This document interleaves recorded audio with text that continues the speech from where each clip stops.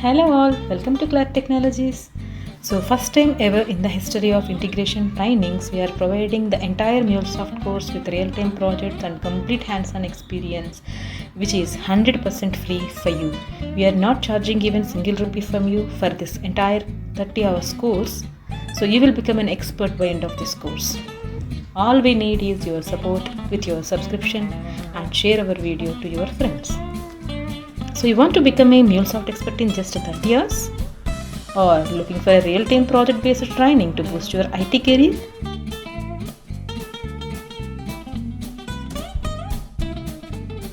This is the only full course you will ever need to master MuleSoft from scratch. Whether you are a complete beginner or a developer or an IT professional, this course will give you the practical skills and hands-on experience you need. Connectivity, security, error handling, RAML and RAML fragments and whatnot. We will cover everything to build a real-time project end-to-end by your own. This course is designed to give you 100% practical knowledge. By the end, you will be ready to crack MuleSoft interviews and work on real-time projects with confidence. So don't skip any part. Each section builds your skills step by step. So, are you ready? Let's dive into the full course.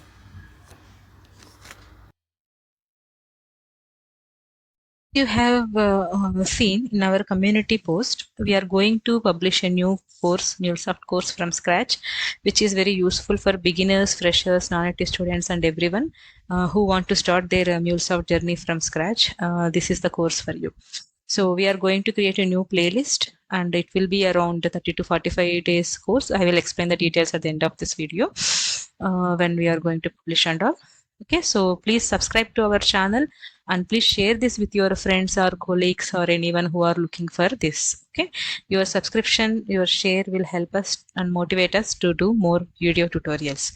Okay, so this is a first video why I have created is like before you start your MuleSoft journey, you may have a lot of questions in your mind. So I just wanted to clarify those doubts first, then we can start the course so that you will be more focused on the course content and you will be very dedicated to learn this course, right? So that's why I just wanted to cover up a couple of questions which are having in your mind. Then we will discuss this one by one and then we will start the course. Okay, who can learn MuleSoft? This is the first question. Whenever I start any training, this is the first question I have seen. So this is not related to IT students, non-IT students, and only few can learn MuleSoft like that. Not like that. Only thing is like you should have at least some basic knowledge about web services, APIs, databases, and other basic core things. If you have that basic knowledge, this is very easy for you. If you don't have those knowledge also, learning those basics will not be a difficult one because in our course itself we are going to cover everything from scratch, all the basics itself, so you no need to worry. So in my opinion, anyone can learn MuleSoft. Only thing is you have to be very dedicated and you need to be very perfect in terms of practicing. You need to practice without fail. You need to learn the course and you need to practice it parallelly, then only you will get good hands-on and you will learn easily. Okay, so next question is coding required in MuleSoft? So any software development tool or anything, actually coding is required.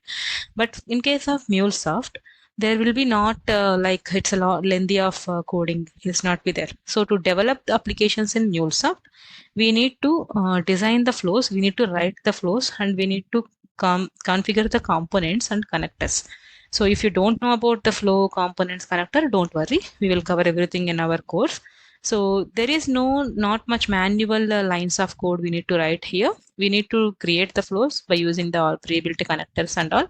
Only thing where we are going to write some code is like data view, which is to transform the message from one format to another format. This is also we will cover in depth. So you no need to worry about any other coding languages. You no need to learn any other coding languages to start your MuleSoft journey. Just start your MuleSoft journey from scratch. Okay.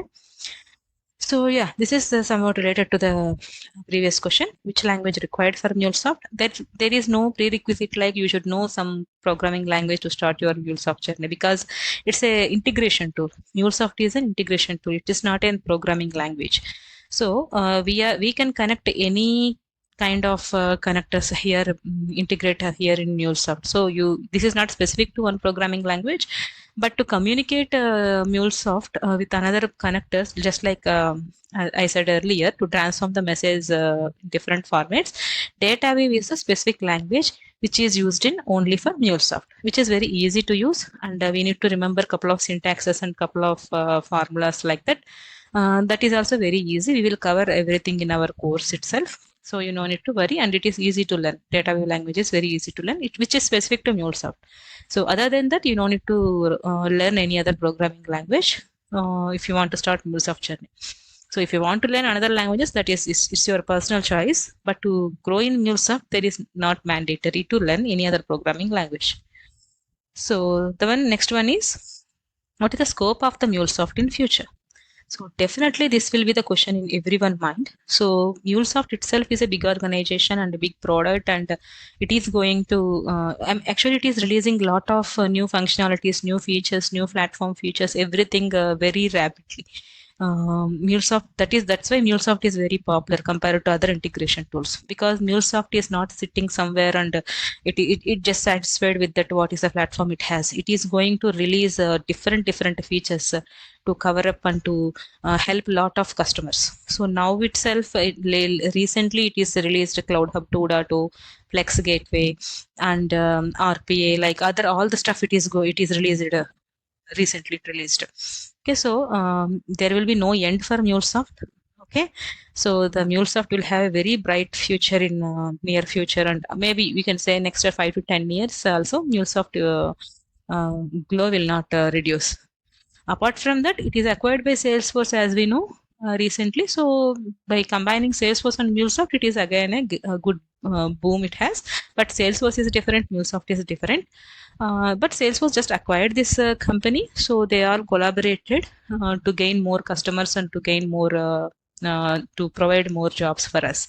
So we have a lot of scope for MuleSoft in the future, even in India and even in another countries on sets also. So you don't need to worry. Then, what is the career growth in MuleSoft? So this is also somewhat related to the previous question.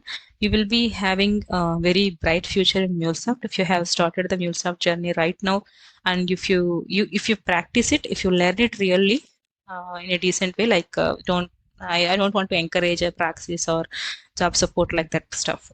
So just learn from your end. Okay, you just learn genuinely, practice it. If you have any doubts or anything, everyone are there to help you. MuleSoft support portal is there, our YouTube channel is there, some other YouTube channels, some other resources are also there to cover your doubts or to clarify your doubts.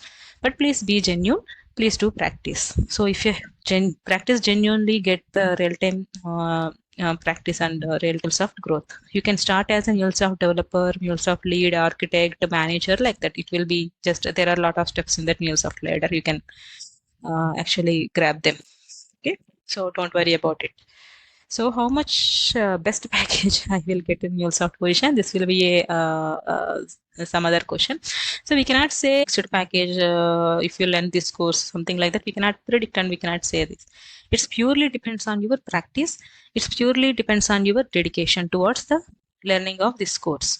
See, if you learn this course and practice very well, if you got all the concepts clearly, if you can clear the interview very well, then if the organization have the demand and you are suitable for that position and you have good knowledge, very excellent in performing, excellent performance you have given in the interview, then you will get very good package. I can say, for example, 2 years, 3 years guy also will get 6 lakhs, 8 lakhs or 10 lakhs. It depends on the requirement and it depends on your knowledge. So first focus on learning of any new technology.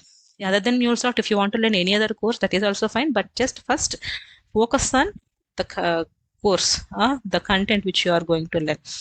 Try to focus everything to learn the MuleSoft from scratch and end to end, gain the good knowledge, gain the real-time experience, gain the hands-on experience, I can say. So then you can perform in the interview very well. You can bargain the package. That is not an issue. Okay. So don't think about package at the earlier stage. Just learn perfectly. Okay.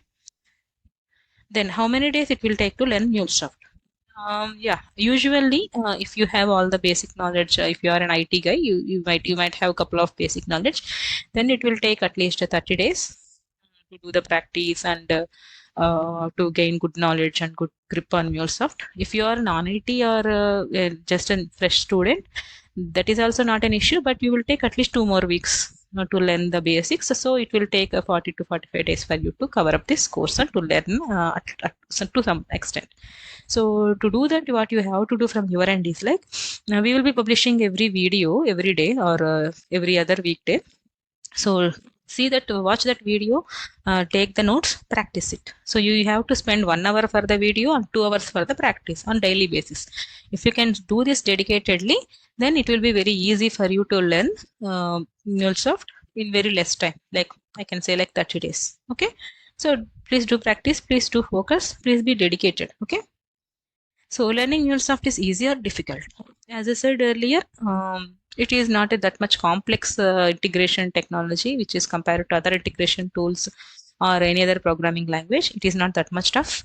But only thing is like you need to focus. You need to be, you need to practice more. Then you will be in good shape. But compared to other programming languages or other tools, MuleSoft is very easy to learn. No need to worry. This certification is must to get MuleSoft job. This is also some questions. I got a couple of. I got it from a couple of students. So certification is not a mark for you to provide job. Certification is just an added advantage for you, but it's not mandatory. Like until unless you have the certification, you will not get job. That's not the scenario. You need to have practical knowledge, real-time practice and real-time hands-on knowledge. You have to answer or you have to perform very well in the interview. Then certification comes next. If you have the certification, that is good, well and good. You will be some shortlisted list, you will have better chances. But if you have certification, but you didn't perform well in the interview, that will not use. The certification will not make more difference. Yeah, so if you are a certified MuleSoft developer or certified candidate, then that is very well and good. But if you didn't complete your certification, that is also, you no need to worry. You can just apply jobs. You can perform well. You can, once you join your organization, you can write your certification. That is also possible. So no need to worry about certification at this point of time. Okay. Yeah, so I have collected these many questions. If you have any other questions apart from this one, you can just comment out in this video. I'll try to answer all the questions before you start your MuleSoft journey. Okay. So coming to our course, this is the course structure which we are going to plan. So it is a 40 to 45 days course with detailed step-by-step videos, which will be published every day or every weekday or every alternative days of weekdays at 8 p.m. Starting from September 1st, we are planning maybe 1 or 2 days here and there will be a change. We will update the change, but most probably we will publish starting from September 1st, 2023 at 8 p.m. Why we have chosen this time slot is, so if you are a student or if you are a working one, once the video is published, you can watch that right away. If it is 8 p.m., maybe at 9 p.m. or 10 p.m., you can watch it right away on the same day. You can take a notes and then you can practice on the next day. So that this will be very easy for you because we will not sleep at least at 12 or 1 a.m., right? So this time will be feasible for all the students, I think so. So we just took up that slot. And we will not publish any videos over weekends. Weekends is perfectly only for you to practice. So watch the video whenever we publish it on the weekday. Watch the video on the same day or next day. Take a notes. If you have time, practice it. Otherwise, dedicate that complete weekend for this practice of the whole week. If you have any doubts, just comment out on the same video itself. Or if you want early access for these videos, you can join as a members in our membership YouTube membership channel. In our channel, you can join as a member. Then you will get all the early access and you will get personalized sessions also to clarify your doubts. Even if you have more doubts, if we have multiple requests from multiple students to clarify the doubts, then maybe we can arrange one weekend doubts clarify session. That is also possible, and we can plan that as well. So at the end of this course, last 2 weeks will be completely dedicated to is very crucial for you to learn the concepts and to practice all the concepts in a real-time examples way. Then next 2 weeks also very crucial for you, the last 2 weeks, because we are going to implement all the concepts which we have learned in that first 30 days. We will implement everything in one marathon kind of session from end to end we will do. And at the end of this course, we will cover interview preparation as well. Yeah, so the last 2 weeks we will be doing a marathon kind of session to start a simple project end to end, and we will implement all the best practices, CI/CD, and more. So all the very best for your MuleSoft journey. Happy learning. Please subscribe to our channel and share this channel to your friends and colleagues who are looking to more comments, likes will literally encourage us to do more video tutorials for free. So we are putting a lot of efforts to give you this course for free. So my humble request is to subscribe, share, and like our videos. Okay, thank you. Let's meet in another video. Hello all, welcome to Cloud Technologies. If you are visiting our channel for the first time, this is the MuleSoft Master MuleSoft course, which is absolutely free for everyone. We have created a new playlist. We have started the course from scratch, covering all the basics and everything in detail. So if you are visiting our channel for the first time, please subscribe and like and share our videos, and please share this to other persons also who are looking to learn MuleSoft. And this is the first video. If you are watching, please go back to this playlist and watch all the previous videos. So I highly recommend it to watch all the previous videos so that you will get good knowledge and good understanding of what we are going to do in this particular course and how we can cover everything in detail. So please watch previous videos and come back here. That will be very easy for you to follow the flow. Hi, and this is our first session, session 0. I have named it as because before we actually start the actual MuleSoft course, we have to learn the basics. If you are experienced person, maybe you can skip this section if you are aware of all these basics. If you are from non-IT or if you are freshers who are looking for a job for the first time, this will be really helpful to you to understand little basics before you start actual MuleSoft course. So that's why I named it as session 0. In this session, I mean, not only in this session, for every session, we will be following these 3 steps. First, we will explain everything in theoretically, and then we will provide the use case, real-time example use case, how the project real-time, how it will looks like, then hands-on session. So this will help you to understand and to practice it by your own. By end of this course, you will learn by your own, and you can handle any project. Okay. So yes, I said like this is I named it as session 0. These are the basics. So what we will cover in this part is this is the agenda for this session 0. So first you have to know what is web service, what is API integration, and what is variable, what is JSON data, XML data, and what is HTTP service, what is endpoint URL, what is REST service, and what is the flow, subflow, private flow, payload, message structure of MuleSoft, and what is database. These are all the minimum things you have to learn before you actually start your MuleSoft course. So let's get started. So this is the first thing, what is web service? So let's start with the web service and let's try to understand all these things with real-time examples. Okay. So let's try to understand what is web service first. Okay. So web service is something like the service which is available over the internet, which will allow two machines to communicate with each other. Because, for example, if some data is there in one system, some data is there in another machine, they need to share the data between them. So in order to complete one particular task, for example, yeah, we will discuss in detail in our upcoming slides. But At this stage, I can give an example like if you want to get your results, exam results, your student name, student ID is there in one database, for example, and your results, exam subjects, marks, and the result pass or fail, this is there in another database. Let's assume that. So once you click your hall ticket number, it will send you the all the student result with the name, I mean hall ticket number, roll number, subjects and year, marks and result, pass, fail, everything, right? So all this information is there in two different machines. So to give you the consolidated result, it means like the complete details. If you want to get your exam result, two machines should communicate. Two machines should, I mean, interact with one another to share the data and to exchange the data. Then it will display all the complete result for you in the web page. Okay, so that is nothing but web service. Let's see, we will discuss everything in detail in our upcoming slides. So for now, just remember web service is a service which is available over the internet or network. Without internet, without network, web service won't work.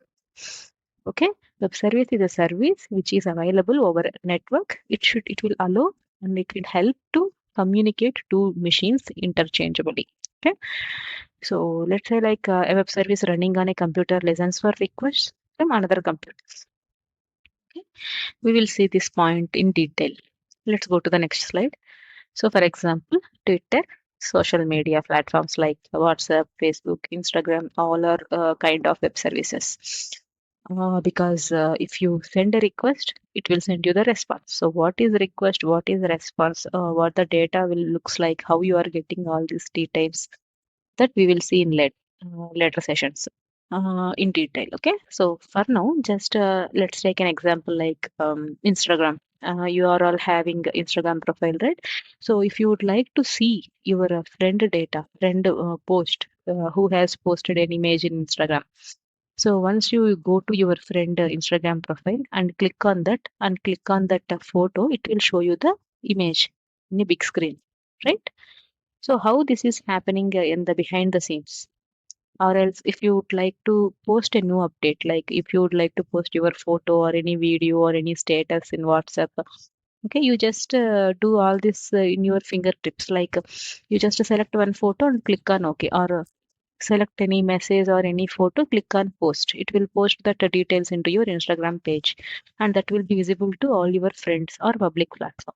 So how this is happening in the behind the scenes is like in the background, web services are running. So that web services are taking the request, sending the response, and it will do all the background stuff for you.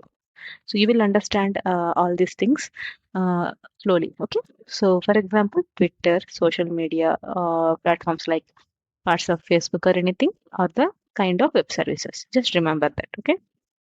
So before you understand what is integration, what is everything, you should understand this basic terminology and you should remember these basic terminologies. Okay. So XML is a kind of data. It's a data format and its full name is extensible markup language. Maybe you are all aware of this in your studies. Okay. And if you are experienced persons, as I said, like if you are all aware of all these things, you can skip this section and you can just go to the session 1. Okay. So you need to know this XML. XML is a kind of a data format which is having displaying data or having data in between the different tags. We will see the example. Okay. So JSON is nothing but JavaScript object notation. It is actually having data. It will represent data in the form of key value pairs. Okay. HTTP is hypertext transfer protocol. This is like the actual protocol where it will allow two different web services to interact with each other by using internet. So for example, wait, let me just provide you some example.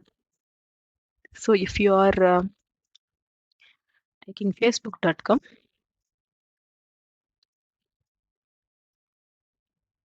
I'm just typing facebook.com. If you can see, it will show. You can just click here. It's see here. If you can observe, it is showing HTTPS. So S is for secured. We will discuss this later. But what is HTTP? This is a protocol. By using this HTTP protocol only, every web services is used to communicate.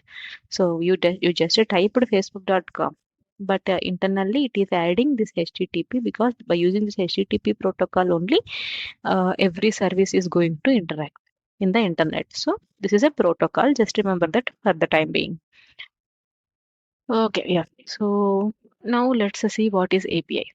So web service API, both are similar terms. API is also used to provide a service kind of stuff, because two applications will interact with each other.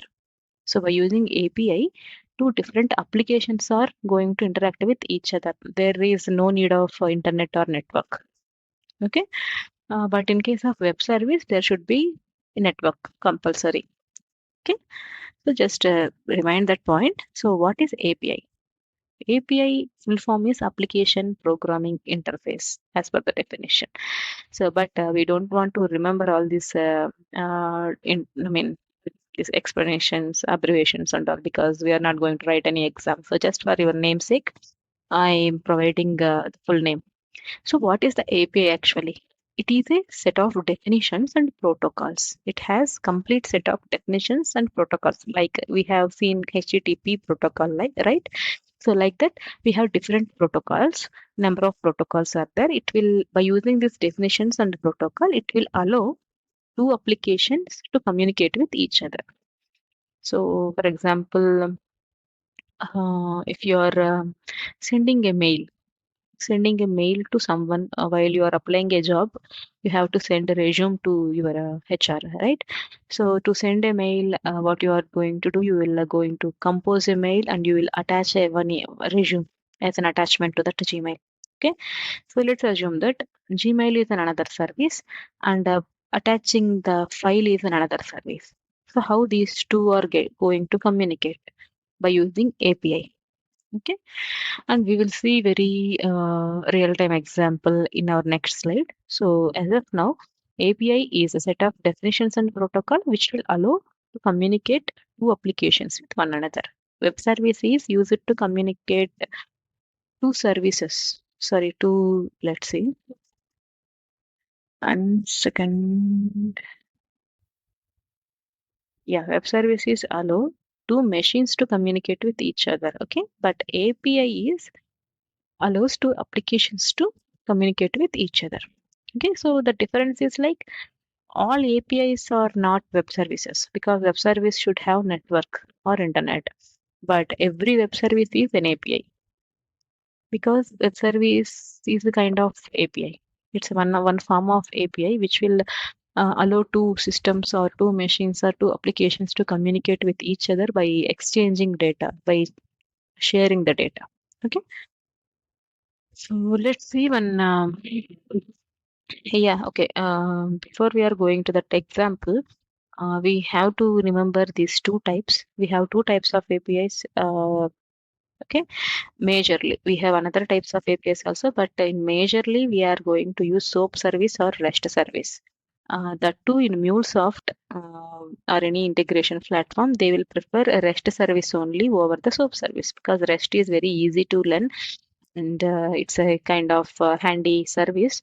But few clients or few projects use SOAP service also. So we will see these two APIs in our course.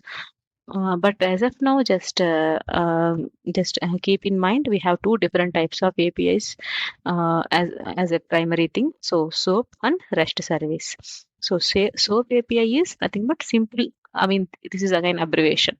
Simple Object Access Protocol. REST means the representation state transfer. SOAP will use XML data to exchange between two different services. REST will use JSON data. So let's see what is XML data, how we can represent XML data, how JSON data in this course itself. Okay. See.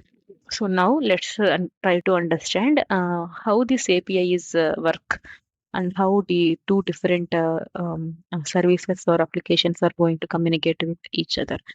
Let's assume that you are in India, okay, and your friend is there in North America or South Africa or something somewhere.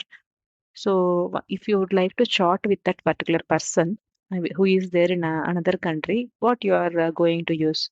You will use Facebook chat or WhatsApp or Twitter, or if you would like to share some photos or some posts, kind of stuff, what you are going to, you can use Instagram, anything, any social media network is right.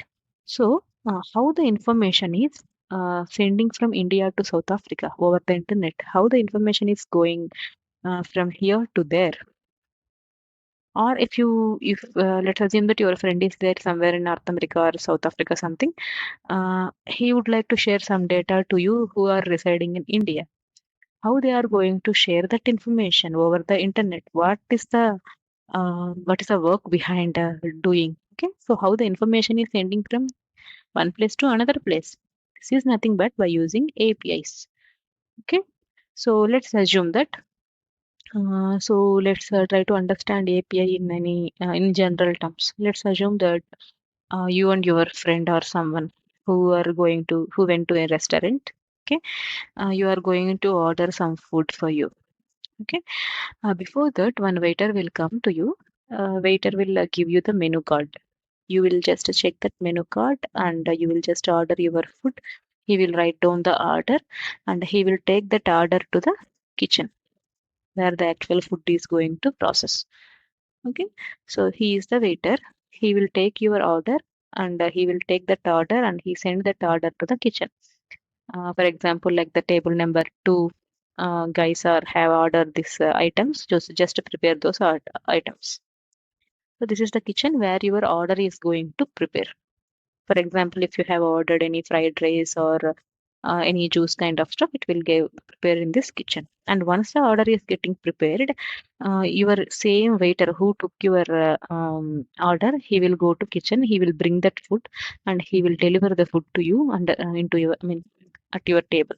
Okay, so he will take that food from the kitchen. He will deliver that food to you. First thing, he take the order. He send that order to the kitchen where the food is going to process. So once the food is processed, he again went to that kitchen. He will deliver the food to you at your table. So this is nothing but process happening in API. Here, this waiter guy, he is nothing but API.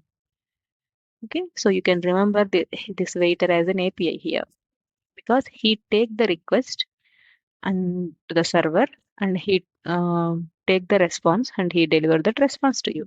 So here uh, taking order is sending details. I'm sending a request from the order details from your table to kitchen. This is nothing but a request. You are requesting the order to the kitchen, and once the food is prepared, they send the response. Yeah, your food is ready, you can just have it. Like that is the response.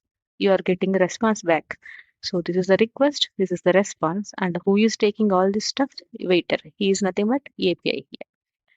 Okay, just try to remember this example whenever you are going to think about API. That will be very easy for you to remember.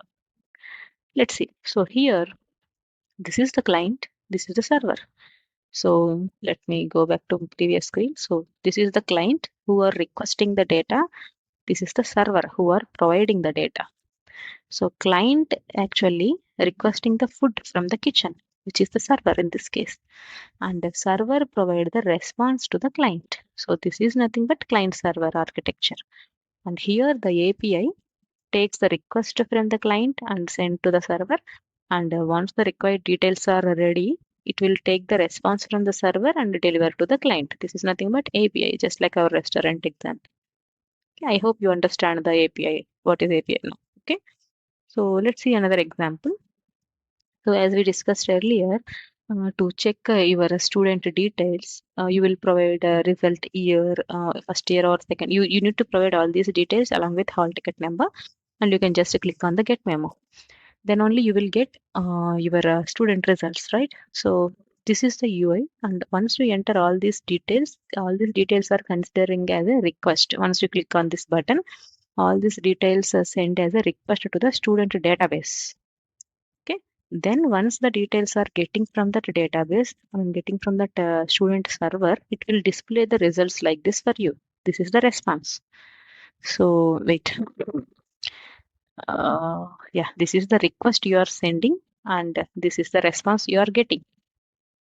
Okay, with the details, all the details, pass, fail, marks, subjects, everything. All these details are saved in student server.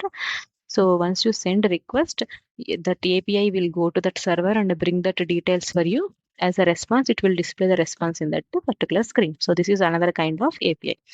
I hope you understand API is very well. So let's go to another topic.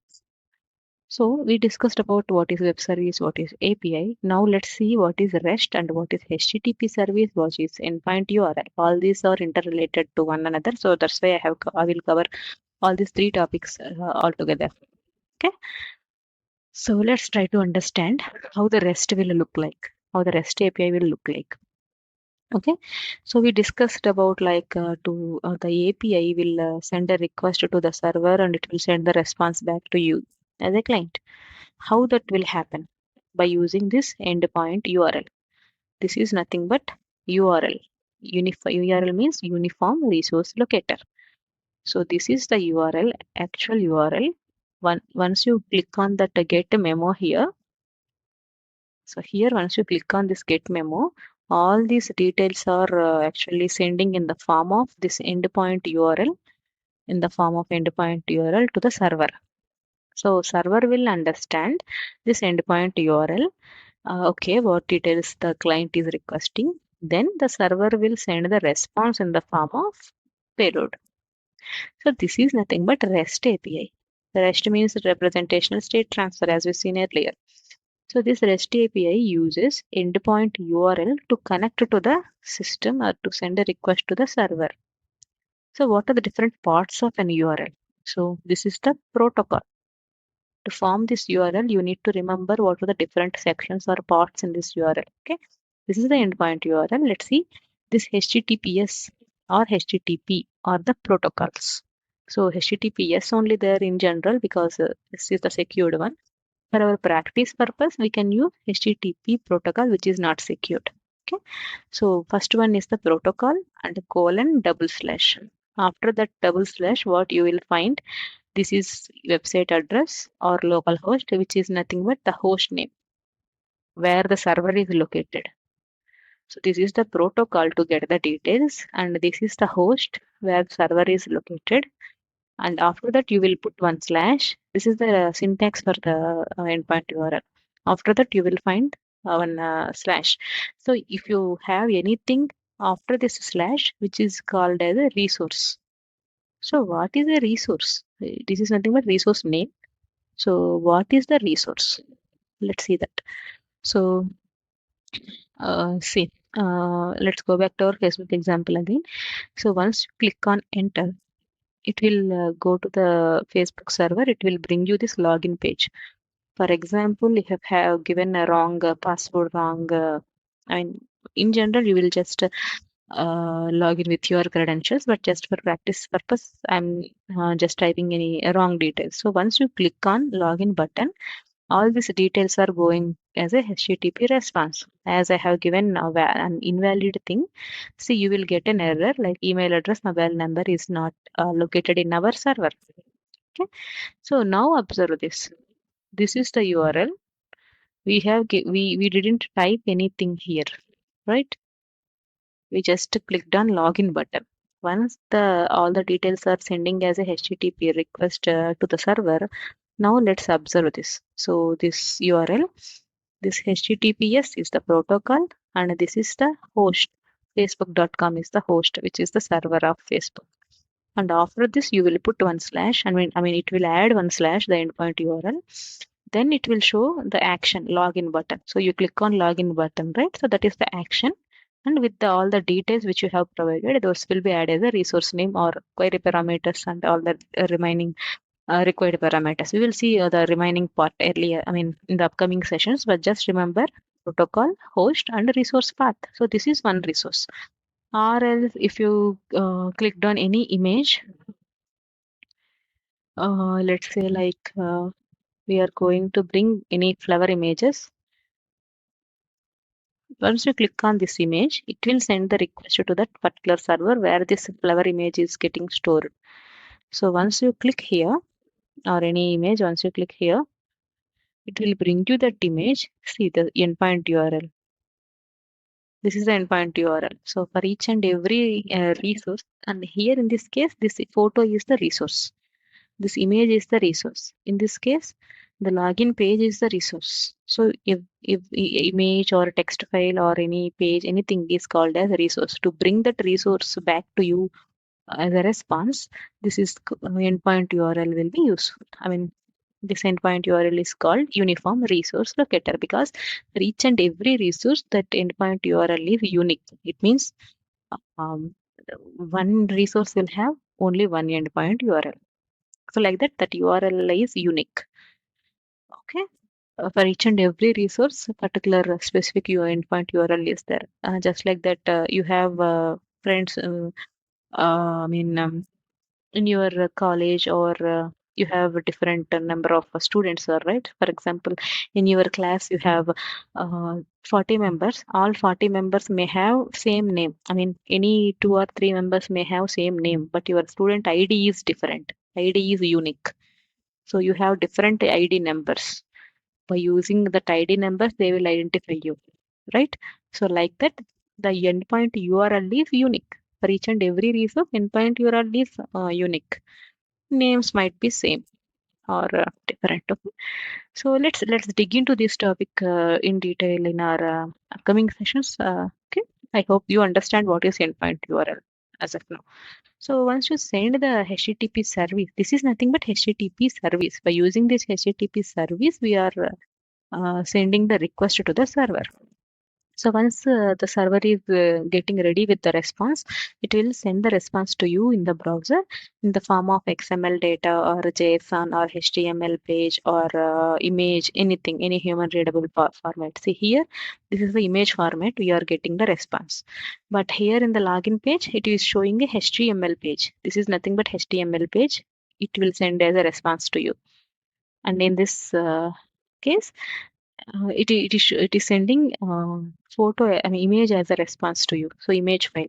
In some cases, in the real-time API's implementation, you will get response as a XML also. XML data or JSON data. Just the data. There is no UI. Just you will get XML JSON as a response. So that is nothing but request, response, and REST API URL and HTTP service.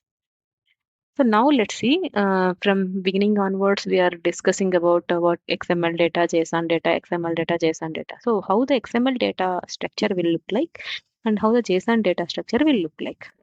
This is just a simple example for you to make you understand the difference between the different data formats. Okay.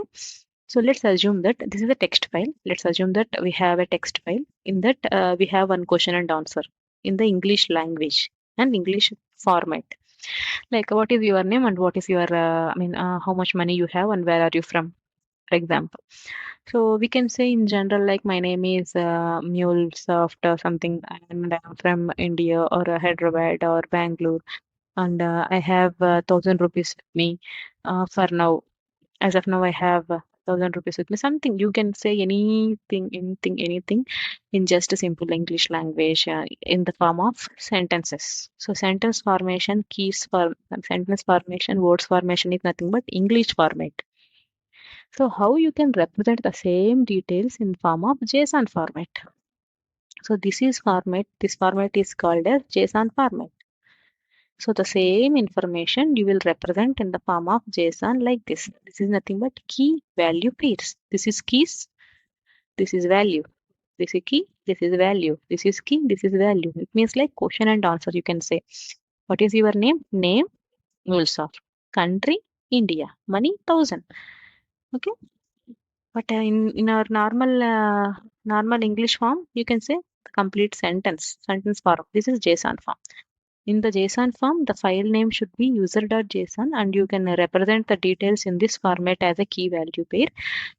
And the syntax should be first you have to put all these details into the flower braces. Open flower brace, closed flower brace. Okay, in that flower braces, you will represent key value pairs with doubles quotation. So name double quotation colon value. Key double quotation. key and value you should represent in double quotes, and colon should be separated between the key value. So one key, one value is nothing but pair, key value pair. This key, this value is key value pair. So that's why JSON data is represented in the form of key value pairs. Number of keys, number of values are there. No? So name, you should remember, I mean, you should represent name in the form of double quotation and a colon, and answer. What is your answer? What is your name? MuleSoft.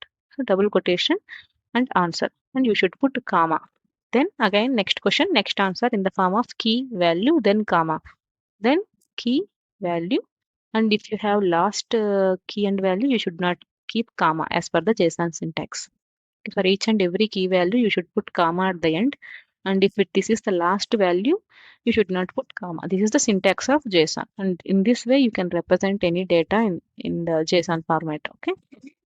So then coming to XML format. What is XML format?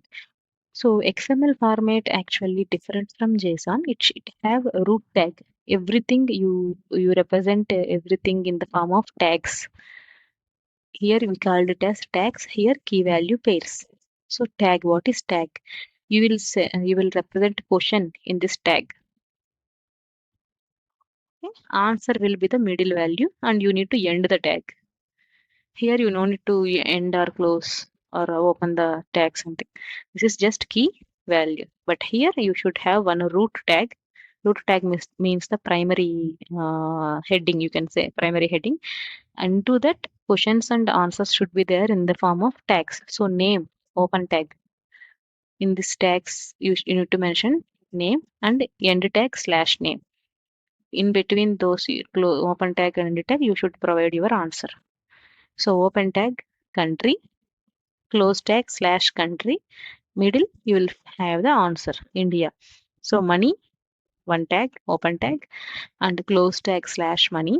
Between those two tags, you will provide your answer. This is how you can represent any file, any data in the form of XML format. And the file extension is user.xml. You can save this file by using .xml format. So I hope you understand the basic structure of JSON and the XML file. Let's see the complex details and in detailed structures. I mean, in-depth details about all these things in our upcoming sessions. Meanwhile, you can just practice and take any example, just practice to represent the data in the form of JSON, in the form of XML. This will help you while you practice your MuleSoft code. So now, what is integration? Okay, so we have seen API, web service, and different data formats, everything, right? So now, what is integration? This is the main thing where any integration tool will take into picture, because MuleSoft is nothing but an integration tool which will integrate different services, different connectors. Okay. So what is meant by integration is nothing but it will allow different web service, different APIs to communicate with each other. Okay. So let's say A, B, C, D, E, something. Let's say we have 5 APIs or 5 web services which want to share the data and communicate data with each other. We can use integration platform. And we will see in depth, this is point-to-point connection, because they are integrating directly, they are communicating directly with one service to another service. And by using any integration tool, you can it will be added as a middleware. And if any service want to discuss with another service, or it need data from any other service, it will communicate through this middleware, this integration platform. It won't communicate directly like this in this diagram. It will just communicate through middleware. We will see these details in depth. Okay, so that's why I don't want to elaborate here, because it will confuse you at this time. So just remember, MuleSoft is an integration tool. It will allow different services to communicate with each other. So now, what is payload? Okay. So you have to remember, or you have to learn another couple of basic stuff related to MuleSoft, which is nothing but a few things like what is payload. Payload, if you find any answer in Google, what is payload, it will show you different answers. But in terms of MuleSoft, or in terms of our coding language, payload is nothing but output and result. Okay? Output or result or response from the service. So if in this case, like in this student example, or yeah, let's say we in the student result example, we just clicked on get memo and we get all the student results details, right? So that details is nothing but payload. The details in the form of XML or JSON format is nothing but payload. So payload is a response or output by from the another connector.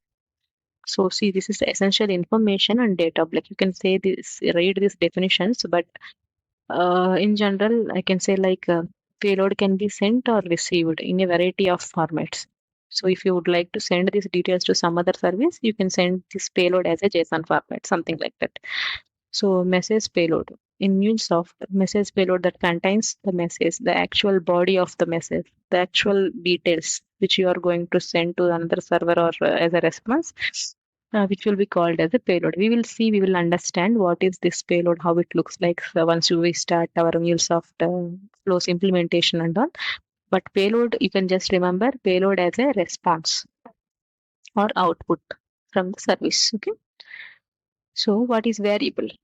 A variable is nothing but one, let's assume that one place or one name, one just memory block where you are going to save some data. And in future, if you would like to get that data, you can just if you can just get that data or read that data by using that variable name.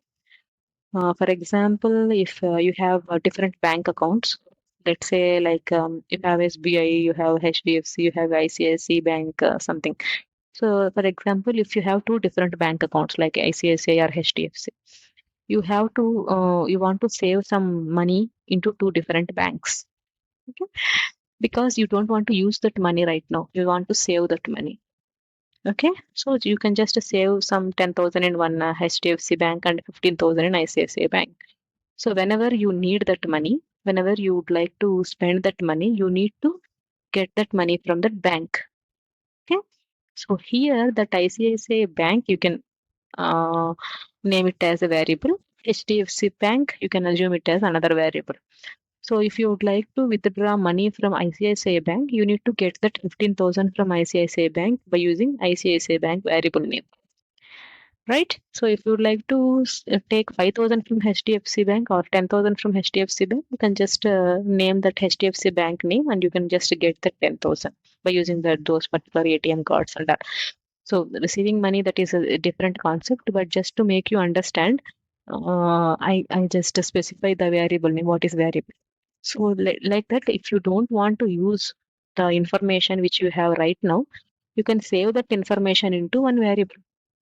And whenever you would like to use that information, you can just get that information by using that variable name. That is a simple concept, okay? So variables are used to store pre-event values within the flow in MuleSoft. So the data can be retrieved, data or information or any details you are saved in that variable. We can retrieve those details or we can get that detail whenever we want, whenever you are going to process that information later in future in your application. So variable is nothing but a name you give to the computer memory locations in general terms. Okay. So now this is Mule message structure. This is completely uh, stick to Mule structure. This is completely related to MuleSoft. Okay. So how the Mule message will looks like. So once you send a response, I mean, once you implement the flows, once you have implement the your code and all, then you will get to know what is Mule message, how the Mule message will looks like. As of now, just remember Mule message will have two different parts. One is attributes, another one is payload. This is just for certification exam purpose. Okay, but you won't understand this at this stage, to be frank. So once we start our practice and our upcoming sessions, you will get to know how the Mule message will look like, what is attribute and what is payload. The payload we already discussed, like payload is a result or output body of the message, and attributes is metadata. What is metadata? Just ignore now. We can see this later. So just remember two different parts message, Mule message will have. And now This is the particularly related to MuleSoft. I will explain this the flows and the different flow types in once we start practice by using anypoint studio and all. Okay, let's come to this section again once we start the practice the mule message structure and everything. So before that, why I have captured all these things under basics section is right. This is MuleSoft basics. All these things are previous things are just normal basic stuff. Okay. So that's it. That's it for this. So let me show you just to give you an overview. So flow, what is flow? Different types of flow. Flow is nothing but just an actual your business implementation, and it has three different types of flows. Flows of flow and private flow. We will see all these details in depth in our upcoming sessions. So now, what is a database?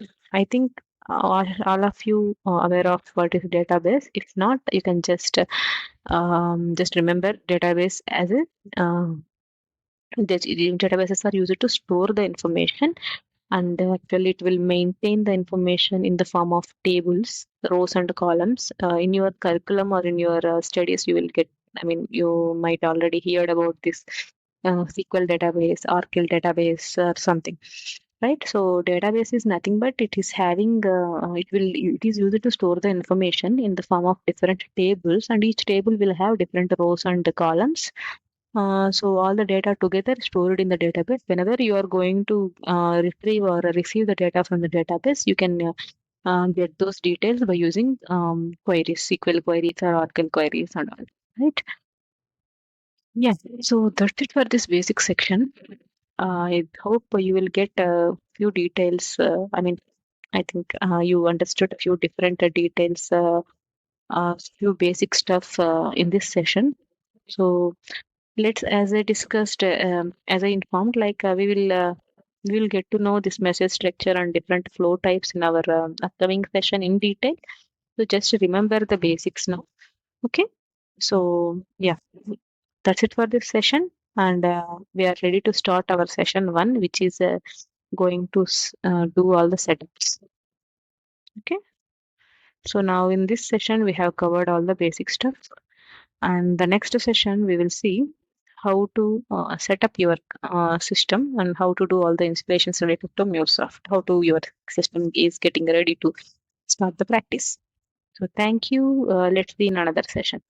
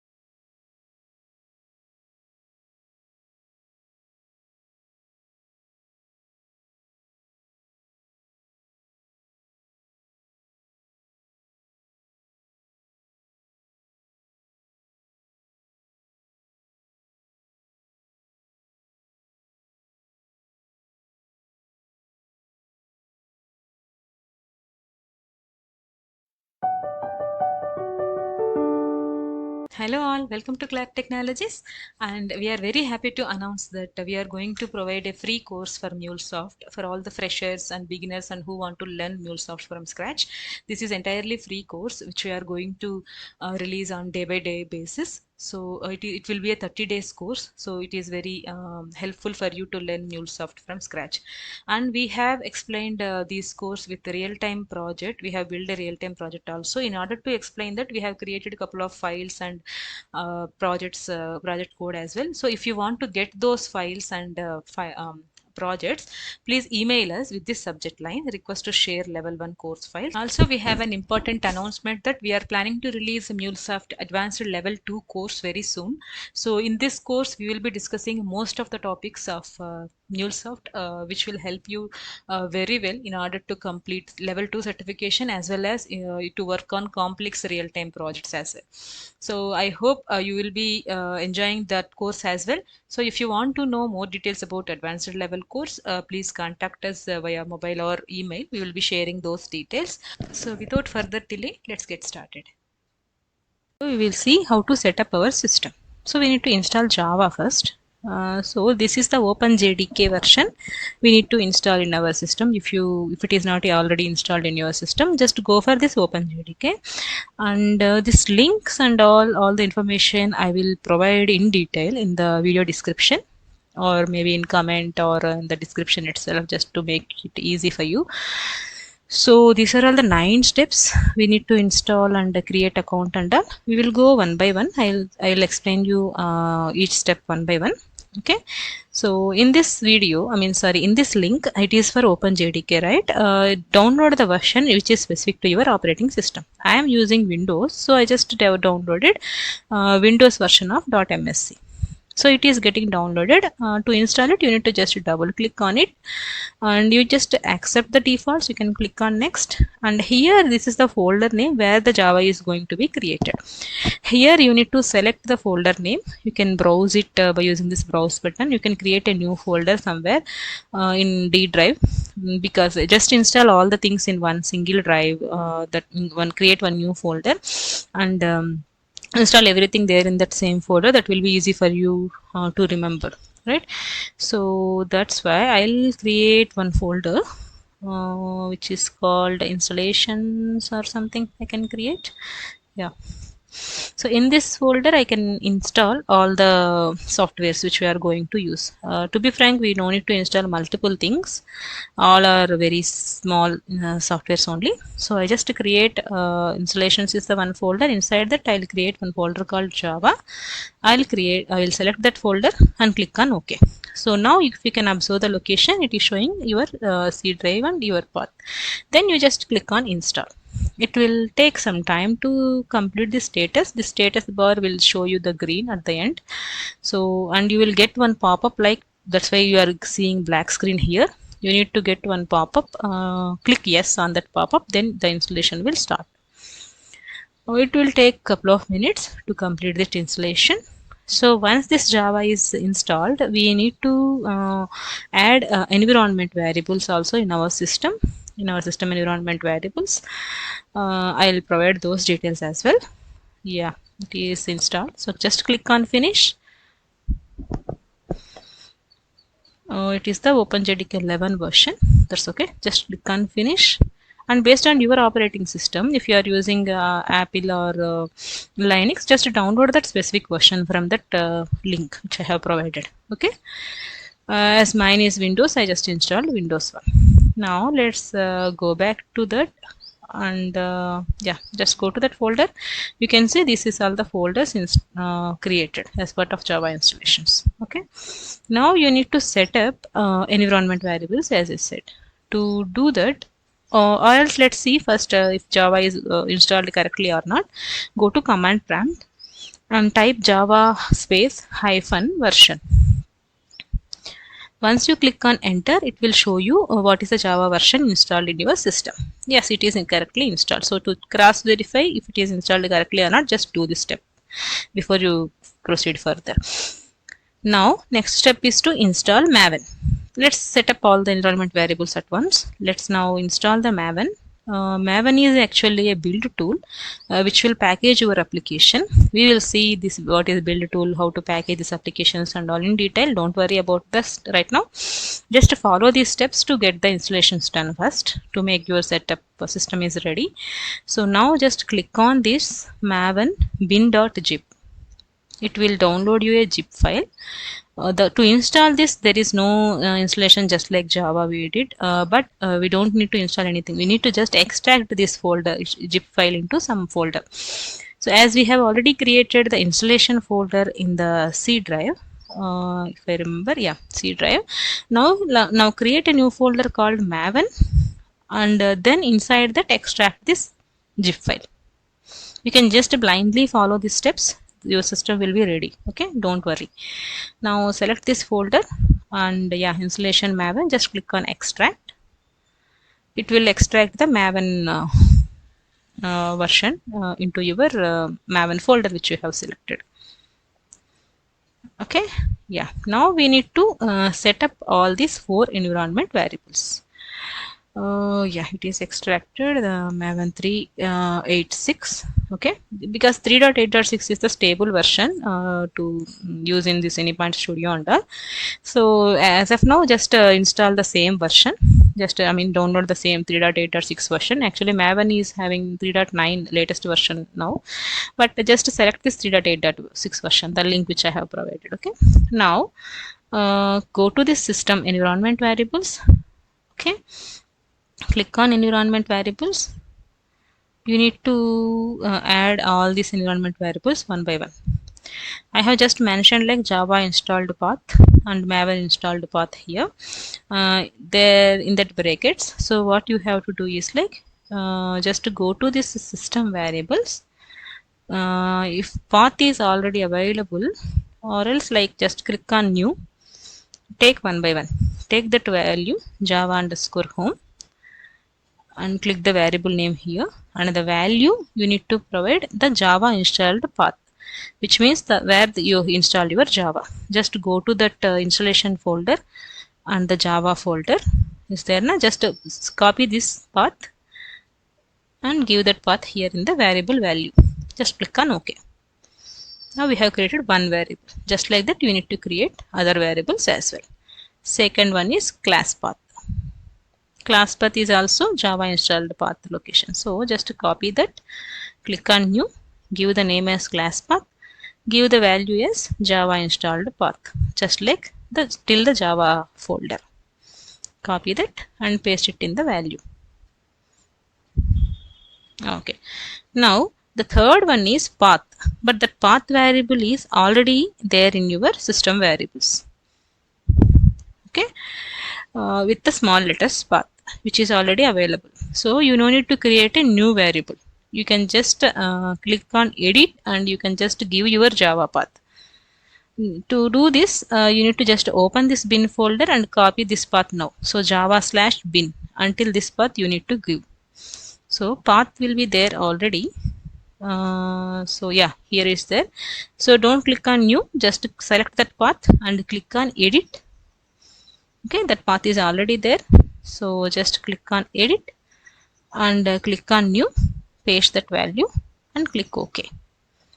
By default, sometimes it will automatically pick up your value. So in that case, just check it and just cancel it. That's it. If that path is there, already there, you don't need to paste it again. Just cross check once for this path variable. Okay, then our next one is M2 home. This is your Maven installation path where you have extracted that Maven. So go to that installation, go to that Maven path and yeah, inside the bin path. So now copy this complete folder path here and go to your environment variables. M2 home will not be available by default, so you need to create new one. Click on new, type M2_home. Sorry, by mistake I pasted this value here. Let me remove this.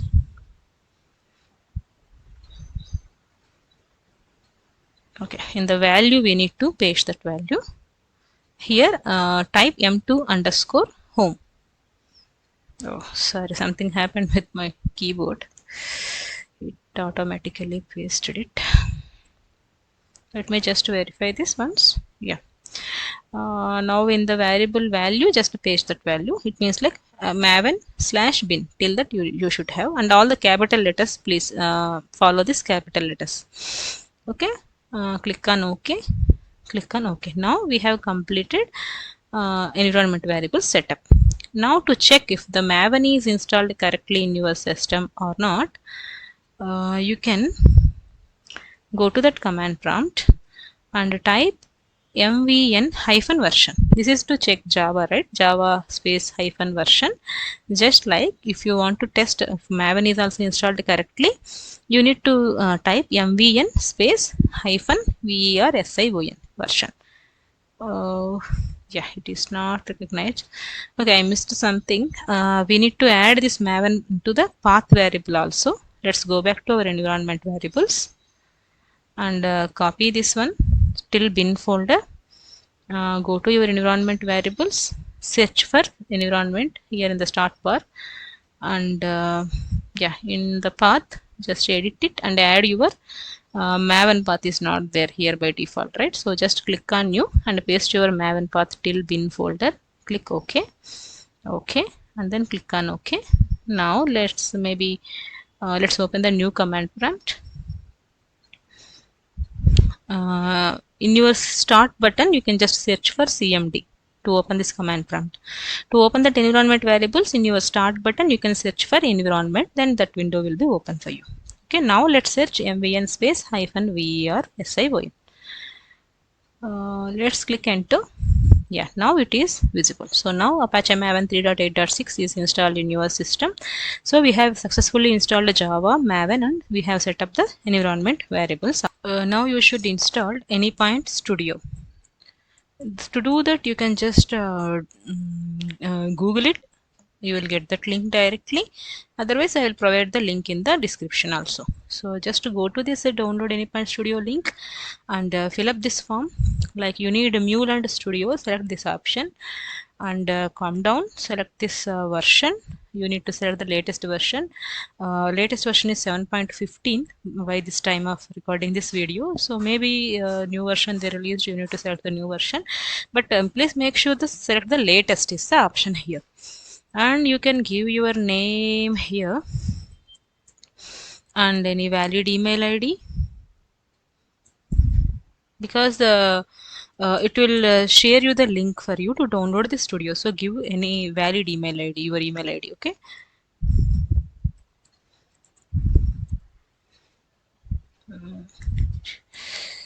For you, I have another email ID. I'm just giving it. Okay, and you can give any company name, any job title, any phone number, industry. You can fill any details here. Just select the country as India if you are in India. Otherwise, select the region just according to your location. And once you click on download, what it will happen? I have already downloaded and installed, so that is why I'm not doing it again. I just wanted to show you the steps. Okay, once you click on download here, it will not download directly. It will send you a mail to your mailbox. Okay, in that mail you will find link to download this studio, something like this. Okay, invitation to Anypoint platform is there now, something like this. You will receive a mail from Anypoint platform or Anypoint MuleSoft. Okay, something like that. You will get a mail from the Anypoint platform. Then in that mail itself you will see a link for you. So once you click on that link, it will get downloaded. So it will downloaded a zip file for you, just Anypoint Studio zip, something like this. 1 second. Yeah, like this, Anypoint Studio 7.15 Win64 na. So like this it will download a zip file for you. It is 2.2 GB. All you need to do is like just right click on this folder and select the extract and extract this also in the same folder, like installation folder which you have created, right? So there you can just extract it. And yeah, once you extract that, it will extract the folder like this. Forget about my path. I have to restart this everything, so I just install it in some other path. Okay, so the folder structure will looks like this. So then to start the studio, what you have to do, you need to just double click on this icon. It will start the studio for you. Then we need to select the workspace and all. We will see the details in our next video. Okay, no problem. So this is the Anypoint Studio. Then you need to create an account in anypoint platform. Anypoint platform is nothing but Cloud Hub. In this Cloud Hub, you need to create an account just like a Gmail account which you are going to create in Gmail. Just like that, you need to create one account in anypoint platform like Cloud Hub, which is a 30 days trial account. So you can use most of the features in anypoint platform or Cloud Hub for this trial account. Apart from couple of features like anypoint MQ or some other advanced features will not be available until unless we brought the license. Now that is not required for us. Okay, so just try to create an account. Let me just open this. Sometimes it is not opening. Let me just open here. For this also you can just Google it, the anypoint platform, or else you can just click on this link which I am going to share with you. It will show you a screen. For the first time you have to create the account. Something is down. Let me try in another browser.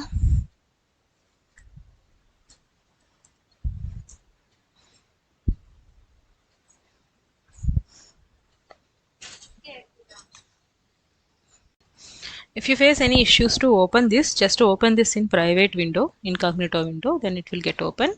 So see, MuleSoft from Salesforce. As I said, like Salesforce is acquired MuleSoft, right? So just they updated the UI also recently.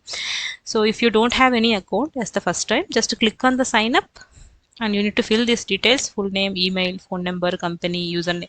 And this username and password you can give any name, but you need to remember this username and password. Okay, so give properly and make a note of it somewhere. Then you need to click on this I am not robot. Then you have to click this condition, accept and create the account. Just click on that. As I have already recently created an account, I don't want to create it again. I just wanted to log in. So like this, you can just give any username and any password for you. Okay, so once you click on sign in, it will open the you can just ignore it for now. It will open the UI for you. So good evening, Claire, like that. So recently this UI is also updated by MuleSoft. A new release is also there. So we can observe a lot of differences in these features also, access management features and all, if you are already familiar with the old version. If you are just started with this new version, no, you don't need to worry about the other things. Just start blindly and just learn it one by one, no problem. Okay, so just create an account like that. This is also one thing you need to do. Then you need to install the Postman. Postman is nothing but a tool by using which we can test our applications, test our REST APIs. Okay, so you can just search for Postman download, or I can provide the link also. So download Postman for free.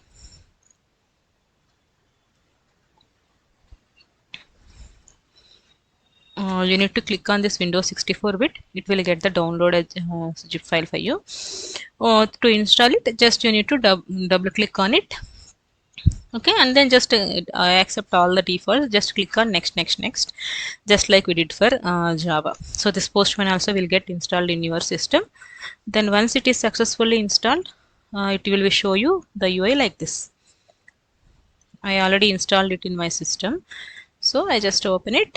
It will show you in this way. It will get loaded. Yeah, like this you will see the Postman tool which is installed in your system. Let me just minimize it. So that is one thing. And the other thing, just create an account in Azure DevOps, because we are going to use coding repository in Azure DevOps, and we will learn a couple of more things related to Azure DevOps. So maybe from the day one itself we will not use this, but just to create an account we will use in our upcoming videos while we are going to work on coding repository. So this is the Azure DevOps URL. I'll just yeah. So this is Azure DevOps one. Just click on start free. It won't ask you for any credit card or anything. Just create an account, just like we did for Cloud Hub and all. See, dev.azure.com. As I have already created account, it is showing my account. But for the first time, just create an account. Let me just log out. show you. It will ask you a couple of questions actually. Those are all the just basic questions where we are filling up this form. Okay, so in this Azure DevOps, just try to create an account. Uh, my Microsoft account, and yeah, it will expect Microsoft account only. So if you have Gmail account, then you need to turn it as a Microsoft account. It will automatically turn it for you. You no need to worry. Then just yeah, create an account for this Azure DevOps to work with this coding repository, repos and all. We will see this in maybe half of the course. We will just see all these things in detail. Then you need to install another one which is called Git Bash. Don't worry about all these tools right now. I just wanted to list out everything in the one video just to make you understand what needs to be done in future. So you can just click on this Git downloads and you can just click on Windows and download this 64-bit. Click on this, it will get downloaded. You need to just click on next and install to install it. So this many stuff you have to install, and make sure you install all these things, because we will be using this Git Bash and Azure DevOps all together in half of the course itself to commit the code, to get the code, because that is also our day-to-day activity as a MuleSoft developer. We need to follow all these things in our real-time project. So I would like to show you everything in the real-time scenario itself, because once you joined in your organization, you need to understand all these tools, Postman and all, right? So that's it for this video. Please subscribe, share and like our channel. We will meet in our another video and we will go further. Thank you.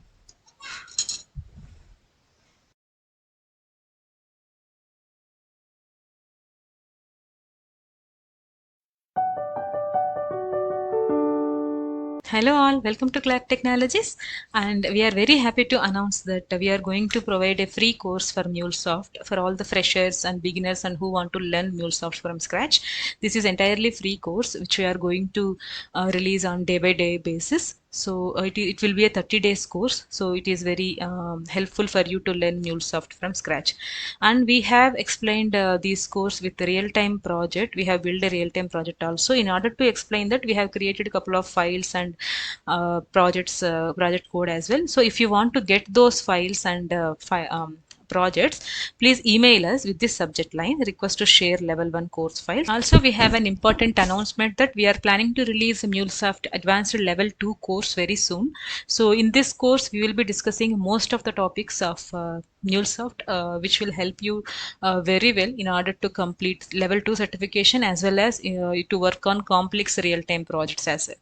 So I hope you will be enjoying that course as well. So if you want to know more details about advanced level course, please contact us via mobile or email. We will be sharing those details.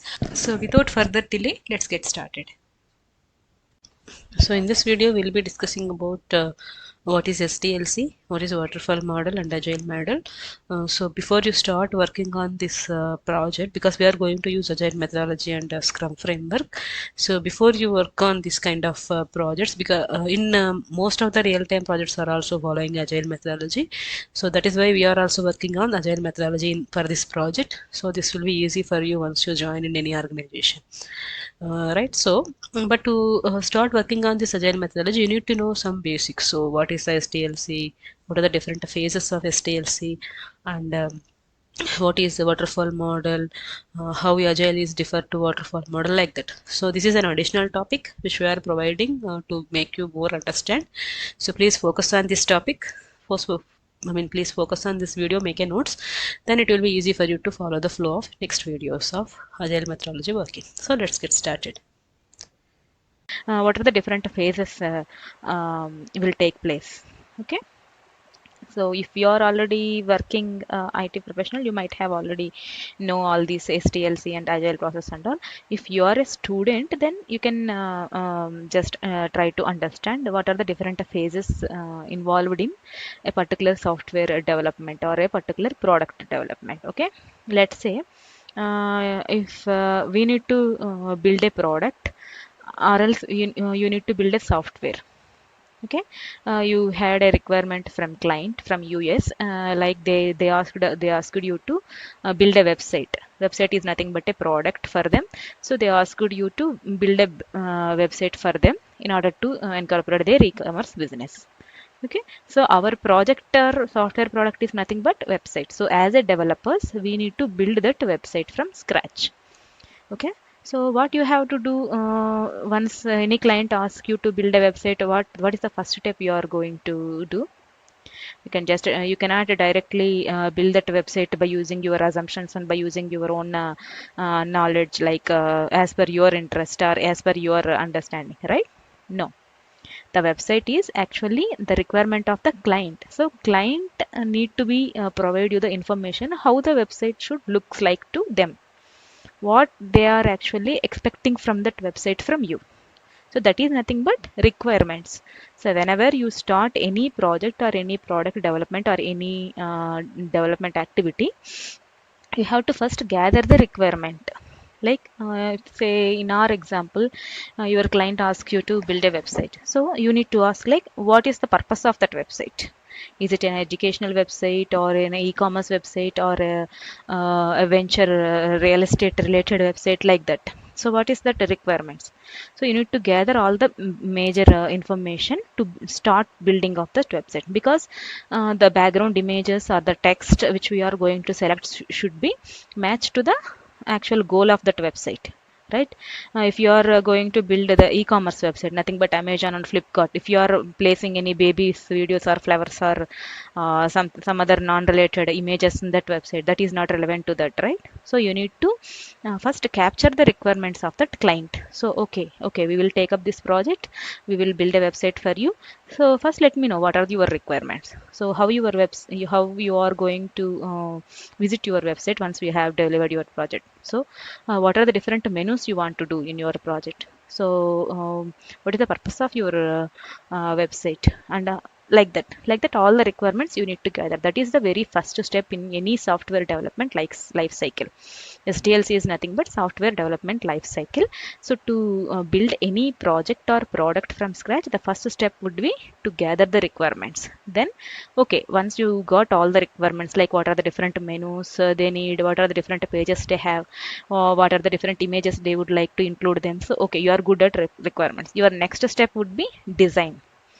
Nothing but you got all the requirements, so now you need to design your product. This is not the actual development, it is just a design phase, remember. Okay, it means like, okay, I got these four images and four menus.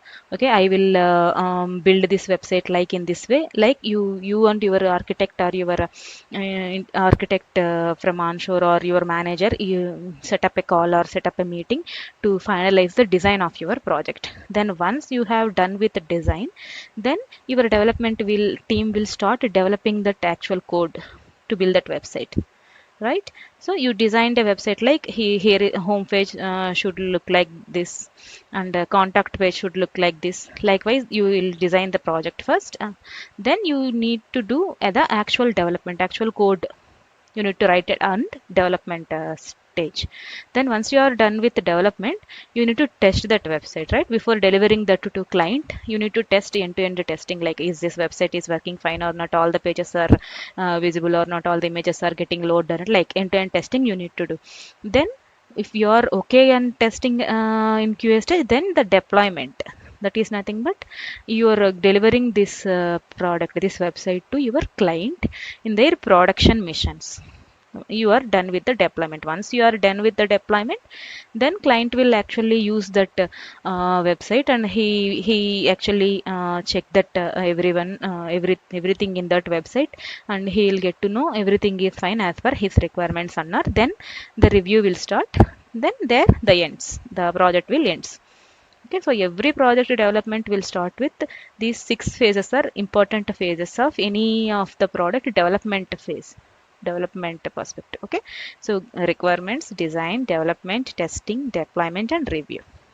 This is nothing but all the different phases. Okay, good. Now, earlier days are now also few projects are actually following this waterfall model. So how to develop this waterfall model? You might have heard about waterfall model and agile model if you have already working on IT. So if you are new to IT environment or if you are a student, just get basic understand of what is waterfall model. So in your waterfall model, what happened is like each and every phase will be depending on their previous stage.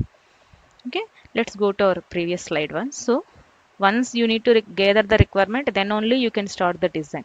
Once you are completing the design, then only you need to do the development.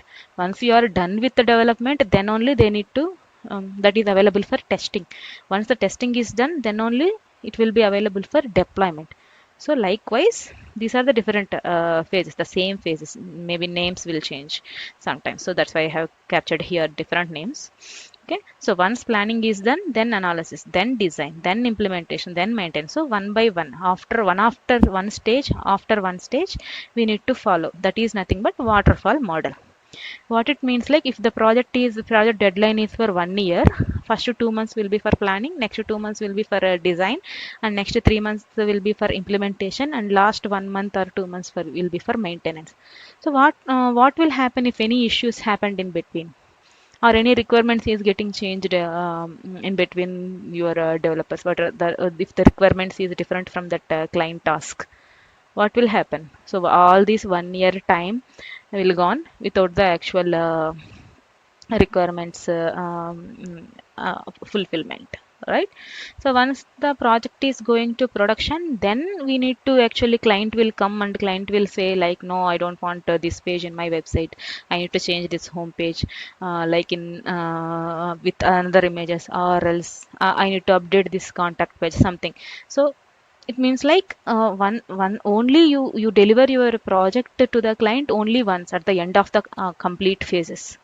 This is nothing but waterfall model. That too, after one phase, you need to start the next phase. You cannot start design first. You cannot start implementation first. So all the stages are dependent one by one. So and nowadays also this is nothing but a traditional model or waterfall model of software development life cycle. It is okay if we have only limited client or limited users, or it's a very small project. If it is a big project like a 2 years or 3 years project, this model will not fit into that requirement. Okay, so what are the drawbacks of this waterfall model? See, let's say, as we discussed, if this project duration is 1 year, only after that 1 year you are interacting with the client, you will get the feedback from that client if he is satisfied with your product or not. If he is not satisfied with the product, then he will give some changes, and he will need some enhancements. Enhancements is nothing but you need to improve something, your web page. You need to improve with some additional features like that. So that will happen at the end of the project. So after entire product delivery after 1 year, then if any issues comes, they will take it as an, I mean, our development team will take it as an enhancement, then we need to modify that product. That will be actually a waste of time for both the developers as well as for clients, right? And one more drawback is like, let's say if this 1 year project, middle of the project, some team members are left from this organization to another organization, as usual we follow, right? So what happened if some more new requirement comes into picture at the end of the project? If the same developer who built that specific feature or development was not there at this time, the entire old team need to be give KT or knowledge transfer, or provide the details to that new member. First, the new member need to understand the project, understand the code, then only he can able to work on that code, right? Again, this everything is waste of time, right? So to actually nowadays also few projects, as I said, like few projects are following this waterfall model, but to fulfill all these drawbacks, agile process come into picture, right? Agile process is nothing but in agile process also, like any product development, it has also all the SDLC life cycle phases. All the project development phases are there. But what is the difference between this waterfall model and this agile model is nothing but in waterfall model, the complete 1 year they will be delivered at only once. But in agile model, the single product development or single project development will be actually divided into different iterations. iterations, loops or sprints all are same. Okay, so let's say our project is 1 year project. We will divided that into 2 months, 3 months, 3 months, or 2 months, 2 months. Okay, let's say we have divided that into 3 months. So how many quarters will be there? So 4 quarters in 1 year. So first quarter they will treat as a one release. Second quarter they will quarter means nothing but 3 months of duration. Second 3 months of duration they will treat that as an release. So what I mean to say, like for every 3 months they are actually releasing their product features to client. In that every release also, like for example, let's say one release is having 3 months. In that 3 months, every month or every 2 weeks they have treated it as a sprint. So usually in agile process, each and every sprint should have been a cycle of 2 weeks or 3 weeks. So every 2 weeks or every 3 weeks they will release a new features or new enhancement of that project. So what happened, so let's say for this sprint one is having 3 weeks. So first week for development, second week for testing and everything. Third week they are actually releasing this project to client. They will give a demo to client. What happened? Only 2 weeks duration. Let's say they have built only home page in our website. So they will show that home page as a demo to client. If client need any enhancement or any feedback he will right away he will say that in the sprint demo.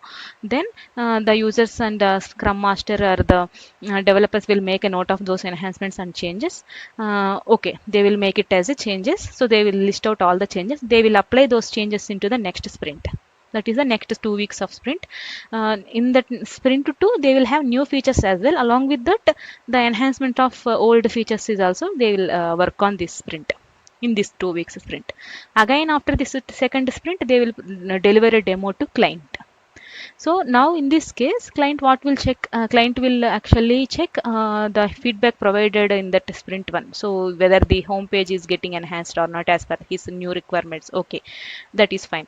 So let's say in sprint 2 we are building contact us page in website. So contact page. So now we are delivering contact page to as a demo to we will show in demo the contact page in for the client. So client will check all the details and client will understand the demo of the contact page. If he need any changes, he will suggest as in sprint 1. Otherwise, he will say okay, I'm good for this contact page. So he no need any changes. So we have built two different pages in two different sprints. Then fine. Then in sprint 3 we will take another web page. We will build it and we will merge that code into our actual website. So at the end of these 3 sprints, what we have achieved, we have built home page of a website and a contact page, and one more web page we have built in our website. So each and every sprint, after every 3 weeks or every 2 weeks, we are actually interacting with the client. We are taking the suggestions or feedback from client. We are implementing that changes right away in our upcoming next sprint. Okay, so that is what do you feel? Is this the waterfall is the feasible way or agile is the feasible way to deliver a high quality product? Obviously agile, right? Because every 2 weeks, every 3 weeks, we are actually interacting with the client. We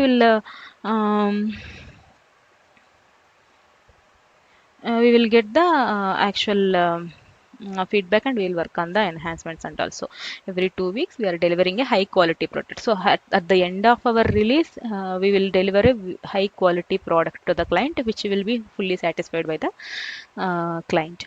What happened if any of the team member left the organization in between the project delivery? No issues, right? So because in this sprint we have two development team. In this sprint we have one more developer added. In this sprint maybe one developer left, another developer added. No problem, because all the features are different from one sprint to another sprint. Only few are actually having the enhancements. So that is also no issues. Instead of providing the complete product or project demo to the new member, you can just explain the sprint details to him, so that he can pull it in, that a new developer will take charge from next sprint. Yeah, as we discussed, in this project we will be working on sprints, like we will be working on agile methodology, so that we will have multiple sprints here. Okay, I'll show you. I have created a couple of user stories Actually, in this agile methodology, every feature or the task which you are going to assign is treated as a user story. User story is the one you need to work on in each task. I'll show you these details. I have created a couple of user stories based on our requirement.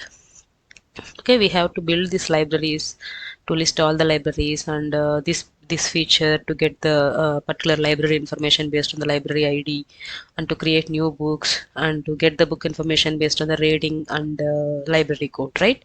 So to do all these things, I have created 4 user stories here.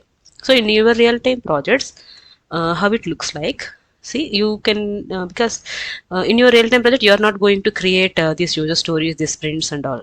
Okay, if you want to learn more about this, how to create these sprints and how to create these user stories, what is backlog and all, if you want to learn more about agile methodology and scrum framework, you can just let me know. I'll create another separate video for that, because that will take much time. At least 1 hour we need to take spend for that. We need to spend for to complete that complete process. Okay, so for now let's concentrate on how as a MuleSoft developer, how you can work on this agile methodology. That point we will discuss. So the creating user stories, creating sprints and all, we will discuss later in a separate video if anyone needed. Okay, right. So what will happen once you join into your any project, any organization? Once you join into any organization, one MuleSoft project is assigned to you, right? In that project, what you are going to do? So once you assign what the team is expecting from you, what tasks you are going to perform, what API you are going to implement, or what kind of implementation you are going to do, like that. You don't know what to do and all, right? So in agile methodology, as we said, we will be working in this agile methodology in a multiple iterations or multiple sprints. Let's say, for example, I have created see couple of sprints. Usually a sprint will be around 2 weeks. So let's take this only. Most probably a sprint will be considering as 2 weeks. Some cases it will be 3 weeks, but let's stick to 2 weeks for now in our example. Okay, so I have created a couple of sprints here. So our sprint will start, sprint 1 will start on September 15th to September 29th. So these 2 weeks, sorry, 3 weeks here. Okay, from 15 to 29, 2 weeks. Yeah, sorry, 15 to 29, it's 2 weeks, right? So our sprint will start on 15th, end on 29th. So between these 2 weeks of time, what are the tasks you are going to do, which are nothing but user stories?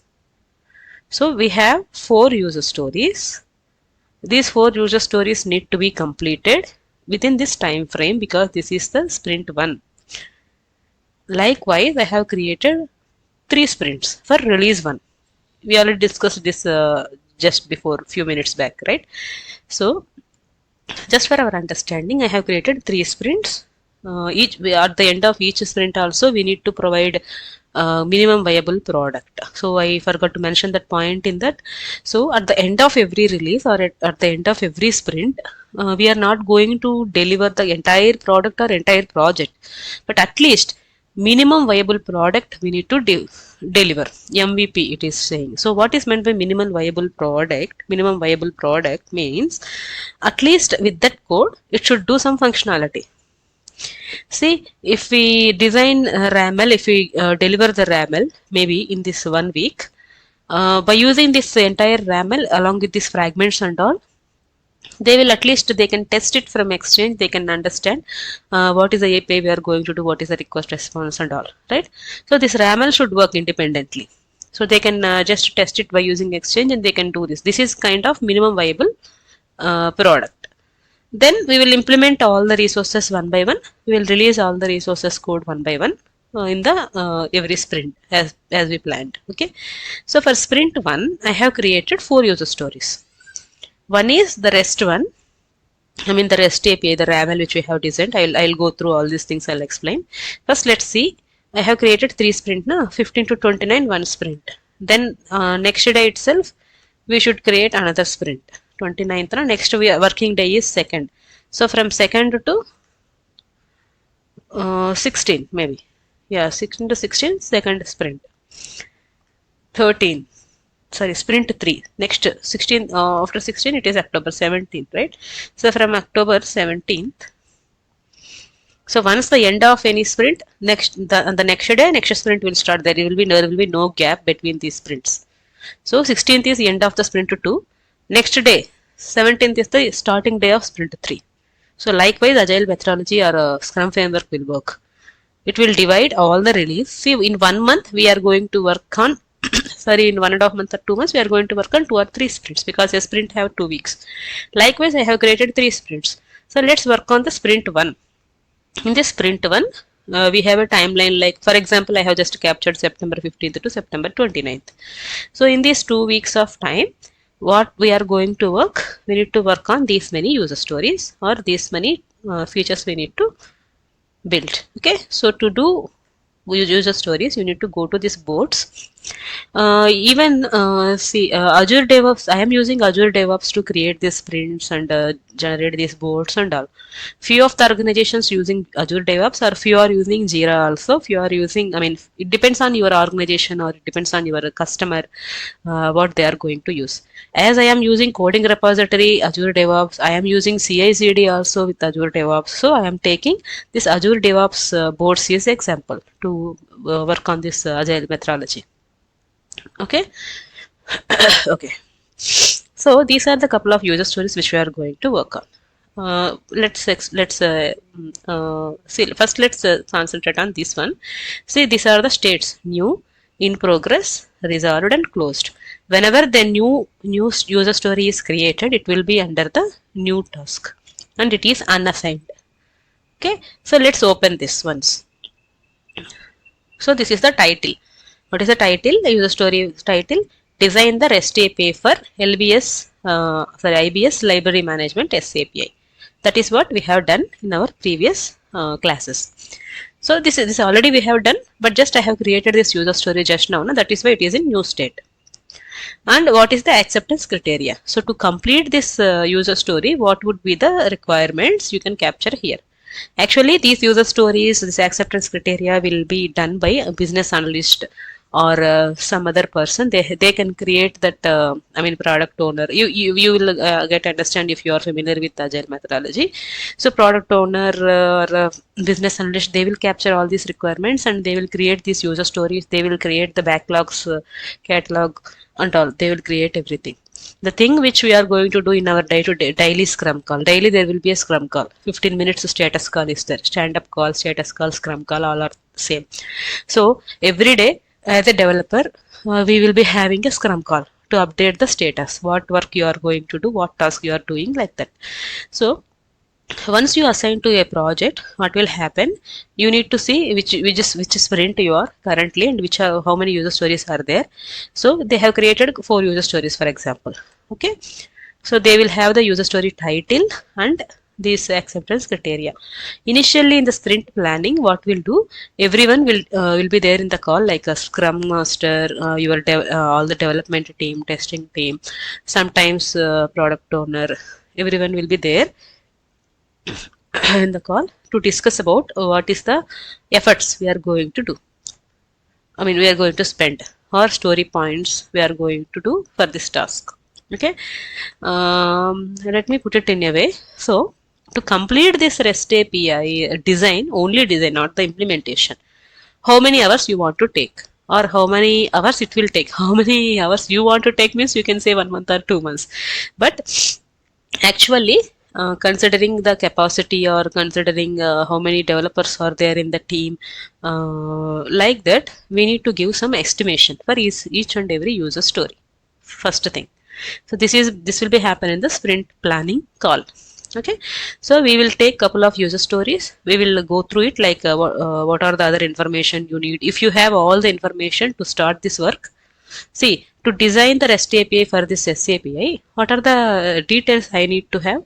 I need to know the sample request and response, and I need to know what are the different endpoints I need to build. I need to know the requirements. So I have all the information by this stage. So I can say like we are good to start this user story. But to complete this user story, to fulfill all these acceptance criteria, all the requirements, how many hours it will take? That is called estimation. That you can give estimation based on multiple factors, like capacity, how many developers are there, who can work on which user story, and if you have any holidays in this sprint cycle or any leaves you are going planned leaves you are going to take, like that. Considering all these things, first thing you need to first estimate how many hours it will take. But here there is no point hours here. To estimate agile user story, we have a terminology called story points. How many story points it will take? I have given 4. So what is story points? How you can convert story point into working hours? So this is just an example I am saying, but it may differ to organization or company to company, that you need to keep in mind. Okay. So in general, what will happen? In general, one story point means 8 working hours. But few organizations will take one story point means 4 working hours. Okay. Let's say to complete that RAML, to complete that REST API design, let's say it will take, based on the number of resources you need to build, based on the number of fragments you need to build, based on the request response and all. Once you have all the information, maybe if, let's say for example, if we need to build 10 resources, 10 REST resources in that RAML, you can say approximately it will take 8 working hours per day, right? 36 hours maybe it will take, for example. So 36 hours means 8 working hours means one story point. So 36 by 8, 4, right? So 4 story points to be taken to complete this task, this user story. That is why I have mentioned story points as 4. So likewise, developers, testing team, scrum master, everyone will discuss in that sprint planning call. They will go through one by one all the user stories. They will see is there any dependencies are there, or you need any more information to complete this assignment. Do you have any dependencies, like that? We will discuss everything in that call. We will estimate the user stories first. That is the first step.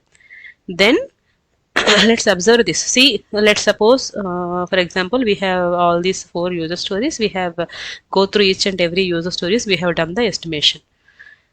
Okay. Then all the user stories are there in new state, and it is unassigned. Okay. For example, you have 3 members in your team. Now this user story is assigned to you. For example, I have added just IIT online trainings for my another email ID here. But in your real-time project, you will have multiple developers. Let's say I'm Lakshmi, or myself is Lakshmi. So is there any other developers are there? Their names is also there. Their email ID is also getting added to this. They will assign this to someone. For example, this user story is assigned to IT online trainings for you. This is one username. For this person, this user story is assigned, but still it is in new state. It means that person is not started working on this particular user story. So once you are done with all the information, once you have all the information to start this user story, you need to move this user stories to in progress. In progress column means this user story is, this developer is started working on this user story. Then you can further split this user story into multiple tasks. Okay. C means design REST API for library man. This is the single user story you have to work on. But inside that, what you need to do, you can split them into multiple tasks. This is not mandatory to split any user story into multiple tasks, but it is just a best practice. Okay. So to design this REST API, you need to have a fragments. First, you need to build the fragments and publish it into Exchange. Then you need to have a request response structure. Everything you need to have, right? You can capture everything. Maybe you can add any more tasks here related to this user story, and you can track hours here also. See how many hours original estimate. Maybe for these fragments, to create the fragments, maybe original estimation is 16 hours. I have worked on 6 hours till now for this user story. Still 10 hours are remaining. So I need to work still 10 more hours on this particular user story. Like that. You need to track every day. So in our day-to-day agile framework or Scrum framework, which we are going to work in our real-time project, this is your day-to-day task as a MuleSoft developer. You need to first see what is user story you are working on. If it is in progress, you need to continue the development and all. But on daily basis, you need to track these hours. How many hours you have spent, or how many hours it is remaining. Still, how many hours it will take, something like that. So if you need any more information, you have a comment section also here. And this effort estimation and this acceptance criteria, all these things are common if you are using any tool. For example, in your office they are using a Jira tool. That the process is same, but creating the user stories and all, that will make difference. Okay, because that is different tool. So if you need any information, if you want to discuss something, you can mention that person name here. You can start the discussion. So everything will be tracking here. If you have any discussion or any dependency, any questions, you can discuss here in this discussion forum, and you can add any attachments, request response formats, like that. So all the required information will be tracking here in this particular user story. So your scrum master or anyone who can see this, and they can understand, okay, this task is currently it is in this stage, like that. So if we didn't track our development anywhere, no one will know what we are working on. Okay, so let's say, for example, now at this stage I have completed these fragments and I have completed this RAML design. I published it to Exchange, right? So I can move it to resolved. Resolved means I have done with the development, I have deployed it into dev something, and then testing team will test this deployment. But for this REST API, there is no need of a testing team.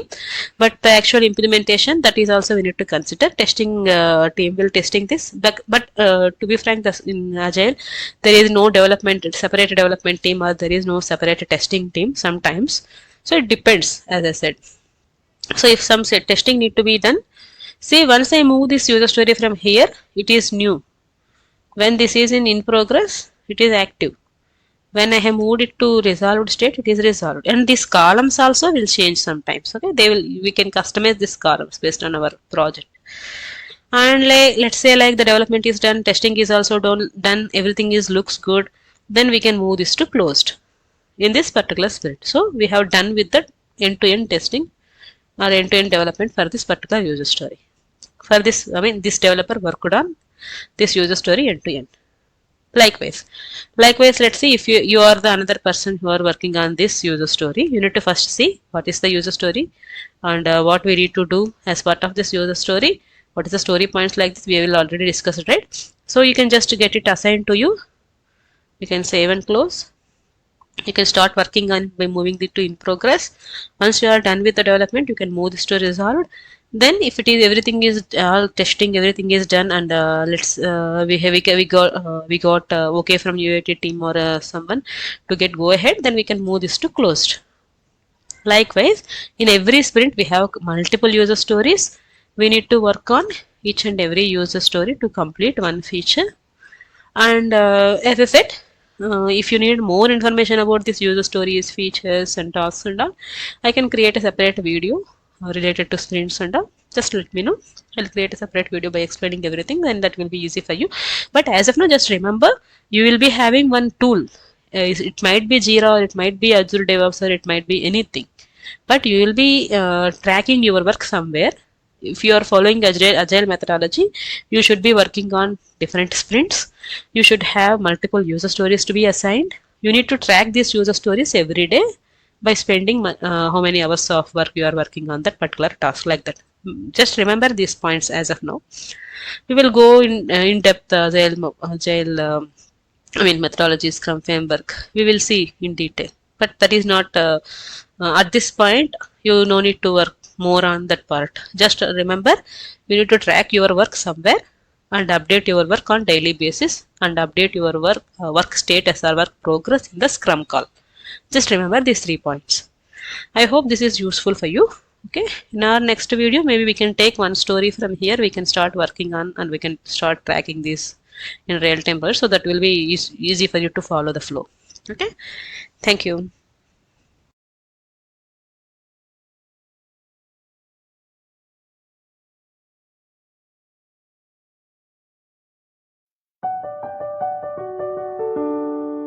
Hello all, welcome to Clark Technologies, and we are very happy to announce that we are going to provide a free course for MuleSoft for all the freshers and beginners and who want to learn MuleSoft from scratch. This is entirely free course which we are going to release on day by day basis. So it will be a 30 days course. So it is very helpful for you to learn MuleSoft from scratch. And we have explained this course with the real-time project. We have built a real-time project also. In order to explain that, we have created a couple of files and project code as well. So if you want to get those files and projects, please email us with this subject line, request to share level 1 course files. Also, we have an important announcement that we are planning to release a MuleSoft advanced level 2 course very soon.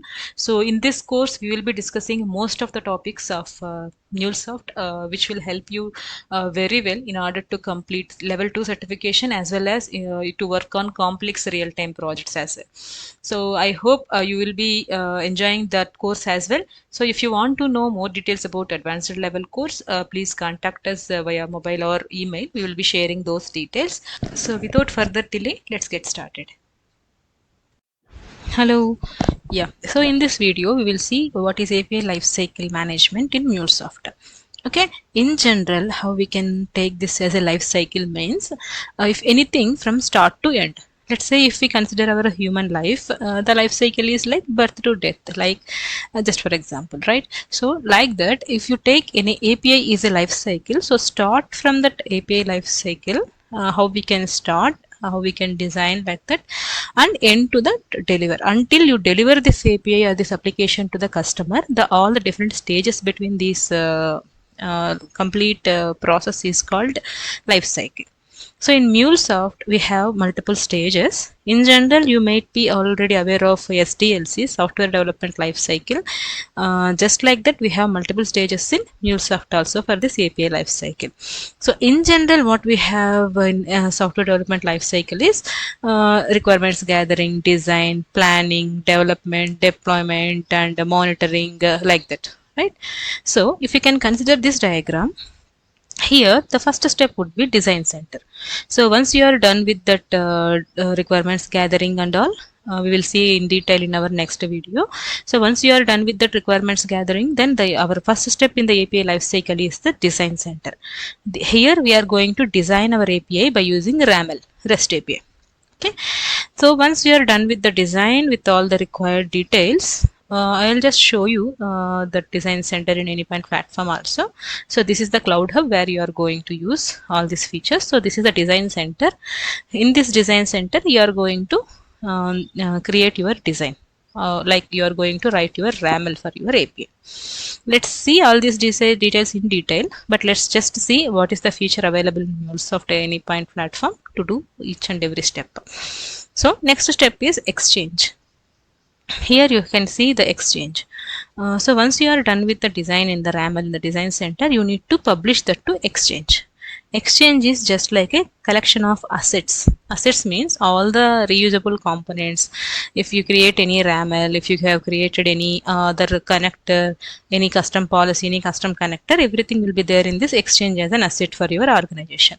So if any other developer from your team need to use the same thing, they can directly get that RAML or get that particular API or connector from this exchange, and they can reuse it. Instead of writing from scratch, they can reuse the details, reuse the connectors or RAMLs from this exchange. So that is why exchange is called assets. So you need to first design the API, then publish it to the exchange. So once you publish this your API into the exchange, you will send these details to the customers or end users to get the feedback.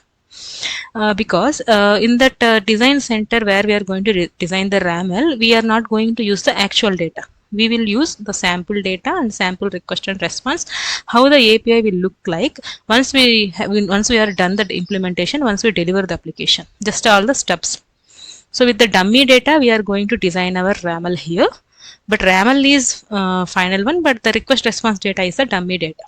So that it will save some time, like instead of implementing everything and deliver the project, then if you give the if you send that API to the feedback from the customer, then if they need any change, then that will be a rework for us. So that is why in MuleSoft we have this feedback is the first one. So once you publish this API to the exchange, we will give that exchange access to that customer or end users.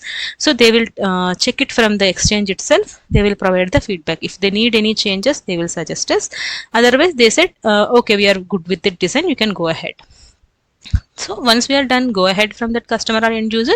Our next step is to develop the project by using Anypoint Studio.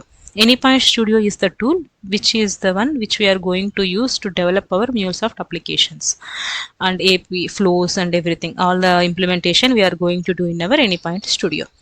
Okay, here we can develop the application by using all the flows and test the application by using unit test cases and all. So in the actual code implementation will be done in Anypoint Studio tool. This is just Eclipse kind of IDE, integration development environment. So you can use this tool to develop it. We will see in detail. Okay, then we have another feature called runtime manager. Once you are done with the development in Anypoint Studio, once you are done with your local testing, then we need to deploy that application in the Cloud Hub. So our end goal is to deliver this application to the customer, right? So to deliver that application to the customer, we need to deploy this application into lower environments first. So if you don't know about environments, deployments, everything, don't worry right now. We will see all these things in detail in our upcoming videos. First, remember that this naming conventions, just remember this terminology. Okay. So once you're done with the development, you will deploy that application into runtime manager by using a Cloud Hub. Then you or maybe once you deploy this application, we need to provide the security as well. We need to operate that API by using API manager. In Cloud Hub, we have another feature called API manager, where we are going to apply all the policies and where we are going to create proxies and other stuff. We will see in detail. So just remember that to apply any security policies for your APIs, we are going to use API manager feature in Cloud Hub. Okay, then once we are done with all these things, finally we need to monitor our application also. We need to monitor our API also, how it is behaving, how many requests it is coming, like that. So this is the API manager which I am talking about to apply all the security policies and all. You can use this feature. Once you are done with the RAML in your design center, we need to create an API, REST API on top of that. And then you need to monitor your application by using API monitoring tool. In this monitoring tool, the information which we will get is like we can see how many requests are there, how the CPU utilization, how your API is utilizing memory, how much memory it is taking, like that. All the information we will see in the monitoring, so that we will improve our application further. So that's it for this video. In our next video, we will see everything in detail. So please subscribe, share, like our videos. Thank you.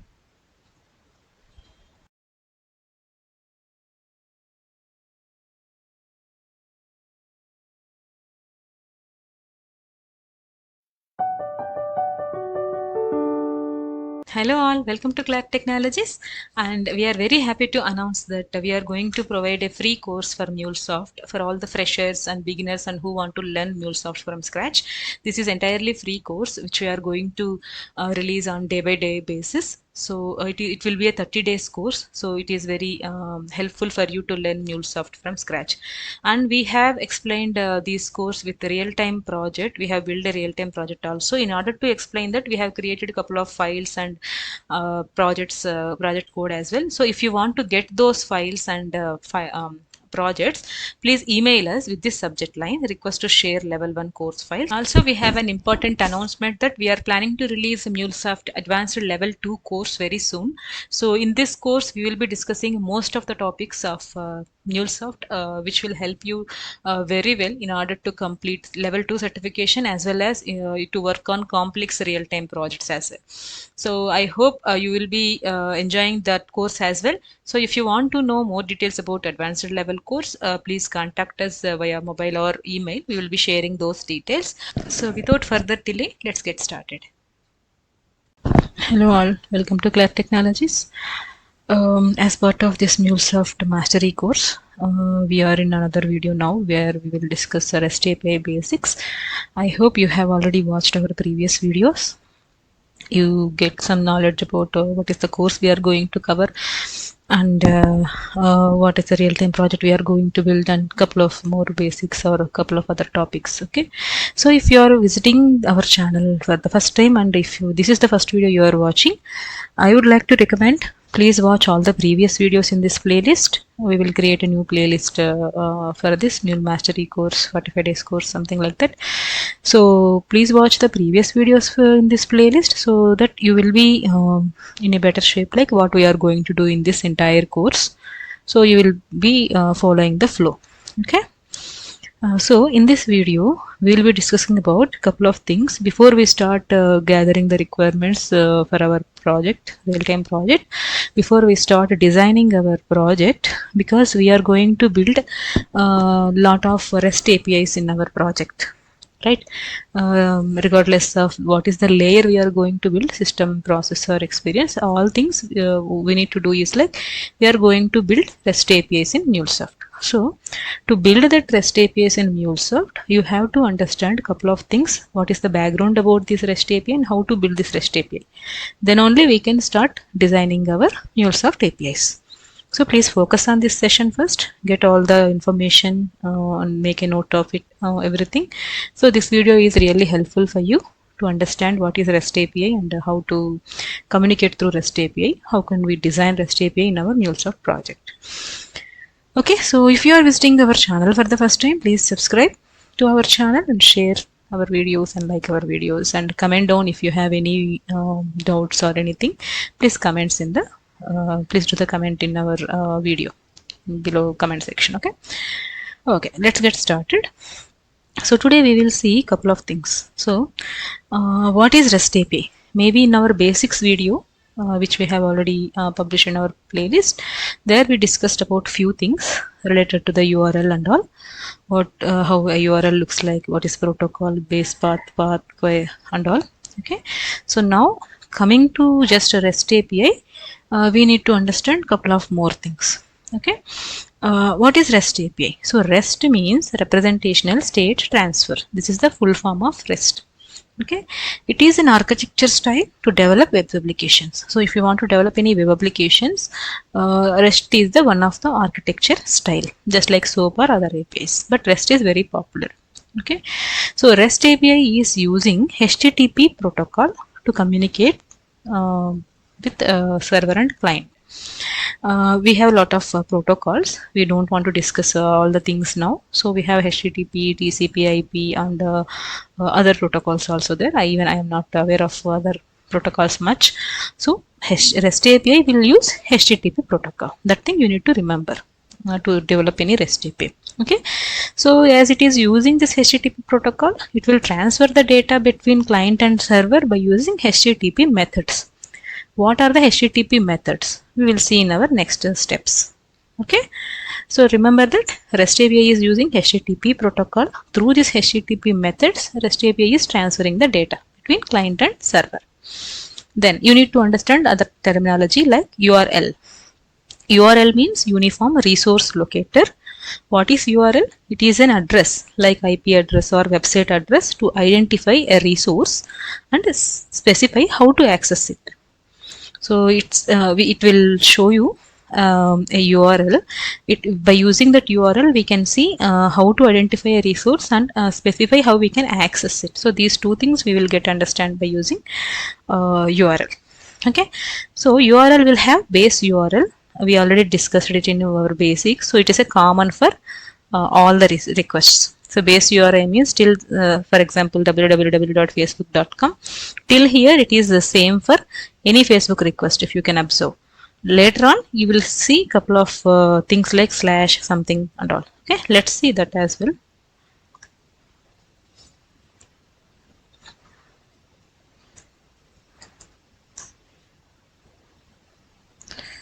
Okay, so maybe here it is. See here https facebook.com. Till here it is common. If you click on this particular post, this URL will till this .com it will not change. Okay, if you click on here, see slash, after that slash, yeah, the data is changed, future echo something, but www.facebook.com, which is common for all the requests, which is nothing but base path, and you already know HTTP is the protocol. So like that. So this is the base path, and if you request any resource, if you click on it, see till facebook.com it will not change. Later on it will change the path and URI and query parameters and that, which you will see now. Okay, right. So that is about URL and base URI. Let me maximize this. Yeah. So then next one is URI. URL means Uniform Resource Locator. URI means Uniform Resource Identifier. Okay. So it is used to actually URI is included in the URL, which is used to specify which resource to the client would like to access in the request. So let me again go to this. It will be useful. See, this is URL. I mean, the entire thing is URL, but after this base path, whatever you see, this is nothing but URI, your Uniform Resource Identifier. Complete thing is Uniform Resource Locator. Just understand these two differences. So URI will specify what is the exact resource you are going to invoke by using this ID and all. By giving some more information in the request URL, you can identify the specific resource. See, if you want to see this post, okay, see photo ID, this photo ID, FB ID is different, and these values are different. So to identify this particular pic uniquely, you will see URI, and this entire thing is called as URL. It is a simple difference. Okay, don't get confused. So here also, like abibus.com, till abibus.com it is your base path, and the complete one is called URL, and here the bus search something from here, it is called URI. So you need to remember, every URL is an URI, but every URI is not an URL. It's just like a tongue twister, right? So don't get confused. See, this is the complete URL. Now this complete URL we can treat it as a URI also, because Uniform Resource Identifier. So it has all the path, URI and all. But if you can just consider this slash bus search and Hyderabad Bangalore date, it is just a path. Okay, there is no base path. There is no the website address. So we cannot identify or we cannot get any resource by using only URI. So that URI is not URL. URL is an URI. Just try to understand these two things. Then if you have any confusion here, that will be cleared out. Okay, right. So to get into HTTP methods of REST API, first you need to understand one thing, which is nothing but CRUD operations. So if you are familiar with any database operations, you might have aware of this CRUD operations. If not, no problem, we will discuss now. So CRUD operations means these are the 4 different operations. We can perform these operations on any kind of data. So for example, if you have some data in a database or in a table, okay, if you want, if in any data, these are all the 4 common operations we can do. Let's say, for example, in our mobile, we have saved our mobile, our friend's contact. For example, maybe my friend, maybe Ramya or Rekha something. We just save it with that name, one number. Okay, so to save a new number in our mobile, what we are going to do? We will add a new contact in our mobile. That is nothing but create operation. Create will do add a new data record. Okay, so if you want to see the mobile number of that particular person in your mobile, what you will do in our contact list in our mobile, you will just click on that contact. It will show you that number, the number which is already saved in your mobile. You are just now viewing that number. You are just to see that number. So that is nothing but read operation.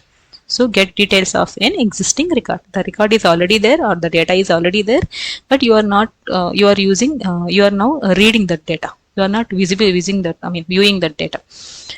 That is nothing but read operations. Update operation means, for example, if your friend changed her SIM card, Now you want to just add that new number. Maybe you can add a new contact, or usually we will just edit that contact and add the another mobile number also in that existing contact, right? So that is nothing but update. So now if you want to remove any friend of mobile number from your mobile, what you will do, you'll just directly click on that contact and delete it, right? So that is nothing but delete operation. So delete will remove the data of the record. So if any kind of data, we are going to perform these 4 different operations. That is why it is called CRUD operations. All the starting letters of these operations you can just remember easily. CRUD operations: create, read, update, delete. Okay, so if you understand these 4 operations, then it will be easy for you to correlate these operations to the HTTP methods, because in HTTP methods also we have majorly we are going to use 4 different operations. HTTP methods have lot of methods, but we are going to use major 4 operations which are just related to this CRUD operations. So what is HTTP methods? We already discussed, right? To create every REST API is sending data or transferring data through HTTP methods. So now these are all the 4 or 5 major HTTP methods in a REST API we are going to use. We have another trace, head, and another methods also. Those we are not going to use in our REST API very frequently, but we need to focus on these 5 methods. In these 5 methods also, our primary focus would be post, get, put. Usually we will not delete any resource in our real-time projects, and sometimes we will patch it, but patch is also not majorly used. So just concentrate on the 3 methods. So if you correlate these HTTP methods with these CRUD operations: create, read, update, delete. So create means post method in HTTPS. So if you see any post method in HTTPS, it means that you are going to add a new record, or you are creating a new API resource. In terms of API, you can remember creating a new API resource. Post means create. Just remember in that simple way. So then get method, get HTTP method. It is used to get the details of existing record. Just like we are viewing that existing mobile number, right? So just like that, get method is to retrieve the data or get the details of existing record. So in API terminology, you can remember like in information we are getting the information about an API resource, the existing resource. Then put method is used to update the details of existing record, just like update method. If you want to modify the details of existing record, you can use update there in the database CRUD operations. In HTTP methods, you are going to use put. So post means creating new record, get means retrieving the existing record, put method means updating the existing record. And then delete, it's the name itself is self-explanatory. We are going to delete the record or delete a resource from the API. Patch means it is partially update the resource. So that is why like we are not going to use patch very frequently, but update put means it will update entire set of data, and if the data is not available, it will create the data. That is also put will act as a patch and post, but patch just update the data, modify the data. That is the simple difference between put and patch. Right, now we need to understand couple of more things related to REST API. So in REST API, we have seen we will have an URL, right? So in this URL, we know HTTPS is the protocol and www.facebook.com till here it is the base path, and after the slash whatever is there, that is nothing but a resource path. So because in that path, that particular resource which you are going to retrieve is available in that particular path. But in this resource path also we have couple of information which is called different kind of parameters. So what is meant by parameter? What is meant by parameter? Parameter is the information that can be sent in a request by the client. Client means, for example, we are going to request any resource, or we are going to get data from the facebook.com, right? For example, so for that facebook.com server, we are the clients, because we are the users of that facebook.com. We are just logging into our Facebook account. We are clicking our post or anything just we did earlier. So we are the client to Facebook. So information that can be sent in a request by the client in order to influence the response by the server. So what kind of data you are going to retrieve from the server? some hints or some information we are going to send to the server. See, for example, if we send username is Clark, then only our Facebook server or our Facebook API will go to the Facebook server and it will search for the username equal to Clark. Okay, then it will fetch the details of that Clark profile information and it will display into our Facebook UI page. Just like that, we are providing some information to the server. As a client, we are providing some information in the request to the server. Based on that information, server will search for the resource or search for the details. It will send back to the client. So instead of just giving just www.facebook.com, this is the base path. By using this path, client will not understand. Server will not understand what data you are going to access. So we need to provide some additional information in order to get the particular details from the server to client. So to send that, we have three different methods, four different methods actually, but two are different parameters. So how many types we are going to send data to the server through our request, REST API request. Okay. So body. First one is body. In the request body, we can send some data to the server to create a resource or to update a resource. See, post and put, these two methods are actually, for these two methods we are going to send some data in the request body, because post means what? Add a new data record in server or API. So add a new data. What data is this going to add? You need to tell that, right? We need to say, see, in our mobile also, we need to say this is the number, this is the person number, this is the mobile number. Once we click on save, that contact will be saved into your mobile. So you need to send that data. What data you are going to create, you need to send in the post method. How you are going to send means in the body part of the request. We will see how we can send body part, headers part and parameters part. We will see later. But just remember, for post and put methods, we are going to send some data in the request body in order to send that data to server. Okay. So yeah, that is why it is only for a post, put or patch. Then query parameters. We have two different kind of parameters in your resource URL. In your URL, you have two different parameters, query parameters and URI parameters. So query parameters means it is a variable in the URI path that helps in querying or filtering through list of resources. See here, till facebook.com, it is the base path, and then /post question mark. After question mark, if you see anything, maybe this we have already discussed in our basics video also. So after the question mark, if you see any key value pairs like variable or value or key or value, with these variables are nothing but query parameters. So here what you are sending to the server in this request, what you are saying to the server in this request is facebook.com/posts. We need to get the posts where the post contain MuleSoft keyword. So in Facebook, we have a lot of posts, right? A lot different topics, millions of posts, thousands of posts. So if you want to retrieve any number of posts related to the MuleSoft, you can give in this way. So it will filter the posts. Say for example, if we have 100 posts, 20 posts are related to MuleSoft, 20 posts are related to SAP, 20 posts are related to any movies, 20 posts are related to any news or crime news or something like that. How the server will filter out the data and send you only MuleSoft related posts? You need to send that details in the query parameters of URL. So if you send question mark contains equal to MuleSoft, it means the post contain MuleSoft words. That post will be the number of posts will be displayed in your Facebook wall page, because this will filter the logic based on the contains keyword or value is MuleSoft. Hope you understand query parameters, right? So URI parameter. URI parameter means it is also a variable in the URI path that helps in pointing towards a specific or unique resource. So if you want to get specific resource, just for example, as I said, profile/clart.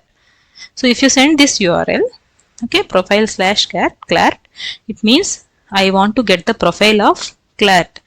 With the clart, maybe with the clart we have multiple profiles, but if you can just give your specific username, with your username there is only one profile available in Facebook. only unique profile, right? So if you want to get that unique information, you can use and send details in the URI parameters. You will get more details once we start developing our REST API, our real-time project REST API, and where we are going to design multiple query parameters resources, multiple URI parameter resources, multiple post put methods. So by that stage, you will get better understanding of these parameters body and but for now, just remember query parameters is used to querying or filtering the data, and URI parameters is used to get the specific data or specific unique resource from the server. Just remember these two words.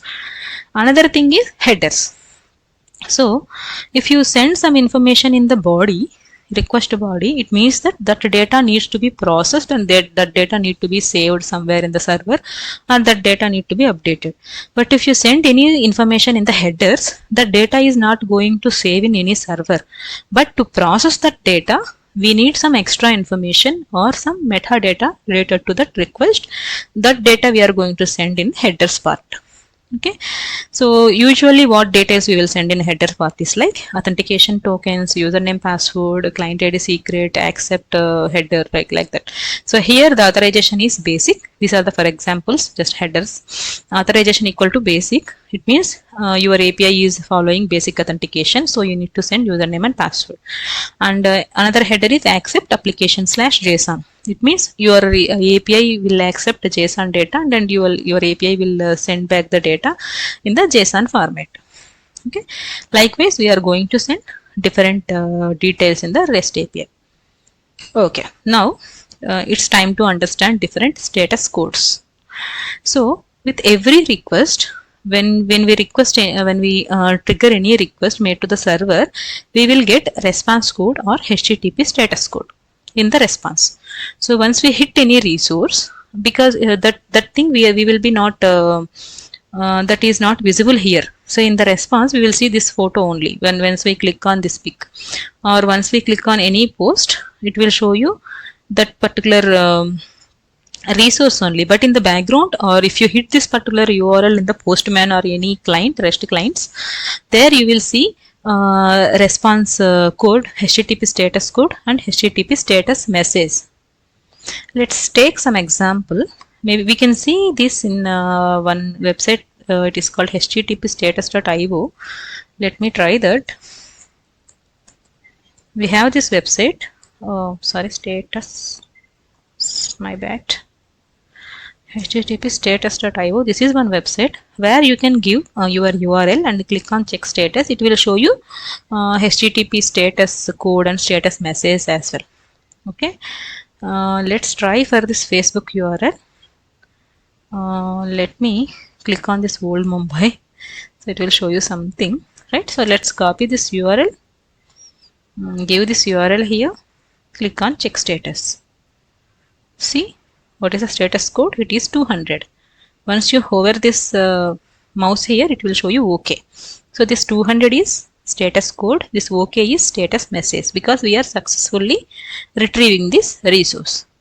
For example, if you are not giving the correct URL, so in here I will just add something, some random thing, and click on status. This is not available in the Facebook, right? So what will happen? Oh, it shows 200 only. Maybe this is also available. So let me give something, some random names. Name equal to LKS and some other different query parameters. Something, just for example. Okay, let's click. Okay, it is for everything, it is showing 200. Okay, let's do one thing. Let's take another example where the resource is not available. bbus.com.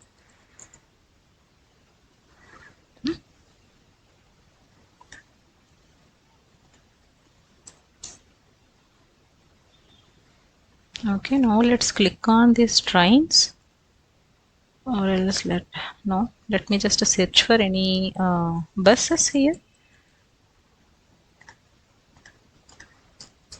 I just wanted to show some different status codes. That's okay.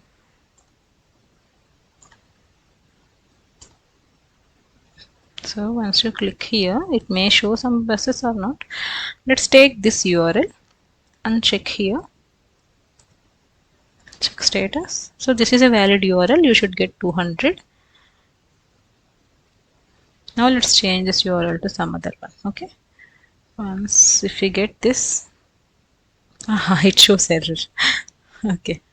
Connection to the server hosting the URL files, but it is not showing anything related to. We can give our website details as our website URLs also. We can search. Let me check that. Okay, or else let me just check cloudtechnologies.com. This is the home page.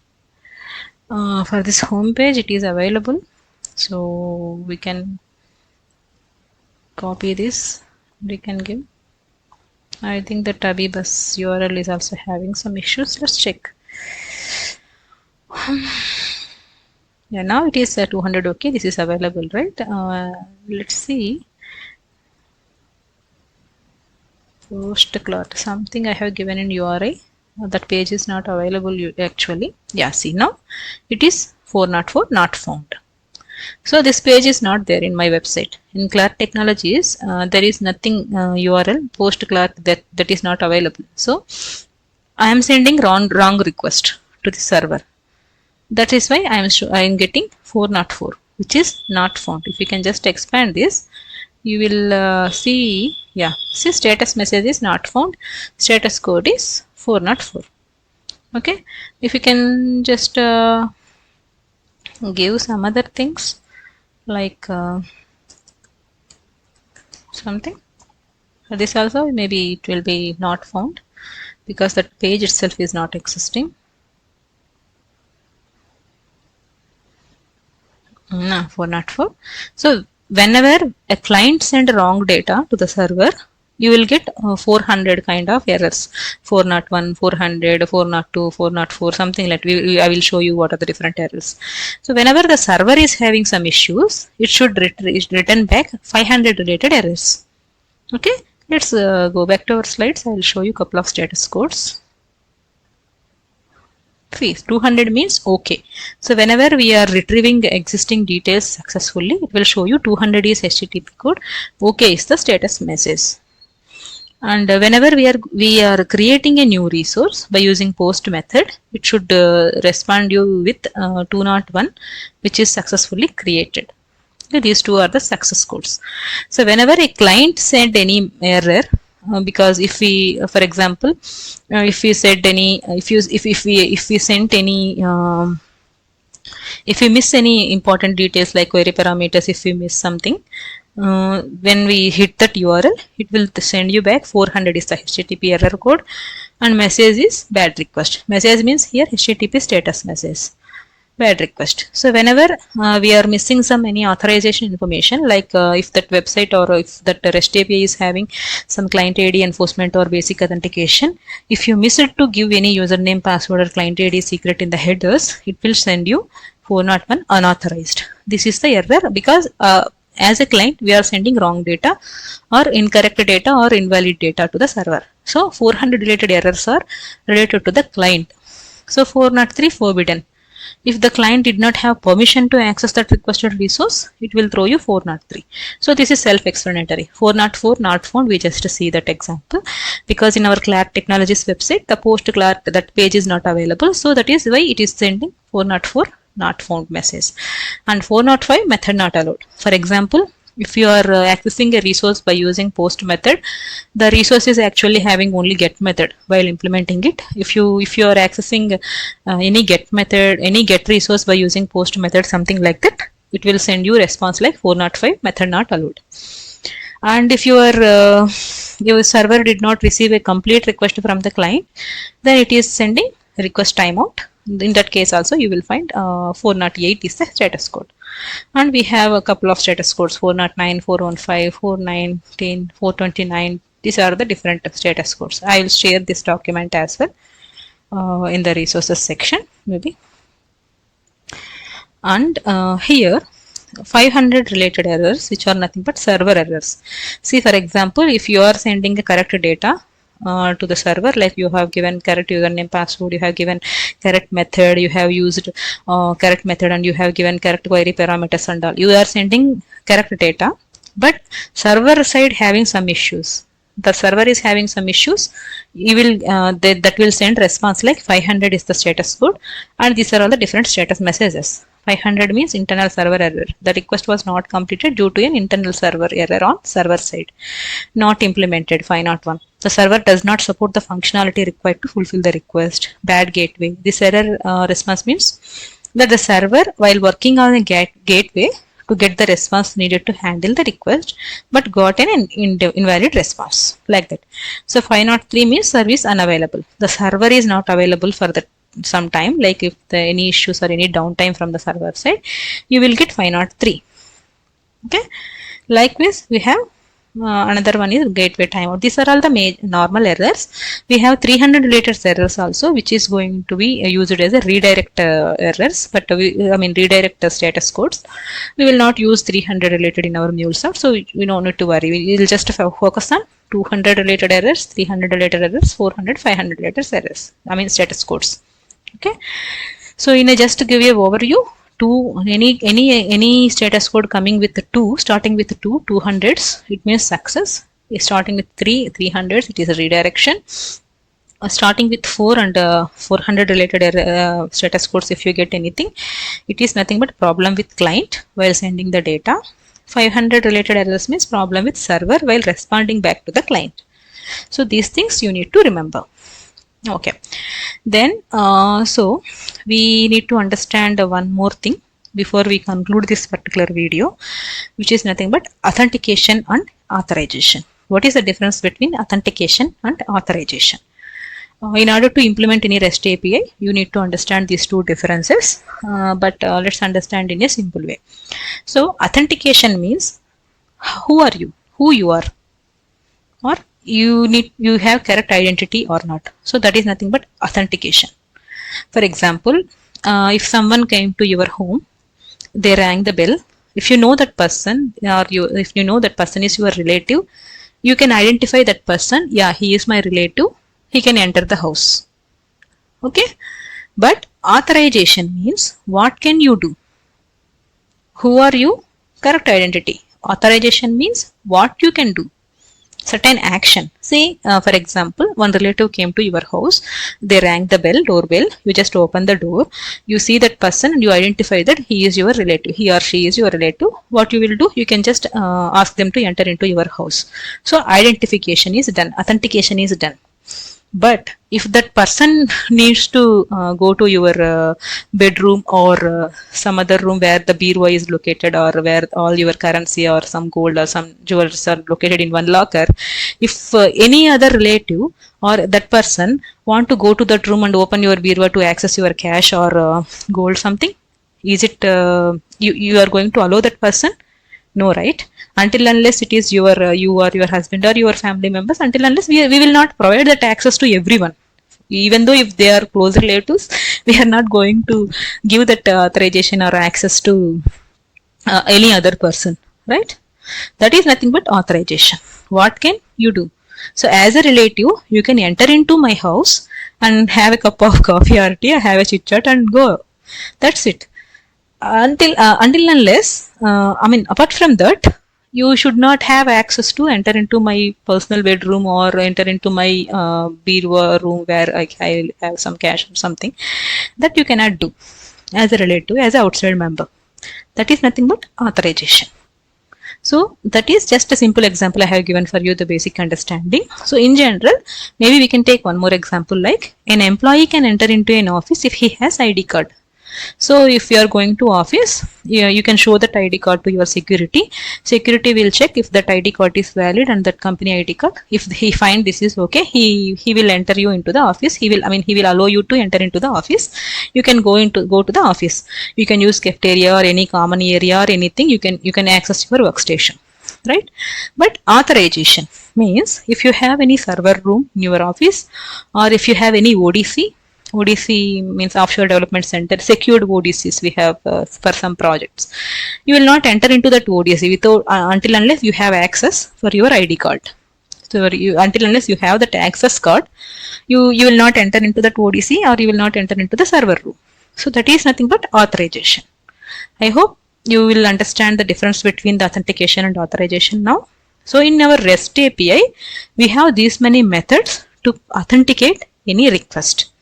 So as we are human beings, we can authenticate or we can identify the relatives or members by seeing the face as we are human beings. But as a system, as a REST API, how it can identify if that resource or if that client request is valid or not. Right? So to do that, we have different methods. We have basic and basic authentication, bearer token authentication, OAuth 2.0 authentication, not authorization, right? Authentication means if you want to identify the identity of the client, identity of the request, you need to apply any of these methods to get to authenticate that resource.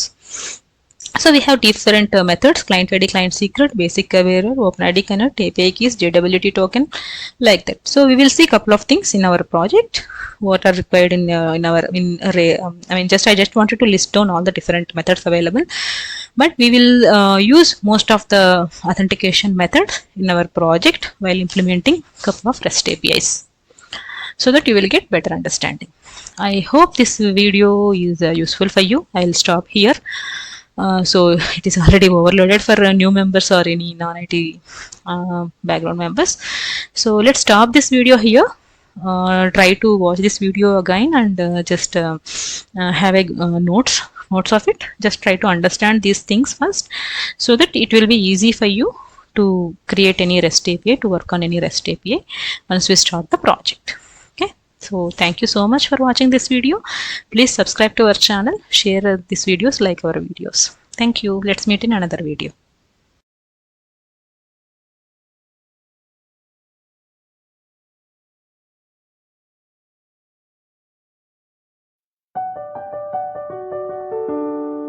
Hello all, welcome to Clark Technologies, and we are very happy to announce that we are going to provide a free course for MuleSoft for all the freshers and beginners and who want to learn MuleSoft from scratch. This is entirely free course which we are going to release on day-by-day basis. So it will be a 30 days course. So it is very helpful for you to learn MuleSoft from scratch. And we have explained this course with the real-time project. We have built a real-time project also. In order to explain that, we have created a couple of files and project code as well. So if you want to get those files and projects, please email us with this subject line: request to share level 1 course file. Also, we have an important announcement that we are planning to release a MuleSoft advanced level 2 course very soon. So in this course, we will be discussing most of the topics of MuleSoft, which will help you very well in order to complete level 2 certification, as well as to work on complex real-time projects as well. So I hope you will be enjoying that course as well. So if you want to know more details about advanced level course, please contact us via mobile or email. We will be sharing those details. So without further delay, let's get started. Hello all, welcome to Clark Technologies. So till our previous videos, we have seen a lot of things and what is the project we are going to build in this complete course, along with the REST API basics and all, and API Lifecycle and all, right?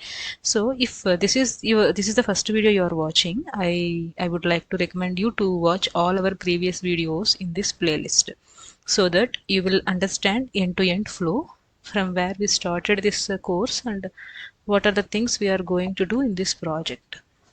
Okay, so in this video we will see, in our previous video we discussed about REST API basics, right? A couple of basics we discussed, but in this video we will design one API. Usually as we planned, if you remember in our previous video, one of our video, we discussed about this experience API, process APIs and system APIs. We are going to build this many APIs in this complete entire project, and we have a lot more APIs also, but as the phase 1 maybe we can implement these APIs. To do this, actually I have just modified this one, because first let's concentrate on these 3 APIs. Okay, the library management API of system layer, process layer and experience layer. So at this stage, to be frank, you are not aware of what are these 3 layers, what is this API ready connectivity if you are new to MuleSoft. If you are already aware of this API-led connectivity, if you have already knowledge of this one, then this will be easy for you. So, but if as a fresher or as a non-IT student, if this is the first time you are learning MuleSoft, you don't know what is this experience layer, process layer, system layer at this point, because we didn't discuss about API-led connectivity yet. So that first let's design one API from scratch. First let's implement one API from scratch, design one API from scratch, so that as a new user or as a new student of MuleSoft, you will understand what an API and what are the things we need to do to complete an API from design to deployment. Okay, so if you know one API, then building or designing another APIs will be little easy for you. So that is why in this video or to start this actual project, I would like to start with one API first. Okay, so let's name it as IBS Library Management S API. So S API means System API, P API means Process API, E API means Experience API. These are the naming conventions usually we followed, but these naming conventions may differ project to project or organization to organization, but usually we will follow this kind of naming conventions. So let's concentrate on this API first. Let's design by using all the best practices. Let's do the development for this. Let's see what this API will do. Then we will create the process API on top of it. Then we will create the experience API on top of it. Then we will see end-to-end flow once, so that one API, 3 different layers will complete. Then we will work in the same way for other APIs also, right? So let's get started. So in this in this video, first we need to identify what is the API we are going to work on, and what are the requirements for that API, and what that API will do, how we can implement that API. So first we need to capture all these details in a document. Okay, in the real-time project, we will capture all these details in a technical design document. Initially, when your project starts, you will be getting one functional design document.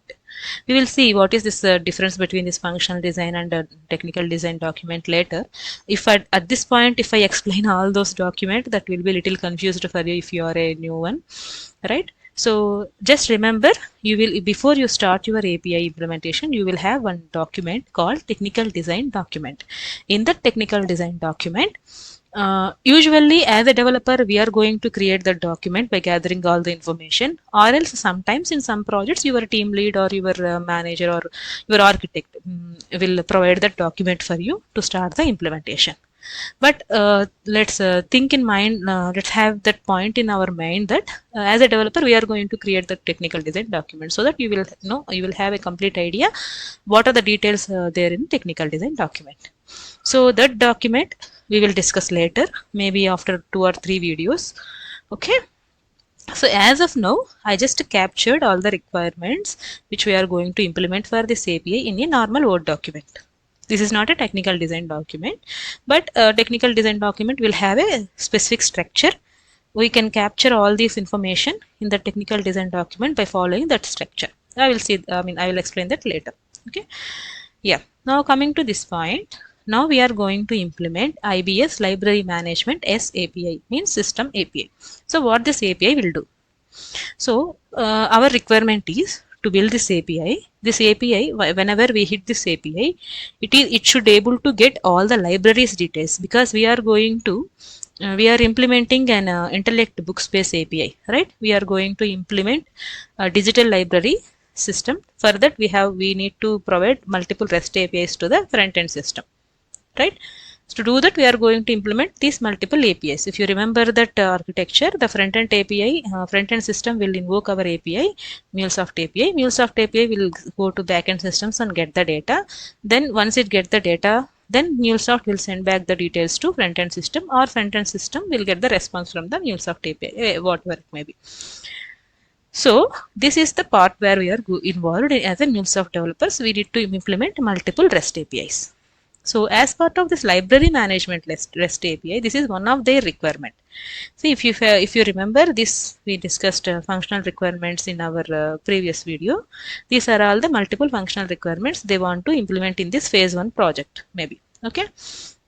So now we will create one API that is a library management API, where we will cover list libraries functionality, get libraries details functionality, adding new book functionality, and get the book functionality based on the rating. I'll show you, don't get confused.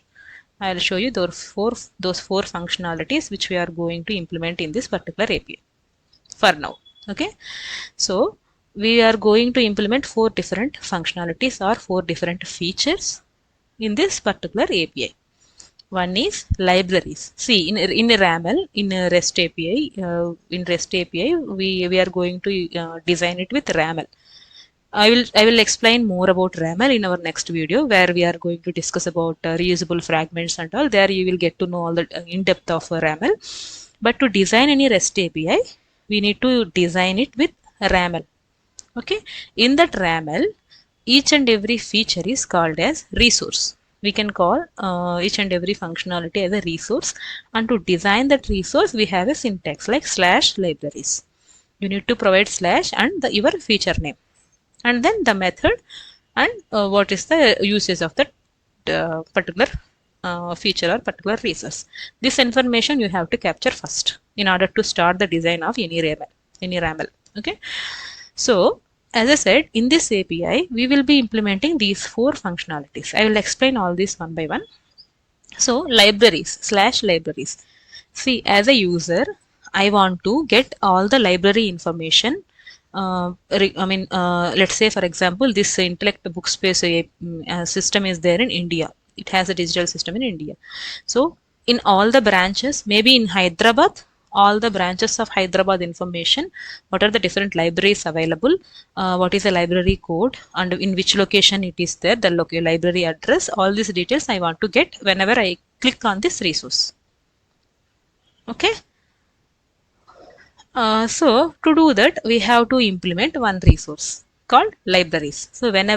So just remember, in our previous video we discussed about HTTP methods, get to, put, post, and patch, delete and all, right? So if you remember, to get all the details from any database, what method we are going to use? Get method. So my requirement here is, right, I want to retrieve all the library information from the database. So the method would be get method, and the resource name I can name it as /libraries.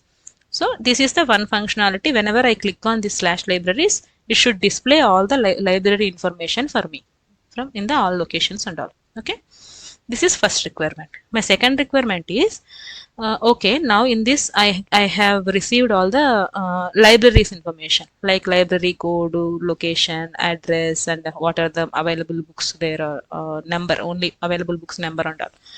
Now I would like to say, for example, in this method I got 4 locations.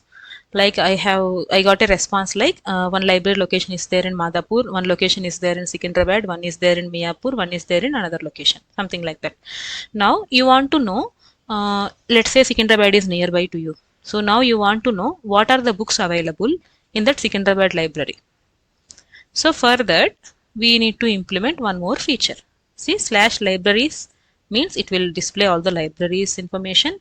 So now I know by this particular request, I know what is the library ID of Secunderabad location.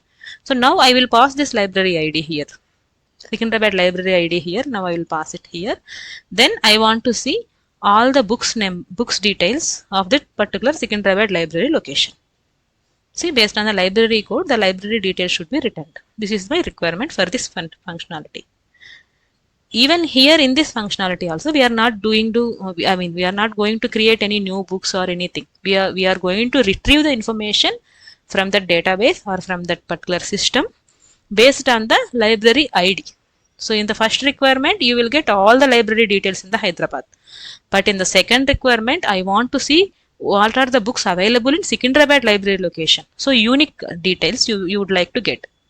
So if you remember, in our previous video we discussed about URI parameters and query parameters. So URI parameter is used to get unique information or specific information. So that is why we need to design this particular resource like /libraries /library ID. So library ID is unique for each and every branch of Hyderabad location. So if you want to get what are the books available and what are the other details for this particular Secunderabad library branch. You need to pass that Secunderabad ID as a URI parameter. Then it will go to the database. It will fetch all the information. So this is also get method. So we need to capture what is the method. So get method. I think you are clear about these two functionalities or two features. Right? Let's discuss these two.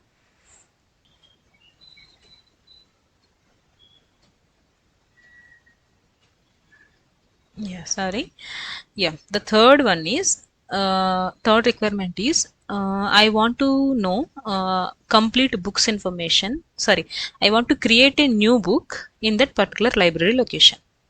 I want to add a new book in the Secunderabad library location by using my front end system, by using my UI. So to do that, we need to create one more resource /books. We can name it as, and method is post. So post method is used to create a new resource, right? So this is my third requirement. Here add a new book to the database, maybe for that library actually, but in the background it will add that information into the database. So that unique, see, once the book is added to that library, I want to receive that book ID, unique book ID for that particular book. Okay, so once you insert this book details into that library, one unique ID should be generated, and that ID also written back as a response for you to capture that. See, for example, if you apply any online application, if you do any online application or if you submit anything online, what it will do, once you submit all the details and click on, once you enter all the details and click on submit, you will get one ID back. This is your transaction ID, or this is your something tracking ID. For future references, you can use this ID if you have any issues like that. You will get some response, right? Even in net banking, or even if you transact any money from your bank to any other, if you do any transaction by using your net banking also, you will get one unique transaction ID. So by using the transaction ID, if you have any issues in the future, you can just call to the customer care and you can say, this is my transaction ID. Like that you can do, right?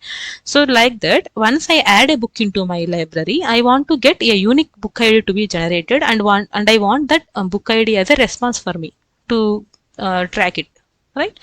So that is this requirement. So once we create this resource, once we implement this resource, it should insert new book details into the database, and one unique ID should be generated. That ID should be sent back as a response for us. That is the third one. So fourth one is just to demonstrate the query parameters, I have created this resource. See in the books database, okay, I want to capture what are the rating 5 books or rating 4 books in that particular library. See, for example, in the Secunderabad branch of library branch, we have 100 books. But I want to see what are the good books, what are the ratings, good rating, what are the books having rating 4 or rating 5. Let's say, for example, in that 100 books, all the 10 books are having good rating. 4 or 5. Even if you take Amazon to search for any product, you will see rating, reviews and all, right? So before I want to rent any book from that particular library, I would like to see what is the rating and what is the review. So based on that, I can rent a book from that library, right? So for that, I want to pass rating is 5, library code is Secunderabad library code something. If you want to see in particular library location, you want to send those two details as a query parameter.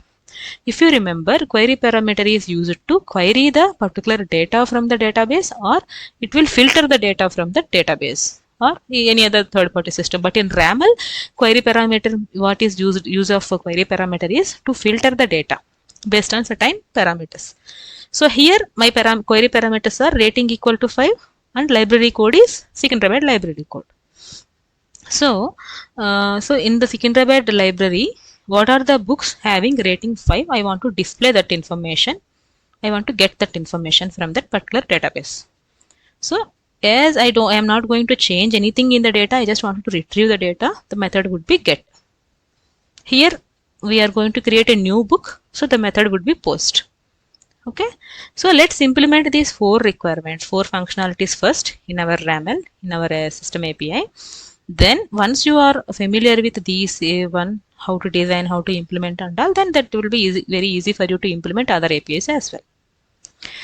So I hope you are clear with these 4 requirements. So to implement these features or to implement these functionalities, we know this is the resource name, this is the method, but we want to get more information, like what would be the request and response looks like, how the request and response looks like. See, once I click on this /libraries, I need to get a list of number of libraries, list the number of libraries, location, library, code, available books and all, right? So how the data would be displayed? Like what kind of data, like what is the structure of your data you are going to retrieve? That is also we need to define. So we need to have what is the request payload, response payload, or any parameters, any headers. We need to gather all the information before you start designing your RAML. So that is why I have captured all the required details here separately. So /libraries, this is to list the libraries. This is our first functionality or our first resource we are going to design. So to design this particular resource, we need this information. It required any request payload? No, not applicable, because it is a get method. For get methods, we no need to send any request body. We will send maybe query parameters or URI parameters, but request body is not there. I mean, it won't be there for get methods. Just remember that point. For get methods, usually we will not send any request body, because get method is to retrieve the data, not creating the data. So to create any new data, we are going to use post method. So for that post method, we have request payload and response payload. But for get methods, we don't have any request payload. And here the /libraries, it will list all the libraries information. So I don't want to pass any query parameters or URI parameters for this particular feature. So request payload is not applicable. Request parameters is also not applicable. Only thing we have is response payload. Like once we click on that libraries endpoint, how the response will looks like and what is the response you are expecting. So that is why this is the response JSON we have captured here. So once I click on that libraries that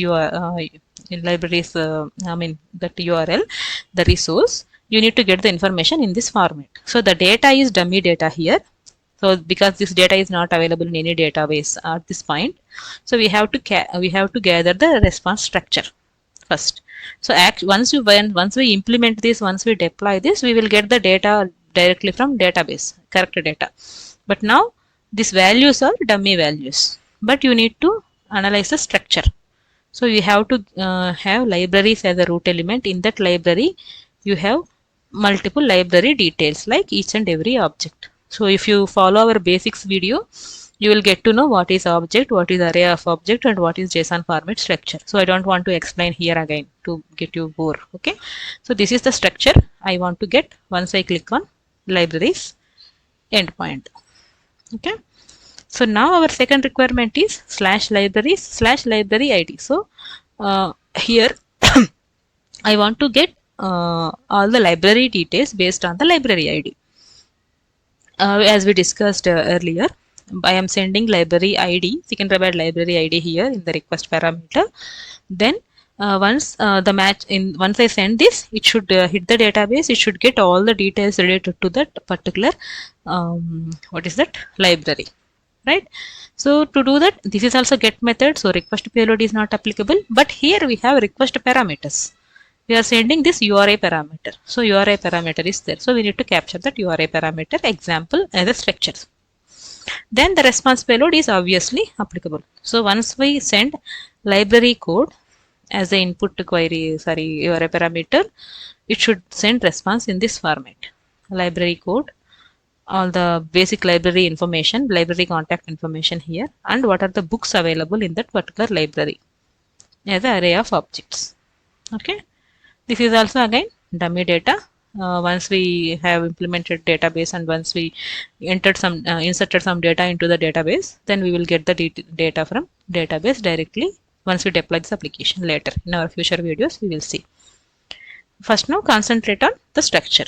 So our third requirement is to add a new book to the library. So for this, to add a book means post method. So we don't have any request parameters. URI parameters, query parameters will not be applicable. But we have request payload here. Just observe the difference. as this is the post method, we need to add these details. So what details we are going to add?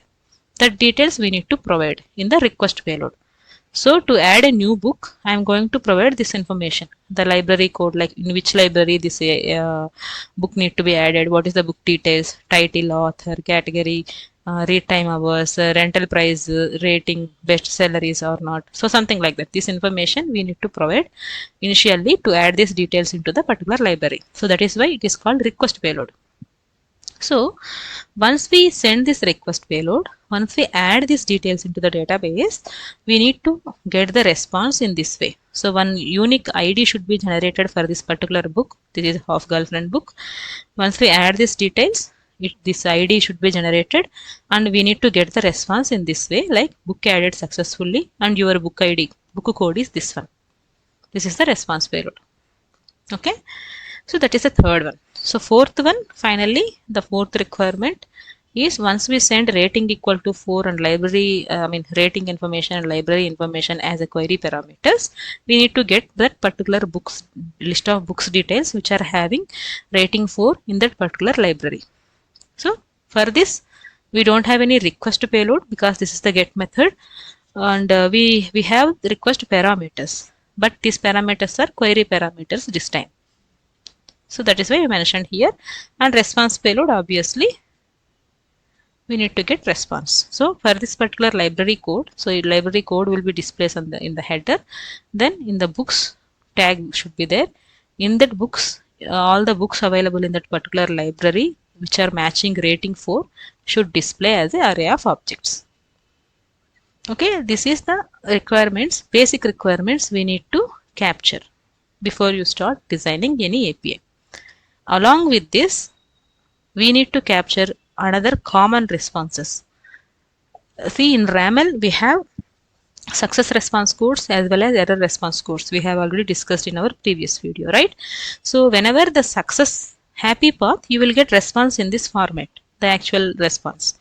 If any error occurred, you need to get some response, right? So for that each and every error code, if the error is 400 error, you need to get response in this format.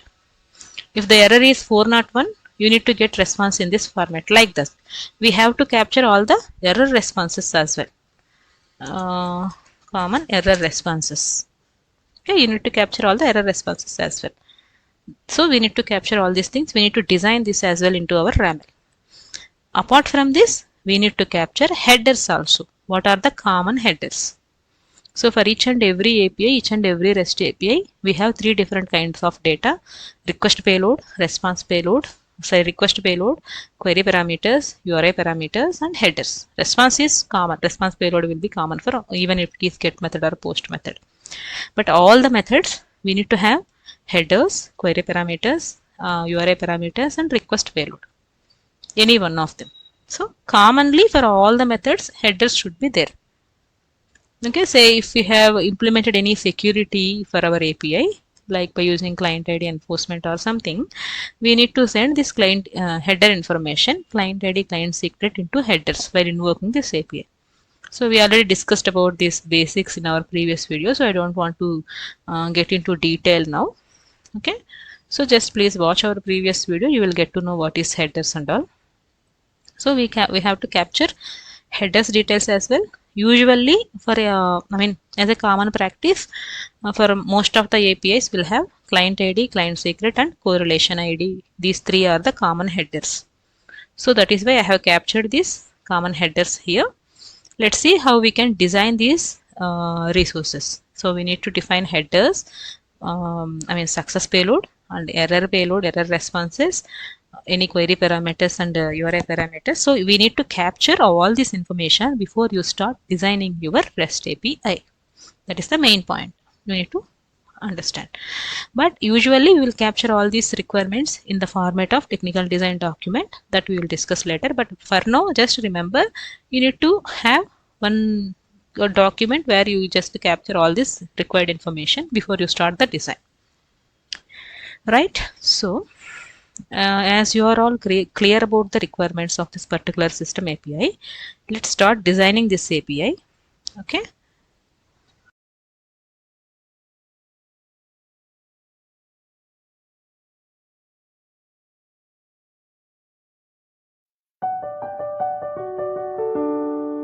Hello all, welcome to Clark Technologies, and we are very happy to announce that we are going to provide a free course for MuleSoft for all the freshers and beginners and who want to learn MuleSoft from scratch. This is entirely free course which we are going to release on day by day basis. So it will be a 30 days course. So it is very helpful for you to learn MuleSoft from scratch.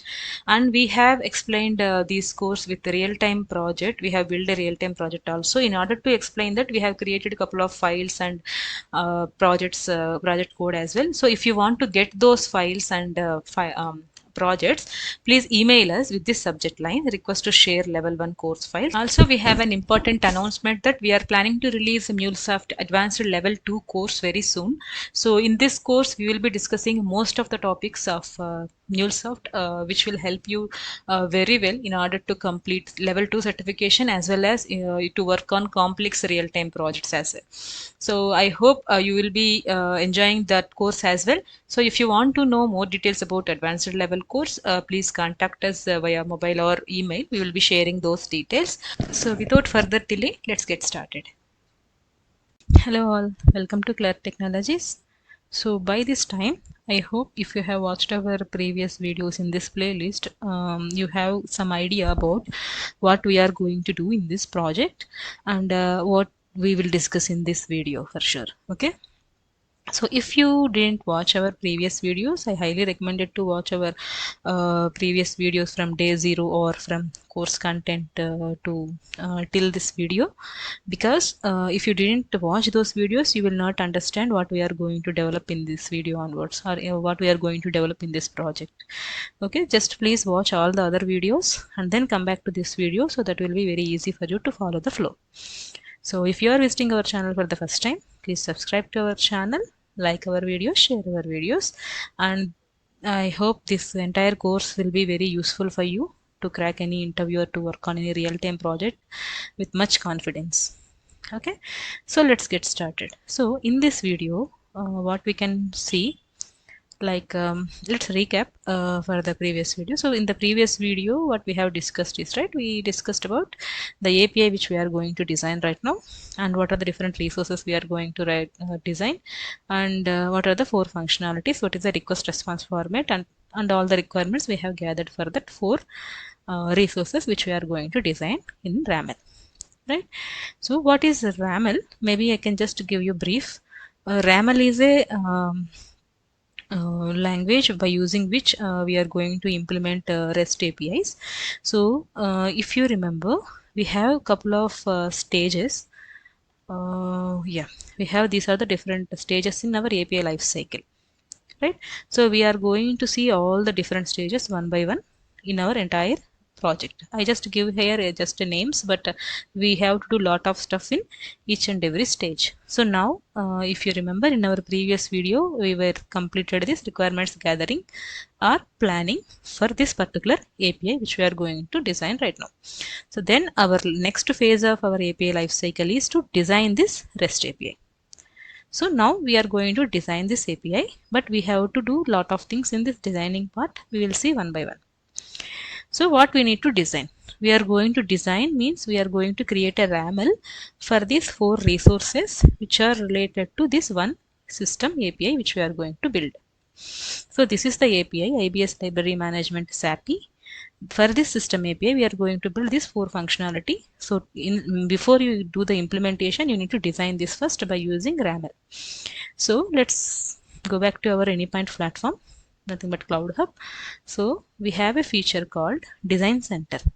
In this Design Center, we are going to design the RAML.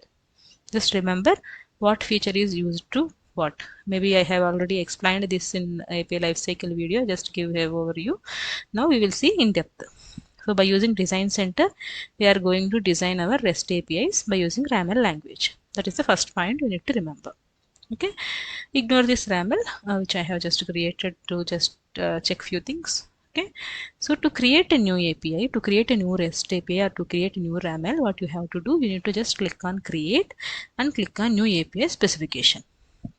Okay, we will going to discuss about fragments also in our next video, but without fragments, how your API looks like, we need to discuss here in this video.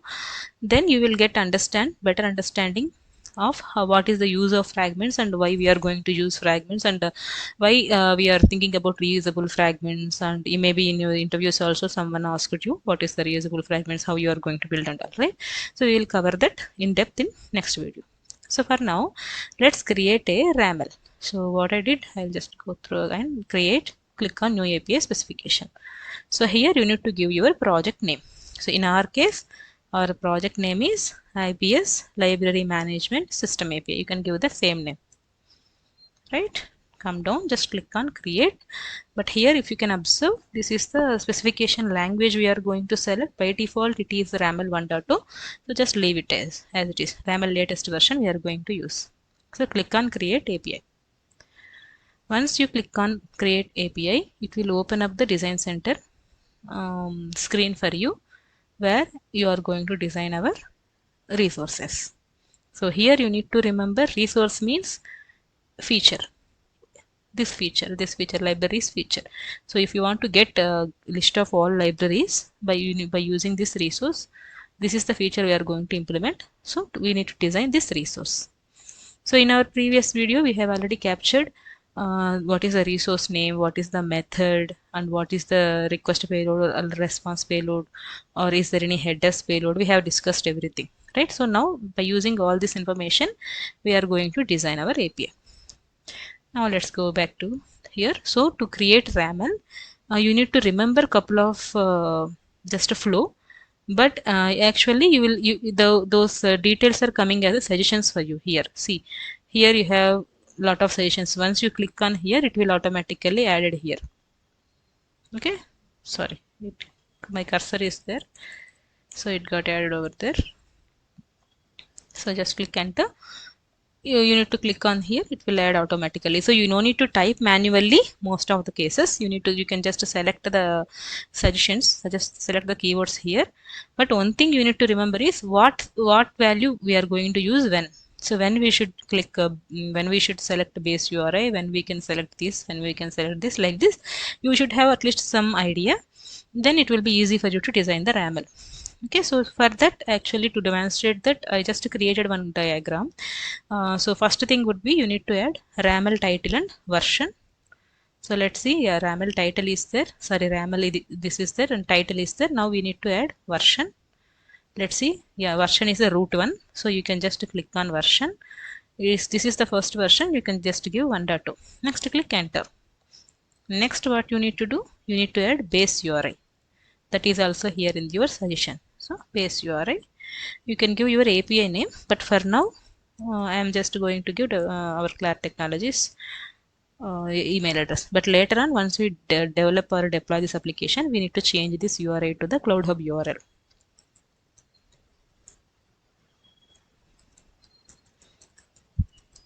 Okay, nice. So we have done title, version, base URI. Next, media type. So media type. Media type means what kind of data you are going to communicate in this RAML. So usually it will support XML format and JSON format, but most of the cases we are going to use JSON format only. And in our application, like as per our project requirement also, we are going to use JSON. I mean, our request body, response body, everything is JSON, right? So we need to select media type as application JSON. So next step is to select the media type. So let's go back here. So here select media type. It is also available there. Here the root element. Media type is JSON. And one thing I missed out, we can select the protocols also. Protocols means what are the different protocols we are going to use in this REST API. Usually we will use HTTP for our testing purpose, but in real time you need to select HTTPS as well. So for now I'm just selecting HTTP, but that point I didn't capture here. Maybe I can add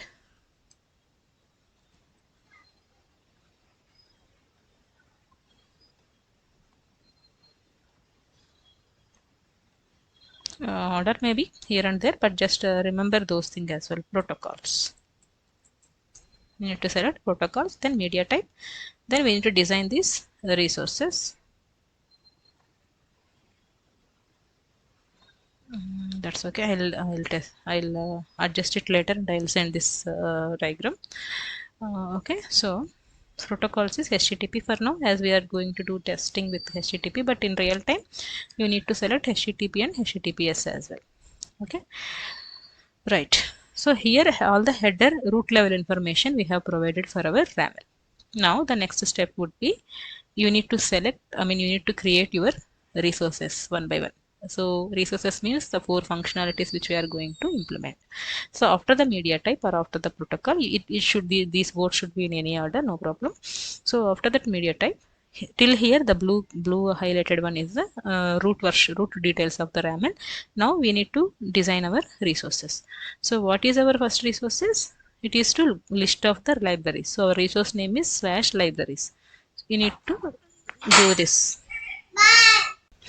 So this diagram will help you to follow the order for get methods and post methods while you are going to design, but it's not mandatory to follow this order in all the cases, but just have a reference for this reference of this diagram to follow some order.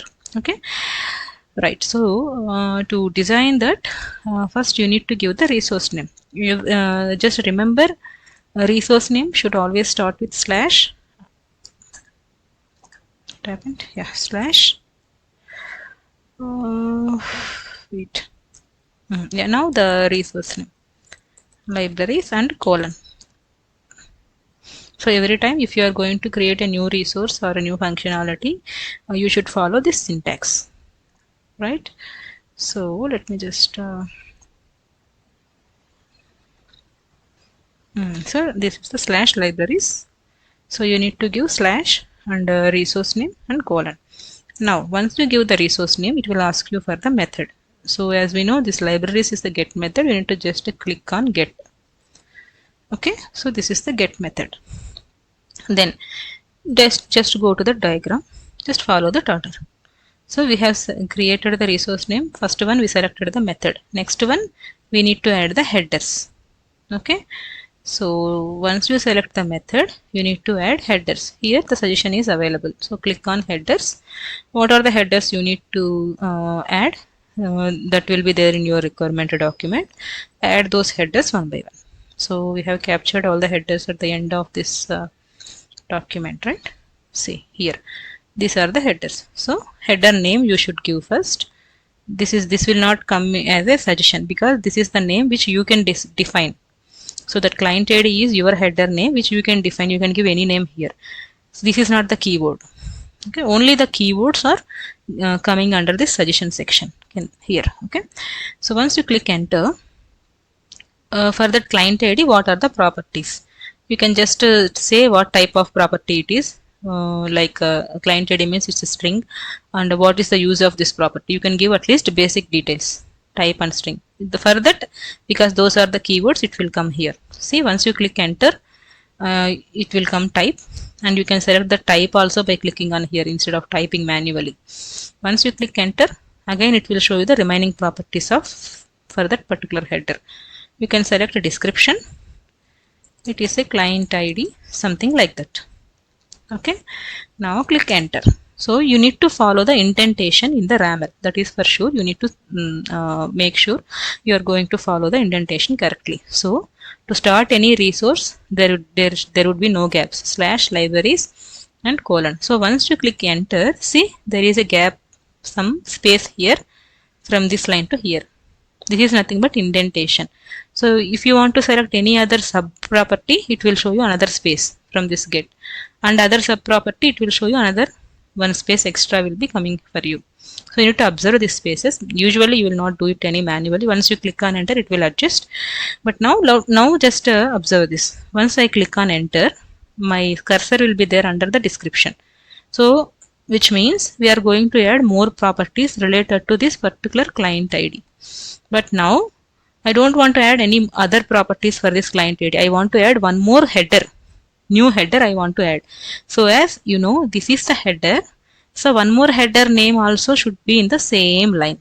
So now you need to adjust your cursor. So just click on one backspace. See, now the this line is there. Here the cursor is there. Now you can give another header name, client secret, and you need to give colon. This is the syntax. Now if you hit enter, see now one space is there, automatically space coming because the cursor is not there, just below the C. After space it is coming there. So now you can select the properties of this client secret, just we did for the client ID. So this is also string, and you need to give description. It is client secret, something like this. Okay, but remember, in this video, as I informed you earlier, we are not following fragments functionalities here. We are giving everything in the main RAML. But in your real-time projects, we should follow the reusable fragments syntaxes, and we need to include those fragments in our main RAML. That we will see later. Okay. So now just remember this order. You need to give resource name, method, and headers. Inside that headers, you need to give as many as headers as per your requirement. And for each and every header, you need to define these properties. So now I have given two headers. Headers is my main heading. You can remember in that way. Headers is my main heading. In that I have two headers, client ID and client secret. But in our project, these are the two headers, and we need third header also, which is correlation ID.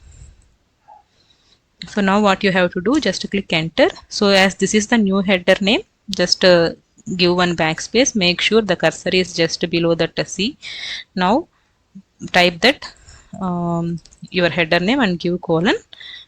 Now you can define the properties by clicking on enter. So likewise you can define as many as header properties. I am just giving this some small description. It is like transaction ID. So now I have defined three headers. So I have done with my headers part. Now just click on enter, backspace headers, just to make sure. So now just you need to click on another space, because headers is one complete section. We have completed that. If you want to add one more set of property, you need to just go below to this header H line. You need to make sure your cursor is there below this H line. So you need to give two backspaces now. So likewise you need to adjust the indentation while designing the RAML. So once you do practice, it will be easy for you. If this is the first time you are doing it, you will feel little confusion, little difficult by this time. But just do a practice for all these things. It will be very easy for you. Designing RAML is not a rocket science. It is very easy task for you, but you need little practice. Okay. So now we are done with the headers. Now let's go back to the diagram. So we have done with the headers. Next section is you need to define security schemas, but for now we will just ignore the security schemas. We will see this later once we are discussing about fragments. Okay, just ignore this. Now you need to add response body structure. If you remember, we have already discussed for get methods there will be no request body, only response body will be available. Right, so now let's see. See, this is the library's resource. We have captured the requirements. So request payload is not there. Common error responses is there. We will see that later. Request parameters are not there for this particular resource. And we have response payload. So this is our response payload. So what it meant by response payload? Once you click on this method, you need to get the response in this format. So that is why this is your response payload. Right? Okay. What we can do is like, so in that way, response payload means response body. So now you need to add the responses in your RAML. So come just below to this H line under the headers. If you can see, suggestions are there, responses. Click on responses. It will automatically add it. Now you need to select the status code. If you remember, for get methods, success status code is 200.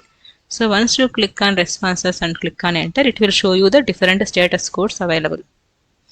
You need to select this status code accordingly as per your request and the response requirement of your particular resource.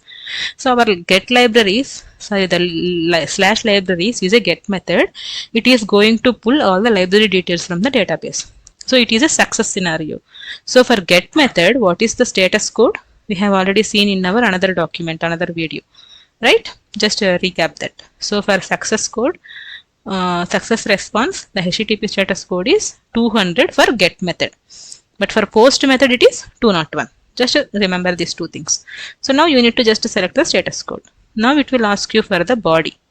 Just click on the body. Now it will ask you for the type of the body. In what format you are going to get the response. It's a JSON format or XML format like that. So in our requirement, it is a JSON format response we are expecting. So just select applications JSON, application/JSON. So all these 4 steps I have mentioned here in this diagram. See, response body structure. So you need to select the responses keyword. You need to select first this one. Then you need to select status code, then body type, media type. See, these 4 I have mentioned here: response code, body, media type. Then the next one is we need to define the properties and examples. So what is meant by properties and examples? Let's see. So now you know, right? While you capturing the requirements, this is the structure. This is the response structure you are expecting from this particular resource. So once you click on this method, you want to get response in this format. So in this format means what is the structure? Ignore about the values, because in your once you implement this project, once you've done the development of this project, you will get the values, actual values from the database. These are all the values we have just given: static values and dummy values. These values are not available anywhere. So just for our example purpose, we have given dummy values, but in real time these values will differ, but these keys will not differ. We need to follow this structure only: library code, branch, total books, available books, books rented. All this structure should be there in the same way, but values will differ based on the content available in the database, right? So what is meant by properties means you need to define the structure of all the key names here in the RAML. Okay, so you need to mention all the properties like values you are expecting. Okay, see, so now I am expecting library code, branch, total books, available books, books rented. All these 5 properties I am expecting in this response. You need to define all those 5 properties here one by one by using properties keyword. And then you need to provide some example data. This is the sample data, right? This is the sample data. This JSON is. So you need to provide this sample data as an example. Okay. So now you need to define that. Let's go back to our design center. So here we have selected the type, right? Just click enter. It will show you properties here. Just select that properties keyword. Now you need to define all these properties one by one. But to make this as a map or this array of JSON, you need to use the object type that we will see later. First, let's define only properties one by one. So the first property is library code. I have given it. Just like headers, we need to define all the properties one by one, and inside that properties you need to give the other details about that properties. So library code, the type is string. Okay, description, and you can give required also. Is it required, true or false? Required means mandatory parameters, if this parameter is mandatory or not while you are expecting the response. So library code is mandatory for me, so I am expecting mandatory code, library code as a mandatory value. So these 3 properties I have defined for this one response property. Likewise, you need to define other properties as well.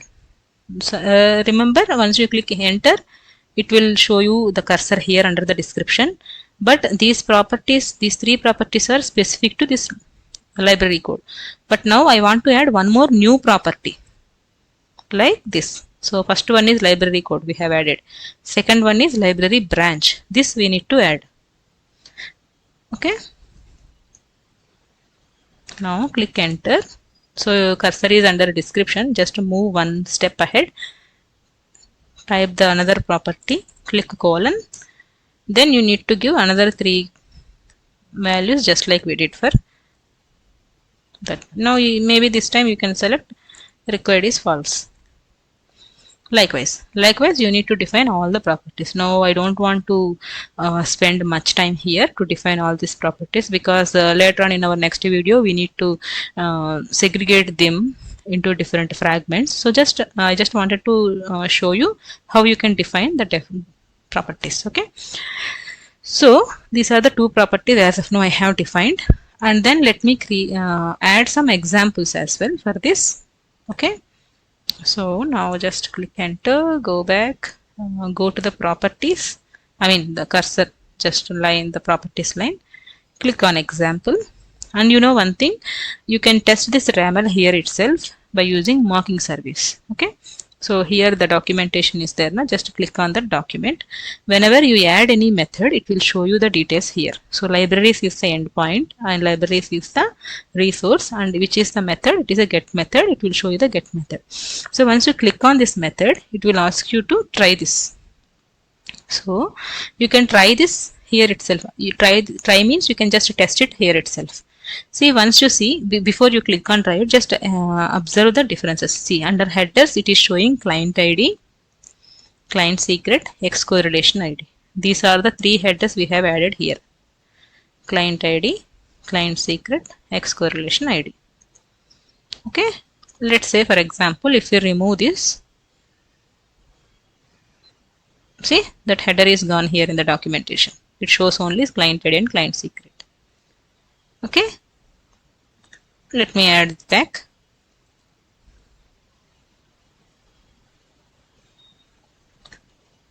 See, one space extra. Yeah. So I have added it back. It is showing all the three headers. So whenever you type something here, it will display you graphically here in the documentation. Okay. And if you see, we have added only two properties, library code and library branch, in the response. It is showing here in the example. You can copy this and click enter. You can give it here, and you can give any test data.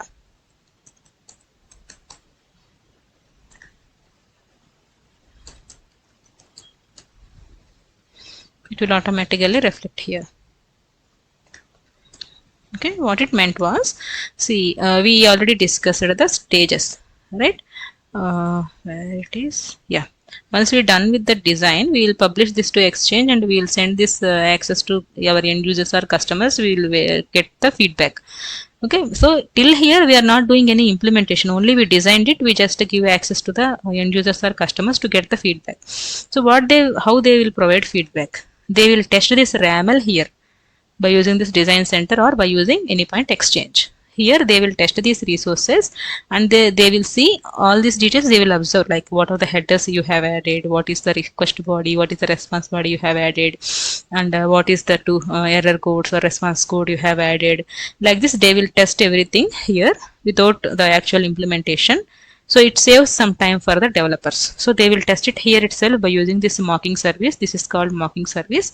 Once you click on try it, it will ask you for the details. We can see that. So they will try it, they will test it here. If they see everything is okay, they will give you go ahead, so that your design is completed. You can start the development. If they need any changes, or if they observe any differences between the actual requirements and the design which you have done, if there is any gaps, they will provide you the feedback like, we need this information here, or we are missing this information here. You need to redesign your RAML. So again, you need to redesign your RAML. You need to send publish this to Exchange. You can ask for the feedback. Unless the customer or end users will provide you the go ahead, it's to start the development, it is a waste of time. We need to do rework again. So that is why first we need to design this first. We will get the feedback. Once everything is okay, then we can start the development in real time cases, right? So how to test this? By using this design center. Okay, now click on try it. It will show you select server. This is the base URL which we have given here, the base URI. But for now, you can just select mocking service. Mocking service is the one which will mock this complete resource, and it will send you the sample data request and response to make sure everything is working fine or not. Okay. See, once you click on try it, it will ask you for this 3 headers. See, under the headers, it is asking for this 3 headers. because we have defined 3 headers here, but we don't have any query parameters or URI parameters. We didn't add anything, so that is why query parameters it is not showing anything here. But for the headers, it is showing these are the mandatory fields. Okay, so you need to give any details, any random text here, and click on send. It will trigger that endpoint. It will send you the sample response, the example which you have provided, that will show you here, and it will show you the status code as 200 and message is okay, because you have given response status code is 200, which is get method success response, and it is send the response for you, and it will send you sample response also here. So this is how you can test your REST API by using Design Center. So let's create another resource. Let's see. Yeah, now let's see how we can design another resource. So our second requirement is to design this resource libraries and library ID, where library ID is the URI parameter, and by using this library ID, it should pull the details from the database uniquely. Let's see, get the library details based on the library ID in simple way. So for this, there is no request payload because this is the get method. We have already discussed it. Request parameters is URI parameter. We have one URI parameter, and this is the response payload which is expecting. Okay, so let's see. Usually, if you would like to display, add any URI parameter method, you can just say, you can give one tab and / library ID. So you need to provide URI parameters in this format. In flower braces, you need to provide that URI parameter name, and / are the common syntax for every resource. But see, this is come under libraries under library ID. So means this is the root element in the root resource. In this root resource, we have created now. But what is the issue is, let's click enter. Yeah, now. Okay, no problem. It is accepting. Yeah, I thought 2 get methods will not accept in general, but that's okay. Yeah, so you can just have one tab and add this URI parameter here after the tab. So it will come under libraries / library. This is the first one, root resource, and into that one URI parameter resource also we have added. So see, once you add here, it will automatically generated in the documentation. It will automatically visible here.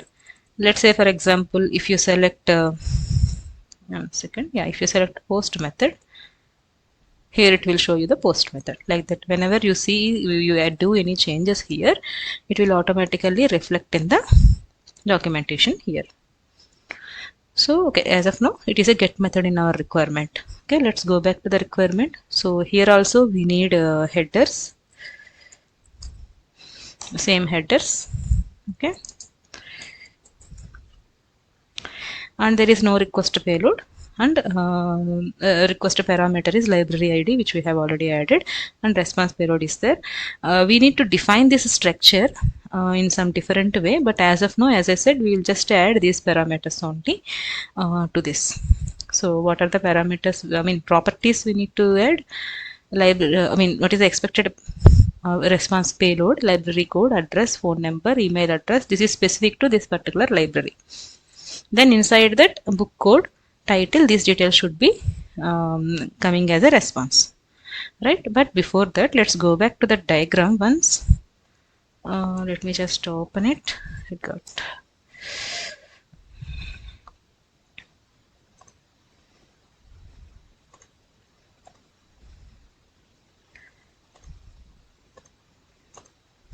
See, for this get resource, we need to define in this way. Resource name we have already defined, method we have already defined. We need to define headers, and security as of now just leave it as it is. Don't worry about security for now. So we need to add method, headers, and response body structure, just like we did for another get method. Right. So let me go back to the design center. Yeah, we have added resource name, method.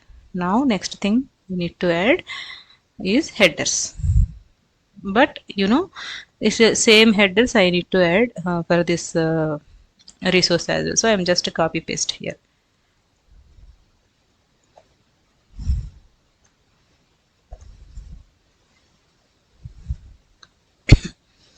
See, some indentation is missing, so you need to just adjust this indentation. Don't press space, just click on tab.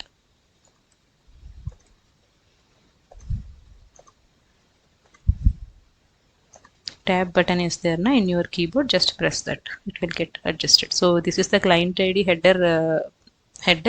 Inside that you need to provide the properties. So under the client ID you need to give one tab and you need to provide the properties for that client ID header. Then again another header you need to add. So this is the new header. So the line should be just straight to this client ID and client secret. The indentation should be there. So by seeing this you will be easily understand get is the method. Okay, under this there is nothing, so only one method. So this is the headers we are defining. So inside that we are defining 3 header parameters. See, there is different space here, right? So by seeing that you need to understand what are the headers and all. Okay, see, okay, now let's go back to the diagram. We have defined headers as well. Now we need to define response body structure, and we need to define couple of error objects as well. Let's see error responses also. Let's see how we can do that. Okay, now you need to add the responses. So now let's just click backspace whenever you see these responses. So here you see responses, right? Just click here. As this is the get method, you need to select 200 only as a HTTP code. Then you need to select body, then application/JSON. Then here if you want to define response properties, you can define. So yeah, we have to define the response properties because we are expecting response in this format. So this is one, we need to define all these properties one by one. All these keys of this particular JSON file one by one we need to define it as a property. So let's copy this library code. Colon means first property we have added. Now we need to add some information about this property as a under this. Okay, so what is the type of this library code? For now we can just take it as string, and any example if you want to define, yeah, you can define. It's like IBS 123. This is the example.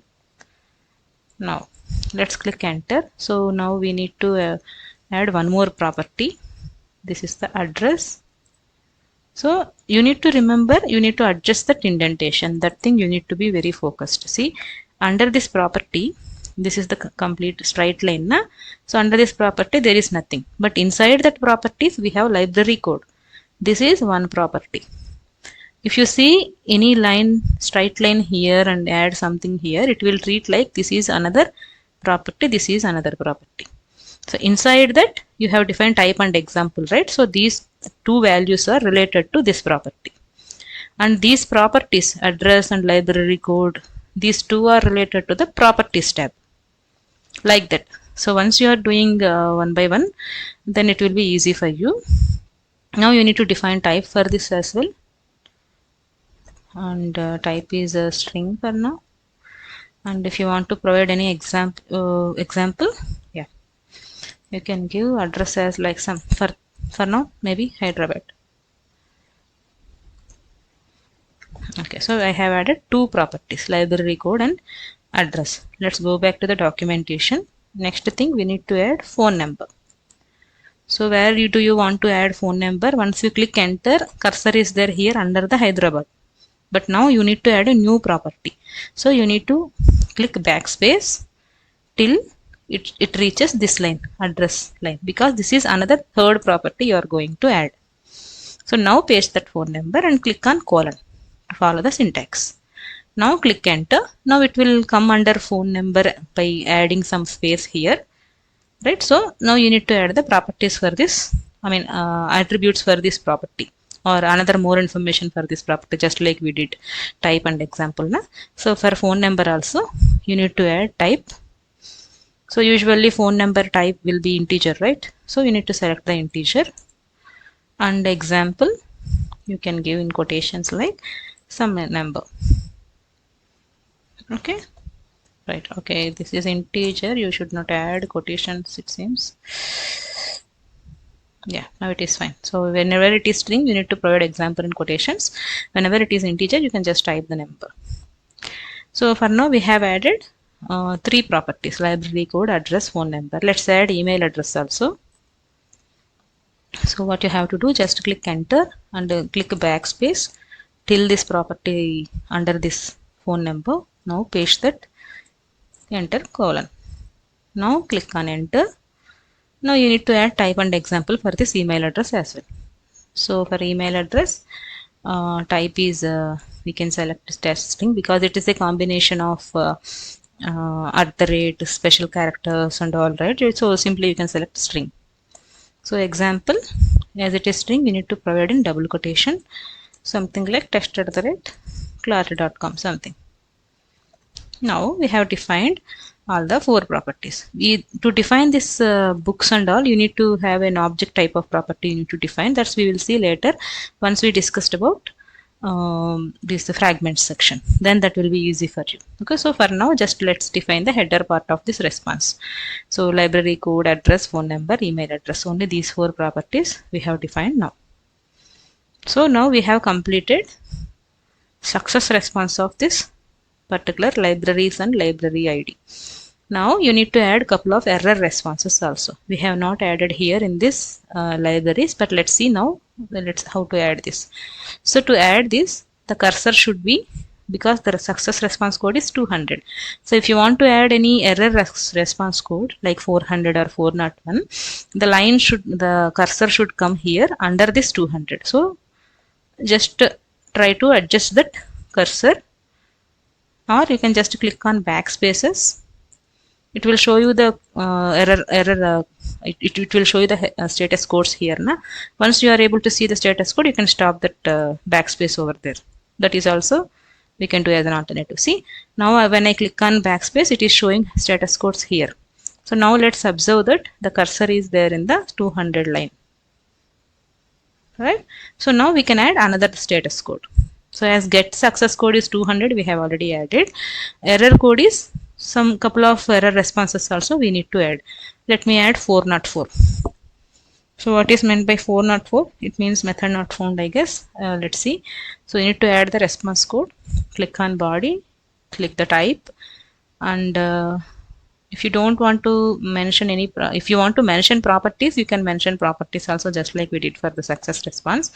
So for the error body, we have error code, error description, and three properties we have, right? Yeah, let's just go to this document. We have captured something here. See, for error responses, we have status code, error type, error description, correlation ID. Just ignore about this correlation ID as of now. Just remember this correlation ID is a unique ID which is used to track our logs, or which is used to track our transactions. So to find anything which is uniquely identified, so we can use correlation ID. This we can use it for the tracking and logging purpose. So if you want to define properties, you can define for this 400. Okay, so status code colon, under property you will have one tab and status code. This is the first error property we are going to define. Now click on enter. Again you need to give type. See, we have these are not mandatory actually for each and every property. I just selected a type and example, but you can add more details as well. See, we have a lot many details here. I just selected type and string for type and example for every property. You can give required equal to true, what is the pattern, what is the minimum length, maximum length. We can define all these properties also to make it more clear.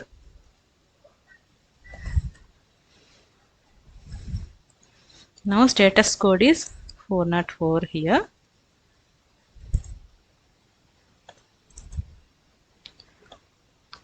Okay, so like that you can define another properties also. So another one is error type. Just adjust the cursor under the status code. Type the error code, type colon, click enter. Now you can add these two properties. You can maybe copy paste here. The error type is not found. So to do this copy paste, please make sure you are following indentation. Otherwise, you can just select normally one by one. That would be easy for you as a beginner. So third one is error description. So I need to click on enter and click on backspace to adjust the cursor under this. So just to paste here, click on colon. Now add the properties of type and example for now. We will add more details once we discuss about fragments in our next video. So error description, method not found, something like that. Okay, so we have defined only one error response as of now. You need to define, as per your requirement, you need to define these many error responses, 400, 404, and in real-time project we have a lot many error responses also, 5 to 6 or maybe 10, like that. So as of now, let's see this, because to type everything here, it will be a very big RAML for us. So okay, let's discuss on the fragments in our next section. Then we will see how can we segregate this. That will be easy for you to understand and follow. So for now, I have designed two get methods, and for this I have added headers and success and error responses. So let's see how to test this. Okay, so now previously we have tested this as well. So now let's test this. So let's click on that method name, click on try it. The select server, you need to select the mocking server. It will add some mock URL for you. Now come down, see what is the information we have given. Required field, library ID. What is this library ID? It is a URI parameter, because you have defined this as a URI parameter by using this syntax. Whenever you use slash flower braces inside that, if you add any key name here, it will treat it as a URI parameter. See the difference? Earlier we just have libraries only, right? Okay, let's click on that libraries get method.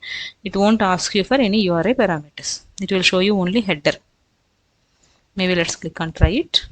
And query parameters are not there, URI parameters are not there, only it is asking for headers, client ID, client secret, correlation ID, which we have added here, because there is no URI parameter, no query parameter.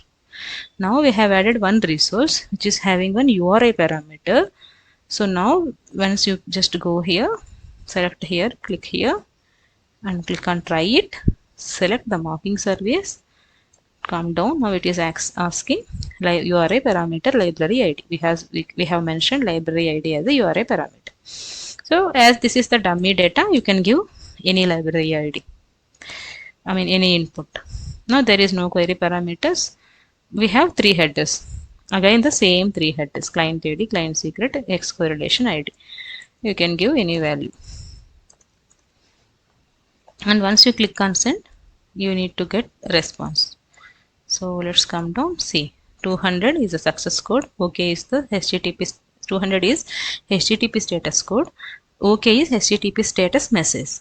But you got the response in this format. How can it take this?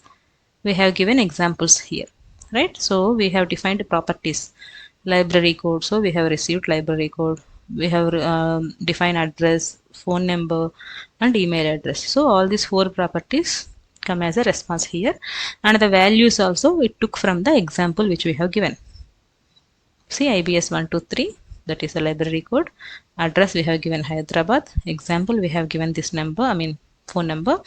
Email address we have given test@clark.com. So it took all the keys and values, properties and values from this in the defined, in the RAML itself for 200. So for 404, maybe we cannot replicate this. Let's try to remove any header. Click send. Here we cannot replicate that error scenarios. Let me try. How can we replicate anything? Maybe. Let me just off this. Now by default it is coming as a bad request, but the unauthorized one, other error responses we cannot test here. Maybe let's change that method name. Instead of libraries we can give something. Let's click enter. Let's click on see for not found, but the structure it is taking in the internal structure it is not taking structure from here, other type and other description, because we need to handle this in once we are doing the development. Okay, error responses maybe you cannot test properly here by using this mocking service, but you can test all the success responses. Okay, so now we are done with the design part of two resources which we have discussed. So our third one is create a new book, right? So to create a new book, we need to add one method, one resource called /books, which is a post method. Okay, which is a post method. We need to define that as well. So as this is the post method, we can see request payload, response payload. We have both. So as this is the post method, which means it is going to create or insert some data into a database, or it will add a new resource to the API. So whenever it is going to add a new resource, we need to send what resource information it has to add. So let's say, for example, if we already discussed this, right? So to add any new mobile number in your mobile, what is the number, what is the name? You need those two inputs, right? So how can you save that number with how can you save that contact without you know that person name or actual mobile number? So to save any new contact, you need to have input as or request as the person name and person mobile number. Just like that, to create, that is also one kind of post request we are doing. So to create a new book in the API resource, or to add a new book details into the database, you need to have some input payload or request payload. Request or input, you can remember in any way. So input payload you need to define, because post is going to create a new resource, but our two methods which we have defined is get methods. It is not going to create any new resource, or it is not going to add any details. Get method is used to retrieve the details, whatever the data is existing over there. So in that case, we don't need to add any input payload. But now we need to give input payload for the post methods, because what data it need to add. So it need to add this data into the database. So that is why we need to pass this book information here to add a new book. Right? So let's see how we can design this. It is little small difference is there for get and post. Now click enter and go to the cursor to the first line. As this is the new resource, we need to start from the line, without no spaces. Okay. So /books and colon. This is the syntax to actually add any new resource. Let's click here. See,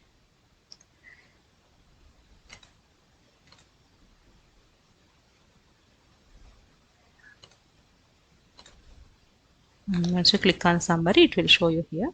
See, whenever you add this syntax, it will show one resource is getting added here in the API endpoints. So as of now, we have designed two endpoints.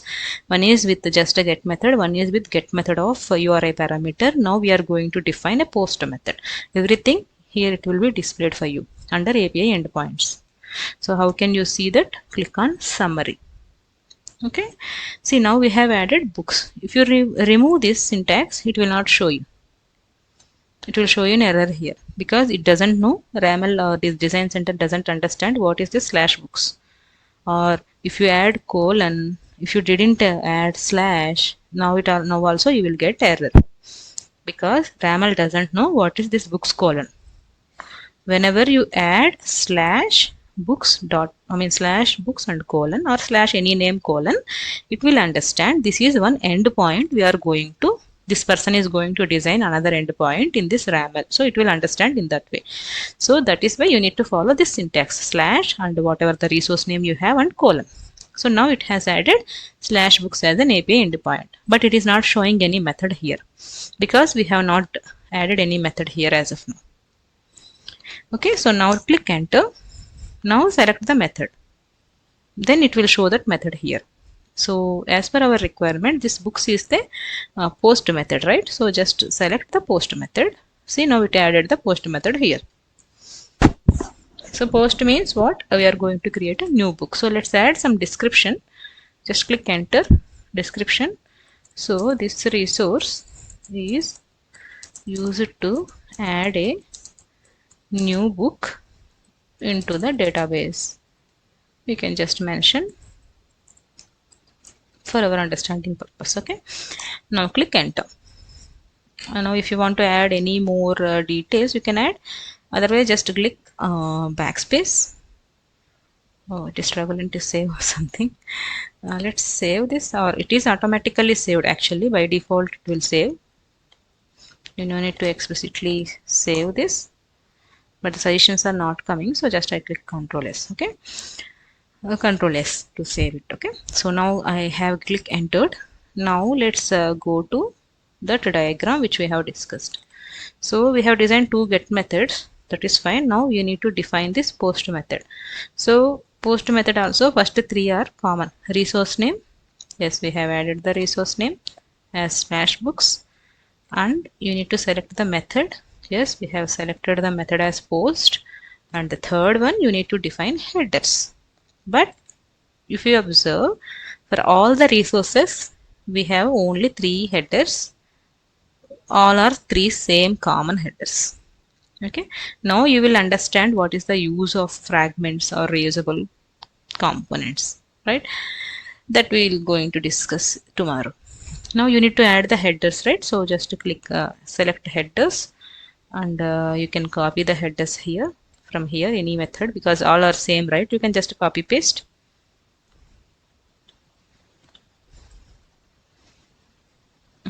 Yeah, again it is some indentation issue. You can just adjust that indentation.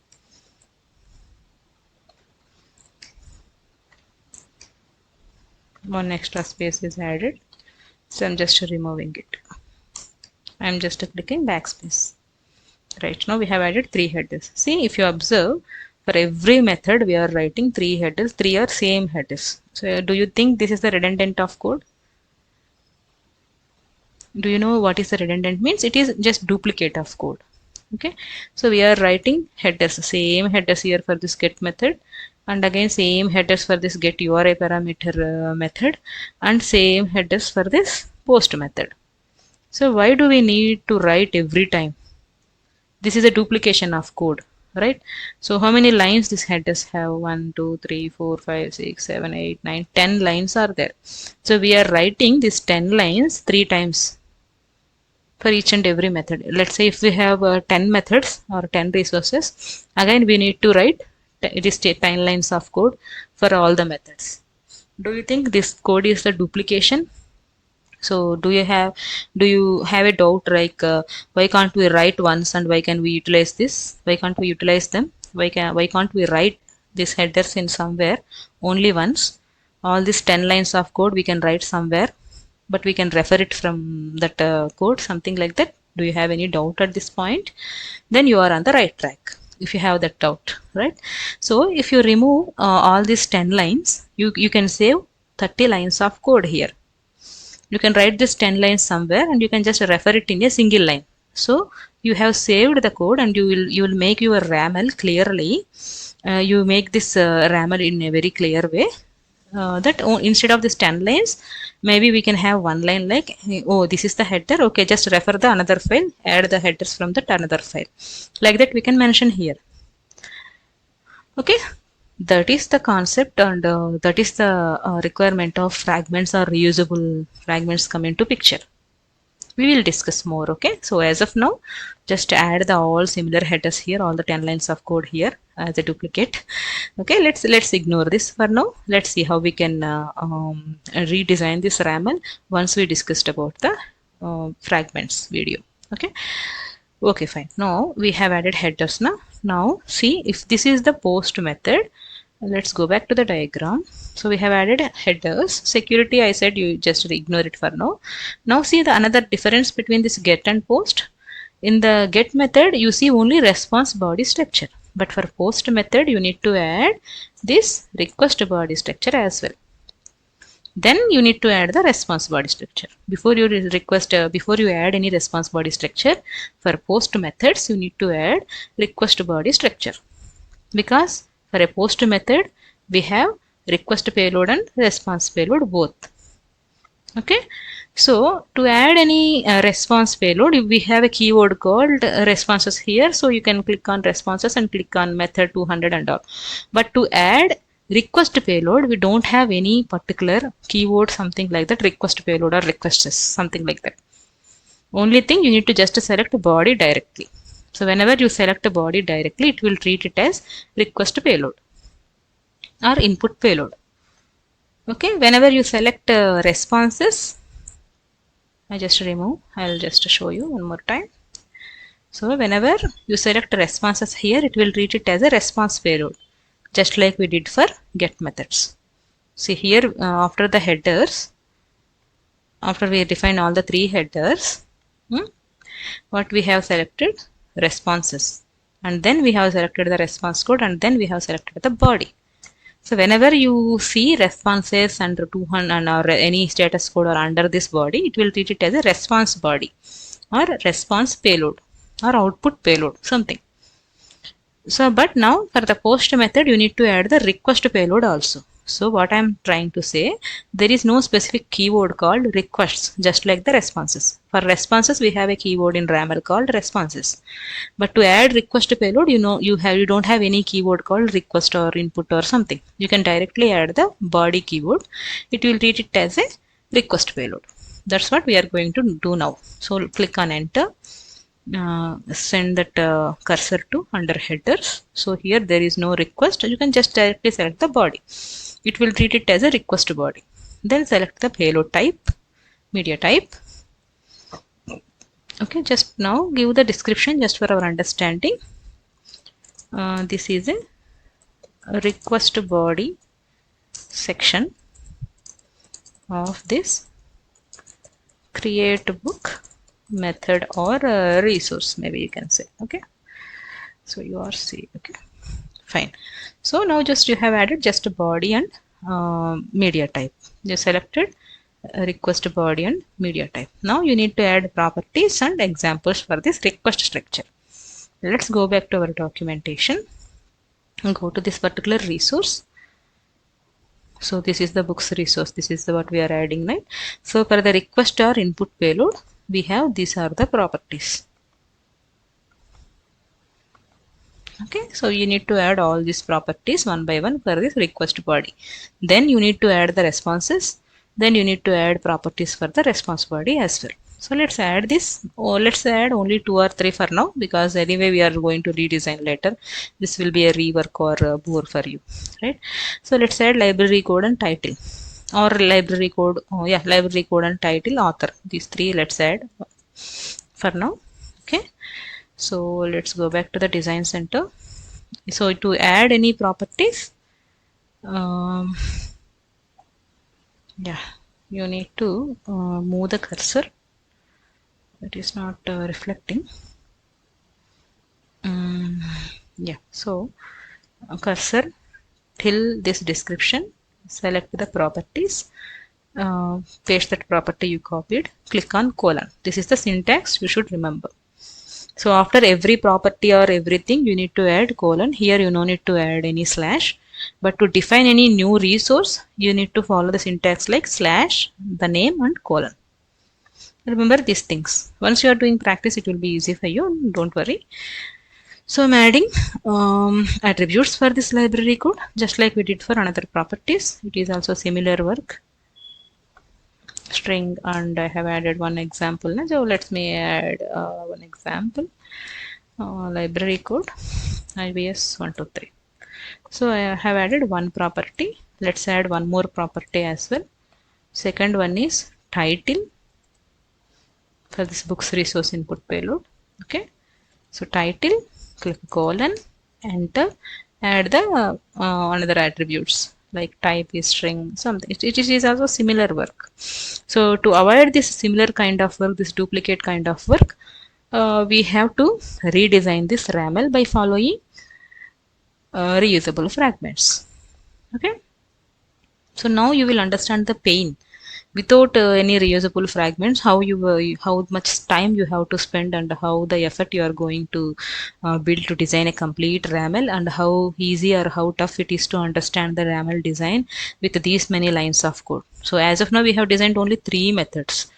For these 3 methods it has 100 lines of code. If you have multiple properties and multiple methods, it will go like anything. It will go like many thousands of lines, something like that. So to avoid that confusion, or to make it YAML clean and to make all things reusable, that comes into picture, the reusable fragments, right? So once you understand the pain of designing RAML in this way, then it will be easy for you to understand the fragments part. So that is why I'm doing this in detail now. Okay, the title is half girlfriend. Maybe some of you already fan of this book, right? Okay. So yeah, let's leave these two parameters. Let's add one more property. Author is Chetan Bhagat. So author colon, this is the property, and for this we need to add couple of information or property, sorry, attributes.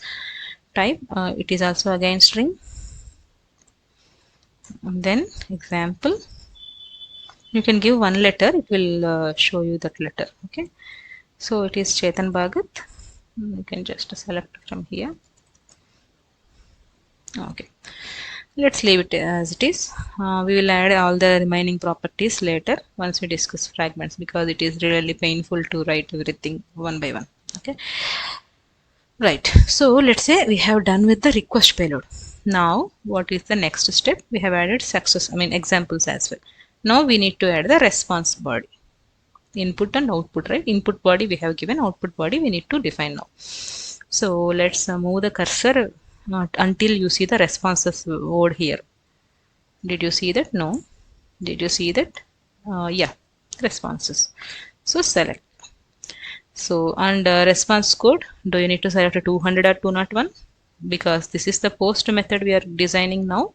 For post method, success code is 201. For other two get methods, we have selected 200 as the success response code, because the HTTP status code 200 is specific to the get method success response.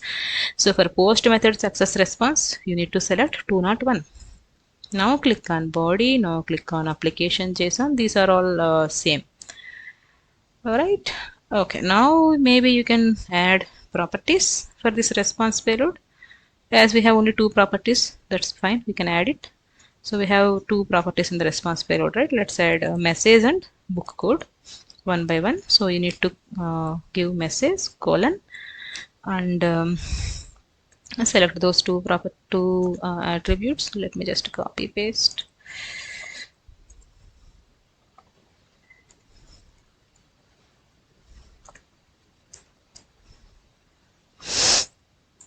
Another one is book code, right? The unique book code which is generated. We need to get that response back.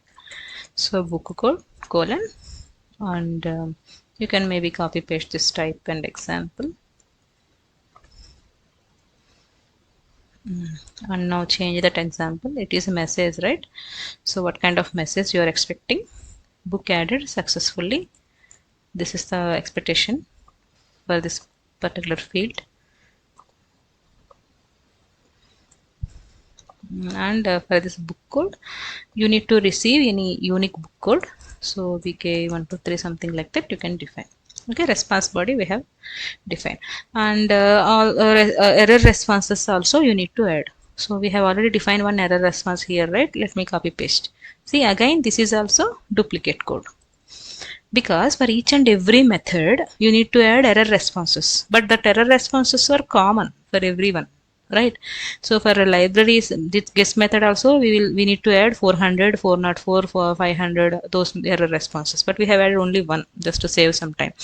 But in general we need to add all the error codes for all the methods. So let's say this is how many lines of code it is: 1 2 3 4 5 6 7 8 9 10 11 12 13 14 15 16 17 18. Let's say for example approximately it's 20 lines. So this 20 lines of code for one error code. Okay, so let's say we have to add 5 error codes, for example. 5 into 20, 100 lines of code will be repeated for every method, because for each and every method we need to add error responses as well. So again it increases the lines of code, it increases the pain to write everything again and again, right? So let's see how can we avoid this. So now I just move the cursor till this 201, because here status codes are available for me to add. This is the because this is the correct place I need to add. So as I copy the lines of code from above, just I would like to paste it here. It is having indentation issue. No problem. See, under 401 directly it is coming pasted body here. So we need to click tab. So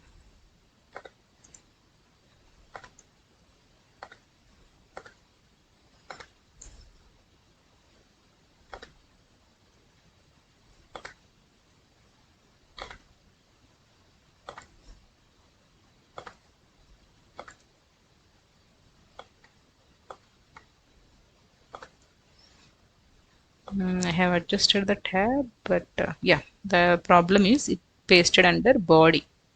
Sorry, under the application/JSON.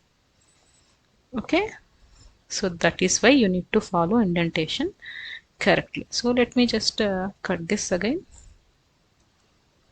and let's move my cursor till this body. I will paste here.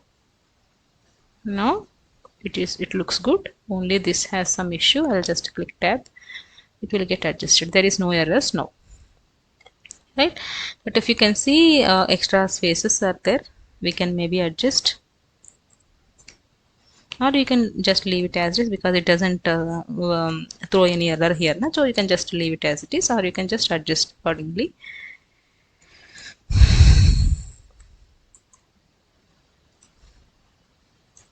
Because we have added a few spaces earlier, right? So that is why it is a rework again.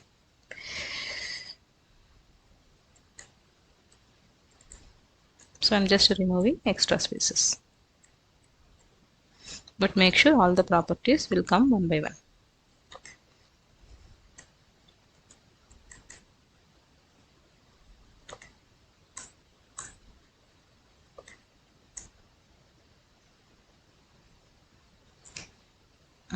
Still some error is there.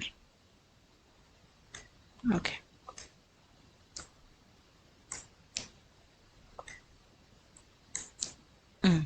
So under type, under example should be there.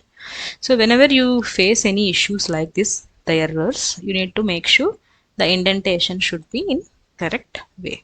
So that is why I just wantedly copy paste this and adjusted the indentation just for your reference. Okay.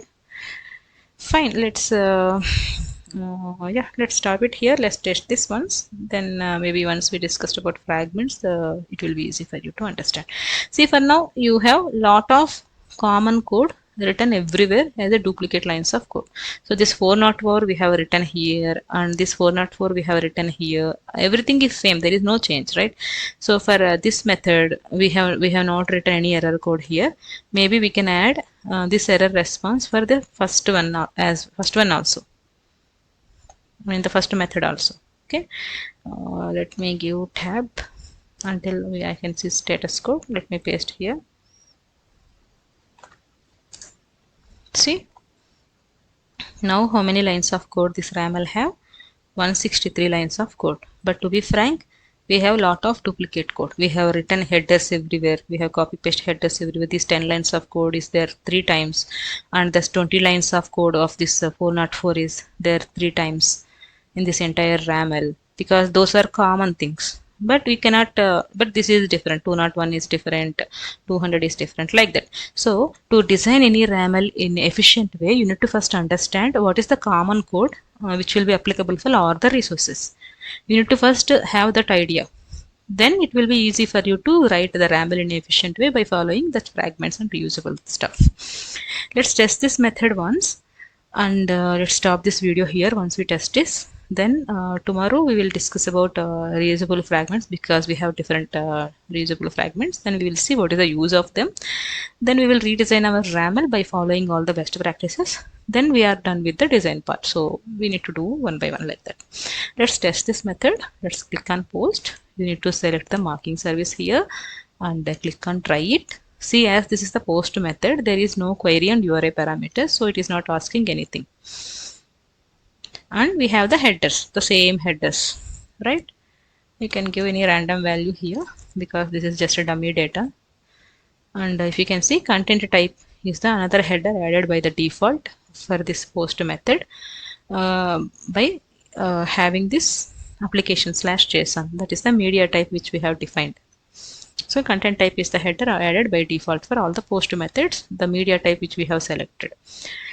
Okay, now this body I'm talking about, this body is the request body, input body. So it comes that input, it displays that input body from here where we have defined that properties and examples, right? From here it frame that input body here in the JSON format. So once you click on send, you will get 201 created and response. This response also we have added here as a structure. See, 201 This is the status code for this post method. If you observe or if you remember, by testing that get methods, you get 200 OK. 200 is the status code, OK is the status message which we have received. But for this post method, 201 is the status code, created is the status message as a success response. Okay, so for this response also we have added this properties message and book code. Only these two values it is coming as a response here. It took these values also from this example which we have defined. So everything you need to define in the RAML to make the complete design looks good. So this is how you can test or design any get methods by adding headers and properties and all for get methods or post methods. You can do in this way. We have one more resource also by defining query parameters that we will see later once we define everything by using fragments. That will save much time for you and that will be easy for you to understand. Otherwise you need to follow these many lines of code. It is little a pain. Okay, so yeah, okay guys, I think yeah we are done with this topic for now. Let's close this video. Let's conclude this topic here. Then tomorrow we'll discuss about fragments. We will redesign this RAML, then we will publish it to Exchange, and then we will continue. All right, I hope you like this video. This video is useful for you. Thank you so much. Please subscribe, share and like our channel. And if you want to have this course, maybe by this time you already buy this course. If you want to share this information with your friends, please share it, and let's enjoy the course and happy learning. I hope this complete entire course will be a little useful for you to get good jobs, right? Thank you.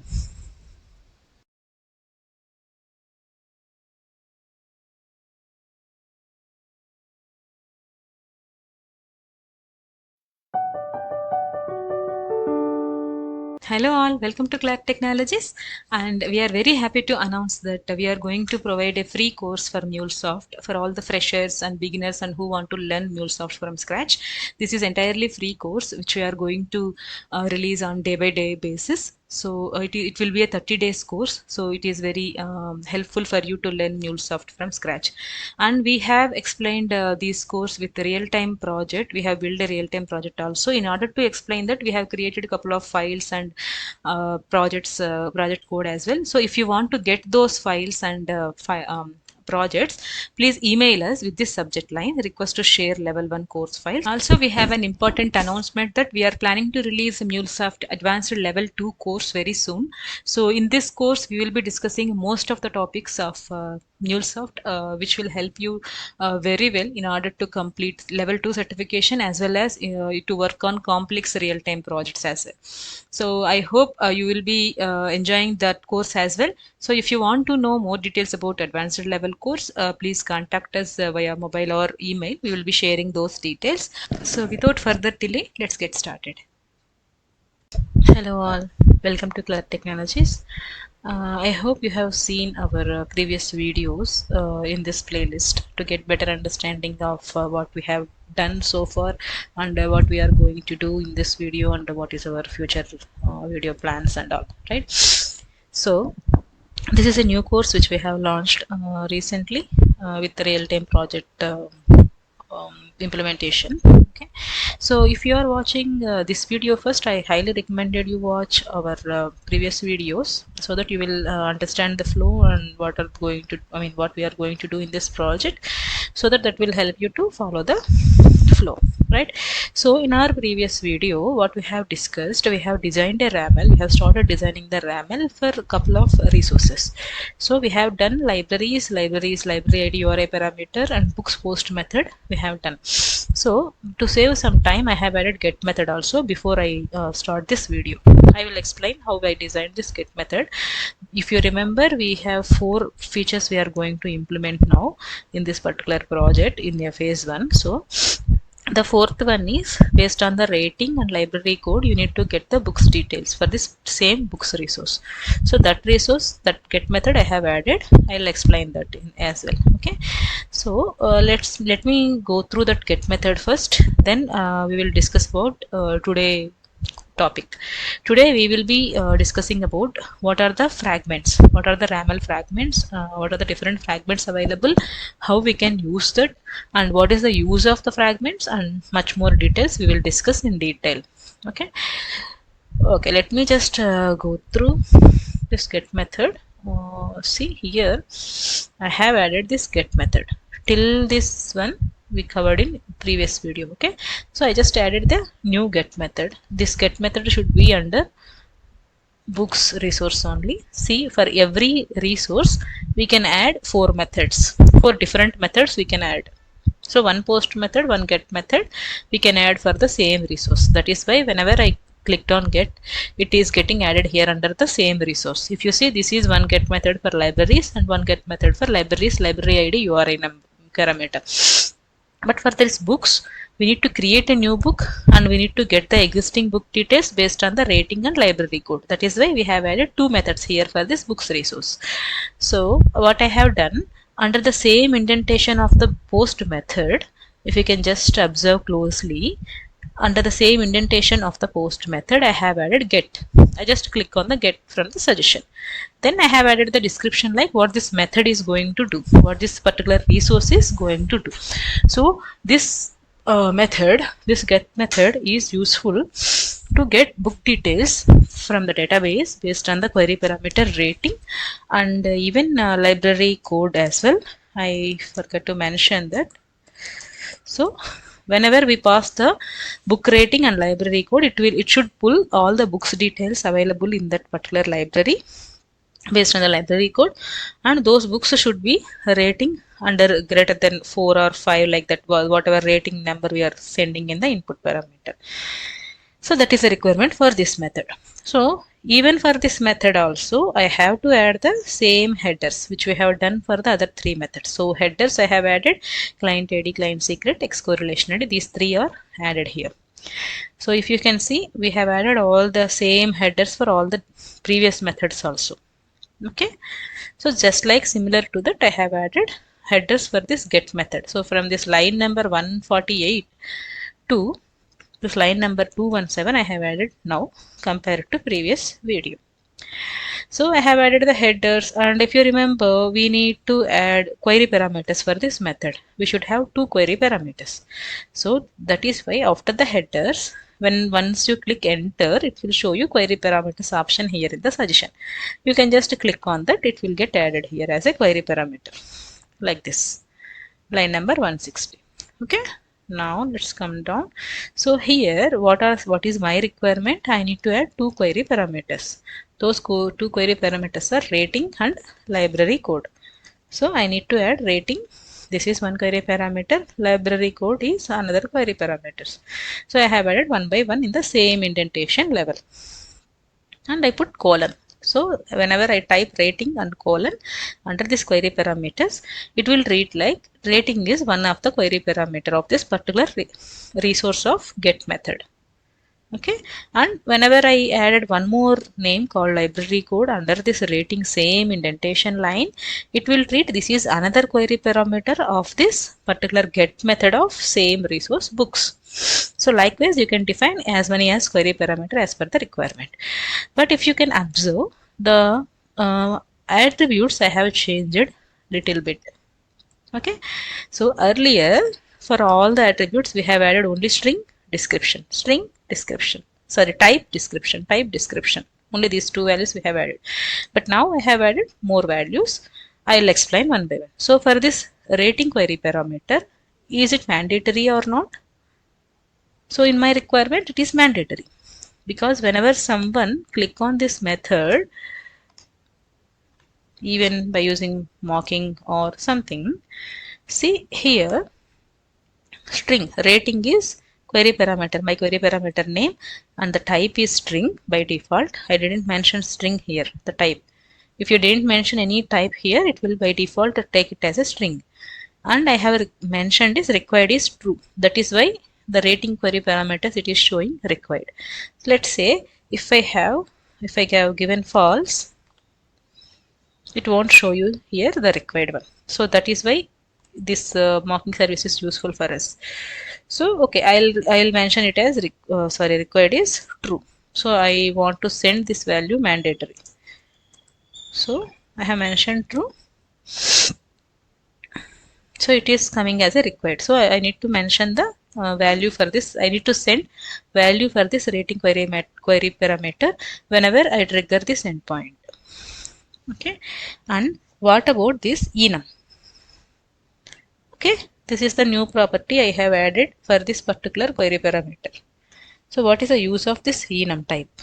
See, whenever if you have only fixed values, like for example, in any application form, if you want to fill any application form, there is a column called gender. So you need to mention you are a male or female, or you don't want to specify. Only three options are there. There is no another options, or there is no fill in the blanks, or there is no multiple choice questions answers like that, because for the gender we have only two values, male or female. You need to select any one of them. If you don't want to specify, maybe you can specify the another checkbox. I don't want to mention like that. That's it. At the worst case, we have these three options, but to be frank, we have only two options: any gender, male or female. That is there for usually for all applications forms. Don't come into controversy like another gender categories and all. Okay, just leave that topic. So we have only two values. You need to select any value, any one value from those two values. Okay, so like that, if you want to mention anything in that, as if that is your requirement, like if you want to select, let's say if a user have to send only rating 1 to 5, 1 2 3 4 5, if user have to select only any one value from these five values, now you can use this enum property here, enum attribute here. In that, in the braces, you can mention all the possible values. So whenever you mention the values here, it will show you. So enum value, you need to select any one value for this rating whenever you try this application. See, let's test this once, that you will be understanding in a better way. So you need to select mocking service here, come down, see rating. For this rating, only five values are there. You need to select any one value from this five. There is no option to select any other random value or something. You need to select 1 2 3 4 5. If you don't want to mention 5, you can just remove this. Now let's come back and run. Yeah, it is automatically refreshed. So now see, there is no 5 values not there. 5 is not there here.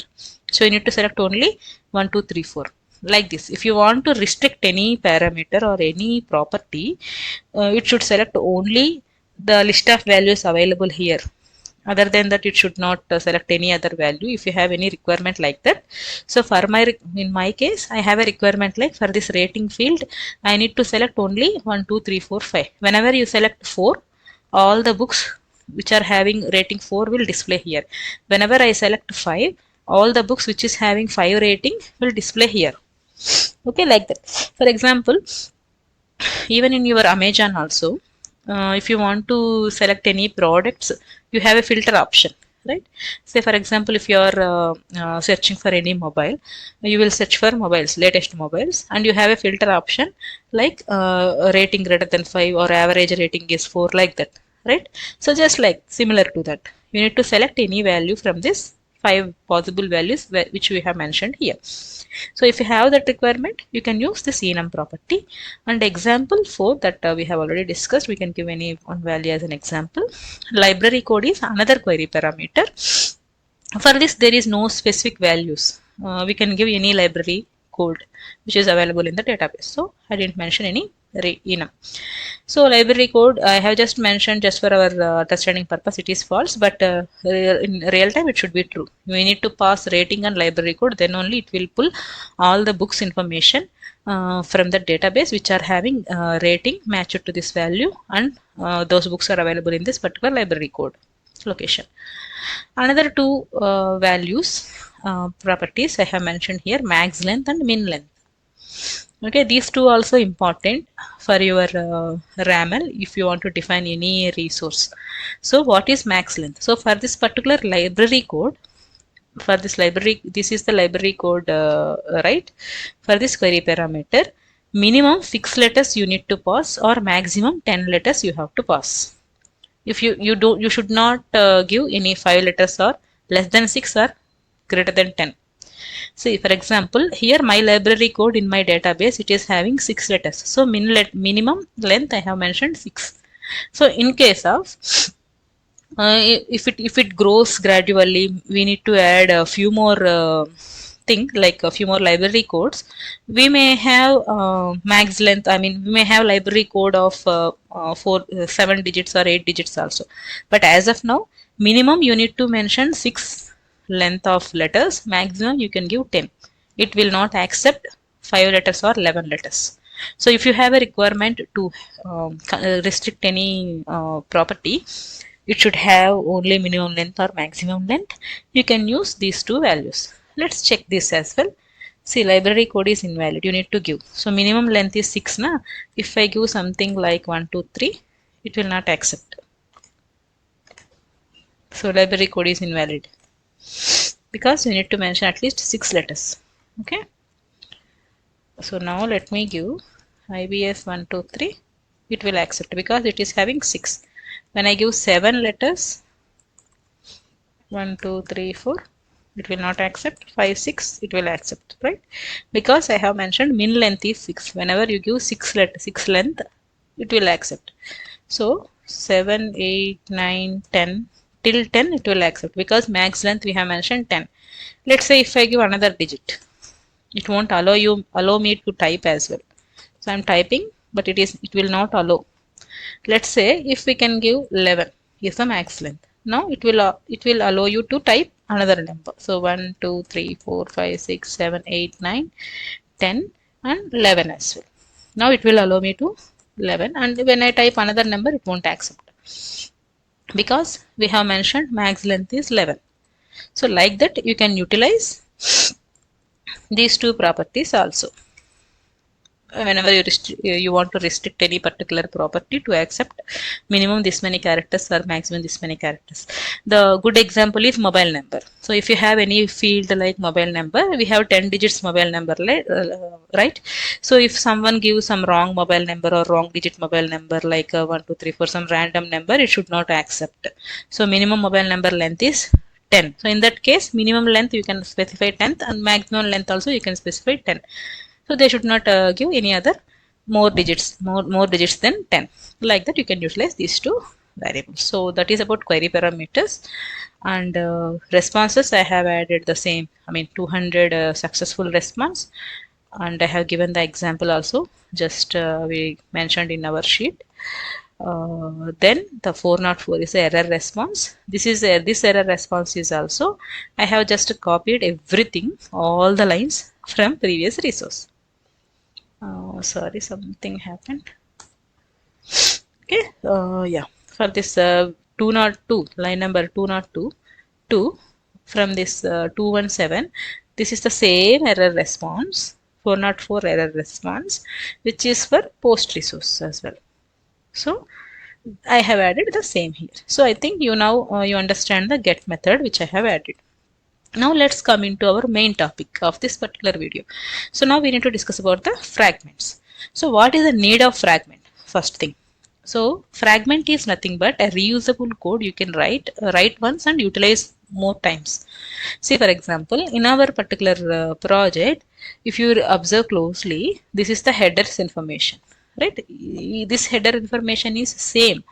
I mean, like client ID, client secret, external, I mean, X correlation ID, these three properties are under header, and these headers should be added to all the methods. So how many methods we have as of now? 4 methods. Okay, let me go to summary. So as of now we have 4 methods. This library is get, library is library get, and this post, and you can count methods by using these methods itself. How many resources you have? So 1, 2, 3, 4. You have 4 methods, and the headers information is common for all these 4 methods. So you need to write these headers for all the methods. Why do we need to write everything if it is same? Why do we need to write everything again and again?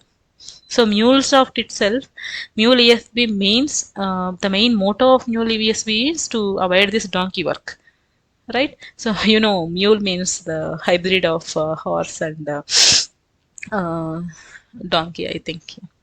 So the main motto of MuleSoft tool itself is to avoid the donkey work. Donkey work means doing the work, same work again and again. So that is why to extend the reusability, fragments is come into picture. So in our case, the same headers information we need to add for all the 4 methods. So what we have done as of now, so we have write the same headers here, and we have added the same headers here for this method. Also we have added the same headers for the other post method and get method also. So why do we need to write the same code again and again? To avoid that, we have a fragments. So by using fragments, what we can achieve, we can write this code somewhere only once. I mean, we can write this complete headers information. Let me just copy. We can write complete headers somewhere in some other file or some other place. We can refer that into all the methods. Instead of writing all these 10 lines again and again, we can write somewhere these 10 lines and we can refer this in all the methods, so that will reduce the code, right? That will be easy to extend that will make our RAML also user friendly, and it is very human readable, right? So to avoid redundancy of code, duplication of code, fragments come into picture. Only thing you need to know which fragment is used for which purpose, and how we can include that fragments into our main RAML to make a complete RAML. That thing you need to know. And another one is also for this properties. See, for this success response of this, we have library code, library bench, these 2 properties we have.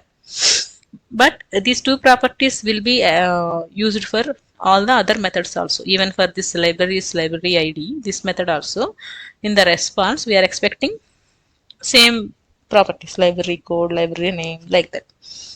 So this is another scenario. So if you want to instead of writing all the request parameters, or how can we say, request properties or request payload properties, request payload fields, all the fields again same for all the methods, instead of writing again and again, we can write all these properties information somewhere. That is another fragment.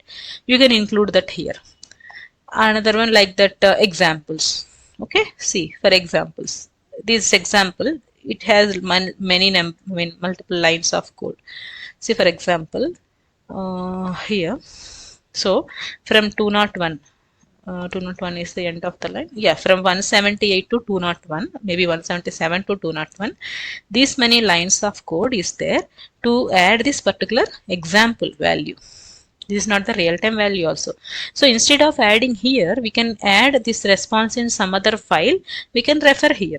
So in that way, it will save this 20 lines of code, and your RAML also looks good. And we can use this example for even other resources as well.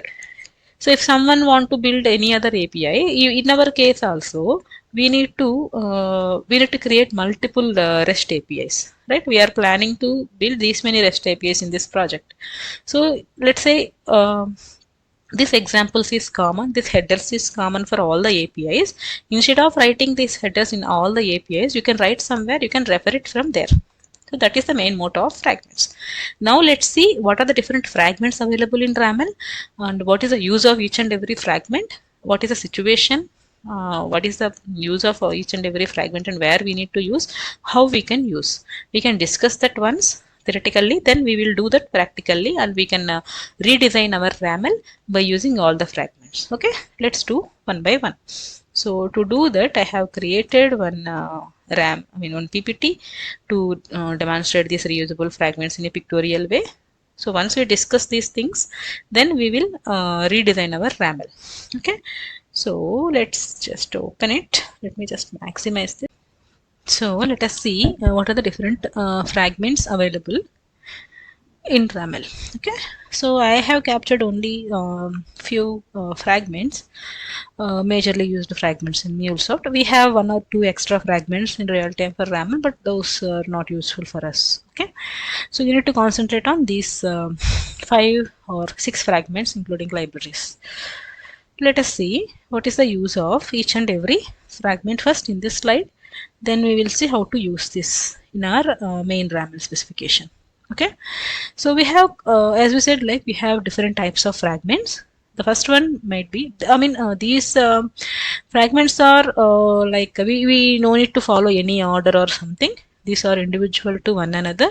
We need to remember what is the use of this fragment and how to use it, how to design it, how to include it, or how to use it in our specification. These things you need to know first. So traits. What is the use of traits fragment? As we see in our RAML, we have common header parameters for all the methods, right? The client ID, client secret, X correlation ID. So all these three headers are common for all the methods in our RAML. So to capture or to have all the common headers in one place, we have a fragment called traits. So by using traits, we can capture all the common headers or any common query parameters. We can capture headers and query parameters in a separate trait, and then we can use this trait into our main RAML specification. So as of now, what we have done, we have created one RAML, right? This one. This RAML REST API is nothing but API specification. It means it is the actual RAML. Whenever you see the first line RAML 1.2, this is API specification. It means this is the main RAML, this is the actual RAML. But whenever you are going to create which one, the fragment. Okay, let me just re-log in. It got expired. So whenever you create a RAML fragment, it doesn't mean that we cannot use the fragment individually, or we cannot call the fragment individually. But this RAML specification is the one which is the main RAML. We can utilize this main RAML, but fragments are little pieces of information it has, so we cannot treat that as a RAML specification. You will understand better once we design all these things. You will understand better what is the difference between fragment and specification. So let's first concentrate on what are the different types of fragments available. So traits is useful for creating common headers and query parameters. Remember that part. Then maybe security schemas. What is the use of security schemas? So if in your application, maybe in our REST API, we are going to apply a couple of policies. Like we will discuss in more detail what are the different policies available and all in later sessions. But now just remember, security schemas fragment is used to capture all the common security related information or authentication related information. So in our API, we need to provide security. That is the paramount thing. That is the main important thing. Where before you deliver the application, before you deliver the API, you need to make sure that your API is more secure. Okay. So to do that, we have a couple of policies in API. So we need to apply those policies in our REST API. While applying that policies, we need to send couple of headers or a couple of other information like tokens and all to access that API. So that information we can capture in security schema fragment, and we can utilize this in our main RAML specification. Next one is data types. So what is the use of data types fragment? If you remember, let's go back to our RAML. As in our RAML, we don't have any security schema as of now. That is why I didn't cover that here. Okay, so data types. Coming to data types, see. For this slash libraries resource, for this get method,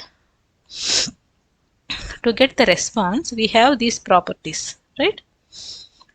Get response properties, library code, library branch, right? So how your response payload looks like this. Okay. For the post method, we have this for this, right? So yeah, for the post method, how your request payload looks like. We have this request payload.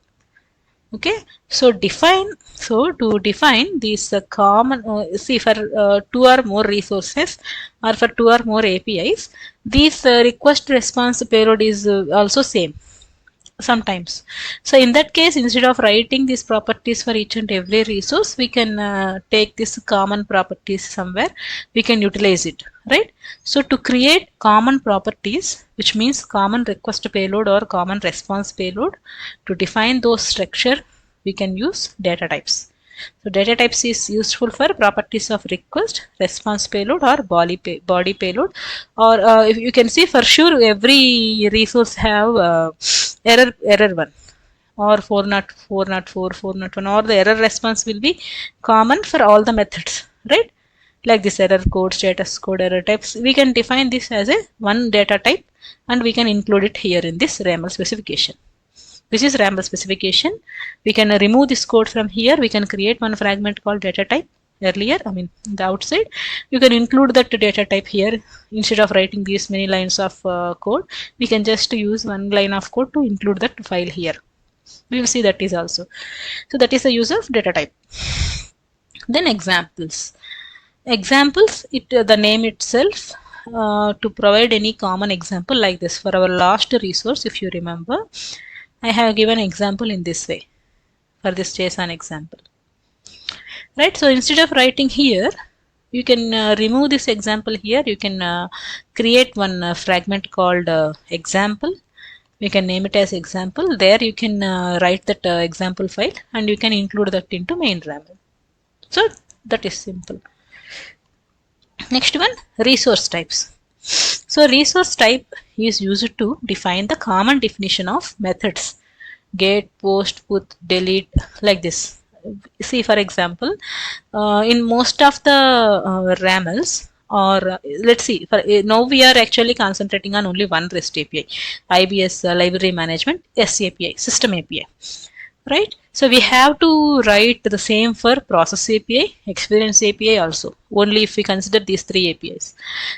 But in real time, actually in our whole project, to complete this whole project, we have to implement multiple APIs. So let's say these are 9 APIs visible here, right? Let's say 4 of the APIs are using same get method, same get definition. So for that, maybe we can create one common get method. We can include those get method into all the 4 APIs, right? So to do that, we can use resource type as a fragment. We can create one fragment of resource type for all the common get, put, post, delete methods to define the structure. But the actual data, actual responses will differ. That we can manage through other resources, other fragments. Okay, so to define any common definition of methods, we can use resource types. So this is the use of all these 5 fragments. So then what about libraries? Library is also one of the fragment, but library means you can include all the data types, all the traits, all the security schemas, examples, resource types into one file called libraries. So you can define traits individually, security schemas individually, data types individually, all these things individually you can define somewhere. Let's say if you want to use one trait from this, 2 data types from this, 1 example from this, 4 resource types from this.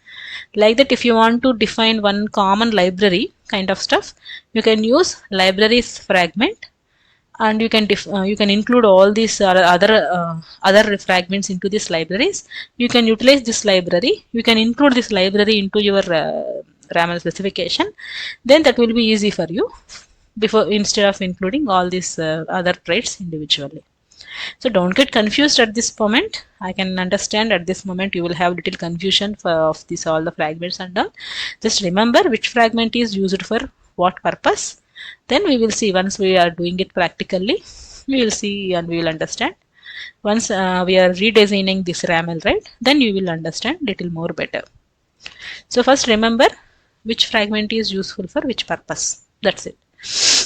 So library means you can simply remember it's a collection of all the other fragments. Okay, traits is for headers query parameters, security schema is for authentication, data types is for properties of request payload or response payload, examples is for providing sample request or response payload sample examples, resource type is to define common get or put or HTTP methods or REST methods. Library is collection of all these things. So collection of all the other fragments is called library. So just as simple as that. Just remember only these single lines. Okay. Now in the next slide we will see how to define this, how to use this in main RAML, or then in our next how to define this first thing, how to import them into main RAML. include, and then how to use this into body of the RAML. So by visiting this one, you will not understand this point. Let's start doing the practice. Then we will understand these two slides. I will compare these two slides and I will make you understand these things. So as of now, we will just hold on for these two slides. Just remember which fragment is for which uses. Then actually, how many ways a fragment can create?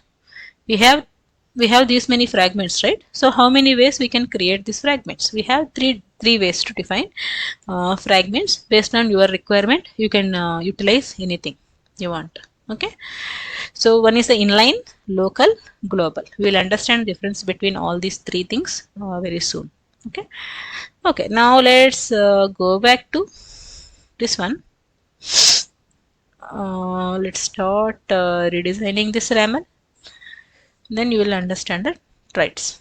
See, now let's first get rid of this header section. So in every method we have, see, for now, let's see how many lines of code we have for these 4 methods. We have 217 lines, right? Okay, let's create a fragments and let's simplify this. So I'm just copying headers from here. Sorry,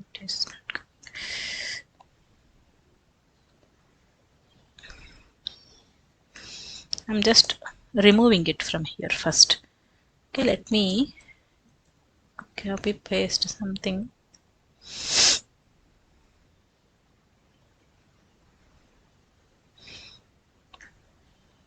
I just wanted to take this backup in one notepad. Okay, let me just paste it here, the header section.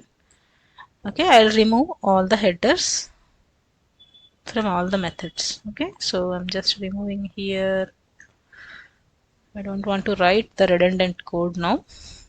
Okay, so now I'm just removing here as well.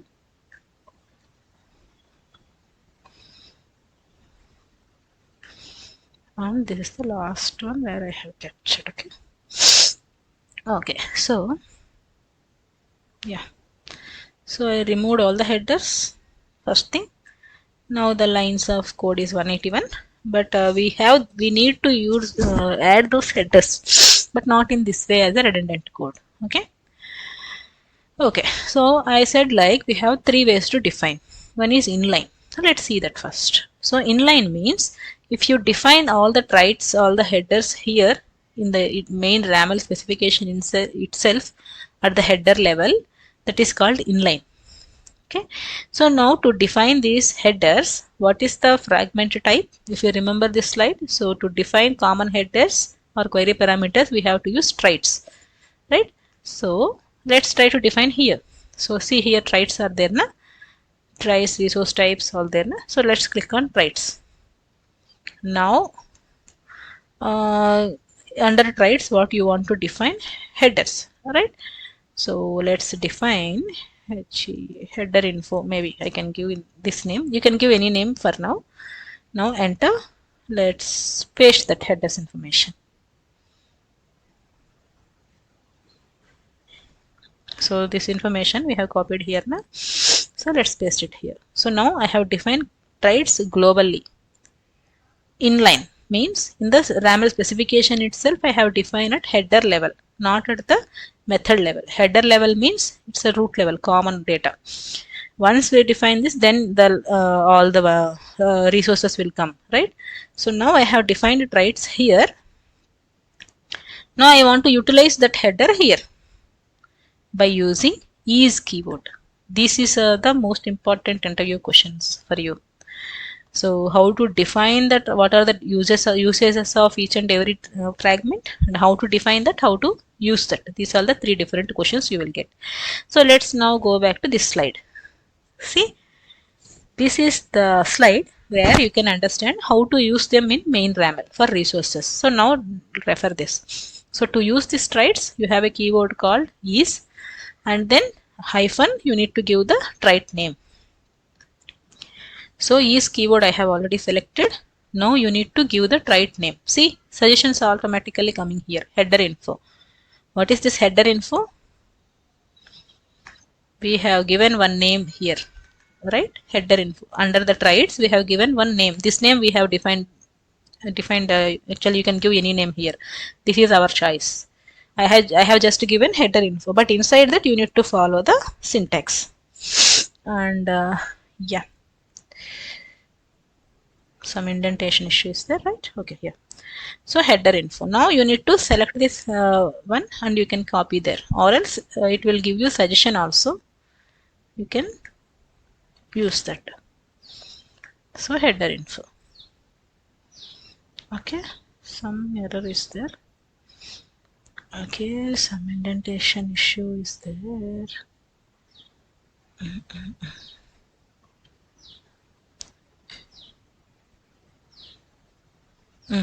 Okay, so I think this one we need to just, yeah, some indentation issue is there. So ease is coming under just get. So I just click on tab, just adjust the indentation. So just please make sure you are just observing the indentation. If any error is there, just try to adjust the indentation where it throws the error. Okay. Right. So now see, I didn't write that 10 lines of code. This 10 lines of header code, I have written it as a common one under trites keyword. Now by using this name, I am referring here in my method. Now let's see, let's test here. I have defined only for libraries get method. Now see, here all headers are coming. Client ID, client secret, correlation ID. These three headers coming, right? Why, how it comes? We have given one name here under this trite. This is nothing but defining the trites, defining the headers. To utilize the header, you are using the keyword is, and then you follow this syntax and you have given that name here. Now it will be appended to your method. Those headers are coming here when you click on the method. Client ID, client secret, correlation. Let's see for other methods how it looks like, because we didn't call this is header info in other methods, right? So let's check the other methods. So for library ID URI parameter 1, there is no headers. See, it will not show any headers here because we didn't call. Let's verify for book post also. So for here also it is not showing any headers. It is not asking any headers. Maybe you can click on try it. Okay, there is no header information because we didn't add those headers here. See, there is no headers. Copy headers, under header it is empty.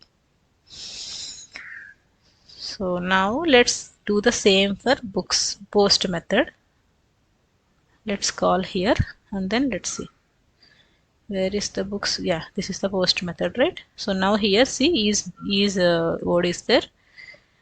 You can just invoke that and now see the difference. See, once you call that with header info, automatically under the header section it is adding these three headers: client ID, client secret, X correlation ID. How these three headers come only with this one line of info? This is nothing but we are invoking that header here, but we actually define header here. So all these 10 lines we have defined here, but by using this name we are invoking in the methods wherever you want, right? So this is as simple as that, but it needs a lot of practice. So once you practice these things 1 or 2 times, then this will be easy for you.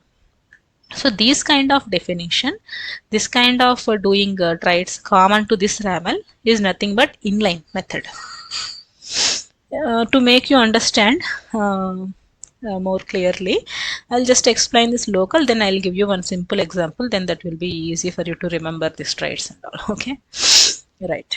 So this is nothing but inline, right? So what is the use? What is the use of defining here? So whenever you define any trites or any fragment here inside this RAML specification itself as a header, and if you invoke them in these methods, you can utilize these headers only inside this RAML, inside for this methods only. If you want to invoke or if you want to add this header information, if you want to include this header into some other RAML, it won't be possible. See, for now, library management SAP, we are implementing a system API. So here in this RAML inside, if you define this, it is local to this particular specification, right? So this code is available here in this RAML itself. So it is available for this RAML only. If you want to include this header information for a process API or any other API, it is not possible because code is available here only in this RAML inside local to this RAML. So that is nothing but inline. But we can actually we can remove this from here. In real time project, we are not going to do any inline thing. So I'm just removing. Yeah, it will throw you error because this header info is not there here. So it will throw you error. Let's wait. Let's do one thing. So here we can create. Okay. So instead of adding inline information here, we can create a file. We can create a fragment called traits. Inside that we can paste that header information, and from there you can invoke it here in your methods. Okay. Then that we can see now. Okay. Now let's create one new folder called traits. This is again local method of creating fragments, because even though if you externalize these files here, it is available in this particular API only. So we cannot invoke this particular traits which we are going to create here. We cannot use this for other applications. Okay, so let me create one and I'll explain little more. Okay, now let's click here, new file. Okay, see here it will show you file type na. Instead of specification means main RAML. So now we are going to create one fragment called traits, right? So instead of this file type, you can select traits. See here all the traits, all the fragments are available. This annotation type, user documentation, and extension, overlay, these four are not that much useful for us. So we will not discuss them. So traits, create a trait. You can give this name as trait headers. You can just give any name. Click on create. See, now it will create one trait fragment for you, the RAML 1.0 space trait. If you observe main specification, it is just RAML 1.0. So this is RAML and this one is the fragment. Which fragment? Trait fragment. By using this, you can remember easily. Okay, now click enter and paste that information. Now you no need to add these traits and you no need to add this header info. You should not give all these things. Okay, you can directly define headers.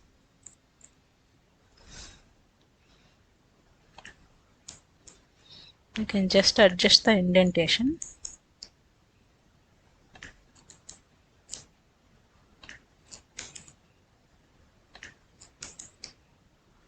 To make it clear, you can leave as it is if you don't see any errors here, but just for yeah. So in this traits you have defined headers. Under that you have defined 3 headers: client ID, client secret, and X correlation. Okay.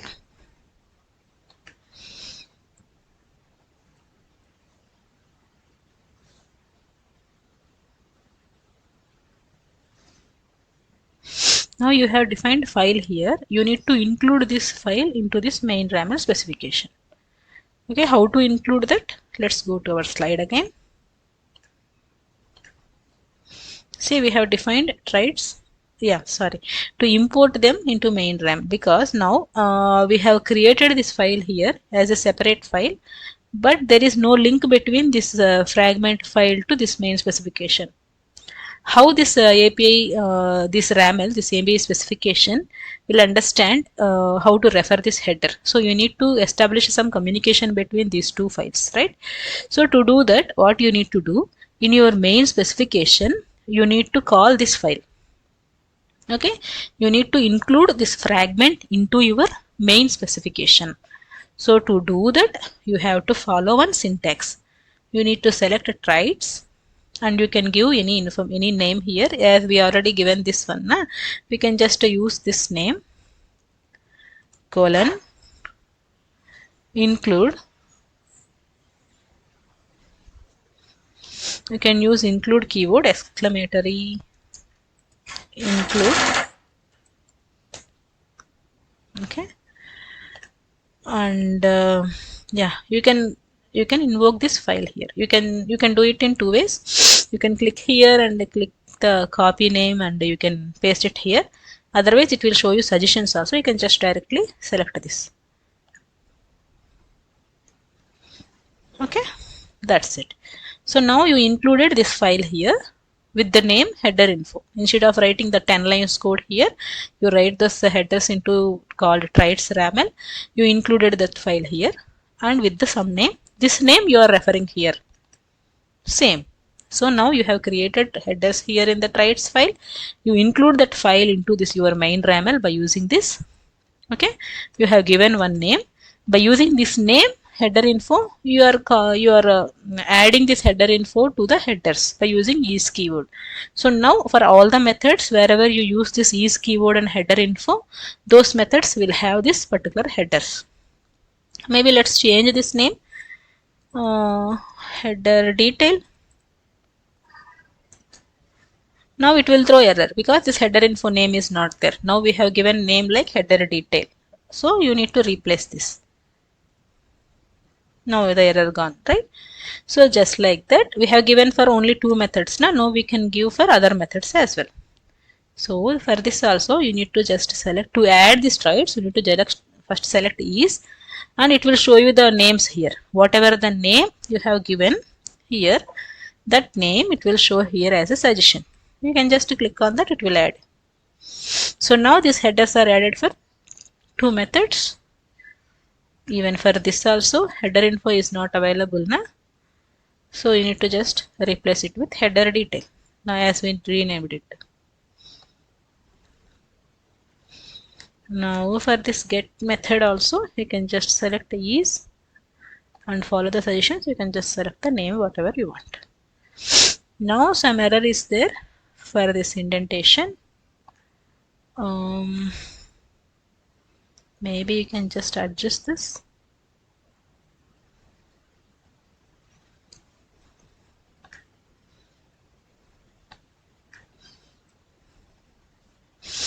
Let me see, some issues there with indentation. Let me just remove this as well.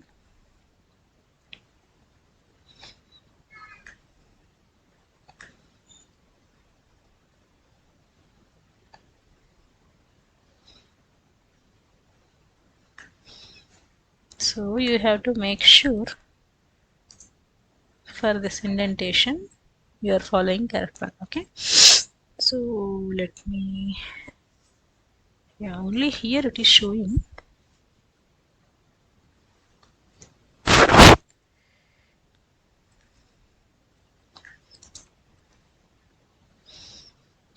No, again here it is showing that error. Okay, let me see how can we adjust. Okay,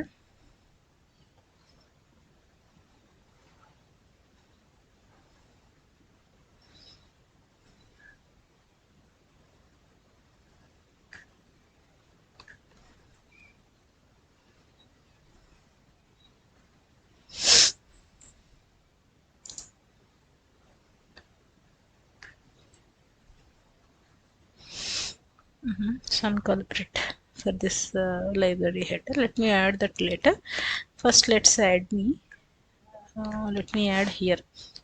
So is header info. Okay, now this you need to adjust. There is no error. Okay, now let's see how we can add this. So types and traits is this one. Now there is no error. So be careful while adding this. Just if you find any issues, just remove it and adjust it from starting onwards. Then it will be easy for you. It requires practice. That's it. So for all the methods, we have added the traits now. Okay, like this, you can add all the traits, properties, and everything here by creating multiple files and including those files here. See, we need to do in 3 different steps.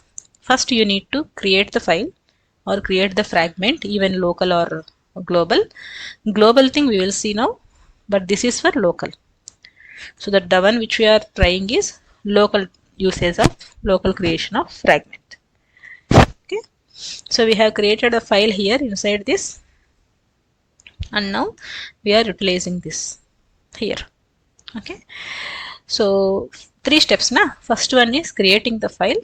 Third step is include that file by using the correct keywords and all, by using this into your main specification. See, to do that you need to remember few things. See, yeah, this one.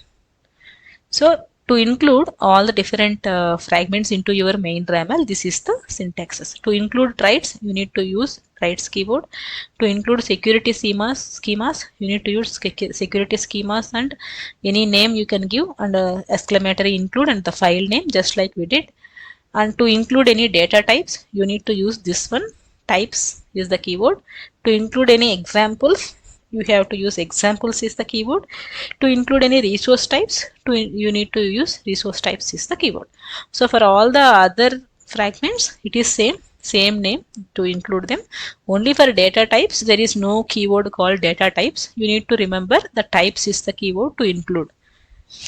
Okay, so likewise you can create as many as fragments as per your requirement, then you can use that. Only for libraries you will see the keyword is called usages, then that we will see in later. Okay, so this is called a local definition or local method of creating these traits and including it in our RAML and referring them. So we need to first create the file, include the file into main specification, use them into all the methods. So these three steps you need to remember before you are redesigning your RAML, before you are working on any fragment, you need to follow this.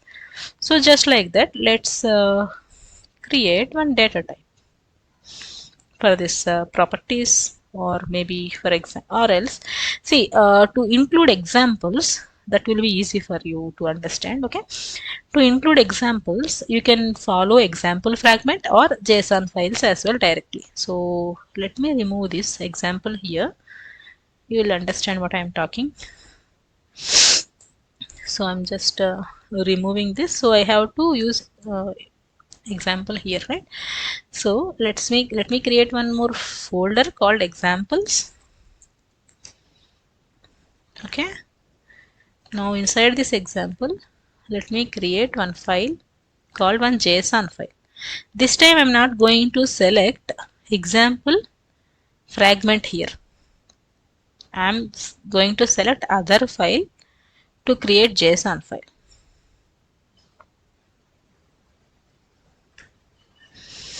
Okay. Now let's see where is the other one. Data type use of documentations. It is not allowing us to create other files. Maybe we can just create this JSON file somewhere, or you can import it. That will be all. That also work. So just paste it here. Save it with some JSON. Maybe on desktop I can save it with some file name. Let's see. Where is the desktop here? Oh, okay, downloads. Which method is this? You can just give any reasonable name, or this is to get the books information. If I'm not wrong, yeah, get the books information based on the rating, right? Okay, let's give some reasonable name.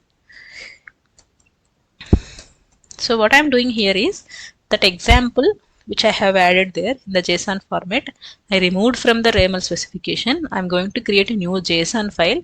Inside this JSON file, I will paste that JSON data, and now I will include this file into my specification, and I will refer that. I'll show you how we can do that. Okay, get book info based on rating dot JSON file. This is the JSON file, right? You need to mention that. Let's save this. Okay, Now let's it's in the downloads now. Let me import that file here under this folder. So you can have import option. So you can select file and choose this file from downloads where you save that. Now this JSON file is getting imported. Now this file is imported now. So now you can use that file here by using include keyword. Include. Now it will show you all the folder structure also. See, I want to include example file here, right? So just click on example. Inside that it will show you what are the files available. You have this file. So just click on that. Right? So instead of writing those 20 lines of code that complete example here, you can have the example in this JSON file.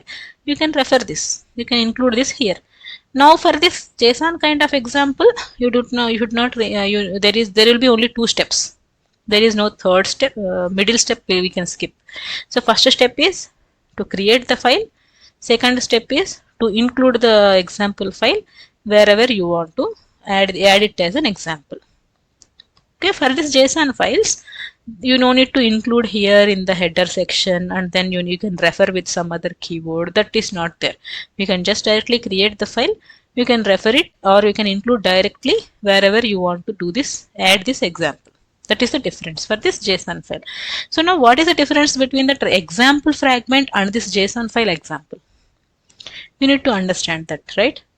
See, for example, if you select any example fragment, you need to define all the examples field by field like this, like query parameters or like any other properties which we have defined here. Okay, so like this, you need to define for each and every field. You have to provide example, and you need to create that example.raml file in that way. That is little painful, right? So instead of that, we can use one JSON file. You can just copy paste the requested response from your technical design documentation, or where you have saved the required request and response. It is easy for us to copy this JSON file here into a JSON file. We can include that here in this example. This is little easy compared to the example fragment. That is why most of the projects are following this one while working with examples stuff. This is little easy. Okay, or else you have to define all the properties examples one by one like this into a example.raml file. Then we need to refer that here in the specification. We need to use this in the method. So that is little painful and it will take time. So we can just do this as a workaround. If you have time, if you have patience, you can follow that as well. Right? Okay. Now we have seen examples and traits. Now let's see how we can define data types, right? So now I am just removing this. This is for error response. Na? For error responses, 404 body, we have this 404 body for all the methods. Right, now let's see how we can define this, how we can utilize this. Now I am just removing these properties here. Okay. I am just pasting it into some other notepad. Let's keep it here. Now see the properties. Properties means any request payload or response payload. What is the fragment available for that? We need to use data type. Data type is the fragment. Okay, this slide. Data type is the fragment. If you want to create a common properties of request or properties of response. So now we have to create a data type for this 404 error response. So for that also I am just going to first create a new folder. So for each and every fragment type, it's better to create a new folder and in that folder create a file, because we have multiple data types. We will create multiple traits, we will create multiple examples. So if we have all these things in a single folder, that will be little clumsy. To make it little user readable, it is the best practices that we can do. Okay, so now data type is the folder. You can give any name for this folder. There is no rule that you need to give any name, but just for our understanding, it is easy to refer to include the files. That's why I'm just giving the meaningful name. So now in this data type folder, let's create new file This time the file fragment type is data type. So now just click the data type. It is giving data type. Now let's name it as 404 data type, as we are going to write properties for this 404 response. Let's create. See, now it is showing data type. Now let's paste that. If there is no error, you don't need to bother about these extra spaces and all. Otherwise, maybe you can just okay. Let me paste now. Again it is pasting another properties. Just let's remove. Let me just paste only this part. I just wanted to remove this extra spaces, that's it.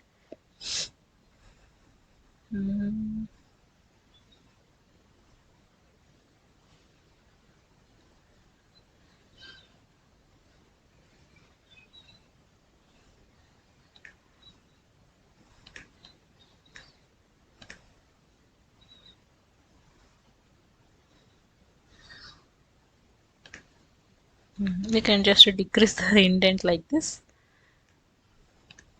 or else you can just ignore. If there is no error there, you can just ignore.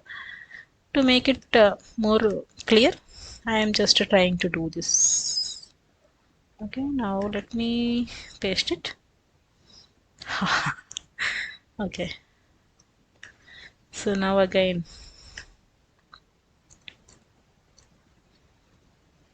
okay, mate.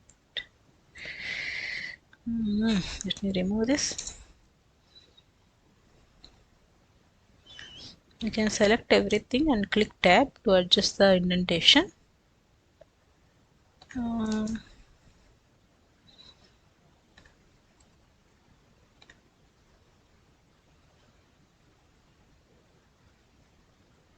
Again another properties is included, that is the thing, sorry. Yeah, now yeah, this is the one. Yeah, we did nothing. We just copied that 404 properties, and we just create one data type kind of fragment here. We paste those properties here, that's it. So now we have created this.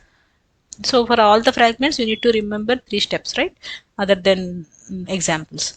So for data type also we have created the file. Now what the next step, we need to include that file in the header level, then we need to refer at the method level. So the second step, to include the file. Now go back to this presentation.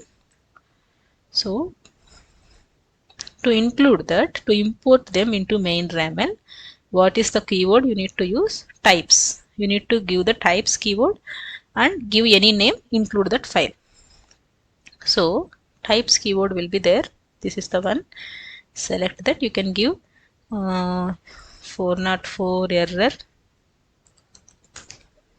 Any name you can give. Now you need to include that file which we have created here. Include. Now it will show you the folder structure also.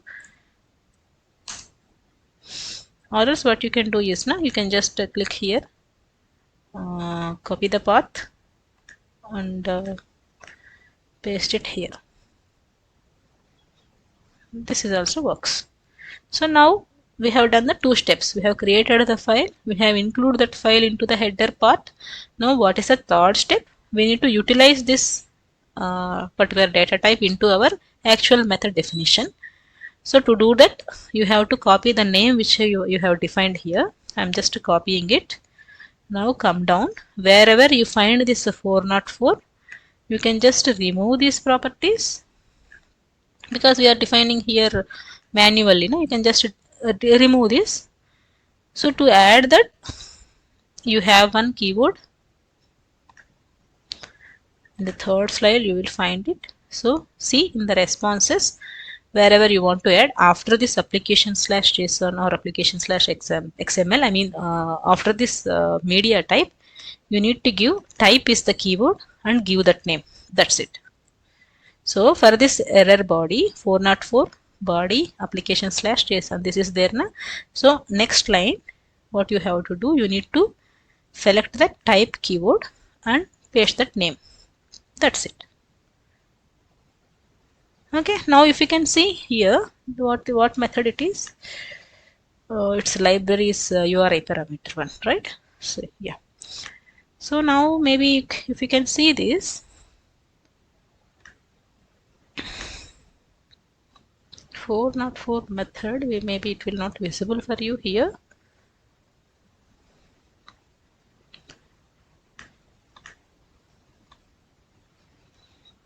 Okay, let's try another one. But this is the process to include any data type. So for all, I have given for here, right? So let me do for all the other methods as well. For this slash books post method, here also I have 404. So I'll remove all these things, delete. What is the keyword you need to use to refer this? You need to use type and you need to give that name which you have defined earlier. So the same you can follow for here also. For the last method also, what is the keyword? That is the type and you need to give the name. This 404 error name where we have defined in the header level, we have given this name. In this name it will include the file from here. So this is the 3 steps. First you need to create the file, then include the file in the header level and refer that file with that name in the all the methods. So for 3 methods I have added, but for one method I didn't. Right, for this first method I didn't. No? Yeah, here maybe let's add it from scratch. So here we have only 200 response. We can add this 404 response and include that file. So click tab until you see the error codes. Here you can see the error codes now. You have to add this 404 error now, right? So 404, select a body, select application/json. Now you no need to write everything. You need to just include refer, right? So select a type and select the name. That's it. That's simple. Now see how many lines of code it reduced. Initially we have 217 lines. Now the RAML we have 137 lines because we have optimized this RAML with all the reusable fragments. Still we need to do more, but now it reduces the line of code, right? So now let's see for this libraries get method, get response. So here also we have these properties now. Let's remove this. Let's do it in the same way. I am just removing it, copying it in some notepad. This is for what? This is for get method response. Get response of libraries resources. So once you click on libraries, it will pull all the libraries details from the database, right? For that earlier we have defined couple of properties, but it has more properties. We can define all the properties once we do this in the global fragments. For now just to do this, okay, I just removed that. To define these properties, what is the fragment type? To define request properties or response properties, what is the fragment type? Data types. So I need to create one more data type here. So that is why I have created 3 different folders. So now to create data type, I'll go to this data type folder. I'll click on this new file and I'll select here the data type fragment name. Here this is the data type. Okay, I'll just give get libraries data type.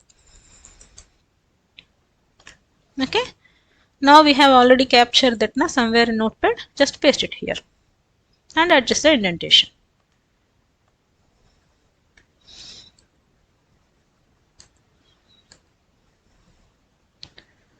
Maybe so for this we can adjust the indentation.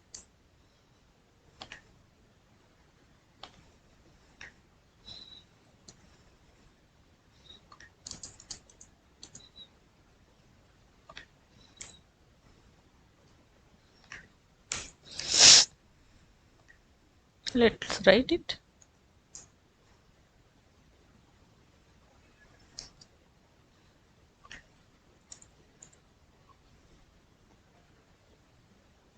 Okay, sorry. This example is for the entire one, not for this particular field, right? So I'll just remove this. I got it. I'll just adjust this indentation. If you want to go a little back, you can say shift tab, it will go back. If you press tab, it will go little forward. So to go backward, you need to use shift tab keywords. Okay, now we have to provide example.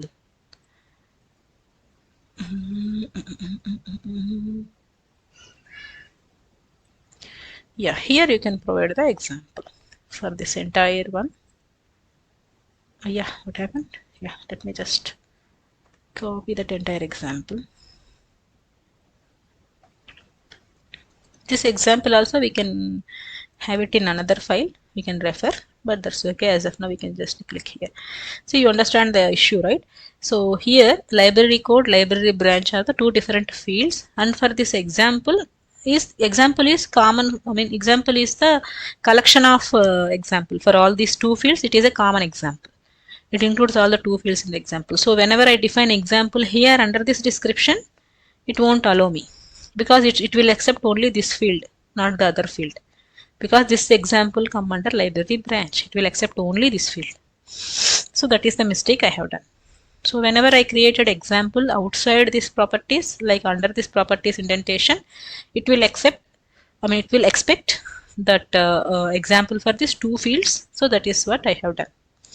So it will automatically save. Okay, now what you need to do, you need to include this into your main. First step we have done. Second step you need to include. So to do that, you no need to create again another types keyword. If we have one types, that is enough. You can give another name and you can give that. So get libraries. I can give simply get libraries, and I'll include this file. You can wait for the suggestions. Maybe it will take some time. Otherwise, if you know the thing, you can just simply type include, and now you need to include this file. Just click here, copy the path, paste it here. It will include it.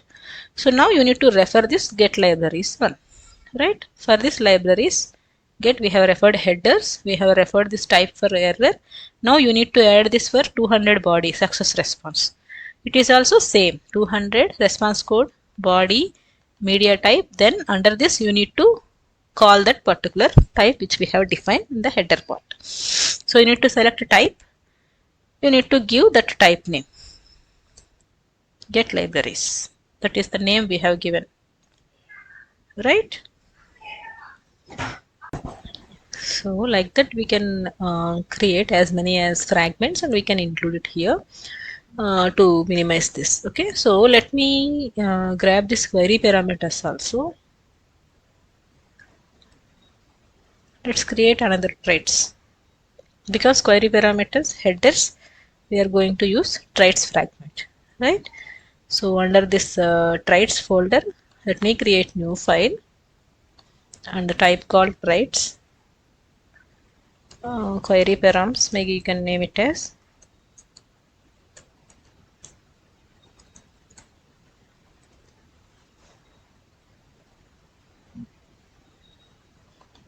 okay. Let me just paste that query parameters here, right?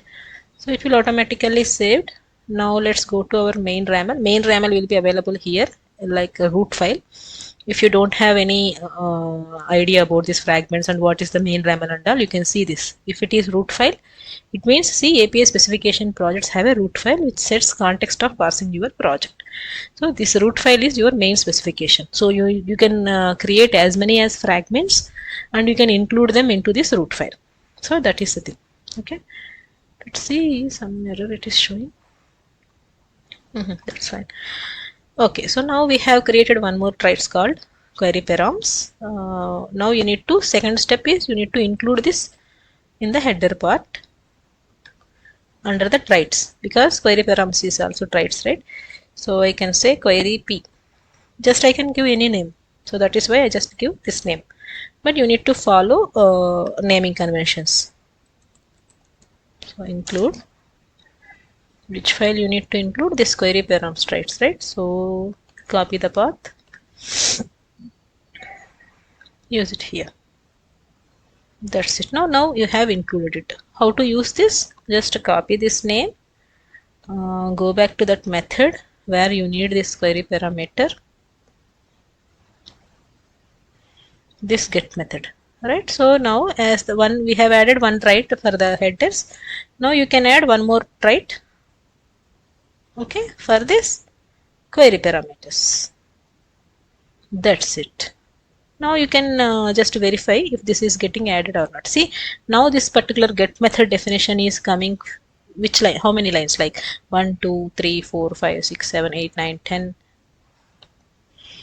only 13 to 14 lines, and the entire RAML also uh, come to 116 lines. Earlier it is 200 something, right? So like this you need to optimize your RAML, which looks very good for you. Now let's see if it is getting added or not. Books get method na. So now we have added header details as traits, query parameters as traits, and this response example, this example. Let's see how it looks like. So now you can just click on this method. Let's try it. There it is.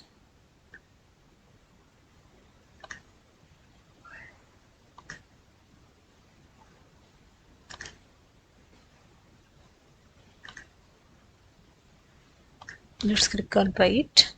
Okay. See, query parameters, it is showing this rating and library code, but we have not write that query parameters code here. We have written that query parameters code here in this trait, and we have included it and we have referred it. But now it is mapping here like this. And headers also it is mapping. Now we have just defined header detail, which is the name which we have included the file here. Right? So all the headers are also coming. Now let's see how the responses will come. Okay. Maybe in the documentation you can see what are the possible responses before you try it. See, this is the possible responses. So how many responses you define here, it will show here before you try that. As of now we have defined 200 success response, 404 error response for this method, right? 200, 404. So these two will show here. You can just directly see the format or any dummy data here like this. So how this example come here? This 404. We have defined this example here. Sorry, under this example. No, this is the data type, right? Yeah, we have defined this data type here. Inside this data type, we have these examples. So that is why it came here. Okay. Wait, why it is throwing? Okay, it is again indentation issue. Yeah, now it gone. Alright, like this you can include as many as fragments, but this is local definition because we have all the data type, examples, traits, resource type, everything here in this RAML itself. But what we can do as a global definition is like we can create these fragments and publish to Exchange and refer from the Exchange. That is the main thing we will do in our real-time projects. But few resources which are specific to this RAML, you can define locally like this, you can use like this. But few are common, like for this error example, 404, 400, it is common for all the APIs, not only all the methods of this APIs. It will be common for all the APIs, right? So in that way, you can define this 404 error responses or any other common headers globally. You can publish it to Exchange. You can refer it from there. That is called global definition. That we will see in our next video. Okay, as of now, just practice this inline definition and this local definition of fragments, include them here and call it here. Okay, so this is 201. For this also we can create one thing, right? Just remove this. This is 201 response, and we are defining properties for this which one, books post method. So to define properties, what is the fragment? It is the data type, right? So create new data type. Now I'll move little fast. This is 201 data type. Create, paste it here. We have done with the first step. Now come to your root file or specification. This 201 type you need to define here. Yes, this is the data type. You need to define here. 201 response. Maybe you can give name. And now you need to include the 201 file. Just copy that path to make little fast. Okay. Include, paste it here. Second step also we have done. Now we need to refer this into your method. That is the third step. So like this, you can create as many as data types. Okay. And you can refer for this post response, right? So here how you can refer, type keyword and that name. Right. Now like that, request payload also we can give. I am just removing from here. I can give one more one, like a data type. Okay. Now it is book na, get create book request data type. We can name it in this way. Okay. Now you can just paste those properties here as it is, and then go to your root file. You need to include that. It is same story for all the fragments. So here you can give same name or any other name you can give. So create book REQ. Just for your practice, just do as many as fragments, create as many as fragments, include them and refer them. So this will help you to understand how to use the fragments, how to create the fragments, and how to refer the fragments. These 3 steps you need to be very careful. So now I am copying this. It is for post method na, for body. How we can define or how you can refer this. Under the application, you need to select a type and give that name. That's it. Right? Then what are the other properties are there? You can remove them. You can write another fragment. For this library ID, we have 200 properties, 200 success response properties, right? So you can remove this. And this is also properties, which means response payload, that is come under data type fragment type. So just select that, create that data type. Sorry. Just you can rename it, no problem. Yeah, you can rename it. This is for get library. Nice. Get library res data type. Maybe you can. Okay. Just a rename and add those properties. It's again same story. Okay. Now go to your RAML. Why I'm doing these many types, data types and all? This is just for your practice, but maybe we can reduce this. We can create all these responses somewhere. I have given multiple names here, but you need to follow naming conventions. Okay. So just to make you understand, you can give any name here in that perspective. I have given it. Okay. Get library exclamatory. Because all these things we have created just now are comes under data types, so we are including under types element here. Okay, so this one you need to include now, right? So just click on copy path, paste it here, copy this name, and under the library URI parameter response we can mention it with type. Sometimes the suggestions will not show you, then just you need to remember that one. I mean that syntax. You can give it. Right? Yeah, error gone. So like this. Like this. Now see, is there any redundant code or is there any clumsy code available in my RAML? No, it looks very neat. It looks very clear. Right? Now see, it is only 83 lines of code. Now my RAML, my specification is 83 lines of code. Earlier, if we include all these things into the RAML itself, it is coming like 250 or 230 lines of code. Now it is 83 line of code, and my RAML also looks very good, very clean. It is easy to understand, right? So libraries get method, yeah, it has some header information, it has some responses like that. It looks very good, right? So likewise, in your real-time projects, you need to design your RAML for all the requirements you have or all the features you are going to implement in this way by following all the best practices and all the reusable fragments. So in this video, maybe we can stop it here. It is a very lengthy video, I think. So let's stop it here. In our next video, we will create these fragments as a global fragments and we can publish them into Exchange. We can include that into our main specification. Then we will publish our specification also into Exchange. Then we can start the implementation for this system API.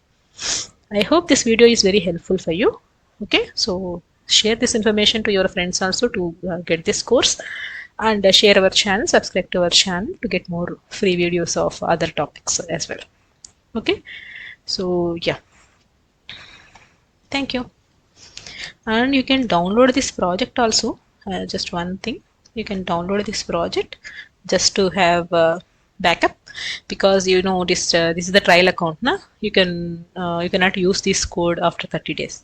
So whenever you done all this practice, just download your project, keep it somewhere.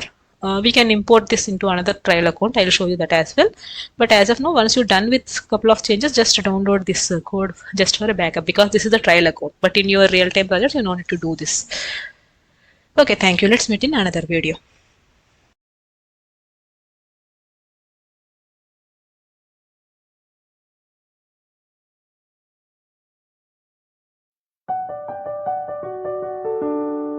Hello all, welcome to Clark Technologies, and we are very happy to announce that we are going to provide a free course for MuleSoft for all the freshers and beginners and who want to learn MuleSoft from scratch. This is entirely free course which we are going to release on day by day basis. So it will be a 30 days course, so it is very helpful for you to learn MuleSoft from scratch.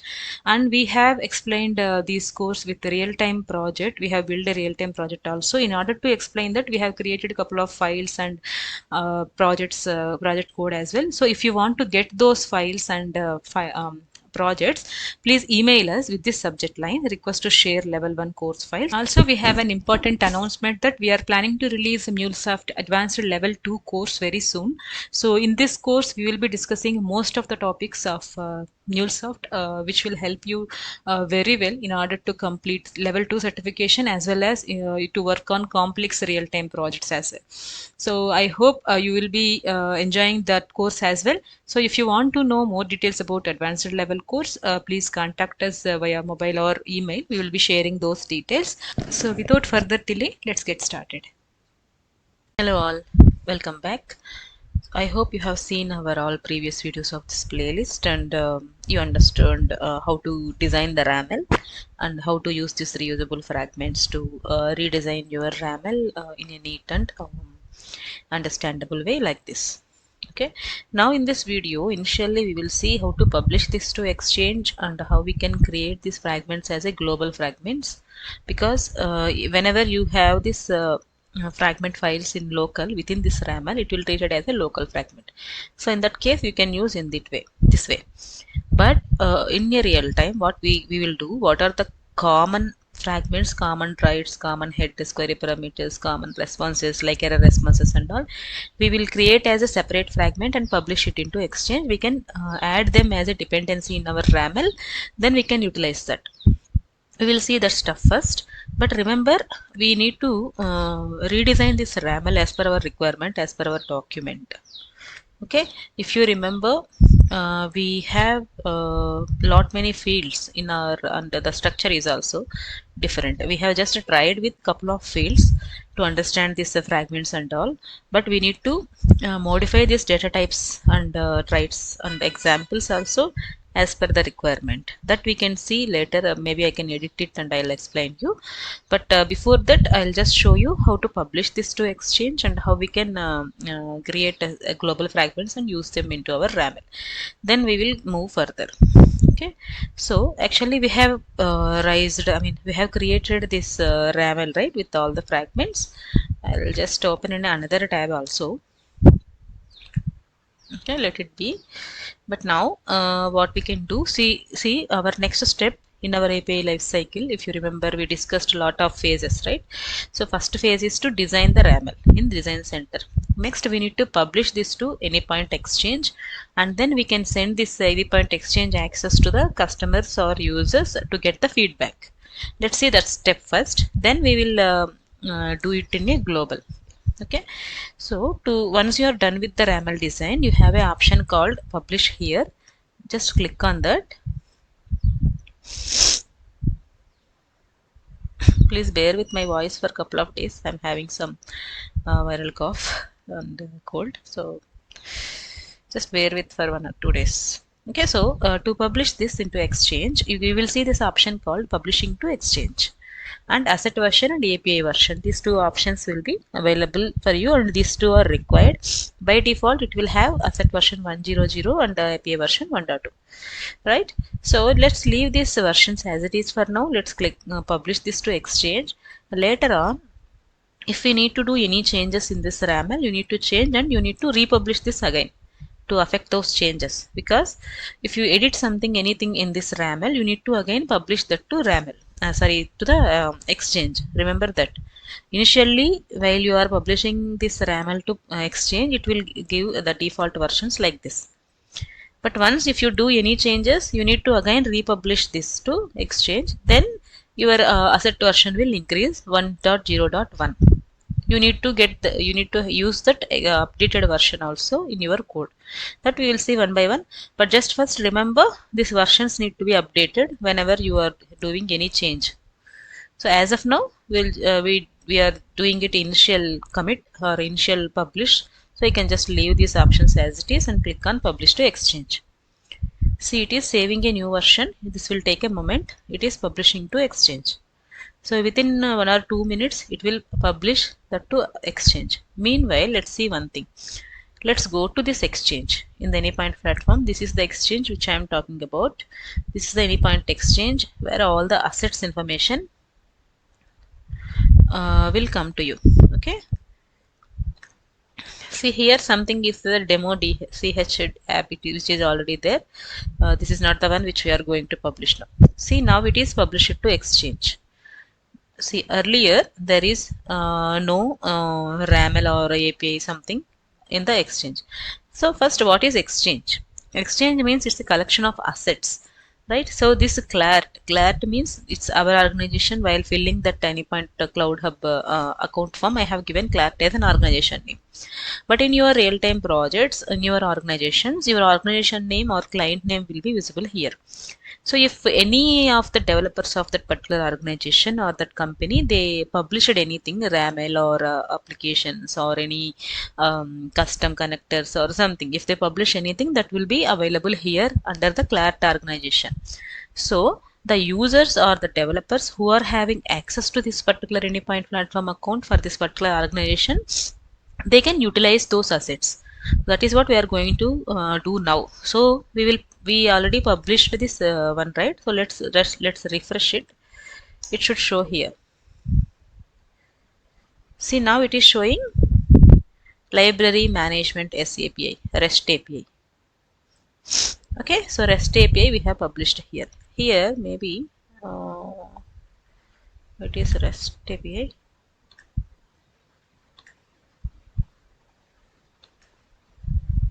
Okay, it should give all the asset information actually. That is fine. We just published it now. IBS library management S API. So that is published here in the exchange. Whenever you see this provided by MuleSoft, it means it means, see here, lot of assets are there. Many number of assets are there. These assets are available for free of us. Anyone can utilize these assets because it is provided by MuleSoft directly. So this is available for everyone. But the assets which are visible here in this CLART or in this particular organization name, this is available for only for the developers who have access to this particular organization or within the team. Okay, so this is how you can publish this. Now then what happened? You can just open it. So now you will provide this access to your customer, this exchange access. We are not going to provide RAML access to the customer, because if someone modify anything here, it will automatically saved, it will affect and it will affect the entire RAML design. right? So we are not going to provide this RAML access to our customers. We will provide this exchange access. Here they cannot modify anything, but still they can test all the endpoints and they can provide the feedback to us. See, all the endpoints, all the URLs, all the methods which we have created are available here, right? So we have designed 4 methods now. See, all the 4 methods are available here. Let's just scroll it down. Yeah, see, you can see endpoints here. Here you can see all the 4 methods. Once let's click on any method, it is showing here. So what they can do, I mean the customers, to check this, okay, see, all the headers information, everything is available here because we have created the usable fragments and everything is visible here. So they can test this endpoint here. They can give client ID some secret. As of now, it is dummy values, right? But in real time, you need to give the real values once you do the implementation and all. So they will just test it. So they will check, right? Okay, I'm getting 200. Okay, HTTP request one, and this is the response I'm expecting. But to be frank, we need to change this response also as per the requirement. Okay. So what is the requirement? What is the expectation of the response? This is how the response looks like. But just for our practice purpose, we have given these 2 fields only in the response. I will modify this later. I'll tell you how to do this. But just to understand how any customer or end user can provide you the feedback. So they can get access for this one, for this exchange. We are actually providing that access to that one. The customers, they can come here, they can see what are the endpoints we have developed, and they can check this, they can test this here with this dummy data. They will just analyze the structure, if this is the structure they are requiring or not. If they are okay, they can said okay, you can go ahead with the implementation. Otherwise they will give you feedback like they need some modification. See, in this case the requirement of their requirement is this one. This is the response they are expecting for this particular resource, but here that is not there. So they will provide feedback, right? Feedback like this is not the response format we are expecting, please change this response format according to the requirement, like this. So likewise you will get the feedback. Then you need to rework on this RAML. Again you need to change that sample example with the correct requirement. Then you need to again publish this to exchange. Then you will provide that access again. They will again test it from there, from the exchange, and they will confirm like okay, this is the RAML or this is the design we are expecting, like that. So then you can start the implementation. So that is the second phase of API lifecycle in MuleSoft. Okay. So now you know like how to design this RAML, you know how to publish this to exchange. Now let's see how we can create global fragments and we can redesign it. Okay. So to do that, I'll use this screen again, Design Center.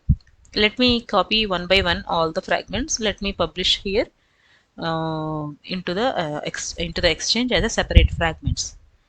All right. Let me just duplicate this window again to see the assets.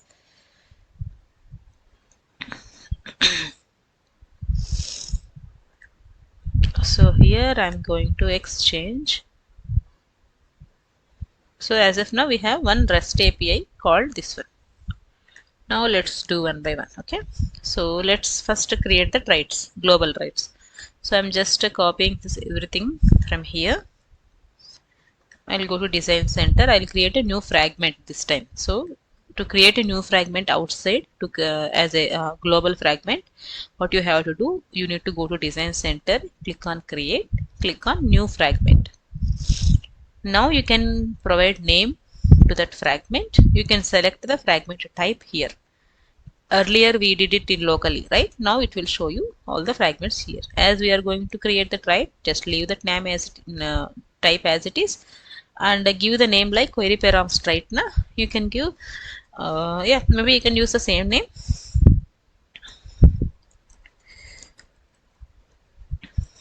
Query params books traits. Let's slightly change this so that you can understand how you can include this as a global fragment. But in your organization or in your company, you will have some naming conventions. You need to follow that naming conventions. We will discuss that later once we are comfortable with one API end to end. Then we will see the naming conventions and coding standards also. we will discuss in depth. Okay, so now the project name is this one. I think you no need to give .raml here. Let's see. I'm clicking on creating fragment.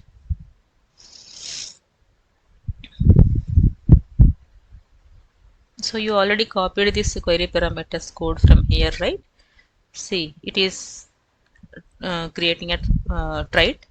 Now paste that code as it is. It will automatically get saved. Now what you need to do? You need to publish this. You need to publish this trait. Sorry, extra line is coming here. Okay, you need to publish this trait. So one by one you need to publish all the traits like this. So publish to exchange. Asset version 100 as the trait is first time it is publishing. Now click on publish to exchange. It will, once it is published, it will show you as a API, REST fragment here. Let's see that. Let's wait for, yeah, publish it to exchange. Now let's close it. Let's go to the exchange, refresh it. Yeah, see now API spec fragment. Now we have published a fragment, not the REST API. Earlier, as we have designed the entire RAML here, all the data types here, we are just publishing the entire RAML, main RAML specification. Main RAML means API specification. So the time it shows REST API, it is a REST API we published earlier. But now we are publishing a fragment. We have published a fragment. Now it is showing API spec fragment. I need to observe this difference. Okay. So just like that, let's create a traits header. Let's copy this. Let's create new fragment. Go to Design Center again.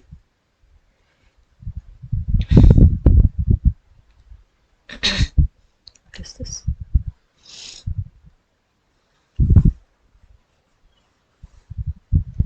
I'll create this and I'll show you how to include this. Okay, so now let's click on create, select new fragment, provide the name for that fragment. It's a common headers, maybe you can give common headers.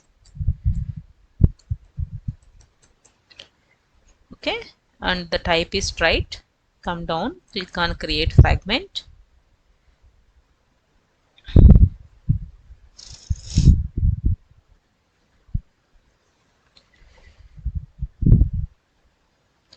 Now paste that code here.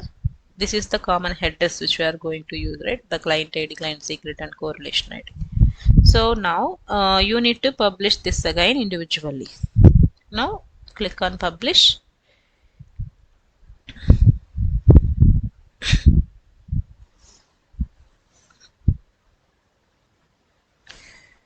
Okay, asset version is there. Okay, now click on publish.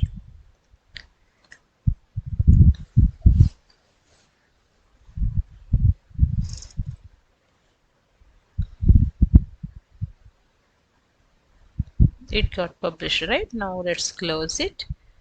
Let's see. Let's refresh this. And now again one more fragment is also published under CLAT organization. So common headers, query params book straight. Likewise, see if I do all these fragments one by one in front of you, it is wasting of time. So as I create traits now, let's publish the example. Yeah, no, for examples you no need to do anything because it is a JSON file. Now you can directly create import this JSON file into your RAML. So no need of example. And data type, let's copy this. I'll show you how to create a new data type. Just it's a simple same process. I'll show you this one. Then I will pause the video. Then I'll publish all the other fragments. This ones. Okay, I'll publish all these fragments also one by one. Then I'll resume the video. Maybe that will save some time. Okay, so click on new one. Now this time this is the data type na. So make sure you selected the data type. So the name is 201 response, right? 201 data type you mentioned, but I just slightly change it to 201 response. Else I can do it little quick. Just to follow what I am doing.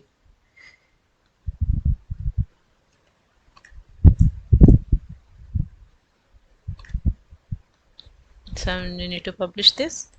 Likewise, you need to add this, all the remaining 4 also. We don't have any other thing now. Okay, maybe we can do it quickly. Later on, maybe we can change that. We can change the data type versions and all.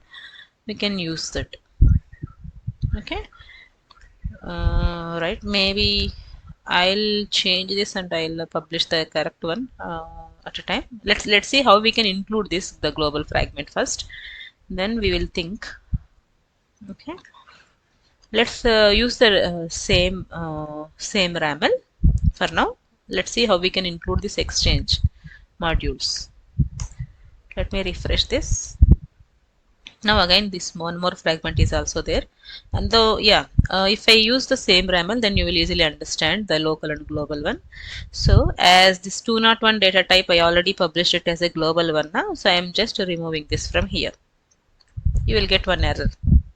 No, don't worry. So this file is not available because now this 201 data type, I have published it as a global fragment.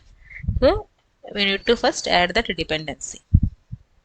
And what are the other things we imported? This traits also we imported we have created it as a global one, right? So I'm just completely removing this traits folder here.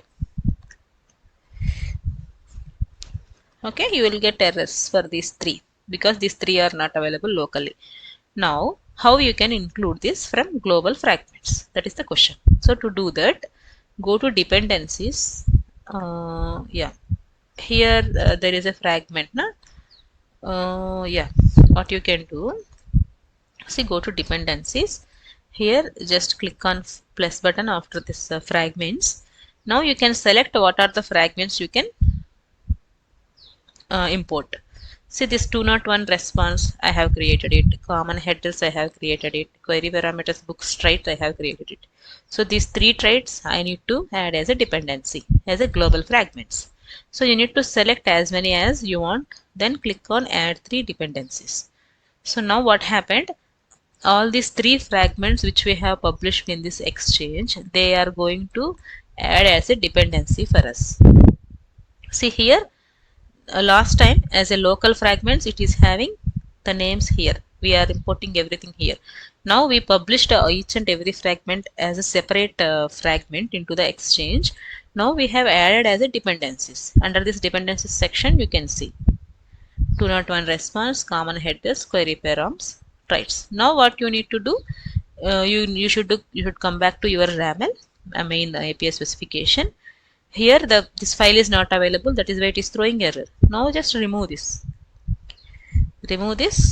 and include, because now we have created the file globally, we are including that file here. So the third step, you don't need to modify because the name is same, the file we are updating now, right? So now this time it will show you include, then it will show you the folder names here, data types and examples. In this data type we don't have anything, so we need to include the trait. But now the trait is where the trait is, there is no traits folder here, so we don't have any traits here locally. So from where this traits will come, under the exchange modules folder. See here, one new folder is getting created, exchange modules. If you expand this, it will show you what are the dependencies you have added.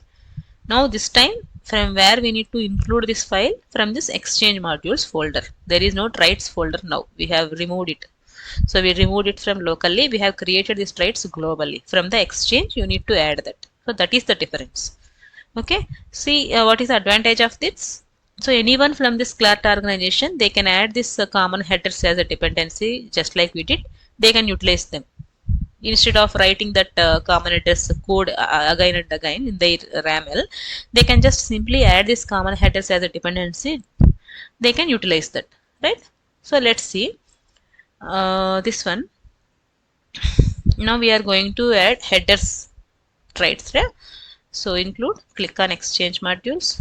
Here this code will be visible for you, right? This is the organization ID for you, so just click on that. Otherwise, to avoid some confusion, I'll show you another easy method. So I'm just removing it. Click on exclamatory include. You can just go to that file. So now this is the header file we need to add. This is the common header you need to add, right? So right click, expand it. Here the common headers is there. Here, from here you can copy the path, you can paste it. Now this error is gone. So now it is adding the file from Exchange modules and your organization ID and the file and everything stuff. It will come from here. You can just copy that path. Instead of selecting from here, it will make some difficulty. So likewise, what you need to do, you need to add query parameters strides as well. So I'm removing this because I don't have the stride folder and the stride file in my local folder. So I'm removing this. I'll just keep include as it is. Now what you need to add here, query parameters strides. So it is there in the Exchange modules. So if nothing is there, you need to check here Exchange modules. So in the Exchange modules, we have common headers, 201 response, query parameter strides. So now you need to add this query parameter strides. If you follow our previous video, this will be very easy for you. So please watch that first, then come here if you have any confusions right now. Okay. So you need to just copy the path and paste that path here. That's it. This error also gone. Now we have one more error, which is for 201 response for the post method. Now we have removed this 201 data type dot RAML in our data type folder locally, right? So this is not available. That is why it is throwing error. Just like that, just remove this as we did for other resources. Then expand the Exchange modules. Come down. Now you need to add this one, right? So now expand this. Click on copy path. Paste it here. Now what happened? We have couple of local fragments as well as global fragments. Global fragments means whenever you are adding anything from the Exchange as a dependency, those are called global fragments. So common headers, 201 response, query parameters, these are applicable for all the methods of all the APIs. So I have published this as a fragments. And I have included those fragments as a dependencies here by using this option. Now I am including those dependency files here in my RAML at the header level from the Exchange modules. Then you no need to change anything here in the header detail and query parameter while using it at method level, because we didn't change these names. Remember that. So to refer this, we are going to use these names in the methods, but we didn't change this name, but we changed the file names. Instead of referring it from local folders, now we are referring it from global fragments by using this Exchange modules. I hope this is actually understandable by you, and you get how to include local fragments and global fragments. I think this video is helpful for you, right? Okay, if you have any doubts, you can comment out, or maybe you can ask in the Telegram or doubt session. Okay. So likewise, what I will do, I'll save some time. What I can do, I can modify this 404 data types and other data types and all the responses which we are expecting. So I will create these example files in the JSON files. I'll create data types for everything. I'll publish them into the Exchange. In the RAML, I'll refer from that Exchange. So I'll do this one in the background.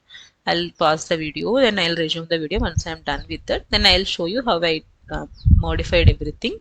Then we will see the next steps. So once we did that, we need to just publish this to Exchange again. Then we need to import this RAML. We can start the implementation, because once we modified all the responses and all the data types as per the requirement, then your client will obviously provide okay for you as a feedback. Then maybe you can start the implementation. Okay, so let me pause the video here. We'll do all these changes. I'll come back. Then maybe we can see, you can discuss and the overview, what changes I have done. Then we can continue from there. Actually, I'll tell you one funny example or a stupid example for this to make you understand little better. So local fragments, you can treat it as like the curry is prepared at your home. Global fragments, you can treat it as the curry is prepared at curry point, right? So if your mom or your wife or anyone who cooked the curries or who prepared the curries at your home, who can access or who can have that food? only the family members of your family, right? At your family, right? If you have, like, for example, if you have 4 members in your home, those 4 members can have the access to that curry. They can maybe if they can serve by their selves, they can go to that kitchen and they can take curries from there. They can serve and they can eat those curries. They can have those curries, right? But anyone from outside, like your neighbors or any other unknown persons, can come into your kitchen and have that queries. No, right? Just like that, those are called local fragments. Okay, so these are all the curries prepared at your home. So only this is, you can treat the specification as your family. So your family members can access to the curries prepared at your home. Only your family members, not the outsiders. But if you can go to curry point, so these fragments are, you can treat the curries prepared at curry point outside the curry point. Okay, it makes a funny example. It doesn't make sense, but it is easy for you to understand the differences, right?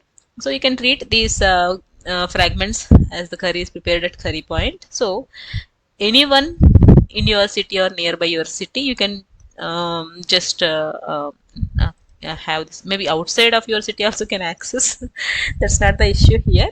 But all your neighbors or all the I mean all the other outsiders who have staying nearby, they can come to this curry point. They can order this curry and take to home and eat, right? They don't want to, I mean, they are not going to create this curry from scratch. They are not going to prepare the curry from scratch by cutting the vegetables, by preparing all the recipes and all, right? They will just simply go to the curry point. They can order the curry they want. They can come to home. They can have that curry. They can eat that curry. Instead of preparing that curry again, they can reuse that curry prepared at curry point. So the reusability is, even in this local uh, fragments also, all your family members are not going to kitchen and cook every curry from scratch, right? Only one person, any your mother or your wife or whoever it may be, any one person who will cook that curry, all the family members can eat that curry. They can utilize that curry. They can have that curry, right? You can think in any way. Like, that is called reusability, because all the, if you have 5 family members, all the family members will not go and prepare the same curry from scratch. They'll just use that curry. One person will prepare that.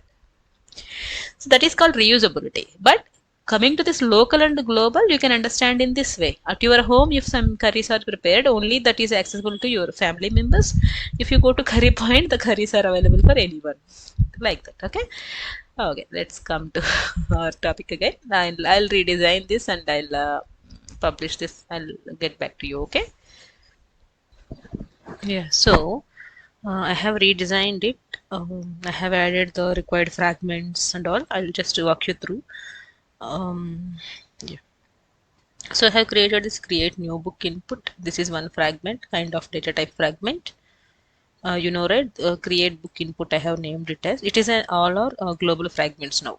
Okay, I have created a fragment separately by using Design Center and published it individually. So this is an individual fragment. So it is a data type. And the difference between the fragments and specification, maybe you cannot test this fragment individually, just like we did for the specification. We can test it by using get method, post method, by using this mocking service, right? So this point also you can just remember, we cannot test fragments directly, because these are just type of examples or something. You cannot test RAML fragments individually. You can test a specification from Design Center as well as from Exchange by using mocking service. Okay, so this is a create book new input data type I have created. This is for all the input fields required for this post method, which we are going to create a new book. So that is one thing. And a common error response I have created. All fragments or data type fragments only I have created, because we don't have much headers or query parameters as of now. We have already created the headers and query parameters stuff, right? So all the data types I have created. This is common error response. So for all the errors, 401, 400, any errors, you can follow the same response: error code, description, error type, and correlation ID. So I have created a separate fragment for this. And another data type is get library by ID. This is our second resource. If you remember, the library ID is the URI parameter. When we send that library ID as a URI parameter, it will get only that particular library information from the database. Okay, for that I have created object. Sorry, data type. Okay, so here to create data type, first thing you need to define type is object. If you, because your example will be an object. Inside that, if you have want to specify any JSON inside JSON, you can specify type as array, because here books is an array. Inside that we have multiple books information in that particular library. Right, so that is why I have mentioned. Let me show you the example.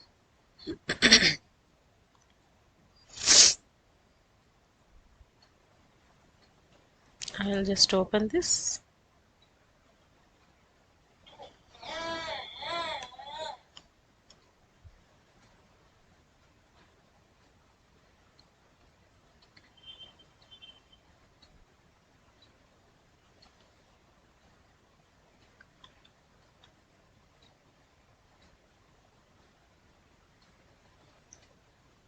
So here, if you can see, libraries library URI parameter, you will find this books is an array. Inside the books, we have multiple books information.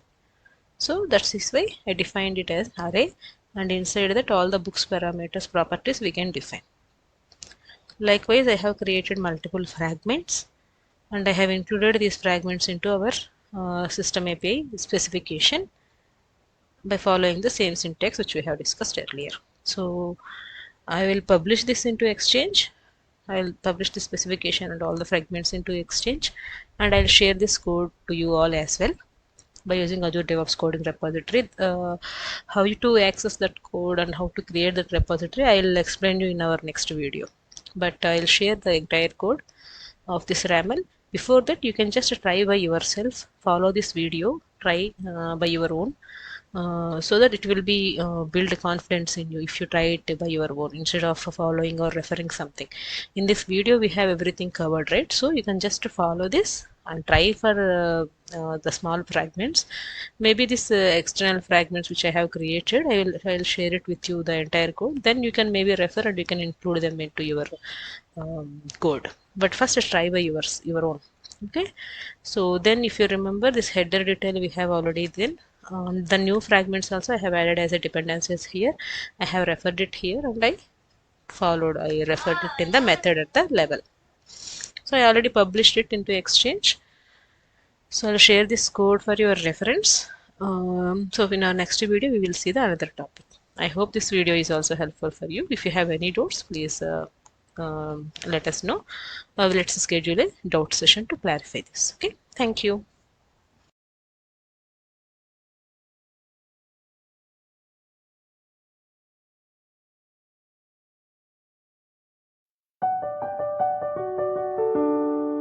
Hello all, welcome to Clark Technologies, and we are very happy to announce that we are going to provide a free course for MuleSoft for all the freshers and beginners and who want to learn MuleSoft from scratch. This is entirely free course which we are going to release on day-by-day basis. So it will be a 30 days course. So it is very helpful for you to learn MuleSoft from scratch.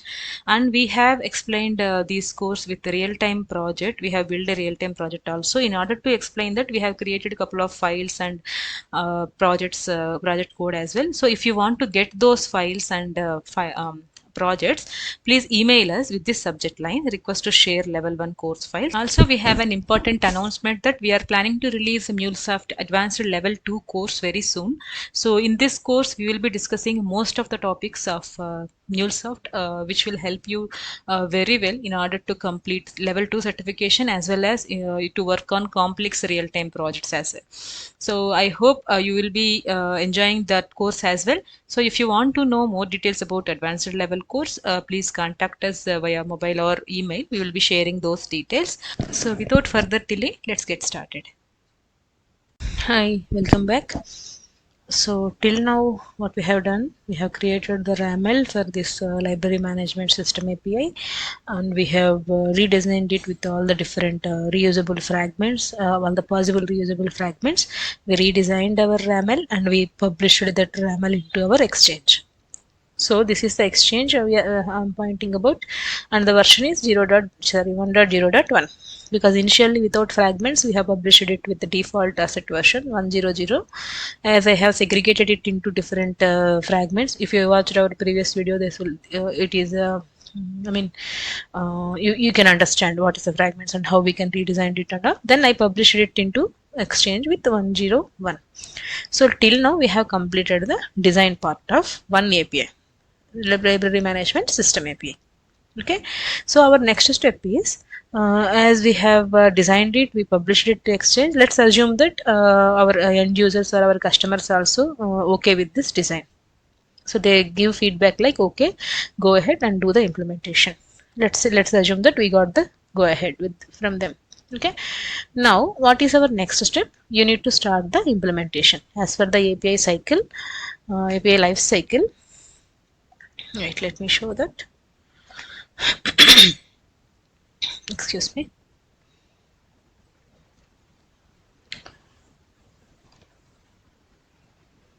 What happened?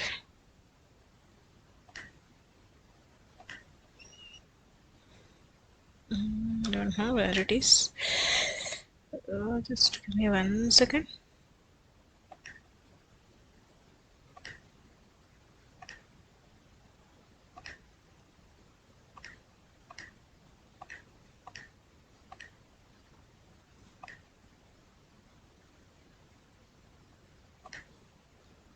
Okay, maybe it is in another diagram. 1 second. I just wanted to show you the API lifecycle steps which we have discussed. Okay, or else maybe let me do it quickly. So our first step is designing the RAML. So in the design center.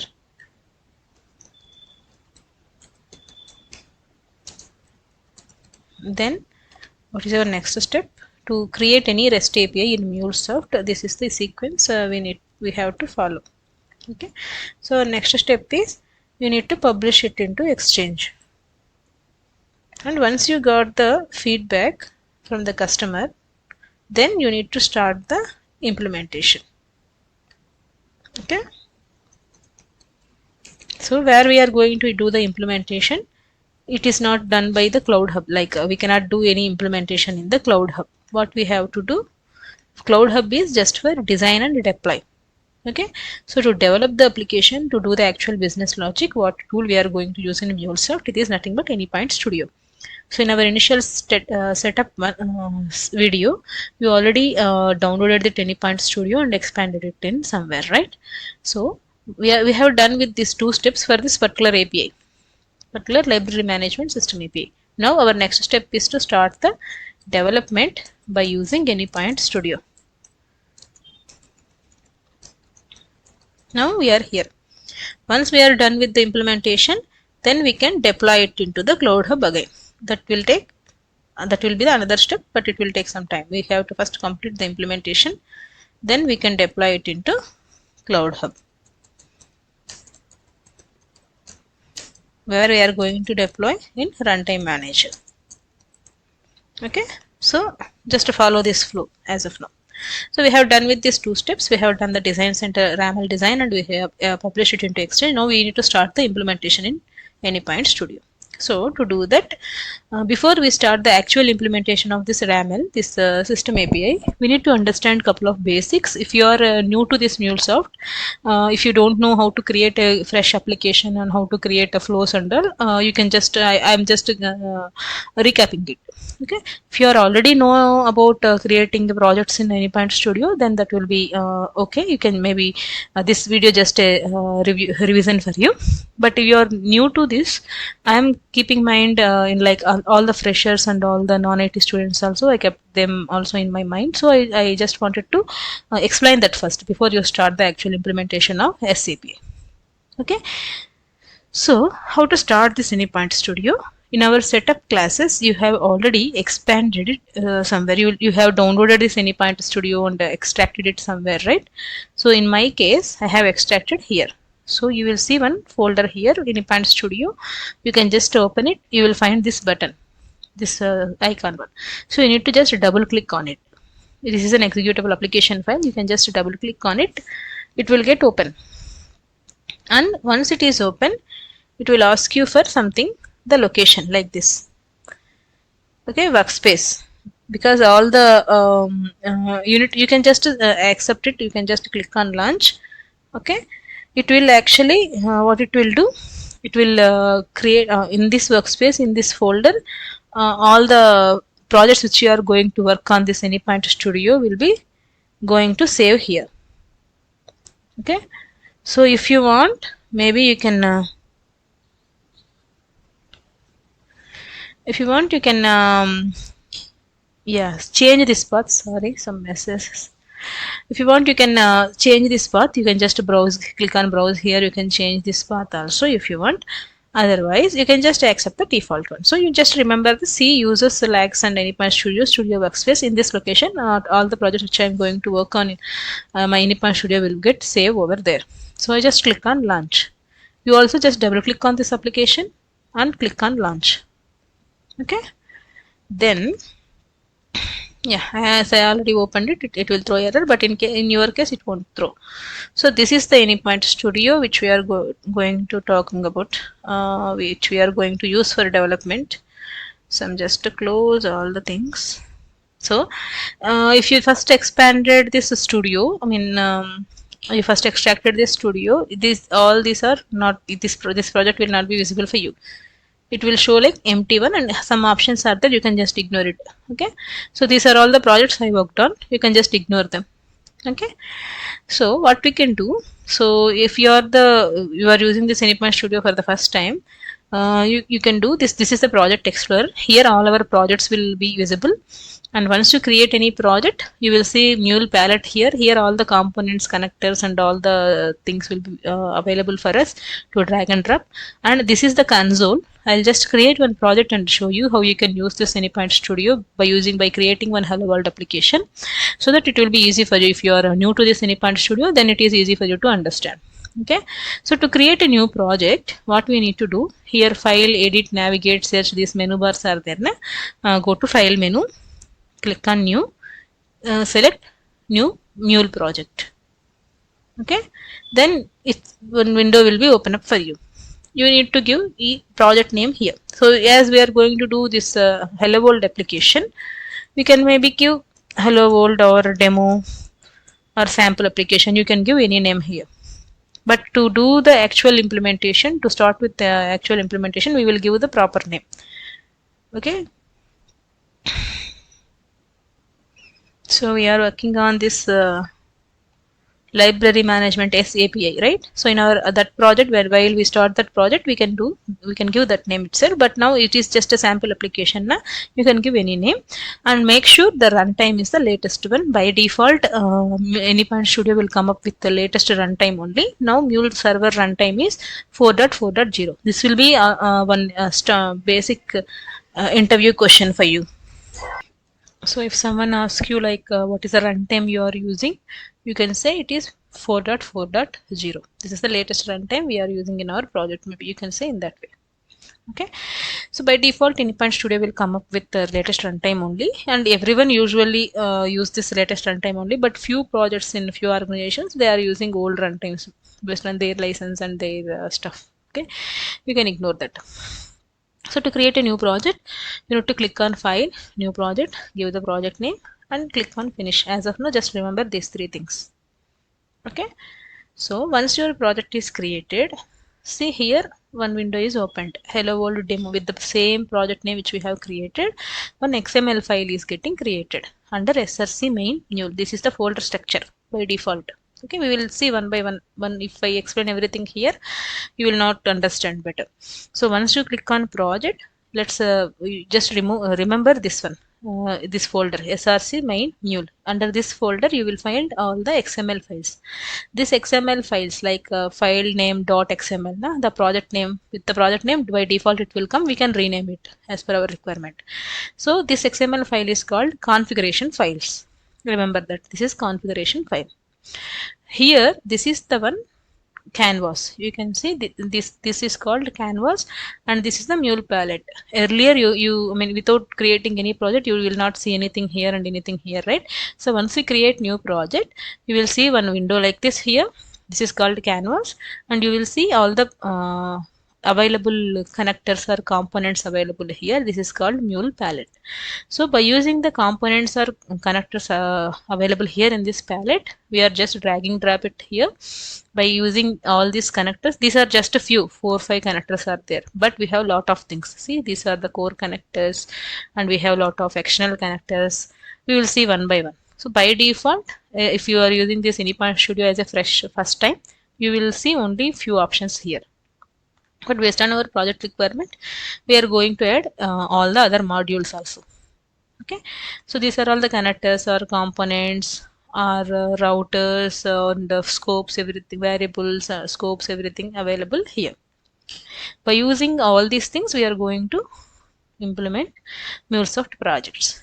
Okay, so let's see how we can implement a sample project first. Okay, what I'm talking about, what I meant by sample project, or what I meant by this hello world project is, let me just explain little bit.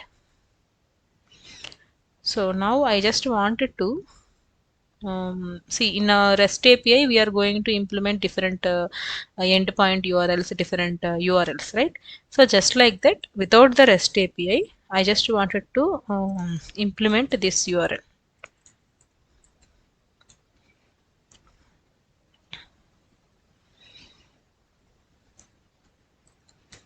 I'll just give hi demo. See, I want to implement this one for this hello world project, and once I click on this URL, I am expecting response like hello clat,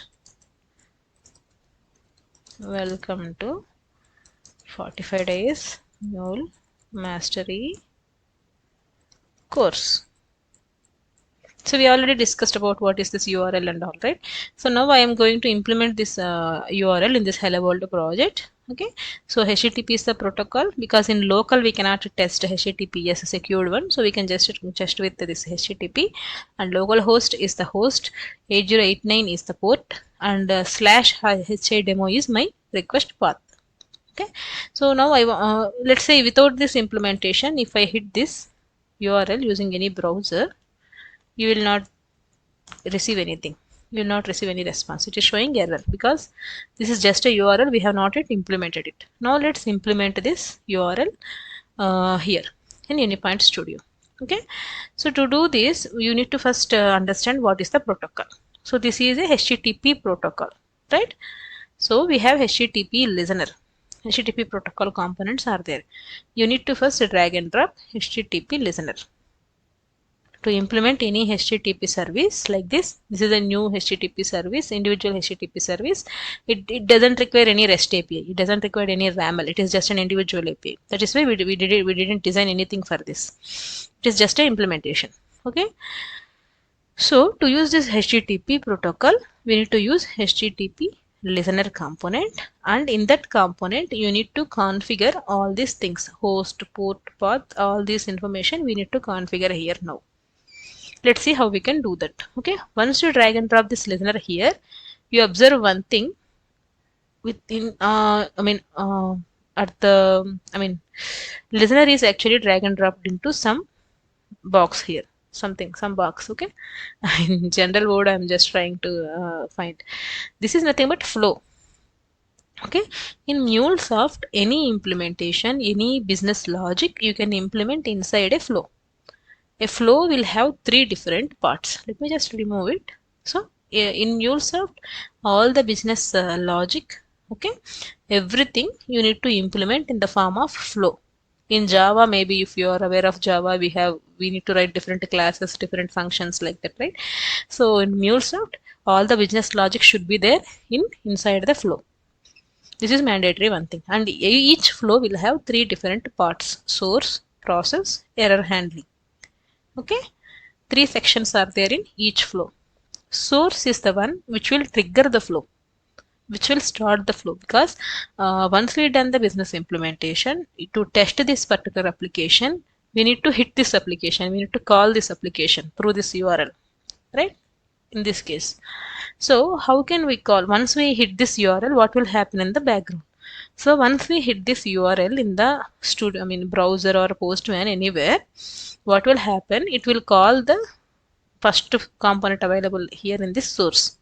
In this source section, you will have only one component, because this source section component will be used to trigger the flow or call the flow. Only one flow is there. Sorry, one component is there, should be there in this source section. And in the process section, we can have as many as components, as many as connectors based on your requirement.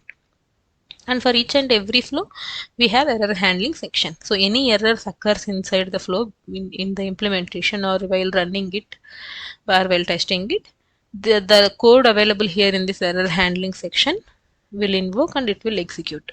You need to remember these 3 points as of now. Okay, let's come back. Let's implement this. Okay, to implement this, you need to use listener. Now you need to drag and drop the listener in the source section. Okay, just hold a mouse button here on this one, just drag it here and drop it here. So in source, if you want to drag and drop any other listener, it won't allow. It's already there now, so red mark will be there. So you cannot drag and drop more components in the source section. Only one component it will allow, that is to trigger the flow.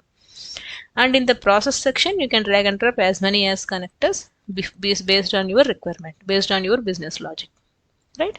So to first, let's configure this. You can just double click on this listener. It will open up all the properties for you here. So in MuleSoft, to implement any flow, to implement any business logic, you need to remember, we need to understand first which connector need to be used in our project or how to configure it. You need to understand these 2 steps basically. Which component we are going to use. In our case, it is HTTP components. Okay, we are clear. Then second step is how to configure it. You need to understand these 2 points. Then half of the MuleSoft implementation you can do easily once you understand these 2 things. Okay, so we need to use HTTP listener in this hello world case. You need to configure it. How to configure it? You need to just click here, connector configuration. Okay, here you can mention all the protocol, host and port. We need to implement this one. So protocol is HTTP. So protocol is HTTP by default. If you want, you can change it to HTTPS in your real-time project. But as this is the just test one, you can just keep it HTTP. And host, localhost. Host, here it is showing like 0.0.0.0. It means it will accept all the IP addresses requests. But if you want to specifically change it to localhost, you can change it. Localhost option is also there. But the recommended way is just to keep this default one. Because 0.0.0 will accept localhost requests also. But once you deploy it into Cloud Hub, okay, you need to change this again. Because Cloud Hub will not accept localhost. So you finally, once you're done with the implementation, final goal is to deploy it into Cloud Hub, right? So better you can just keep this all interfaces option here instead of localhost. It will accept localhost as well. And the port, default port 8081 you need to use, but maybe in our testing purpose, while deploying it locally, we can use this 8089 as per our requirement. But you need to remember, before you deploy this application into Cloud Hub, you need to change these 2 things. Host should be all interfaces 0.0.0 if in case you have selected local host here. Otherwise you can just leave it as it is. That would be better option. You can just leave it as it is, all interfaces, and port 8089 for our requirement. But before you deploy this application, you need to change this port to the default port. Default port is 8081. Just remember these three things. Okay, you can just change it to 8081 before you deploy it into Cloud Hub. But as of now, just leave it as it is. As for now, we can just use 8089 just to understand. Now click on OK. Now we have configured protocol, host, port. Now what is the other thing we need to configure? This path /hi demo. Okay, see you will find one option here, the general path. Here you can paste that path. That's it. So you need to understand if there is any errors in the configuration, any mandatory fields are missing before you configure, it will show you errors here. See, if I remove this, it is showing error. Attribute path is required. All the required fields also it will show here, just for your understanding purpose. This is very user friendly interface MuleSoft has. So path is required. So I just give path. If you fill all the required information, it will show you there are no errors. Just observe these things if you are using it first time. Okay. Now click somewhere. Error also gone. That's fine. Now we have configured this listener completely, this endpoint.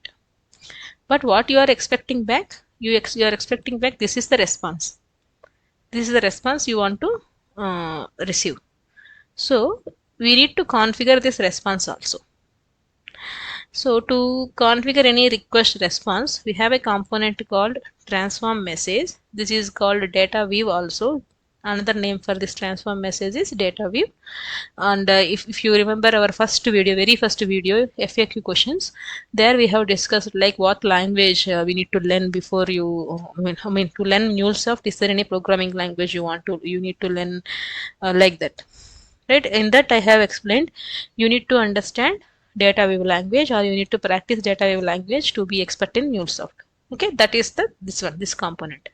In this component, we are going to write all the data view code. Okay, by default, once you drag and drop this data view or transform message in the palette, see now we drag and drop the transform into process section, not the source section. It will not allow. So in the process section, you can add in as many as components. So to get this kind of response, to configure this kind of response, you need to use data transform message component, data view component. So once you drag and drop here, it will show you the properties here. By default, it will come up like this. Okay, Java is the output one. Application /Java. Whenever you see this, you can understand, right? Output format is in Java format, Java language format. But we are expecting this is a JSON response. You know, right, what is JSON, how JSON will looks like, how XML will looks like. We already covered this information in basics video, right? So if you want, you can just go to that video and recap that. So this is the JSON format. So I need to get this as a response in the JSON format in this particular example. So you need to change this. What is the output format you are expecting? JSON, na? So instead of Java, you can give JSON. You need to do this change first. Then what information you are going to receive? The actual payload. Payload means the actual response or request we already discussed, right? So here I am expecting the payload like this. So you can just copy, paste it here. You can remove this quotations for the key. Defining it, you don't need it. That's it. So you just changed the output format to JSON because you are expecting JSON format, and you have configured the value. What is the actual value you are expecting? Now let's save this. Okay. So this is how your first flow will looks like. Your first application will looks like. Just practice this well to understand little better. Then we will start the actual implementation of system API. It will be easy for you. Okay. So now we have done with the implementation. We have done with the implementation for this particular requirement. As this is the very simple flow, very simple requirement, just a hello world requirement. We are done with this project implementation as of now. Okay, but your real-time project will not be this much simple. And I need to introduce one more component, which is called logger. So what is the use of logger? If you want to display any messages here before or after executing any particular code, just to tracking purpose, you can use the loggers. So logger component, once you click on this, so what I can mention here, there is no syntax, but just I'm just so differentiate it. I am using hashes, but don't use hashes when you enable the function. I will explain this later. Okay, for now just follow. Okay, so I have added one logger here before data view. I can say like before crawling data view. This response you will see here in the console. Okay, this message you will see in the console. This response you will get in the browser. So once we hit this implementation, hit this URL, once we deploy this application, once you hit this, it will show you the response here. But the messages which we are typing, the logger message, it will be showing here in the console. Okay. So this is after calling the data view. Like this, we can just add as many as loggers to understand the flow, where the flow is executing, how the flow is executing, where it goes, the control, where it goes and all. Okay, I have added 2 more loggers also. I'll just save it. So what we have done, first we need to understand the requirement. Even though if it is a simple project, you need to first understand the requirement, like what connectors we are going to use, how to configure it. Then you start the actual flow implementation. So we are done with the implementation. Now we need to deploy this application. To make this application available for testing, you need to deploy this application. So first let's deploy this application into Anypoint Studio itself. You have multiple deployment models. Okay, we have another video for that to understand different deployment strategies and different deployment models. I will post that into this playlist once we are come to that stage. So once you understand first basic deployments, then I will explain you different deployment models. First, let's understand. So to make this application available for testing, you need to deploy this application. We will see first 2 types of deployments. One is local deployment, another one is Cloud Hub deployment. For now, just remember these 2 points. We have a lot of deployment models in Cloud Hub. We will see later. So local deployment, Cloud Hub deployment. CH means Cloud Hub. Okay. So local deployment means you are deploying your application into this Anypoint Studio itself. So if you deploy this application in this Anypoint Studio, only you can test this application. You means the system. In which system you have implemented this, only using that particular laptop you can test this application. If you deploy this code into your Anypoint Studio, this code is available in your Anypoint in your laptop only, right? So you can test it in your laptop only if you deploy this application into Anypoint Studio. If you deploy this application into Cloud Hub, okay, Cloud Hub is the cloud accessible one. Anyone can access this Cloud Hub, right? So if you deploy this application into Cloud Hub, then anyone can test this application. Remember these 2 things as of now. If you deploy this application into Anypoint Studio, only you can test it by using your own laptop. If you deploy this application into Cloud Hub, anyone from any laptop can test it by using Cloud Hub URL. Okay, let's see that difference. So first thing, let's deploy this let's do this local deployment.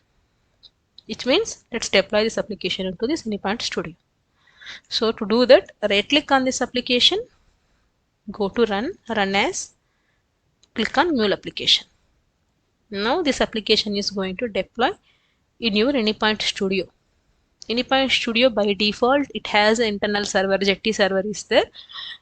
Internally it is having one server. So you can do just, let's not move depth on this as of now. Just understand how to deploy this in Anypoint Studio. Because before you deploy this, your ultimate goal is, our final goal is to deploy any application or any code, any project into Cloud Hub. That is your end goal. At the end of any project, at the end of any implementation, you need to deploy your code into Cloud Hub. That is your end goal. Okay. To do that, we have different methods. To do that, we have different strategies. That is another point. So before you deploy this application into Cloud Hub, first you need to see how it is working, right? How your application is working and how you have done the implementation. If everything is working fine or not, you need to just cross check it once. That is called local testing. Before you deliver this project or before you deploy this into Cloud Hub to make this is available for everyone, you need to test it for yourself first, right? See, for example, yeah, how can I say this local testing in general words?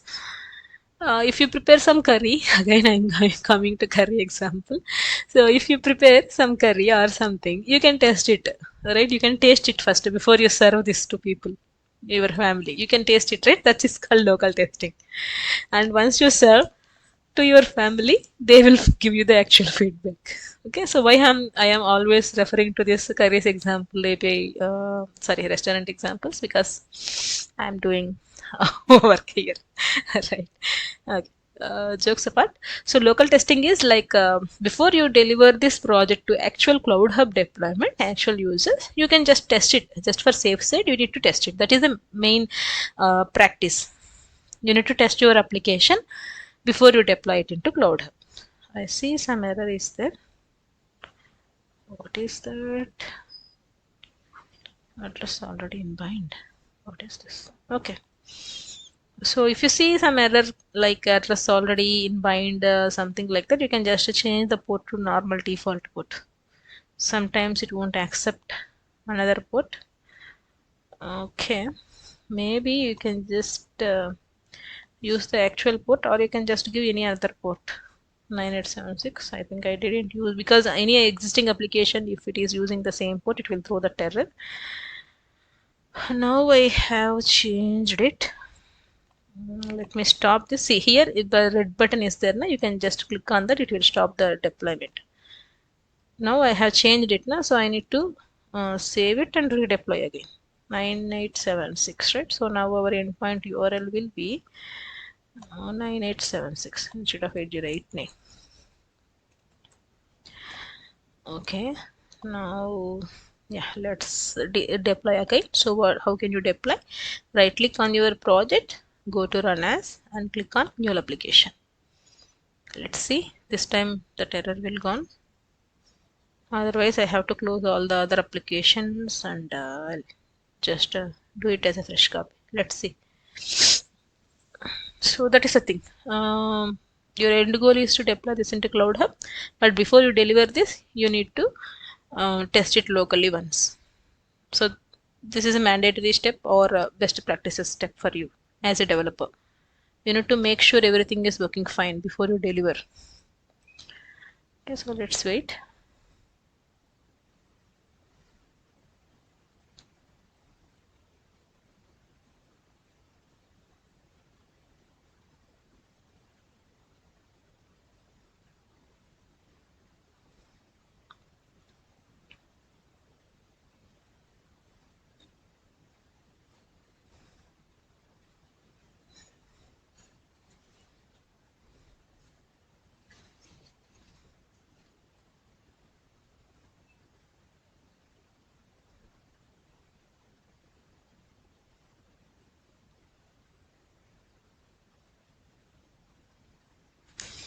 Now it is deployed. So whenever you don't have any errors, if your application is deployed successfully, you need to see this message deployed and your project name.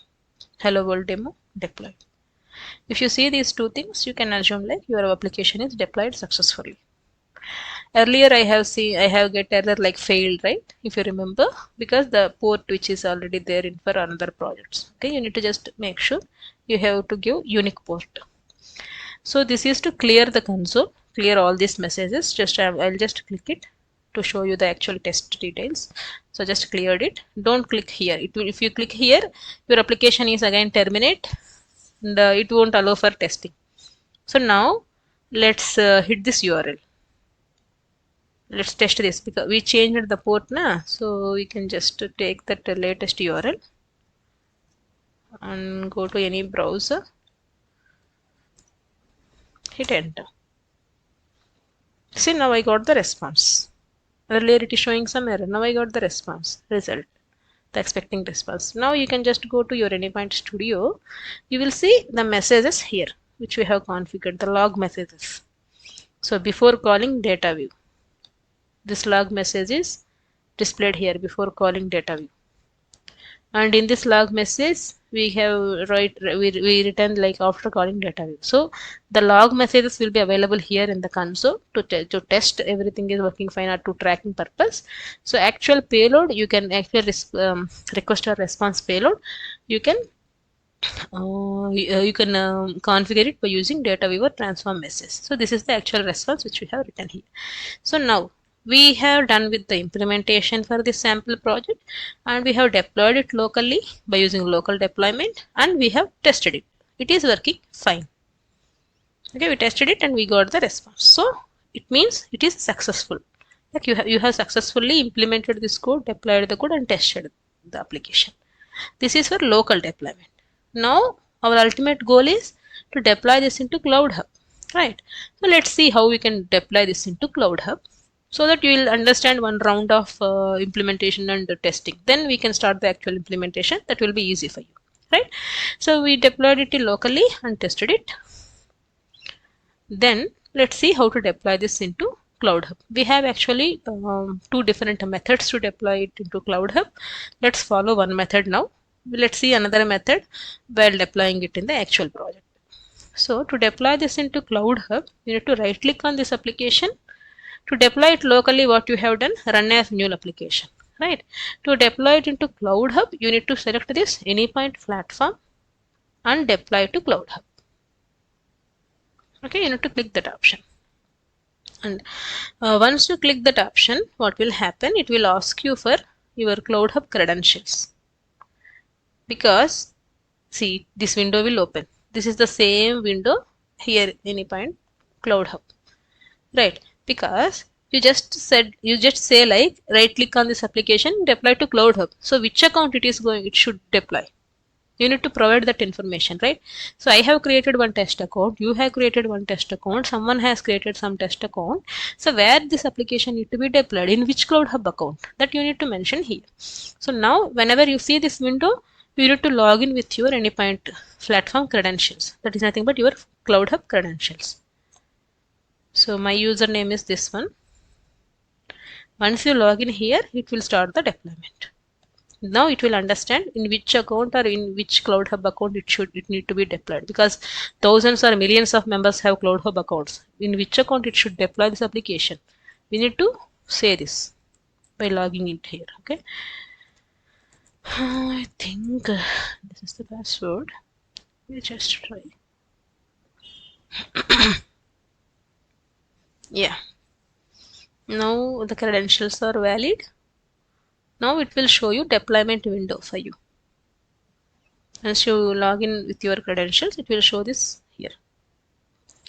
And we have multiple environments here. Okay, we have not discussed anything about environments as of now. If you are aware of this, that is fine.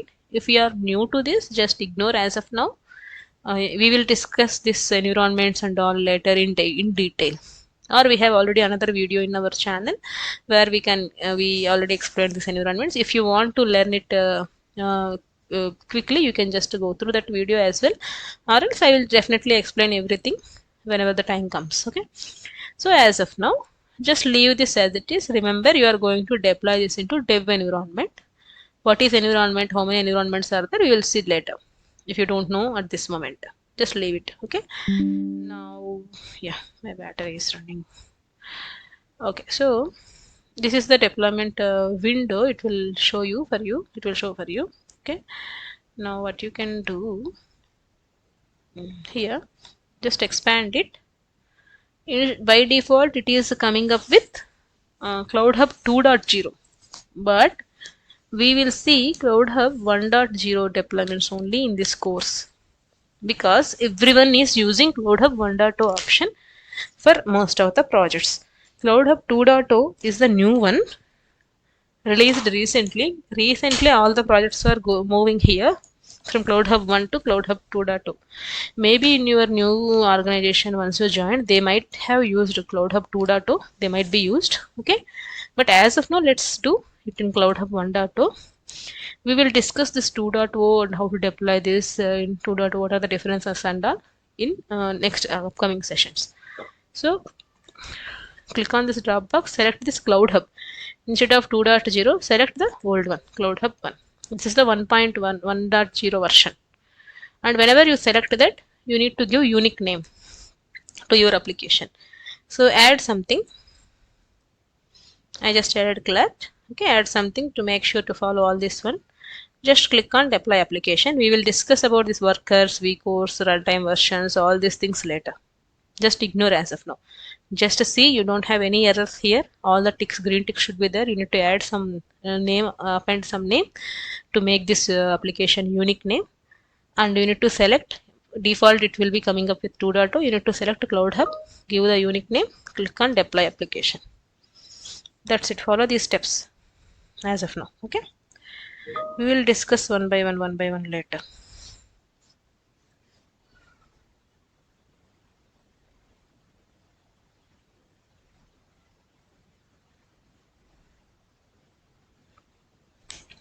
So it will take some time to deploy this application. Maybe you can minimize it and see. You may close this window at any time. Now you can just close it and see this in Cloud Hub also directly. So just log in into Cloud Hub in the browser, go to Runtime Manager. So to see any deployed applications or to do any deployment, you need to use this Runtime Manager feature. So go to here and wait here. It will also that application name also it is showing here, like deploying or starting something. You can see deploying is this is our application name which we have given. You can ignore the old ones. These are all the existing applications. You can just concentrate on this one, hello world demo class. This is the application name which we have given while deploying it into Cloud Hub. So the status is showing deploying. Once this is deployed, it will show status like started with the green color. So now it is still deploying. It is showing here. Let's wait a couple of minutes. It will change the status to started. Then you can understand it is deployed.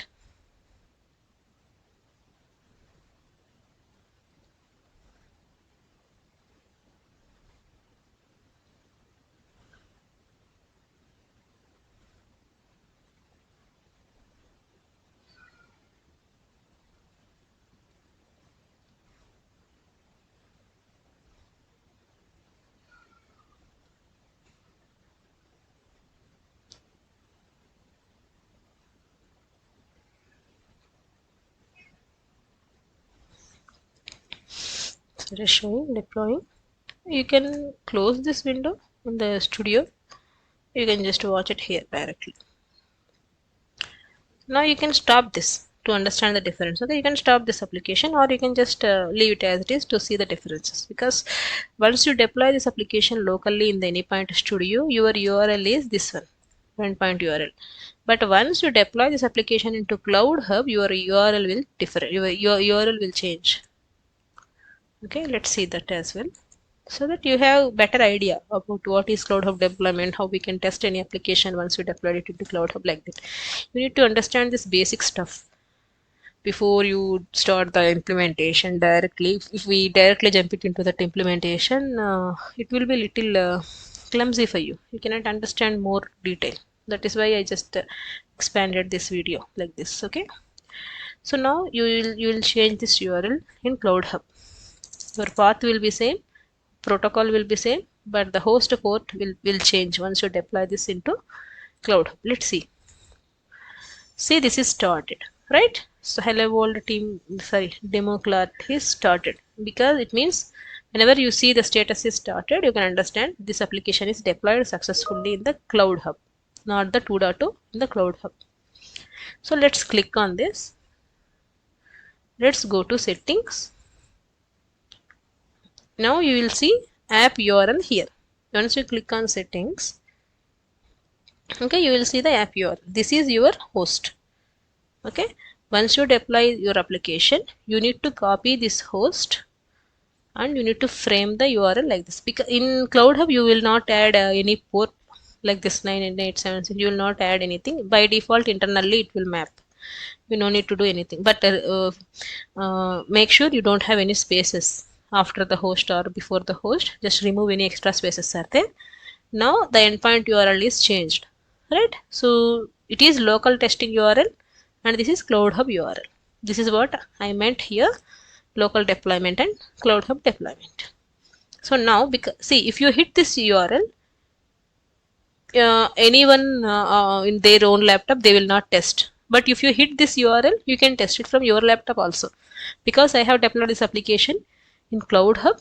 Cloud Hub is available for everyone. It is a cloud version, so anyone can test this application. Anyone can access this application. Right, so now you will have some doubt how we can make our application more secure, because any unauthorized person or any unknown person also can access this URL, right? And that is our next session. So that is why we have a topic called security, how we can make our application more secure. That we will see later. As of now, just remember, local URL will be available only for your laptop. You can only test it by using your own laptop, and Cloud Hub URL, you can test it from anywhere or everywhere, or anyone can test it. So now let's copy this URL, Cloud Hub URL, go to the browser again, hit enter. Haha, bad gateway. Okay, I told you now, before you deploy this application into Cloud Hub, you need to change this port to default port 8081, but we have not changed it. So let's do it. 8081, save it. Let's redeploy our application. To do that, you need to follow the same step. Right click on this application, go to anypoint platform, deploy to Cloud Hub. This time, this is not the new application. We already deployed this application, but we changed some code, right? So this type is called redeploying. Now this is called redeploying, not the deploying, right? So where is this window? Yeah.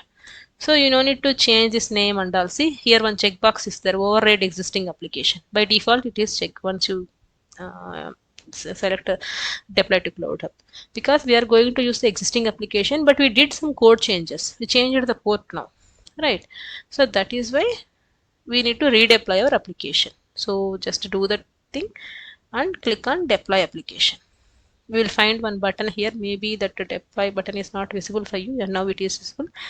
So earlier it is in blue color. Once I click on this deploy application, it is turning like this color. Okay, deployments with less than 0.1 record CPU something. Okay, so now it is again started deploying. You can just close this window, go to platform, runtime manager. You see again it is rotating, and see, second time it is showing updating. First time when you deploy this application, it is showing deploying, right? Second time it is showing updating, second time onwards, because it is not going to create new application. It is redeploying the existing application with latest code. So it is showing updating. Let's wait till this to be deployed and it turn to started. Let's wait couple of minutes.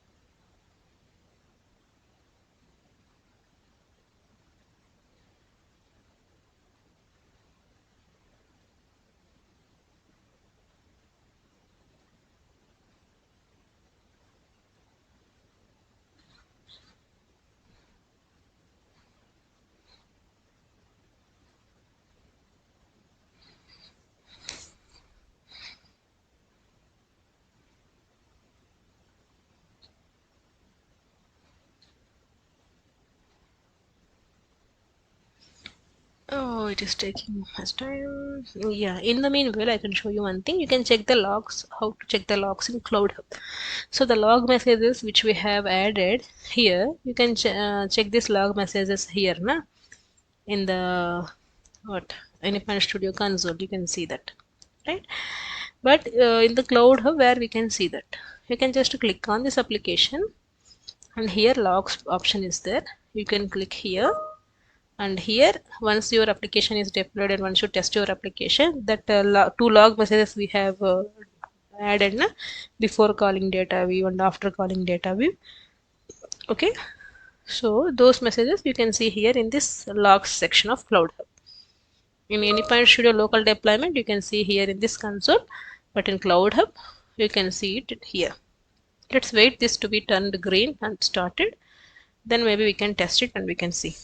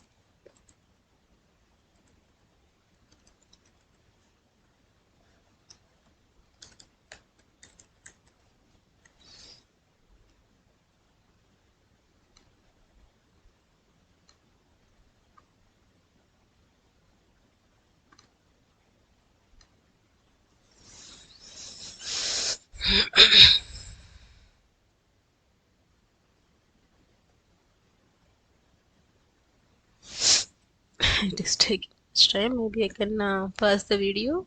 I can resume it once it is deployed. Okay, right. Okay, now it is started. Let's test that same endpoint.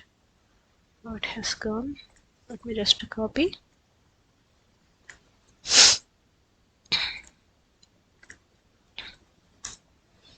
Yeah, now you got the response from Cloud Hub URL. Okay, so please do remember you need to roll back that port to 8081. 8081 is a default port.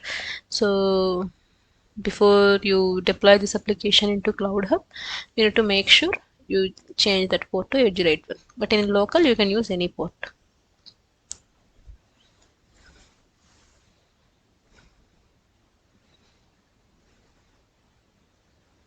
Okay, so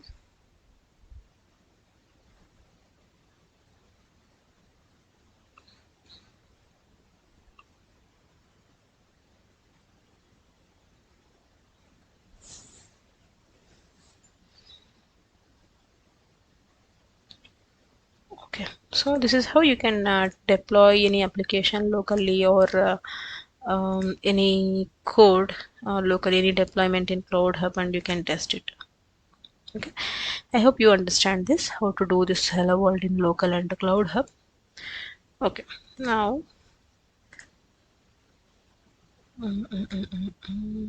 yeah. Okay, now let's see how we can, or else we can stop this video here. In next video, we will see how we can do the actual implementation for the RAML on the, I mean, for your REST API. Okay, or else let's do one thing. Let's create a new application. Go to File. Okay, go to File. Click on New MuleSoft project. Okay, this time you are actually going to do the implementation for the actual application. So let's copy the same name, paste it here, and this time you need to remember one thing. You need to import that RAML from Design Center. So download RAML from Design Center is there now. So just expand this, because you are now not going to create any normal HTTP application or normal I mean a non-RAML application, non-normal HTTP service. Now you are going to create a REST API. So you need to implement that REST API, right? So to do that, you need to select the RAML from your design center or from your exchange. So just earlier we didn't select anything. Now give the name and download RAML from design center. Click here. If you have not added your Cloud Hub credentials, it will ask you now. If you already added, no, it will not ask because I have already added it now, so it is not asking.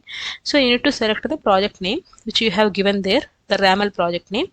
We have given the RAML name like this, right? So click on OK.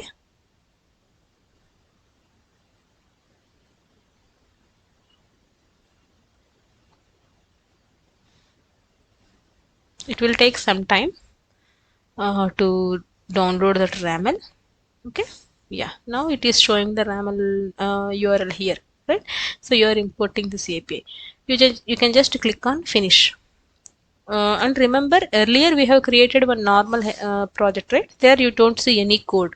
But once you import this RAML, once you click on finish, it will show you some code, some default generated flows are there, some API kit router flows are there. Those are creating by default. Okay, you can see the differences once it is getting created. So it will take some time. Once you click on finish, it will take some time. Don't disturb anything. It will show you like not studio is not responding.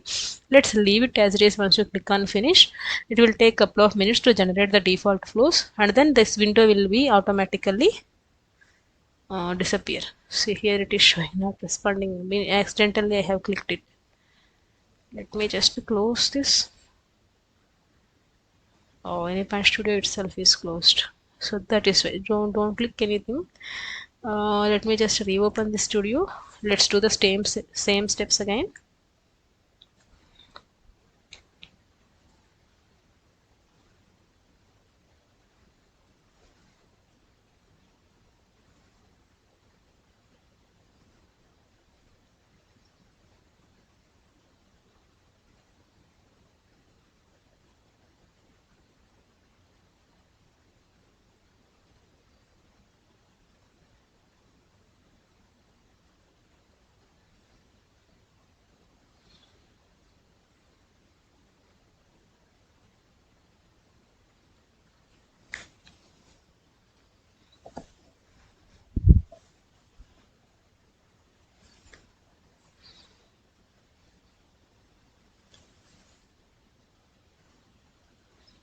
Okay, so that is not there now. Okay, let me create the same thing again.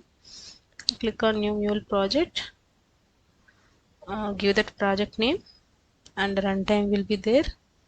To specified project folder name already there. It is showing.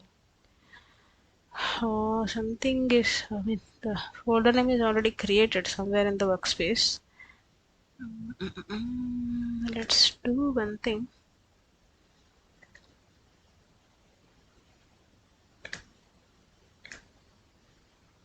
Let me go to that workspace in the background. Don't worry about this. I will show you. I'll tell you how we can do this. Okay. I just removed it manually from the background. Let me try. I'll show you what happened. Okay. Don't worry. Now give the same name again. Now there is no error. Na? Okay. Now just click on this download RAML design center. Expand it. Browse this button. It will show you the RAMLs available in your account. Select the required one. Click on OK. And let's wait this finish button to be enabled. Then click on finish. So once you click on finish, you will get this kind of flows gets created by default. Okay. So one is this main flow. You can find the flow name here. See in our example also, we just drag and drop the HTTP listener. By default, this flow box, this flow scope will come, and one name is also came by default with the project name and one, right?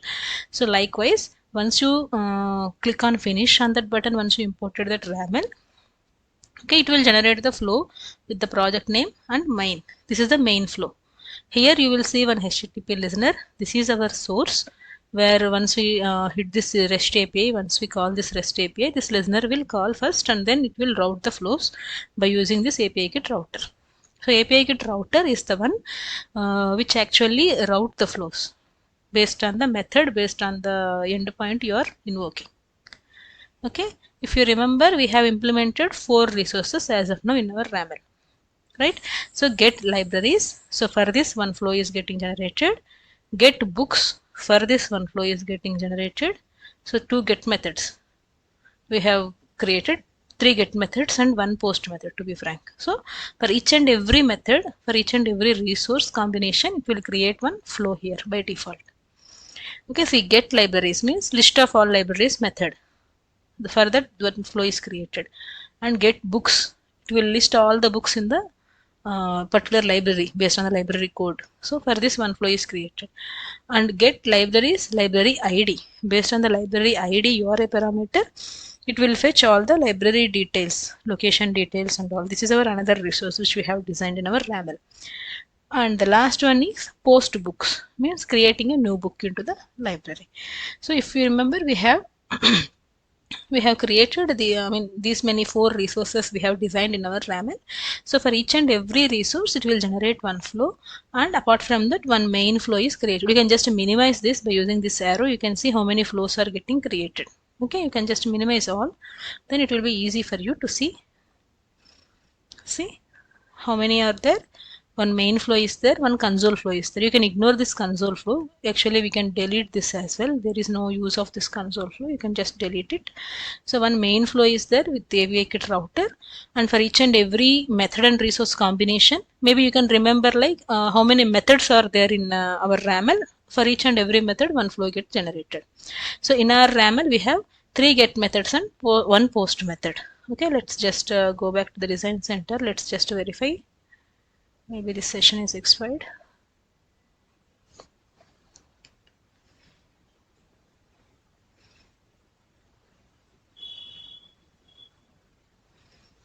Okay, this is our SAP, library management SAP.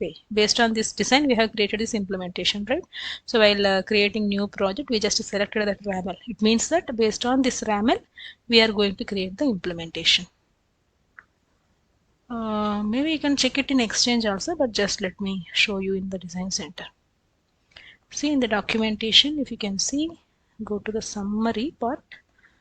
How many methods are there?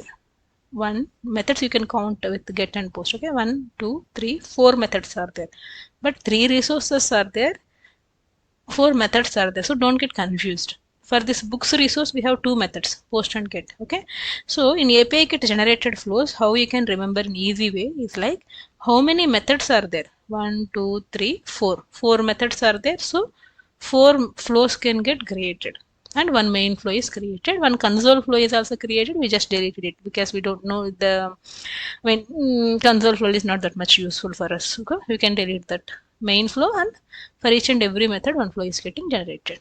Just remember this. And inside this flow, we have some code, some data views, and some loggers are there.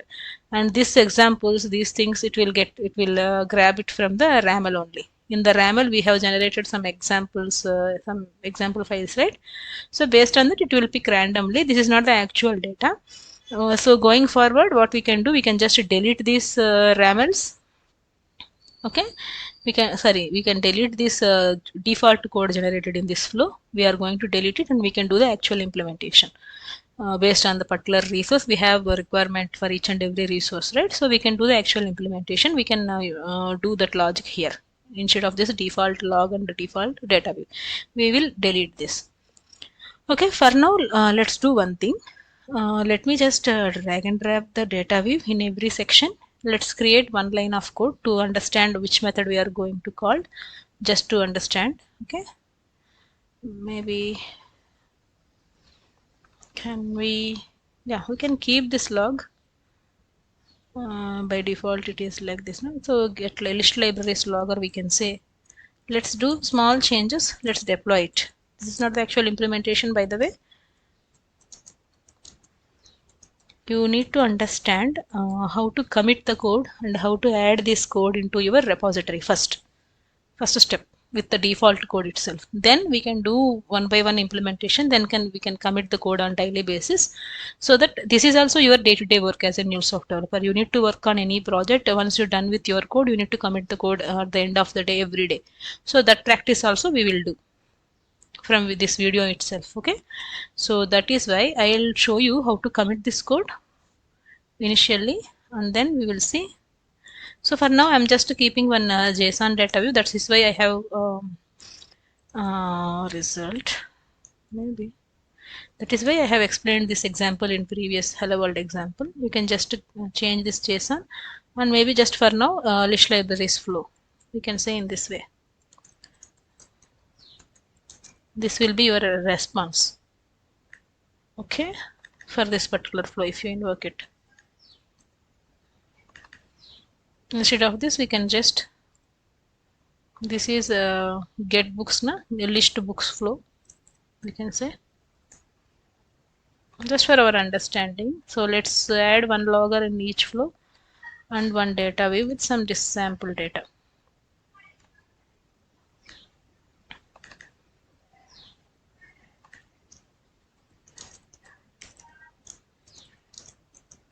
Get books flow. Just like that, for other two resources also we can add one data view, one logger. Okay, this is get libraries by library ID. Alright, so libraries based on, okay, so in your actually this hashes in the logger is not a good practice. You should not add this. Once you enable the function, we will see that later. Just to differentiate the other lines with this logger lines, I have added it. You just remember, going forward we are not going to add these hashes in log messages. Okay, okay, here it is taking this library ID from the URI parameter. So you can read by using this data view syntax. You can read this. Maybe we can add one more data view here, and we can say get library details based on ID.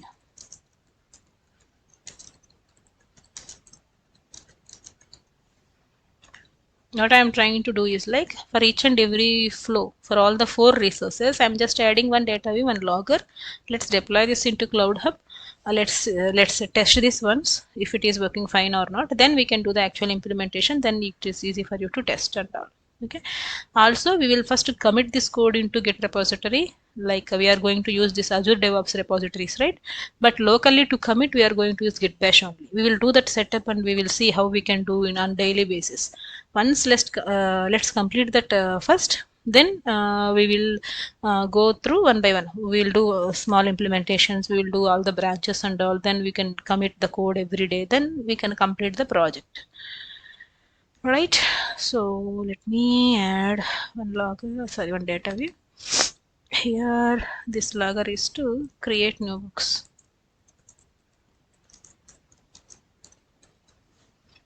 I'll show you what are the best practices we are going to follow in our implementation as well. But remember, this is not the best practice and this is not the suggestible way to add hashes. Okay, I'll show you why I have added. I'll tell you. Okay, so this is to create new book. Okay, let's save this as of now. All the remaining things, leave it as it is. Let's save this and let's see what is the listener by default. See, this listener we have not added now. It is added by default by using APKit router. Let's click on edit. Let's see what is the configuration. See, it is HTTP and 8081 only, right? And the default path also it will get added here, /API/star. So now this is your path. After this, in the place of star, you need to give your actual resource path. Actual resource path means this /libraries or /books/libraries/library ID, like that. Okay, let's frame this endpoint once we deploy it. You can test it locally as well as in Cloud Hub. So as we have already seen Cloud Hub deployment, let's deploy this for now in Cloud Hub. Let's see how we can test this. Okay, then once we commit the code and once we do all these things, then we can see, we can test it locally once and then deploy it to Cloud Hub. We can follow that process. Okay, so to deploy this in Cloud Hub, as we know, you need to go to anypoint, right click on your project and go to anypoint platform and click on deploy to Cloud Hub. This time this might be the unique name, and this is the first time I am doing this project deployment. You need to select Cloud Hub 1.2 and your project name should be unique. See, by default shared space, na, just click here and select the Cloud Hub. As this project is not there in Cloud Hub so far, so this is the unique name. We can give the unique name, but while you are deploying this into Cloud Hub, as I deployed this already in my Cloud Hub, the Cloud Hub is unique for all. So you will see this application name is not unique for you. You will see some errors. So just append your name something for now, like just hyphen and add some name. Okay, then you can able to deploy it. Don't change this project name to avoid some confusion. Just append your name at the end, Lakshmi something. If my name is Lakshmi, I can add just like this. You can add 3 letters. Okay, but you just remember this is your SAP system API. Okay, if you select the same name in Cloud Hub 1.0, it won't allow because I already deployed with this name. Right, so we need to change that name and select the Cloud Hub and you click on the deploy application. So once this is deployed, you can able to test this, all the 4 endpoints. But if you remember in our installation video, we have installed one software called Postman. Right? Actually, earlier in our Hello World example, we have tested it by using browser. But going forward, we are going to use this Postman. Postman is the tool where we can test our REST APIs easily for all the methods, right? So we can use that. So meanwhile, I can just open up the Postman.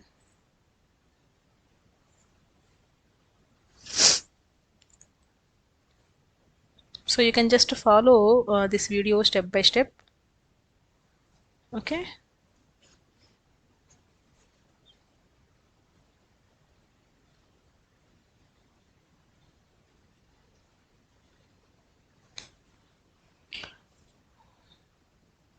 Postman is trying to open. Okay, let me just. Yeah, this is the tool Postman. It looks like this. Okay, you can add as many as collections or as many as URLs. I'll tell you how you can use this tool. Okay, so if we are using it the first time, you will not see these many tabs here. You can just click on plus. See here you can select what method you are going to test and you can give the URLs here. If you want to give any query parameters in your if your REST API is having any query parameters, you can give here like key value pairs. And if your API has any headers, see in our case we have common headers also. Client ID, client secret and correlation ID. Those 3 are the headers, common headers we have added. So those headers we need to pass here while testing this API. And to give the query parameters, you need to give the query parameters here. So as of now, we don't add anything we don't have added any policies or something. It will just ask for a header. We can give any random value. But going forward, we will add the policy and we will give the actual values to the headers as well. So please pay attention for every video. Otherwise, you will miss something. You will lose some flow. Okay. Maybe you can find some gap, right? So just to follow the video and write down the steps, practice it daily basis. We will be publishing daily one video, right? So try to practice that video in that same day or over the weekend. So that will be helpful for you to clarify your doubts as it is as soon as possible, and to practice everything in parallel. So that will save some time and that will enhance your practice and your hands-on experience also, because if you see this video today, if you practice it after 1 month, maybe you will be not feel that much good, right? Okay, so let's wait this to be deployed. Maybe you can close this window as we did earlier. You can just go to runtime manager and wait there, and you can just check there the status of your application. So remember, going forward, we are going to use this Postman tool to test our applications, REST APIs. What? This has not yet started. Okay, it is deployed already, right? Okay, great. I thought I can see some deploying, but yeah, it is deployed, right? So IBS Library Management, SAPI, it is already deployed. Okay, so now we can able to test this. But what you need to do, go to settings. You need to click on that application and go to settings. You need to copy this URL first to frame the endpoint, right? So now let's make it as HTTP and host. And if you remember, we have some common path here for all the APIs. By default, it is getting generated with common path API /API. You need to add this /API, then your endpoint URL.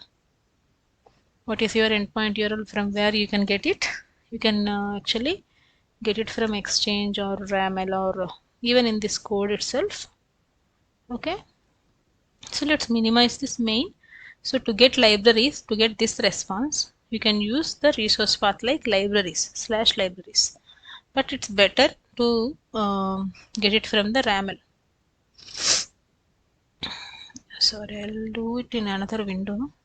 I don't want to miss this log, so I'll show you how you can check the logs as well. So here it is now. You can maybe from Exchange also you can copy it because yeah, so you can just click on this. You will see this is the libraries now. You can just copy this path, just the resource path. Don't copy host and all, because the host which we have given is an example host, but now the host name is the correct one is this Cloud Hub URL. The correct host is, because now we deployed this now. So this is this URL, this app URL. I mean, in the settings you can find it as an app URL. This is your host now. Okay, so don't take host from there, just take the path. Make sure you will have only one /. So this is the get method, right, to get the libraries. Let's test this once. So I'm just copying that URL here. It should pull all the list of libraries, right? So let's click send without headers. So you have not sent any headers now. It will throw you bad request because you have some issues in your host, or if you have missed any headers, if you missed any query parameters, it will throw you bad request. So let's go back to our RAML. What are the headers we have defined over there? We can just copy it from there. So headers are mandatory parameters we have defined, right? So this client ID, client secret, X correlation ID.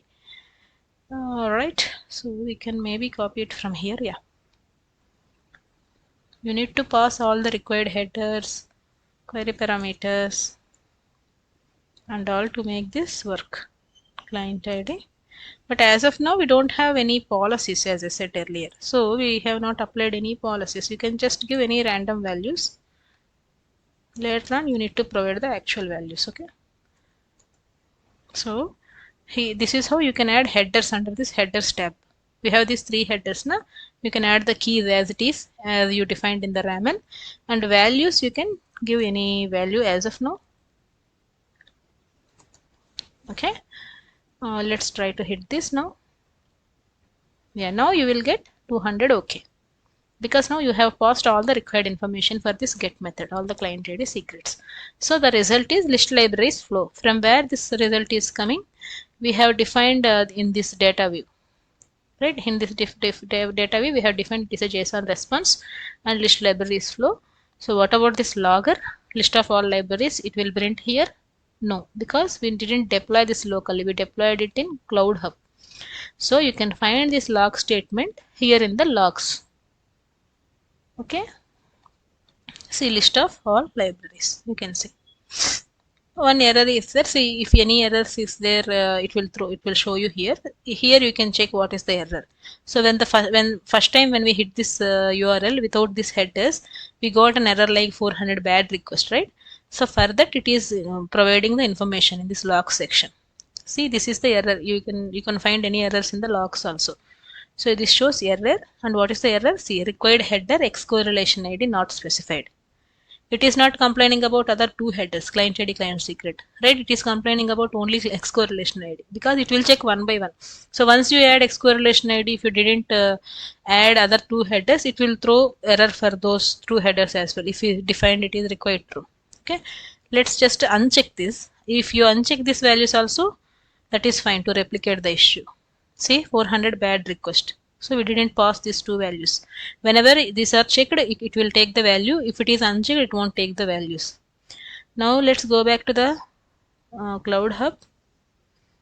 Alright, this is not updated. The logs are just let me click on logs. See again one error is there. If you can see, yeah, this is the exception we got error. It shows required header client secret is not specified. So one by one it will check. Let's enable this client secret. Let's send the request. Again you should get bad request because we are not passing client ID. So now let's go to logs. It will complain about client ID is not passed. It will take some time to replicate. See now it is another error. Client ID is not specified. Until unless you pass all the required information, it will throw all the errors. So now we selected all these three. Now you should get success response. 200 is status code, success status code, OK is the status message. Now you will get all the success response and you don't see any errors here. You will not find any errors here. It should show the log message. It will take some, yeah, log message also displayed here. So this is how you can deploy this application. You can test this, right? And I'll show you one more thing. You can just save this as a collection, these endpoints. Okay, you can just click on save and create a new collection, new folder.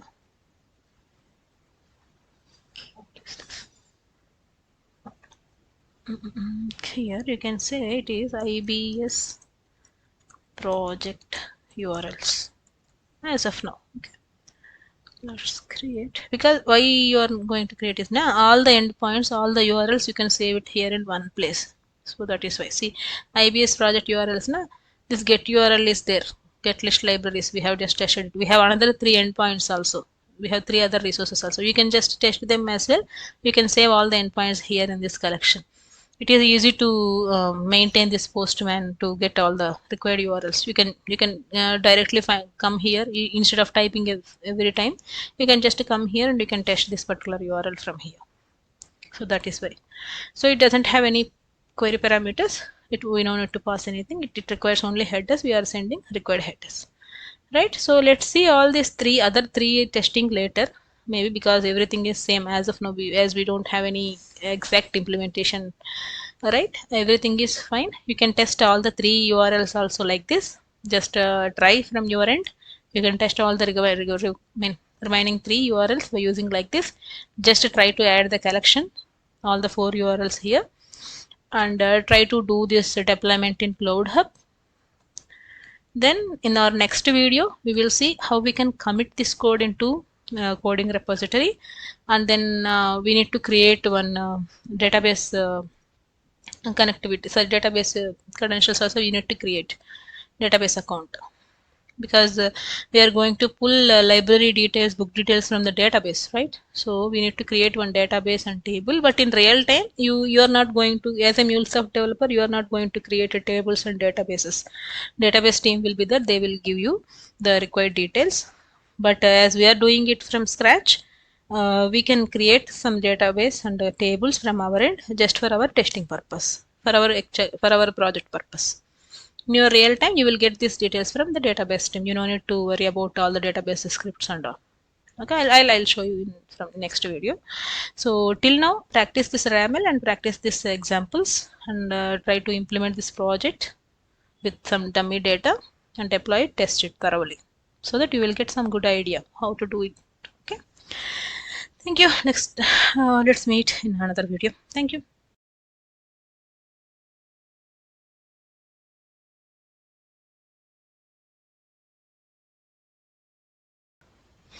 Yeah, hello all.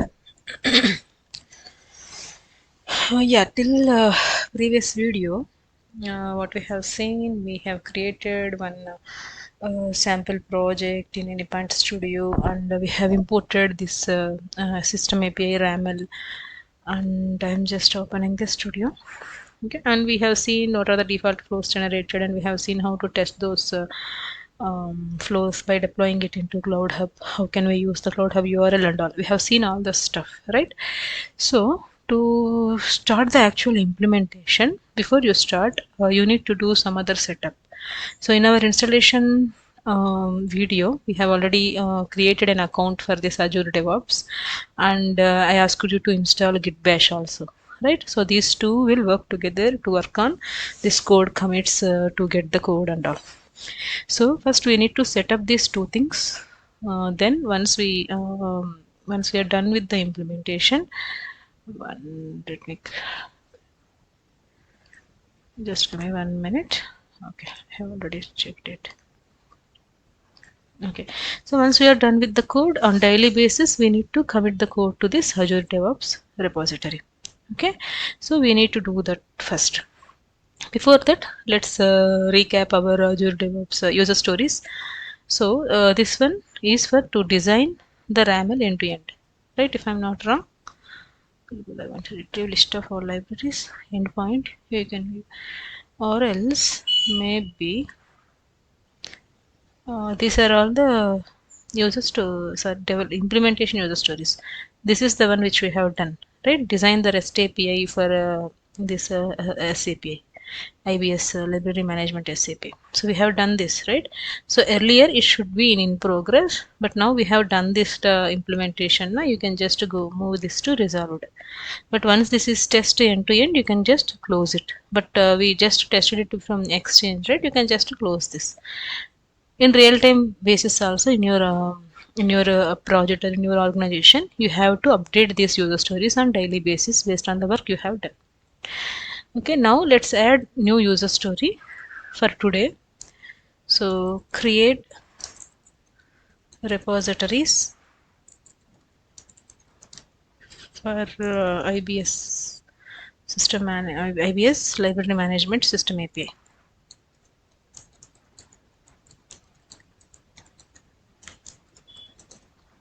You can give same name just like your RAML. Okay, let me just go to RAML, because it is the best practice if you give same name for the project, for the RAML, and for the repository. All three, if you maintain same name, that would be the best practice, and it is easy to follow them. Okay, so let me just, yeah, it is IBS hyphen library hyphen management S API. All right, so so this is one user story for me, right? So I need to create a repository. Okay, I need to create a repository for this particular system API in my Azure DevOps, and I need to commit the code and create the branches. It is too slow. Okay, for this I have given estimation as 2 story points, because it won't take much time. You need to create the branch, you need to create the repository, and we need to create couple of branches. So you don't know about code branches and repositories, don't worry, we will see this now as an overview. But if you want to learn more regarding this, we already published a video in our channel with the detailed explanation. Maybe I can give you that link. You can follow that. You can understand way more better. Okay. So I'm just done with this. So now I will start working on this user story. So I will move it to in progress. Okay. Today I have just logged in into my system. I have started my work. I just see like what are the other tasks assigned to me. So this task is assigned to me today. So in your real-time projects, you need to do in this way. So once you go to office and once you log in into your system, you need to first see if anything you are working. I mean, it is any in progress stories are already there. You can continue to work on. Once you are done with the other, see today I am done with this designing user story. So I'll just pull any other user story so that I can start working on it. Like that, you can assign by yourself, or your team lead will assign these user stories or tasks to you. It depends on your project. Okay, so now I have been assigned with this user story. So now I need to work on this user story. So I need to create the repository and create the branches and all. Okay, to do that, you can go to repositories. So yeah, as of now there is no code repositories are there. So let me create one thing, but before that I would like to just give you some overview.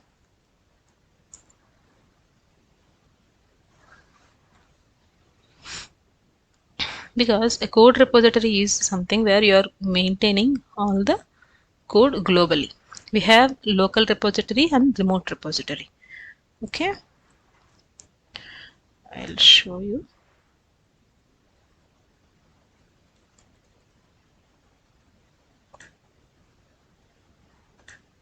Yeah, so let me just give you some example.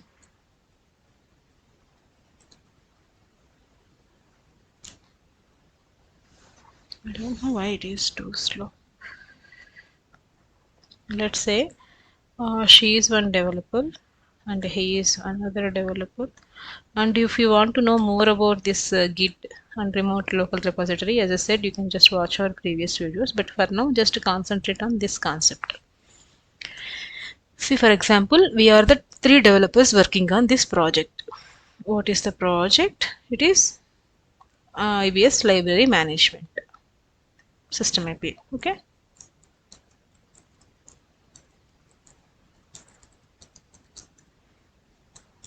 as of now this is the one project, and one project we can treat it as a one repository in Azure DevOps or in GitHub also. GitHub, Azure DevOps, these are all the remote repositories.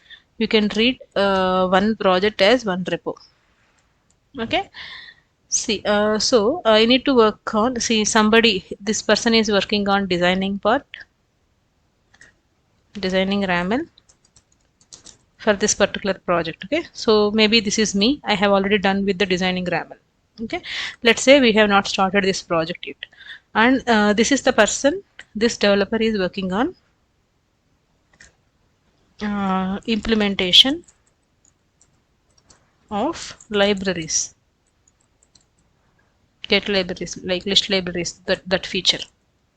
See, in your real-time project, there is no such a rule like only one developer should work on all the features of one project. No, we have a lot of developers. We can share the work. We can do each and every feature we can develop in single project. So for this IBS single project, single system API, in real time, any number of developers can work on this single system API. But to be frank, in our project, overall, we have a lot of system APIs, lot of experience APIs, lot of process APIs. Okay, so based on the situation, based on the requirement, based on all the dependency information we have, and based on the bandwidth of these developers, see, if this developer is having only working on only one another task, he can pull another task for this particular project, and he can work on 2 tasks daily, like that. It depends on how you share the work. But remember that any number of developers can work on single project. So how we can maintain the code? That is the concept now we are going to discuss based on the branches. I mean, it is with the help of branches and with the help of code commits, GitHub, I mean Azure DevOps and Git Bash. We need to maintain the code in a proper way to make it work. Okay, so let's say this person is working on list of libraries and this person is working on creating new book functionality. Means the post method we have, right, to create a new book. So this person is working on implementation of get list of repositories, like to connect to the database, get the data, send it back to the user, like that. He is working on one implementation feature, and he is working on one implementation feature, and this person is working on designing RAML. Like that, we share this work, 3 user stories, for example. See, we have this library management system API repository. We have this code we should have this code somewhere remotely available for everyone. Means we can have some common repository, common place where all the code should be there, and any developer can take that code and they can work on their own functionality and they can send back to the code. So in real time, what will happen? See, this is the Azure DevOps now. Here you are going to create one repository. Let me create that. Okay. Let's just select it. Create the repository name. Repository name means your project name.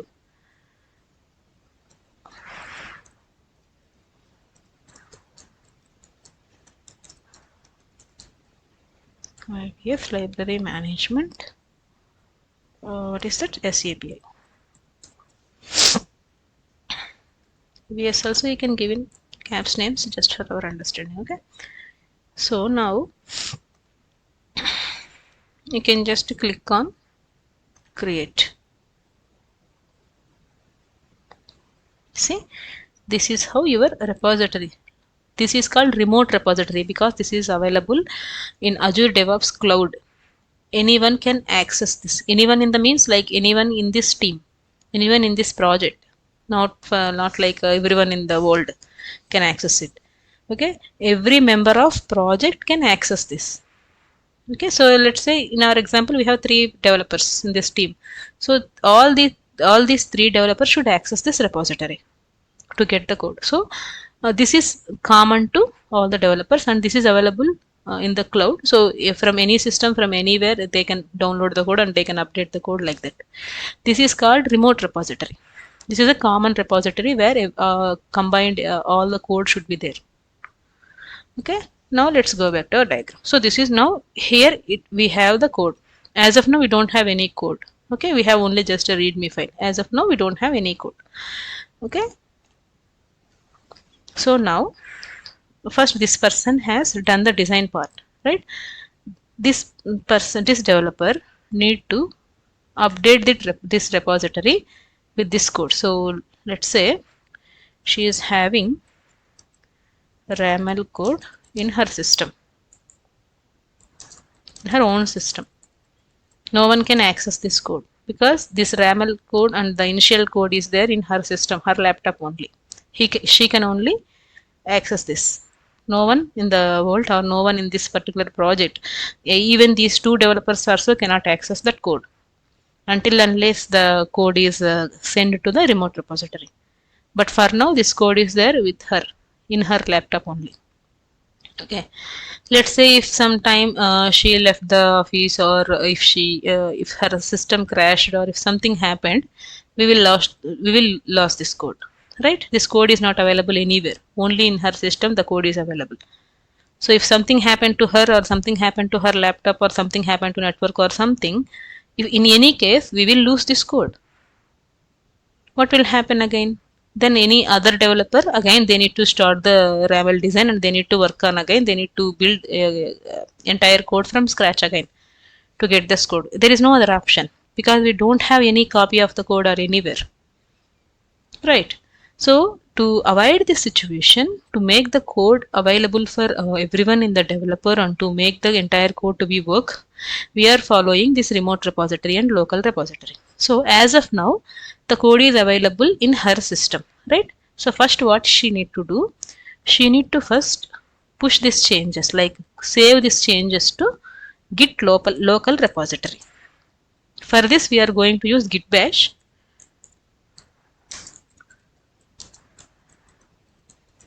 First she need to save the code into local repository from her laptop to local repository. Then she need to push this code to remote repository. Remote repository means this Azure DevOps here in our case. But a few projects will use GitHub, GitLab, or a lot of remote repository tools are there. They can use anything in your project. Okay. But most of the cases we are using Azure DevOps in most of the projects. So we took this in our project also. We are going to use Azure DevOps.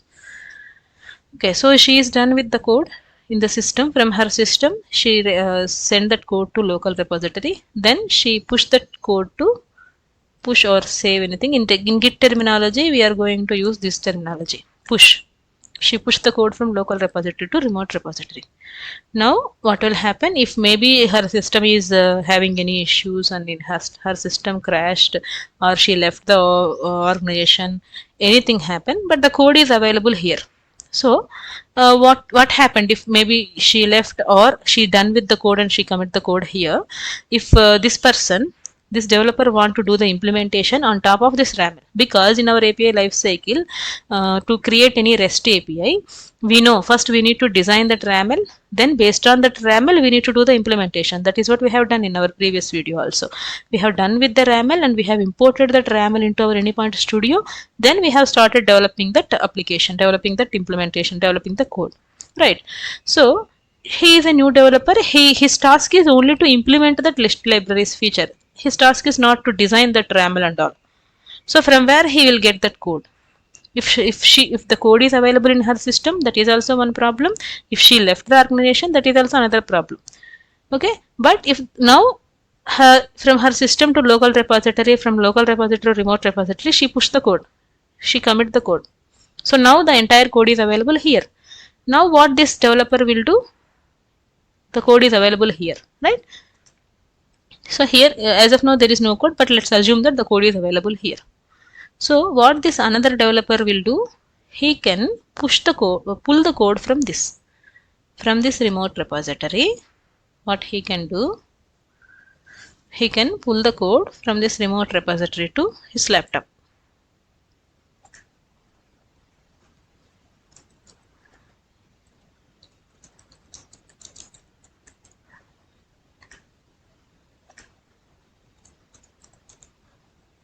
Okay, he can pull the code from here. So in his laptop, what the code is available now? In his laptop, he has the updated code of this particular project. Updated code means he has all the design code.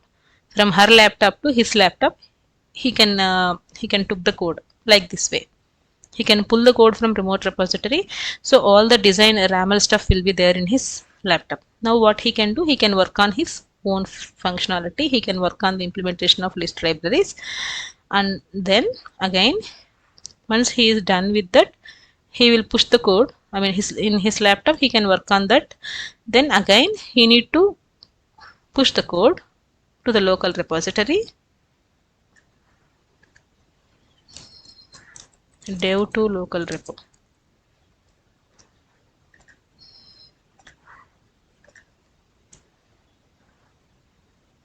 So from his laptop, he pushed the code to local repository. Then again from this local repository, he will push the code to remote repository.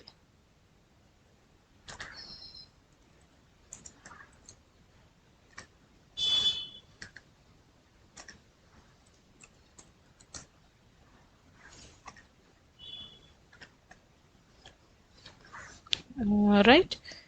So now what will happen?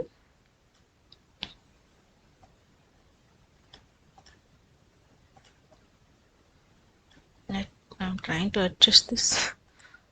Okay. So now what will happen? He took the code from the remote repository. He worked on that his implementation in his laptop. He pushed the code to local repository and he pushed the code to remote repository finally. So now another developer came into picture, developer 3. He has to work on this book, creating a new book functionality. Actually, to be frank, developer 2 code is not dependent on developer 3 code. These two codes are independently, they can work parallelly, they can work independently. But for these both developers, for these two developers, what is the common code need to be available here? This RAML. Once RAML is available, he can push the code and he can start working on his own feature, and he can also work on his own feature parallelly.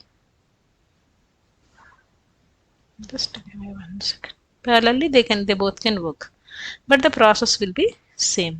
Again, he need to do in his own laptop. First, he need to pull the code from remote repository, then he need to work on his laptop, then he need to push his local repository, and then he need to push the code to remote repository. In this way, what you have observed, laptops are specific to every developer, and local repository is also specific to every developer, but remote repository is the unique one. Only one remote repository will be available for all the developers. So every developer, if they work on any code, they need to push their code into this remote repository for sure on daily basis in your real-time projects. Okay. First, they need to develop the code, and then they need to test it locally.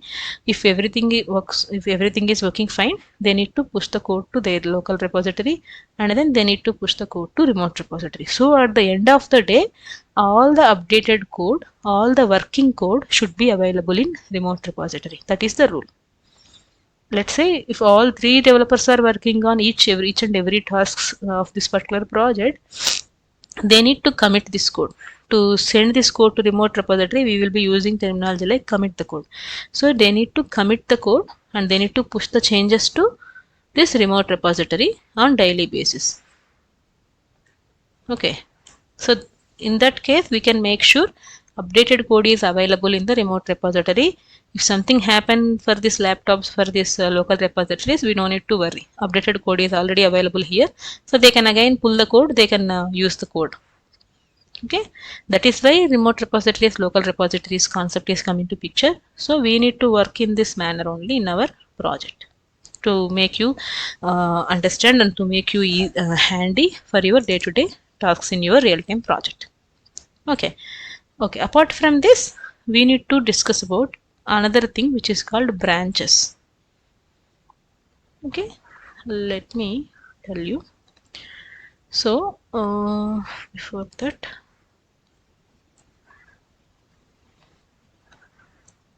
this is the project, remote repository project, right?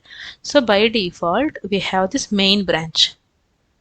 Okay, main or master. In some cases, you can name it as master. Some cases, it will name it as main. So main branch is there. All the code is available here in the main branch. All the production ready code or the production deployment code. If you don't know about production at all, just take light. As of now, we can discuss more. We can discuss more. So main or master, this is the main branch, and as a developer we should not directly work on this main branch, because if something corrupted, some code is not having working fine, and if some code having any issues or any errors, our complete project will collapse. Complete code will collapse, right? Because all the working code is available here in this branch. If someone pull the code from this branch and they work on something, if it is having some issues, all the existing functionality also will disturb, right? So to avoid that, what we will do, one main or master branch should be there. We should not touch this branch in our daily basis as a developer, and we will have another branches for each and every environments. We will discuss more about environments, don't worry. But as of now, remember, usually every project will have 3 environments.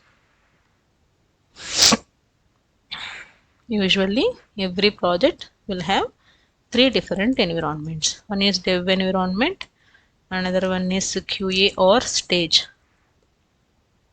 Okay, last one is production environment. In some case, production code and main or master, everything will be same. So let me remove this to avoid the confusion. So production environment code will be there in the main branch. So that is, production is the ultimate environment. So that is why we should not touch this code directly. We should not pull the code directly from this branch, and we should not save our changes. We should not push the code directly into this branch. The branch is nothing but the copy of the copy of entire code. So main for this IBS system API, it has entire code here in this master branch and stage branch and dev branch. Every branch will have the same code initially. But if you want to work on any particular functionality, if you want to save your code, you should not save in directly master branch or production branch or main branch. That is not the good practice, and that is not allowed. Because if something happens, complete code will collapse. You need to rewrite the code again from scratch. You need to build your project from scratch again, right? So to avoid that, what will happen, for each and every environment we have different branches, and if we have 3 developers, what they can do, they can create their own branches called feature branches. Okay, let's say in the same example we have 3 developers now. Even this dev branch also contains every merged code of all the developers. It should be working fine in the dev environment. So you should not directly work on this dev branch also as a developer. What you can do is you can create one branch from dev branch. I'll show you how you can create, but for now let's try to understand. Every developer will create their own feature branches. These branches are called feature branch. Feature dev 1. Okay. Feature dev 2. Feature dev 3. You can give your own name, like not your developer name. Your functionality name you can give. Like for example, this feature branch is for list libraries, list libraries maybe. Just to make it more clear, you can name your branch like this. He is working on creating new book, so creating book branch, and this developer is working on designing RAML, right? So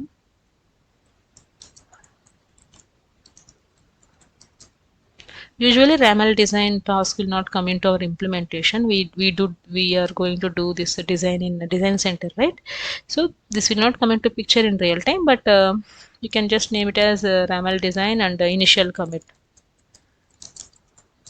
Maybe without any functionality, we can do initial commit with some default or dummy code, right? So all the developers, because every developer should push the code to the remote repository at the end of the day, that is for sure. But how they can push the code? They cannot push the code directly into this master branch or production branch.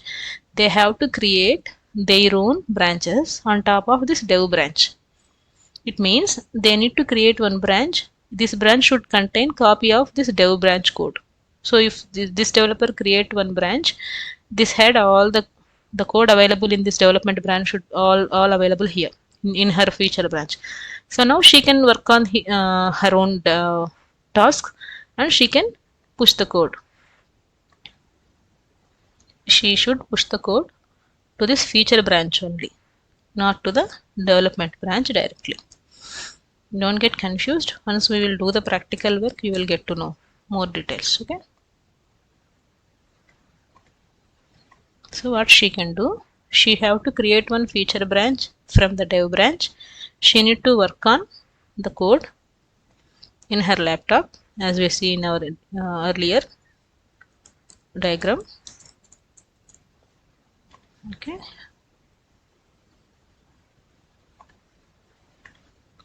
Then she can push the code to the local repository. Again, here you have a concept of local repository.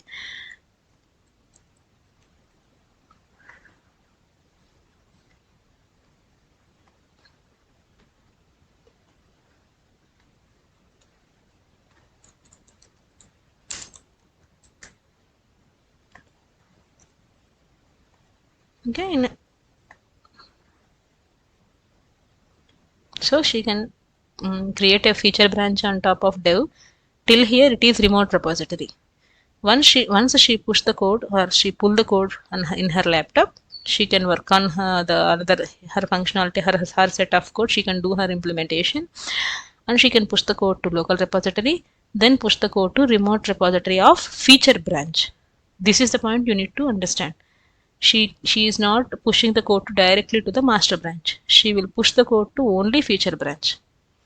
Then from feature branch to dev branch, we are going to merge the code. Once all the developers done with their work, we have to merge all the feature branches to dev branch.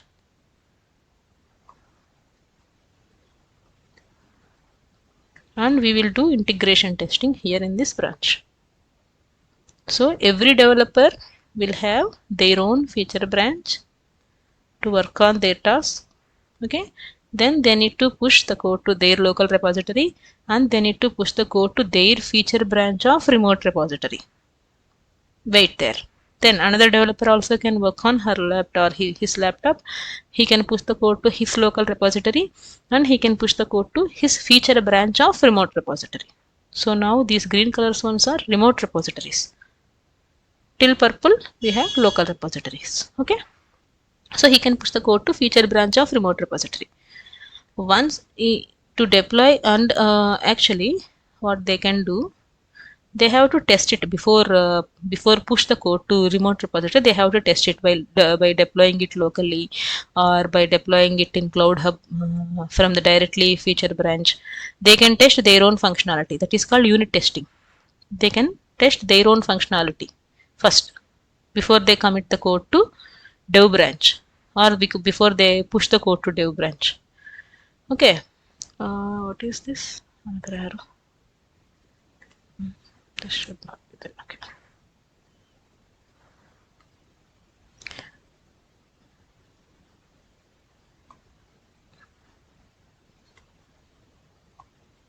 So every developer will create a feature branch of remote repository first. Then they can pull the code from remote repository to their laptop. Okay. Then in their laptop they can work on their own implementation. They can write their own code. Then they need to push the code to their local repository, and then they push the code to their feature branch of remote repository. Then they need to test the code entirely here, if their functionality is working fine or not first. That is called unit testing. Once they are done with the unit testing, they need to merge the code from his feature branch to dev branch. So if 4 or 5 developers are there, 5 feature branches will be there.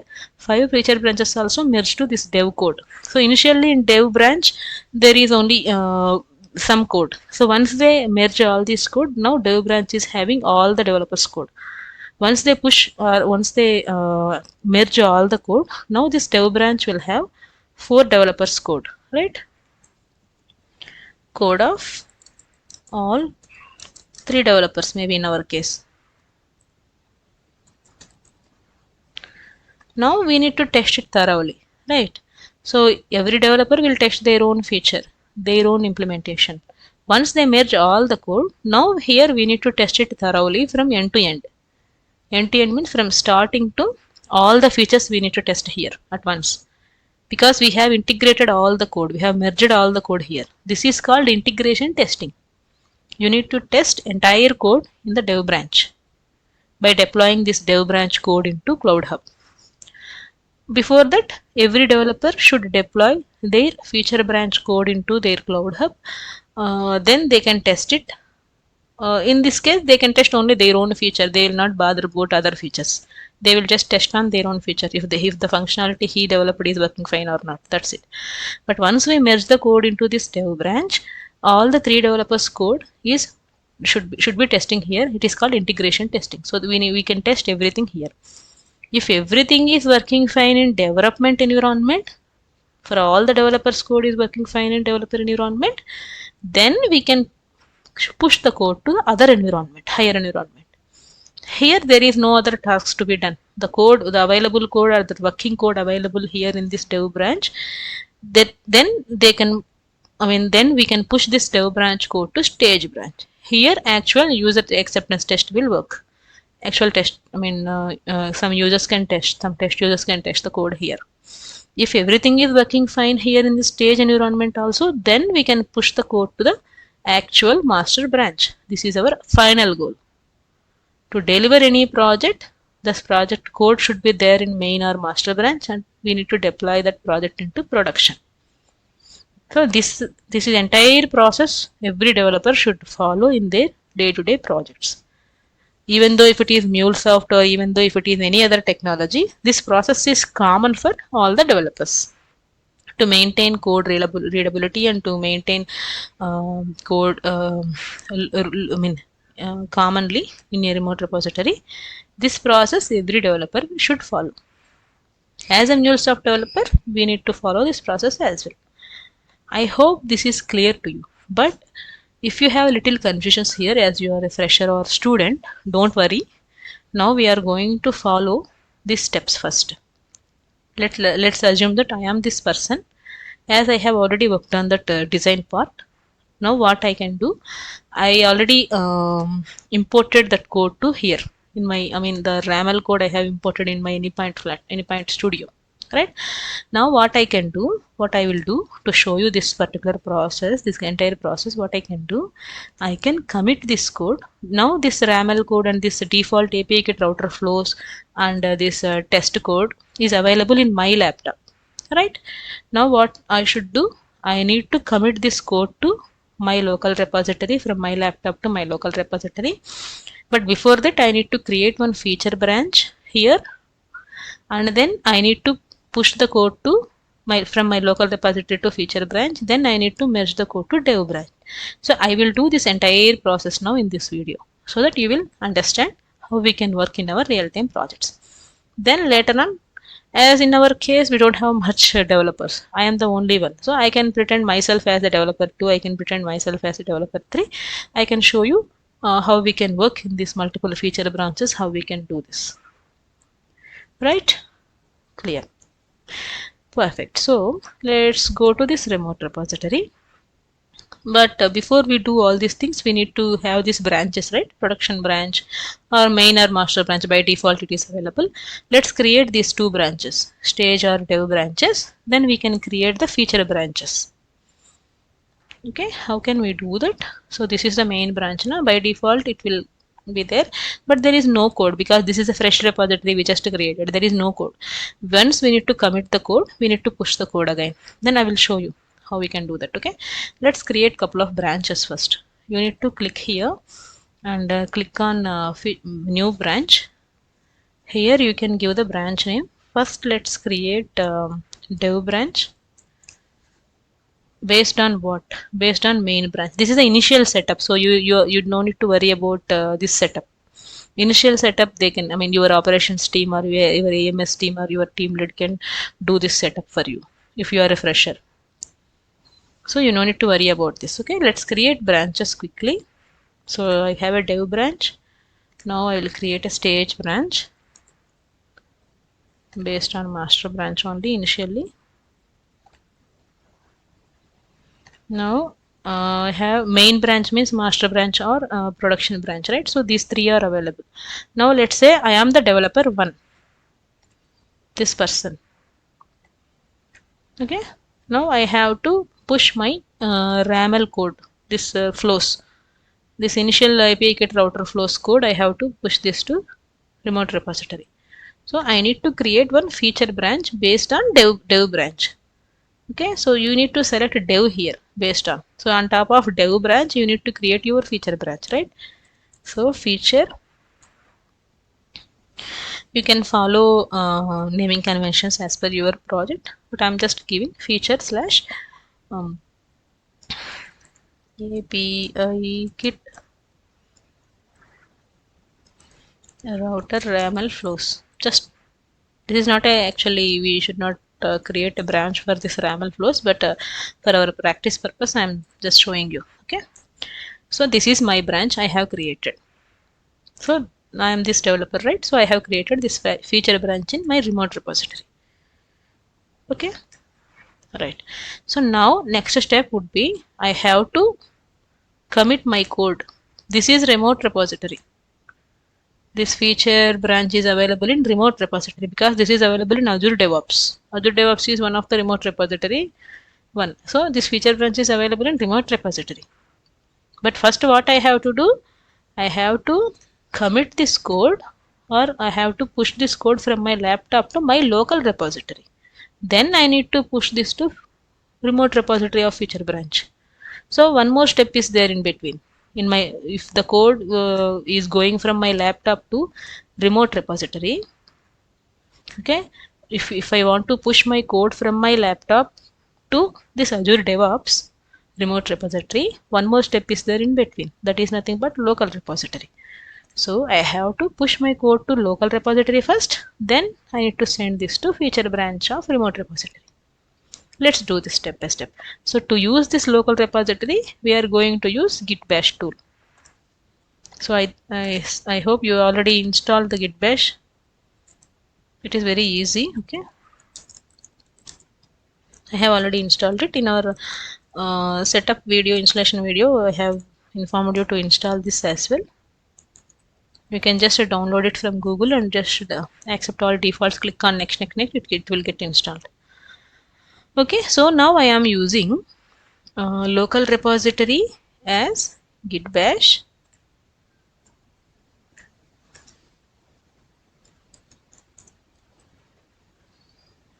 Okay, remote repository as Azure DevOps.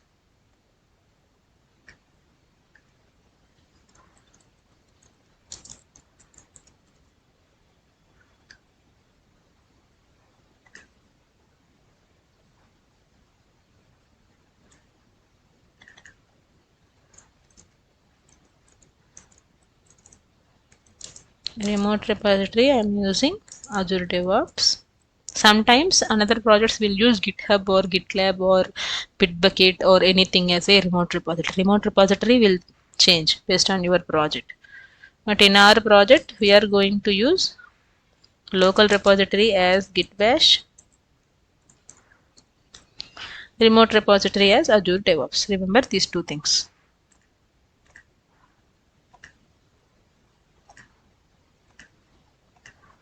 Okay. So this is this. The remote repository is this one. So what our next step? I need to push this code to my local repository by using Git Bash. Then I need to push this code from my Git Bash to Azure DevOps remote repository. That is also through some Git commands. We will see that step by step. I hope this is clear for you, right? So let's get started. And before that, make sure you install the Git Bash and you have an account in Azure DevOps and you have created these repositories and branches for this. I'll show you how we can do this in a couple of minutes. Okay, let's get started. So I think you have already downloaded the Git Bash and installed it in your studio.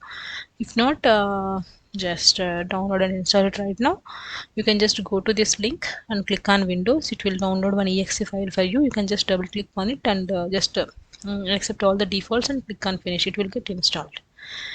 Okay, this Git Bash is actually we are going to use to work with this local repositories.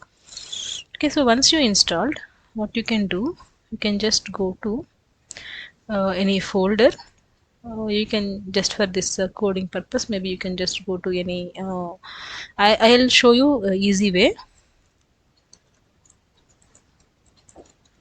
Okay, you can do it in any multiple ways. If you are comfortable with any other way, if you are already worked on this Git local repositories and all, you can just follow your method, whatever you want, whatever the process you are following. But if you are a new student or non-native one who are new to this, this is just an easy method to follow. So that is why I just selected it. Okay, so what you can do is, so we have already have some code here, right? This particular project code. This is where this code is there available in the workspace. Like in our studio workspace folder, this code is available. But now I have created new folder here. So first step, to commit the code into this remote repository, what you can do is you can clone this repository first. So you can just download this and you can just clone it into your you can just clone the remote repository first in your local laptop. Then you can add the code of your local laptop to that. I'll show you step by step. Okay, so first step, just follow, create one new folder and clone this. So to do that, you need to go to your particular project, which code you want to clone, and then here you will find an option called clone. Just click on it, copy this URL. Okay, now what you can do, you can paste that somewhere if you want, or else I can just copy it in the command prompt itself. So in the folder, just right click here. If you already installed git bash, it will show you option like this, git bash here. Okay, just click on it. It will open a command prompt. Here what you can do, by using some git commands, we are going to commit the code, and we are going to commit it to local repository and remote repository. Okay, so what you can do, I'll just type you these commands. So first step, what you can do, you need to clone the remote repository into your system. To do that, you need to use one command called git space clone space the URL you copied. Okay, so here you have copied this URL, clone repository URL, right? You can just copy it. Now you can just copy this entire command, go to that one, the terminal which it is opened, the command prompt. How you can open it, is not the normal command prompt. Okay, it is git bash command prompt. So you need to just right click here, go to more options, click on git bash here, then this window will be open up for you. Now paste that command and click enter. Okay, it will clone that code into your local laptop. See, first time whenever using it, it will ask you to authenticate. Means you need to just enter your Azure DevOps username and password here also. To avoid that, we can use this user and password later by using git commands. But now just log in with the username and password which you have created this Azure DevOps.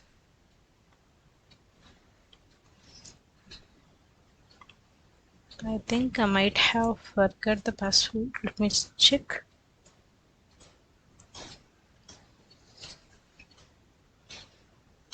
I'll use this email code to this. This is easy for me to log in, to copy the code and paste it here. If you remember the password, you can do that.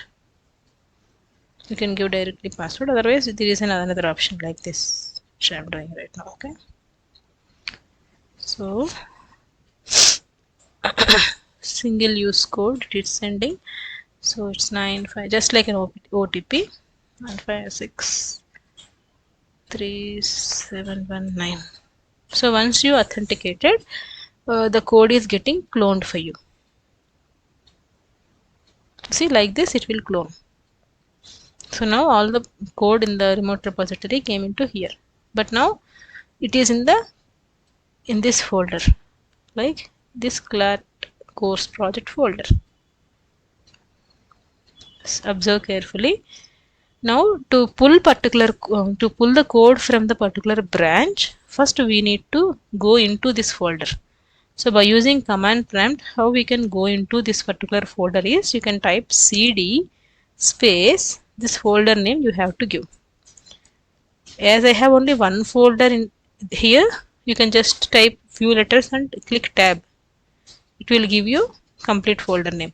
If you have multiple projects, multiple folder names here, you have to type the folder name and click enter. See, once you click enter, what is it showing? In the blue letters, it is showing main.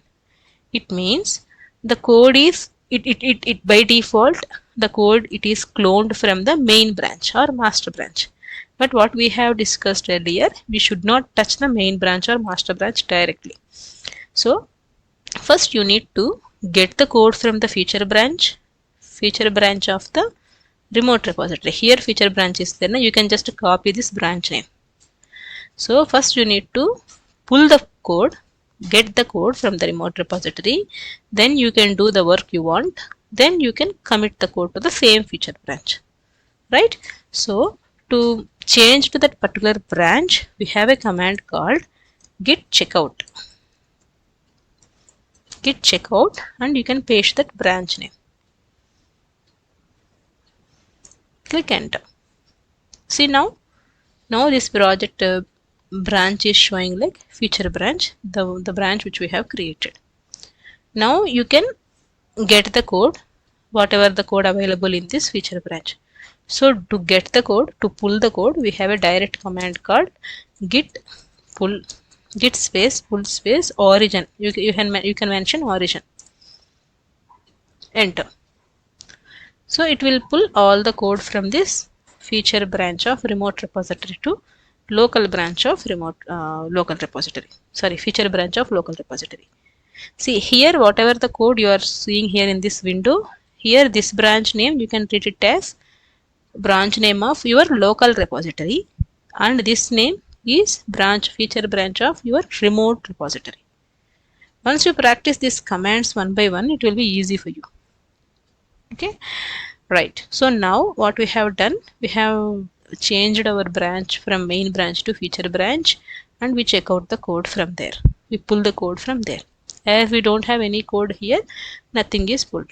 So now what you can do, to commit this code, initial commit, okay, so to commit this RAML code and all into your remote repository, first you need to copy the code from this folder. So where this folder is available, you can go like, you can just right click on this project,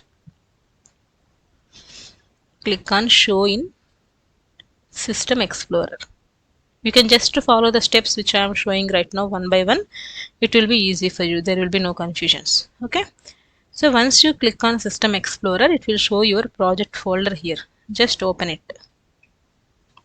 And from here, select all. Control A, Control C. Okay. So from the Anypoint Studio workspace folder, you copied entire code. Now go back to the folder where you have cloned. Right, these are all the two different folders path you need to remember. What we have done, from the Anypoint Studio, in your, you want to commit this code, right? So in the Anypoint Studio, in the project name, you can just right click and show in, go to System Explorer. It will open up this folder for you, Studio Workspace. You need to just open your project, and here the entire code is available. You need to Control A, Control C, you need to do. Then where you need to go, you have to go to that folder where you have created, where you have cloned it. So I just created this folder, class course project, but I cloned this project here. This project is from remote repository, right? So you can just open it and paste it, Control V. We have copied all the files from your Anypoint Studio workspace, right? So the complete code available here in this particular folder. As of now, we didn't commit anything into local repository, or we didn't check anything into remote repository. So at this step, you will not see anything into this remote repository here because we didn't push the changes yet. Okay, so once you copied that, okay, once you copy that files into this cloned folder, you can again go to this git bash. You can just maximize this. You need to check the status. What files are we copied? For that, you have a command called git space status. So we have this lot of files. We have added lot of files. So it will not show you much files here. So what you can do, you can say git space add space dot. It will add all the files to your local repository. Click enter. Okay.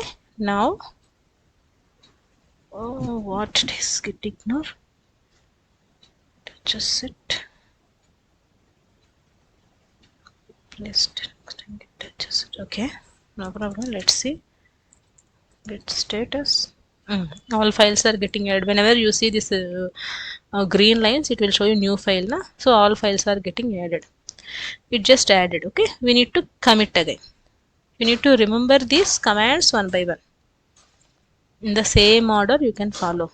Okay. Git clone. Then go to that project folder using cd space project folder name.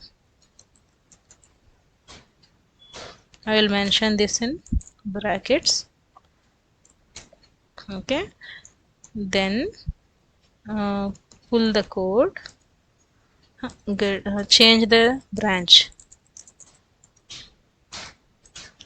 By default, you will be in master branch. You need to change the branch by using git checkout and your branch name. Okay, so then you need to pull the code from your feature branch. To do that, you need to use git pull origin. Then you need to copy the code from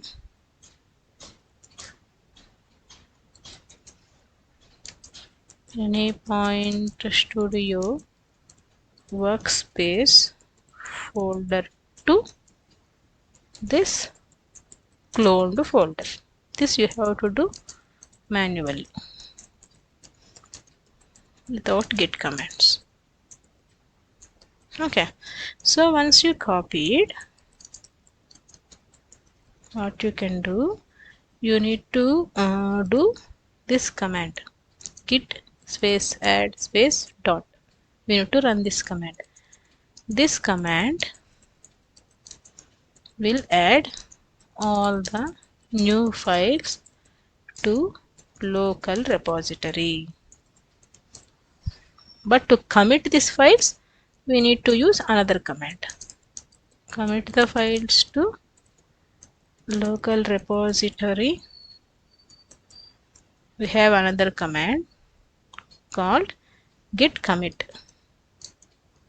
Git space commit commit space -m and any message you can give. I am giving initial commit of code, and in quotations you have to give that. Click enter. So I'll write that command also. So git commit -m space, in quotations you can give any commit message. I am giving initial commit code.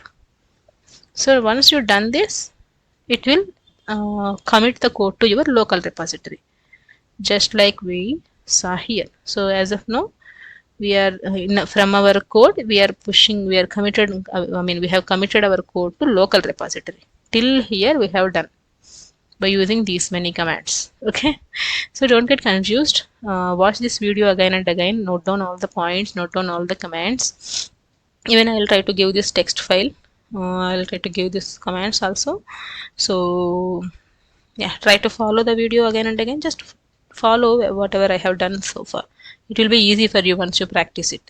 Okay, so now we have committed our code to this local repository, but still you will not see any code here because our code is now at local repository. Here our code is now, there is it is not moved to remote repository yet. So we have only one command to run to make this code push to remote branch, that is git push origin. Once you done this, your code will be pushed to remote repository. That's it. To push the code from your laptop to local repository, you will see a lot of commands, but from local repository to remote repository, you need to run only one command, which is nothing but git push. Okay, so to push the code from local repository to remote repository, the code command is git push origin. Okay,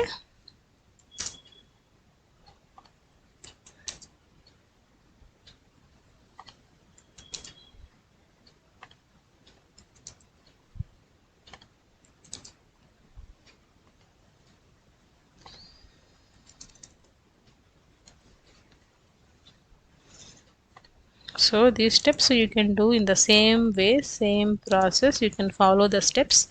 It will be easy for you. Now let's refresh our remote repository. Our code should be available here in this feature branch. Okay, let me just refresh it. See, now your code is there. Earlier you can see only readme file, but now you can see these files, git ignore mule artifact.json and your file all the files you have created there, it will be available here. Examples, like all the examples we have done. So all the files available in this particular project of Anypoint Studio, it will be there in the remote repository. Now you can just remove this to avoid some confusion. Just remove this. You can import that. Okay, because to make the sync between this remote and the local repository, I just removed it. Okay, so go to file, new project. Now what you can do, you can import this project. Sorry, you can import it, right? Just click on import, and it is not the jar file. File system, you need to select the first option. Then you need to go to that cloned folder path you have cloned somewhere na course project. Go to that one. Okay, you can just select this folder, that's it. Yeah, click on finish. Now the project will be imported from the local repository to your Anypoint Studio. This way you can do.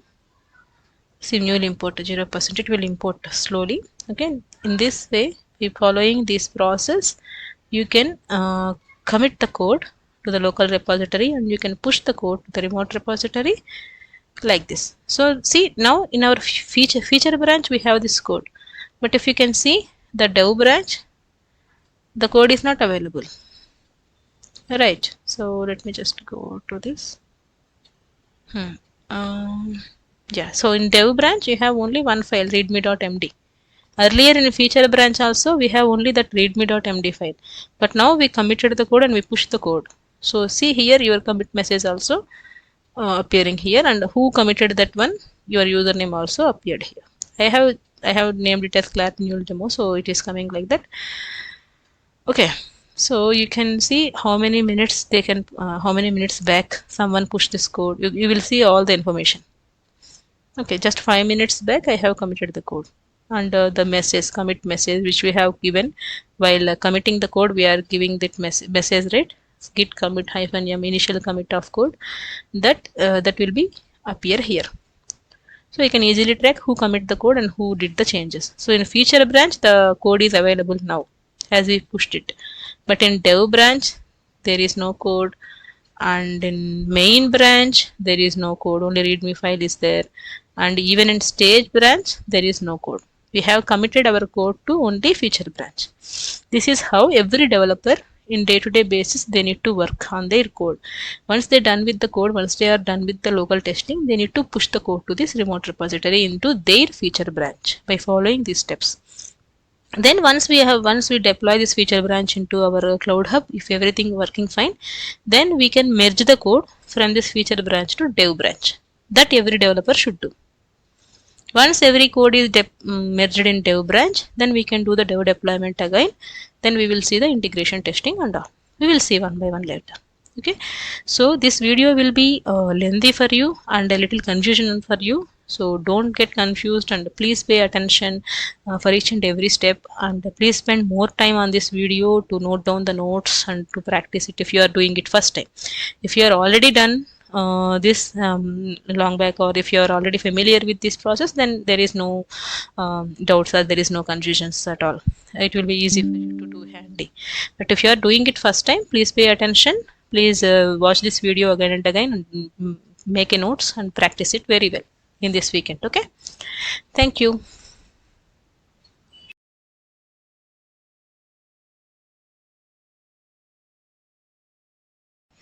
Hello all, welcome to another video. In this video we will see how we can create a database and tables because we need to pull the information from libraries and books, right? So for that, let's use this Clever Cloud, which is a cloud solution for remote databases. You can create databases remotely in the cloud. So let's see. I will explain later, but first let's set up this. I will provide this link. It's a Clever Cloud. You need to sign up with your email address. You can give your email address, password, and this verification code. Then this will be get created. One cloud account will get created for you. What is the difference between the database installed locally and this cloud database is, right? If you want to test something, any database operations locally in your system, in your studio itself, you can go with any MySQL database or Oracle database. You can install it locally and you can use that. But while we are deploying this application into Cloud Hub, your local database will not work. So for that, we can use this cloud database. This Clever Cloud is the cloud version of creating databases and tables. We can use this. Okay. So you can give the password based on the length and just type that verification code and click on create. It will and click on sign up. It will create one account for you. Yeah, this is the cloud account. Maybe it will be valid for 30 days or not, but just for your Cloud Hub applications to test your database related integrations in Cloud Hub, it is the best solution for you to use because once you install it locally, it will be you will be facing some issues while deploying it to Cloud Hub. Okay, first we need to actually click on add organization. We are going to provide some organization name and some description and any other address. You don't need to give any valid address here. You can give any random address. And I'm just giving Hyderabad and some zip code and the country I can select India. Let's create. Okay, so it will create one organization for you. Oh yeah, it throws one error. I need to verify my email ID first before we can add this organization. I have used one test email ID instead of this Class Technologies. I have just used one test email ID just for the safe side. You can also use any other test email ID to avoid some maybe future issues. Yeah, so I have given this one. Here I got a mail and I need to verify this. Once I verify this, then my account is getting verified. Then I can able to use the Clever Cloud operations. So it is getting loaded. I'll go back to that window where I have logged in. So here I can log in. Maybe I can refresh it.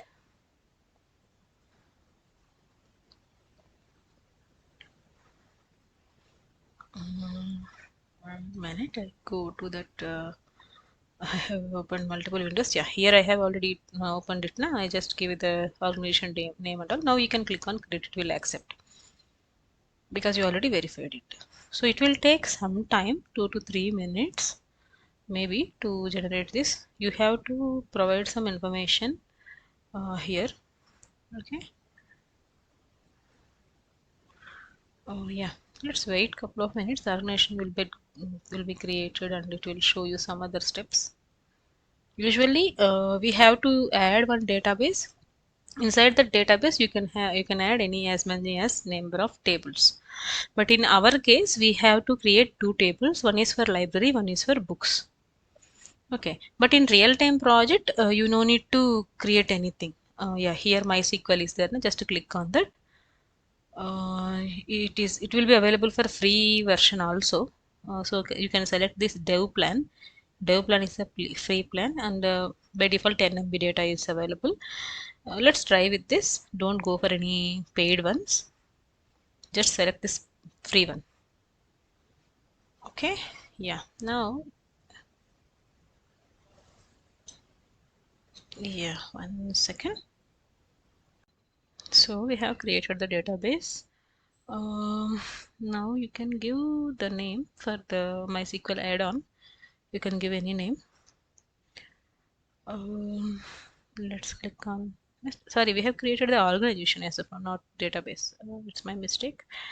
So now, once it is loaded, then it will show you the database credentials. You need to copy these credentials one by one manually, or you can just use this export environment variables. From here, you can just click on the copy to clipboard. You can save this somewhere in the notepad. Please make sure you saved it in a notepad and saved it because we need these details while connecting in our MuleSoft Anypoint Studio. While connecting to the database connector, we have to provide these details. So please make sure you have saved somewhere correctly, or you can do one by one manually. The host name, database name, user, password, port, and connection URL. You can save host, database name, user, just for your understanding, or else you can just already import it like by using this environment variables in the above lines I have shown, right? From there also you can just download it, no problem. I mean, you can just copy it and you can just add it in our MuleSoft application. Just for the safe side, I'm just saving everything individually. Let me save all things.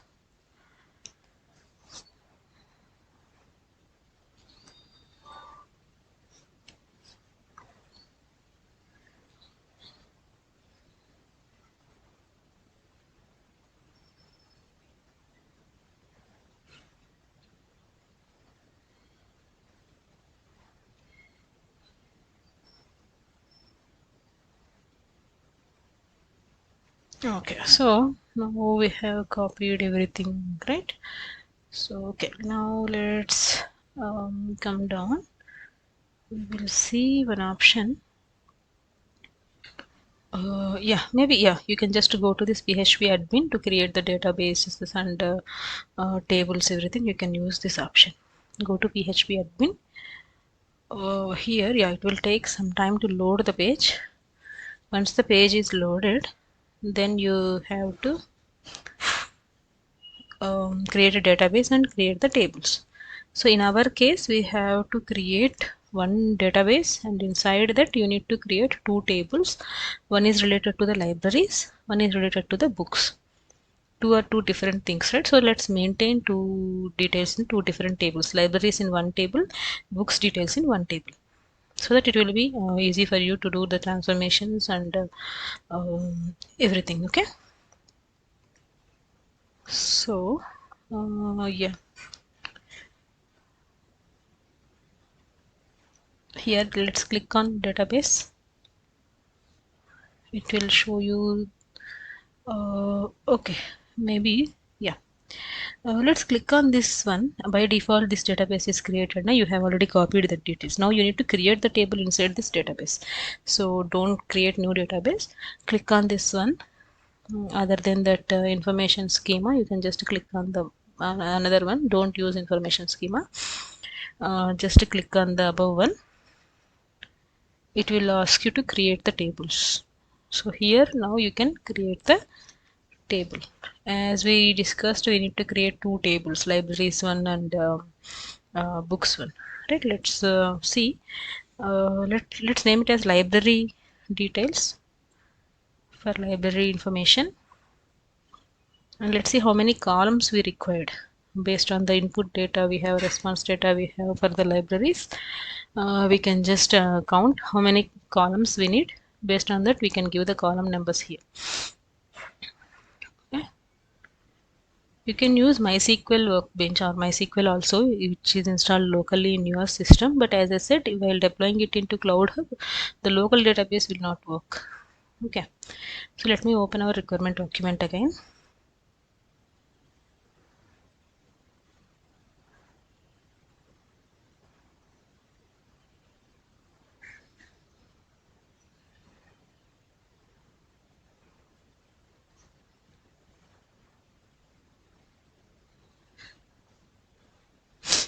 So I'm just checking this libraries response, list libraries feature we are going to implement, right? That's response that have these few fields, 1 2 3 4 5 6, and in the list library, I mean library ID URI parameter. Based on the library ID we are going to fetch a complete library information, right? There we can see couple of other fields. So let's count all the fields required, how many fields are there. Then based on that we can give the columns size over there, column number. Okay, here library code, branch, total books, available books, rented books, and this address, phone number, email address. We have to create these many columns in the database, because from database only we are going to pull the details, right? But in real time, remember this point, in real time you are not going to create these tables and all as a MuleSoft developer. Database team will be there. So as of now we need these 8 columns. Now let's click on create. So now we need to enter all the column names here and type of that column names, and length is also you need to provide. Okay, so remember in your real time I'm just copying the column names one by one here. You can just follow that. But in real time, as a MuleSoft developer, you are not going to create any tables or any databases in your work. That is not your responsibility. That is not your task as a MuleSoft developer. Separate database team will be there. They will create these tables as per the requirement, and they will create the databases and everything. They will provide the details for you, like what table name you have to fetch the data, and what is the database URL, username, password, which we have just copied. Na? Those details you will get it from the database team. You are not going to do anything. But in our case, as we are doing this project by our own, we don't have any database team separately. So we are going to create these databases tables also from ourselves. Okay. But you are not supposed to do these databases tables and all in real-time project. Remember that. And I'm just copying all the columns one by one. And the type, if that column value allows characters and numbers both, you can select varchar is the type. If that column value allows only numbers, you can select integer. Just remember these two things. So I'm just copying one by one all the column names, and data types also I'm just changing. Yeah. And books rented.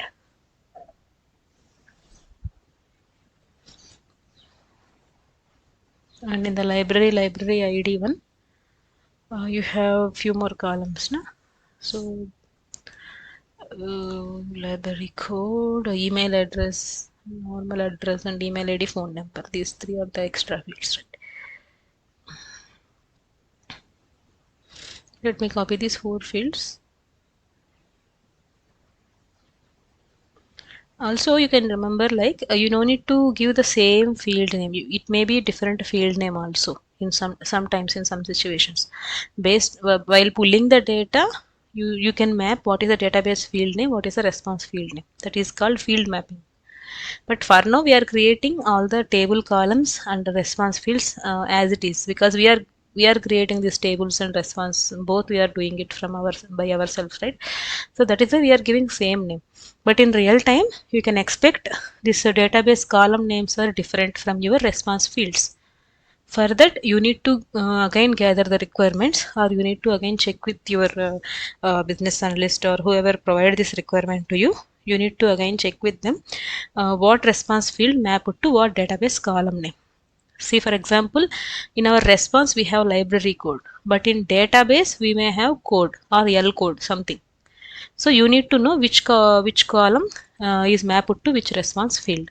We cannot assume by ourselves, but we need to make sure this field mappings is also there in your requirement document.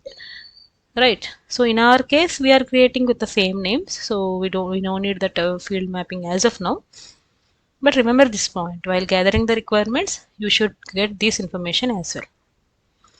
Along with this response request structure, you need to have. Okay. Second, I think I have repeated this library code again 2 times.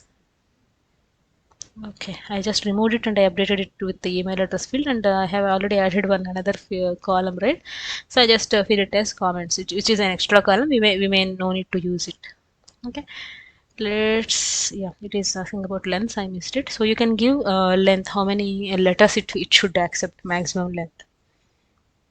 You can give maximum length number.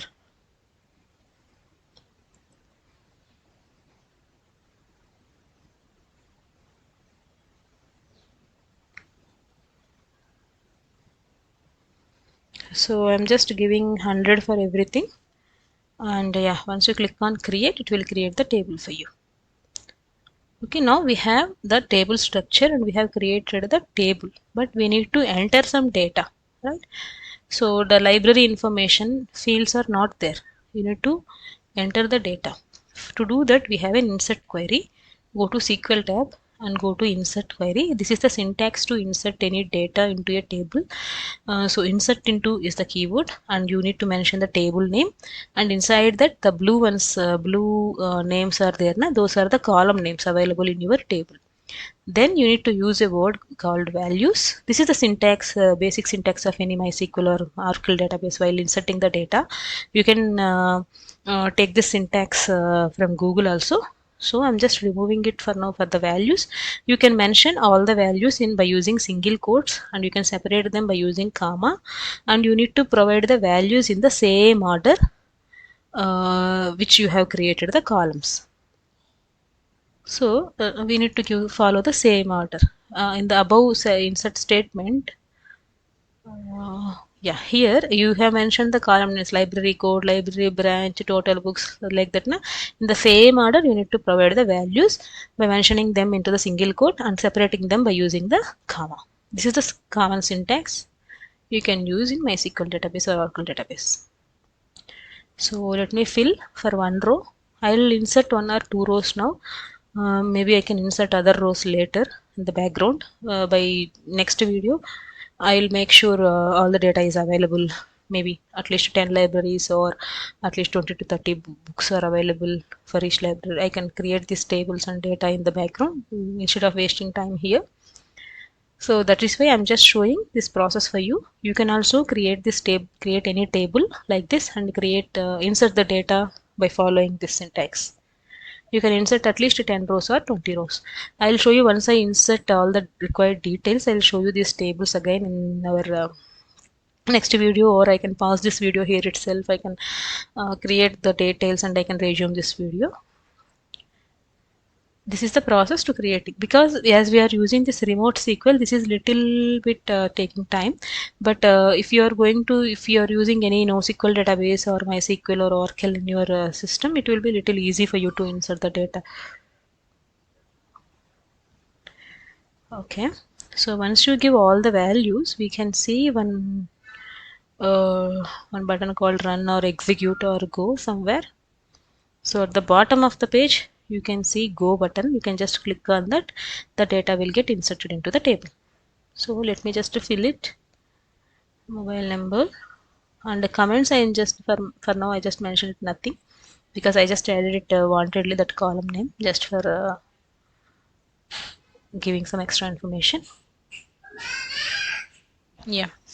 So you can provide all the other details also. I just provide nothing for the comments because that is extra column I just have added just. Let's do one thing. Let's copy this statement somewhere in the notepad, because in the future if you want to insert more rows, this command will be handy for you to just replace the values and all. So I'm just copying it somewhere in the notepad. Yeah. So it is having one row information. To insert multiple rows, you need to insert multiple insert statements. So for example, in the library, we need to add at least 5 rows. Okay, let's do. But before that, we need to first, I will show you how to execute this statement. So once you execute this statement, the row is inserted for you. Okay. So if you go end of the window, it will show you go button. You can just click on that. It shows like one row inserted. Okay, like that you need to insert all the information one by one. For example, we can insert at least 10 library details, and in the books table we will create one more books table. We can create at least 3 to 4 books from 3 to 4 books to the each and every library. Okay, so yeah, again it will give you this in this insert statement. So I just copy the old insert statement. I'll just try to add one more row for another library code 112. Okay, I am just editing these values. Once I have done the editing values, I can just click on go at the bottom of the window. Then the second row is also getting inserted. Okay, instead of wasting time here in this video, what I can do, as I have already shown you how to create the table, how to insert the data into the tables, right?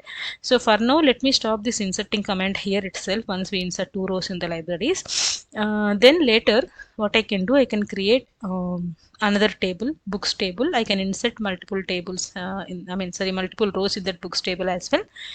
But where one common row should be there, library code is the common row, common column from these 2 tables. In that way we can create these 2 tables. So I'll create these tables in the background. I will add the data in the both of the tables.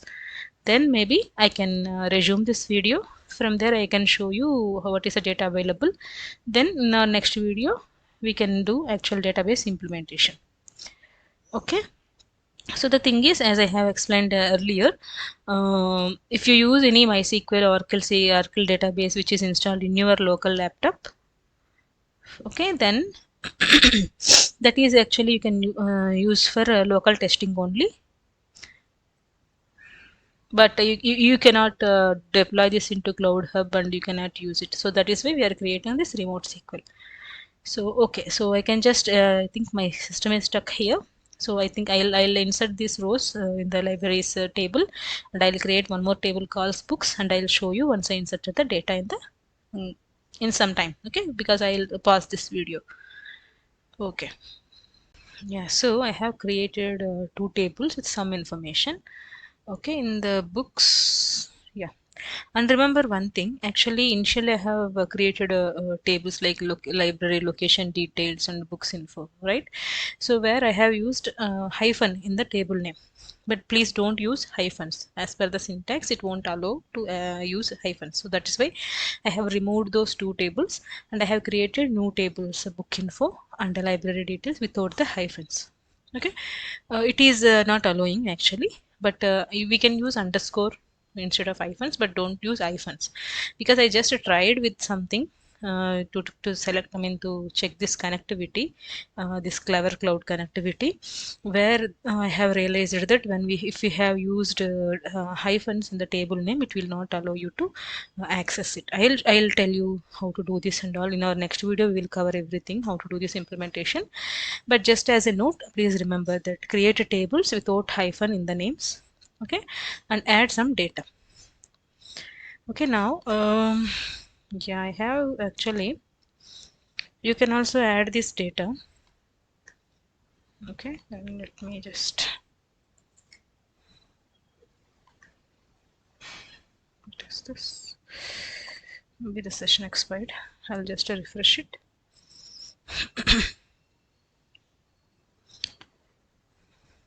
I just wanted to show how I can insert the data. You can also insert as many as data you want if you have time and patience. So as of now, I have inserted two rows in the library details table with the two branches of libraries, and in each branch we have couple of books, right? So in the books table, I have created two books in one for one library, three books for another library. I just wanted to show that. So just taking some time to reload. Yep. Okay. So yeah, here in the library details, I have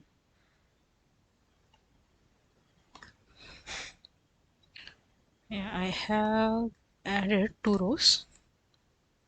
See library IBS 111, IBS 112. These are the two different libraries. One is Madhapur branch, another one is Secunderabad branch.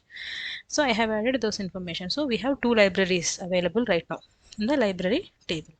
But in the books table, one library can have multiple books, any number of books, right? So just to demonstrate that, I have added two books for library 111. I have added three books for library 112.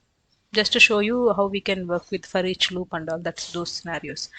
I'll try to add more rows and more rows in library details and books details by our next video, so that it is taking much time now, so I can just work it in the background, and I'll just show you whenever we start the new video. I'll show you.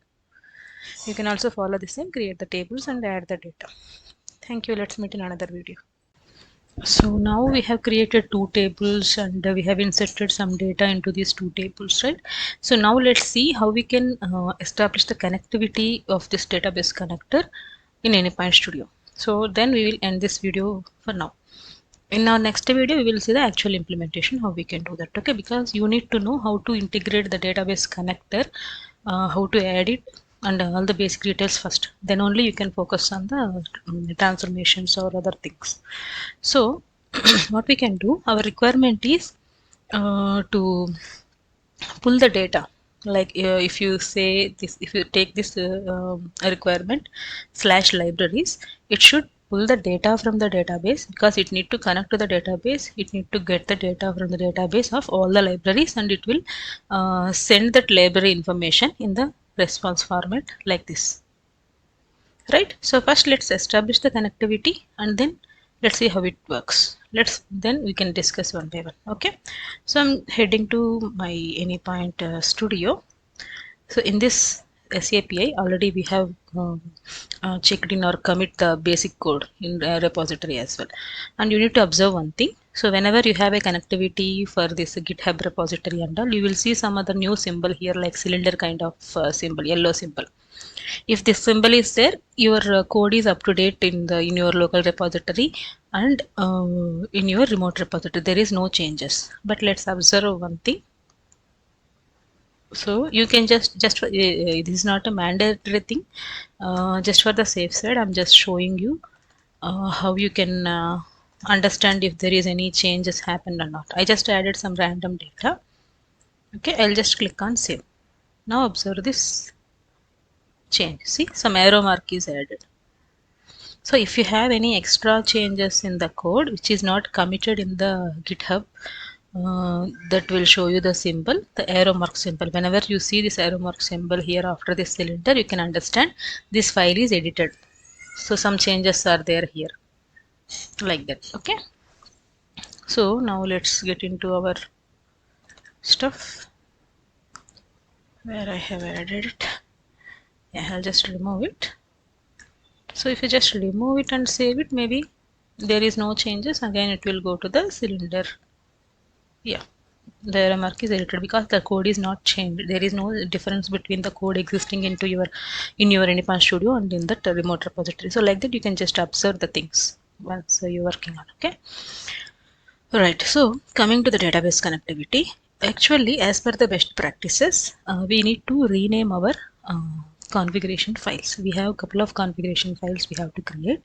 We can just create them, but empty XML files will make some issue while running it if you don't have any implementation. So for now, let's do one thing. Let's rename it.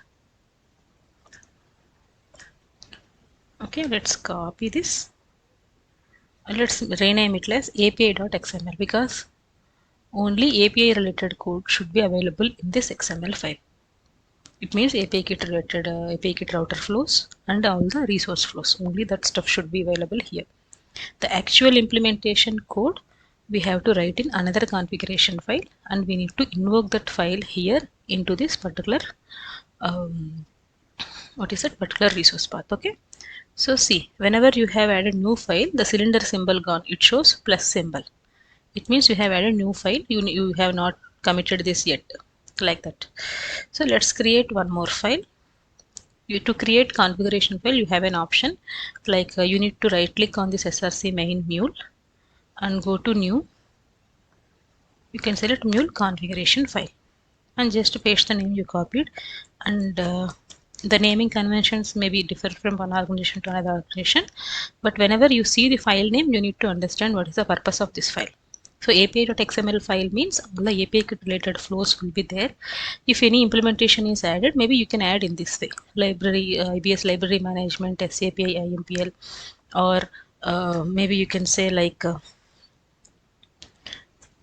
library IMPL. You can simply, and in another implementation file, we can add like books IMPL. Like that, you can segregate as many as configuration file to make this code readability. Okay, so I am just naming it as library IMPL.xml for now. Okay, but you have to follow the naming conventions of your organization if they suggest anything. And see, this is the question mark symbol is available here. You will see. Okay. So now what you can do, in this library implementation, you need to invoke the data. You need to add the database connector. Okay, so to connect to the database, to get the data from the database, we have a connector available here in the MuleSoft. See, database is the connector one, as the name it specifies. But for one connector, there are lot of operations. Even if you take any other connector example, connector is one, and it will perform lot many operations. So you need to select that connector operation as per your requirement. So in our requirement, database has mainly CRUD operations. We already discussed it in our basics video. So create, read, update, delete. Those four are the basic CRUD operations of any database. Okay. So for this database also we have those four operations. Select is for to read the data. Insert is for to create the data. Delete is for delete the data. Update is to update the data. These four are the main major operations. But MuleSoft will provide another operations, extra operations, which will really help us in terms of major requirements. Like if you want to insert multiple rows at a time, hundreds of rows at a time, if you take insert operator, it will insert only one by one row. It will take a lot of time. Okay, so to improve that performance, it has introduced one more operation called bulk insert, like bulk delete, bulk update, like that. So each and every operation has its own purpose. So what you have to do, you need to understand what operation will perform what thing. So based on your requirement, you need to select these operations perfectly. So that is the main first thing you need to understand. So in our requirement, as we need to pull the data from the database, so you need to go with select operation. And if you remember, even in this database also, I mean here also, whenever you select the data from the database, it is showing select query. So to connect with the database, to get the data from the database, we need to go with query operation, SQL query language. Okay. So if you remember, we have just used select star from something or select the column names, like that you need to use.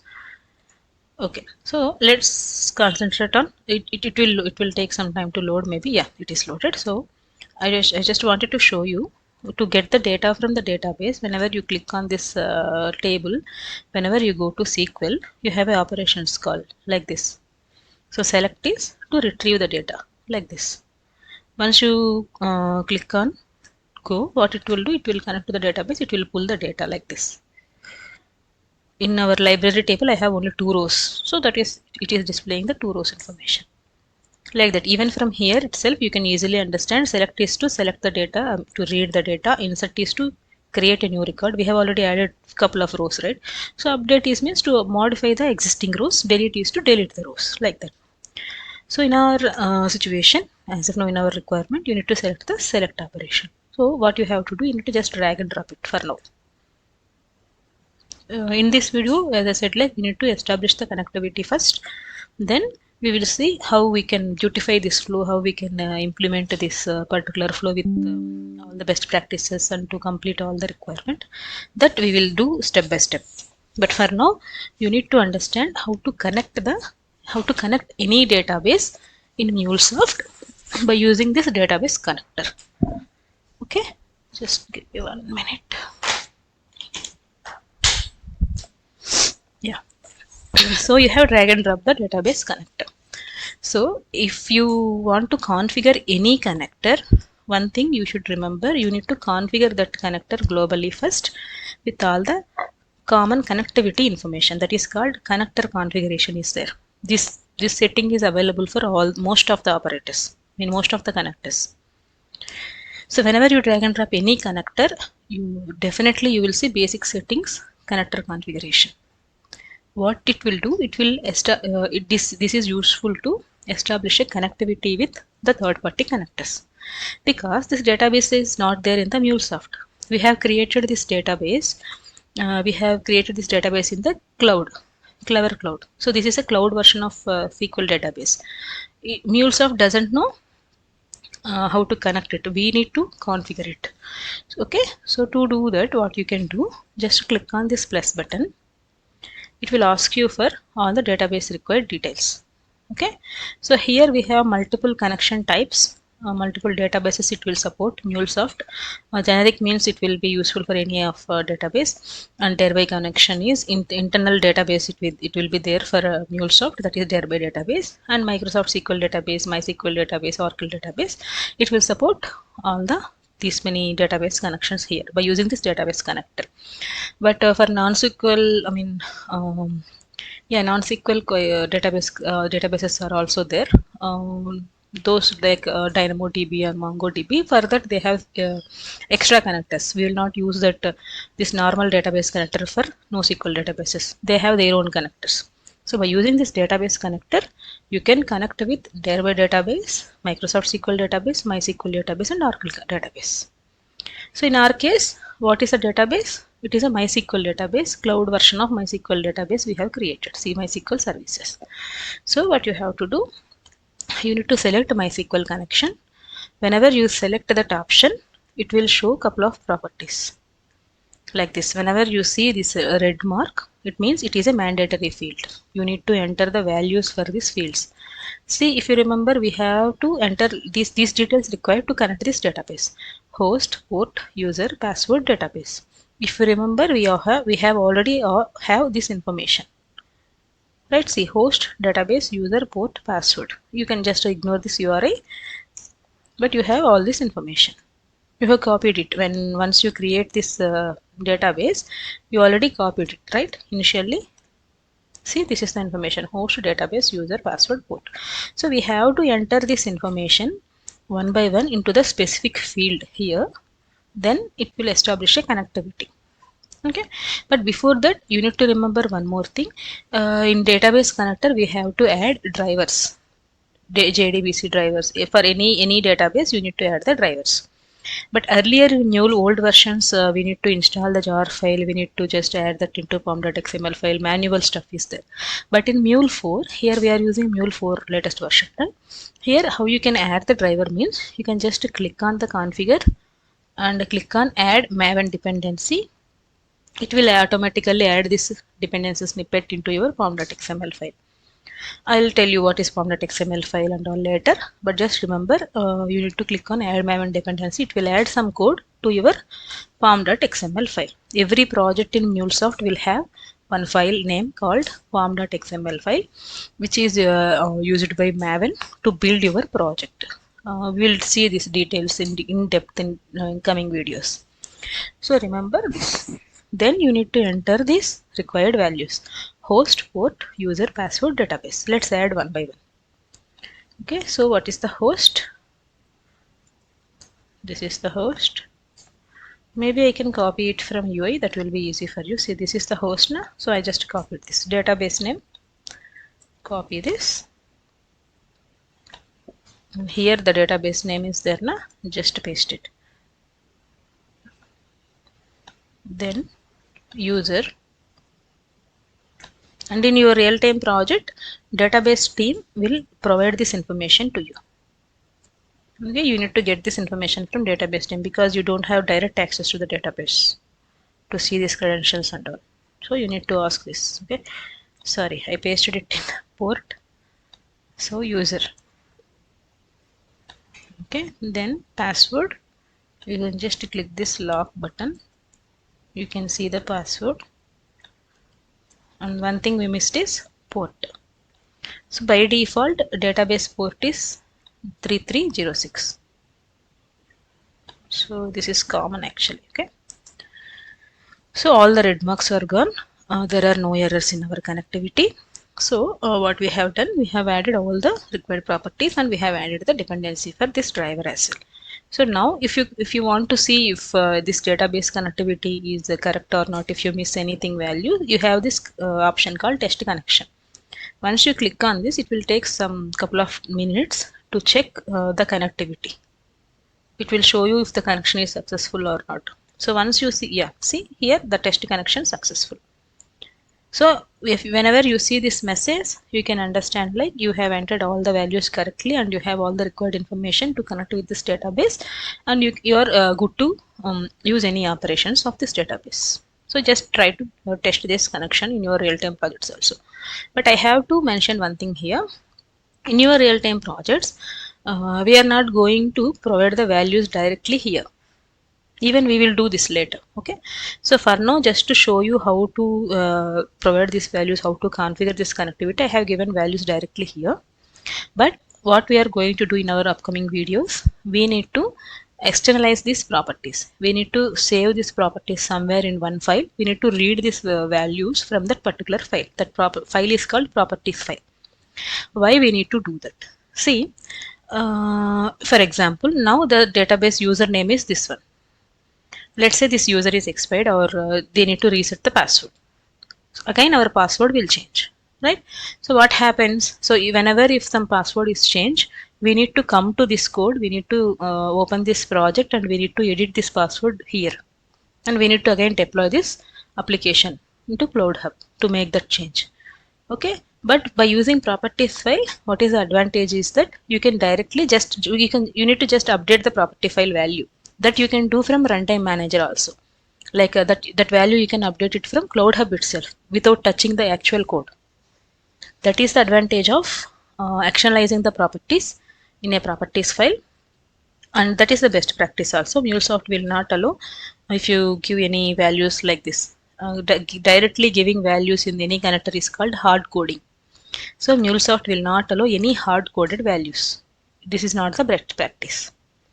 We will optimize this later. Okay, so for now you have given all the values, required values. Just click connection, it is okay. Now just click on OK. Let's save this. And coming to that form.xml file, see, for every project you can see one form.xml file. Now why this arrow mark is added here? This form.xml file we didn't edit anything manually, right? We have not yet opened it. Then why this is coming like arrow mark is like while adding this connection we selected like add maven dependency, right? So that dependency is added here in this form.xml file. So in that case what happened, this format.xml file also like edited, right? Edited, like it is modified. That is why it is showing arrow mark here. And remember one thing, in your form.xml file, try to remove this date whenever you deploy this into Cloud Hub. Just keep app.runtime 4.4.2, remove any extra characters. Just remember this point as of now. I'll explain why we need to do that. Once we start CI/CD process, then we can understand better. Okay, so for now we have just added the database connector. We have done the global configuration. Still it is showing some red mark, means it is showing some error. Element SQL is required. SQL means the actual query you can write here. So what we are going to do now, we need to select the details. Right? So the select query you have to write here. Select. What are the fields you need to select? You should have all the fields, right? Or you can simply say select star from library details. That should also work. We will see later. Or else you can just select the the field names, column names specifically. Okay. Whenever you say select star from your database, your table name, not the database name, it will get all the fields, all the columns available in that database. It will pull automatically entire table details. And remember one thing, here in this database connector MuleSoft, you no need to give semicolon. Okay, but semicolon is the syntax you need to follow while you are selecting anything here, or while you are working with any query here. But here it is not also accepting, but some other tools like SQL Developer or MySQL for Oracle database, semicolon should be added somewhere. At the end of the query, not somewhere, end of the query. But some tools expect that syntax, some tools is not expecting. So in our case, you don't need to add anything. You can just say select star from this your table name. So what it will do, your MuleSoft, once you trigger this flow, once you have HTTP listener here, once you trigger this flow, once you call this flow, it will go to the database. It will connect to the database. It will connect to that particular table. It will pull all the details available, data available from the table, and it will return it back as a response.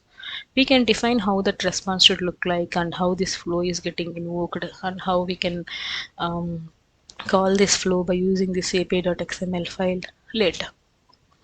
So we have done some changes now in this project. What we have to do on daily basis, you need to commit these changes to the remote repository, right? Yeah, that is a best practice, and remember everything. So we have done with the today video explanation, but we have done some code changes. So we need to commit this code, right? So to do that, right click on this. Make sure you remember this as a daily practice. Once you are done with some code changes, just commit that code. to avoid code miss. Okay, so show in System Explorer.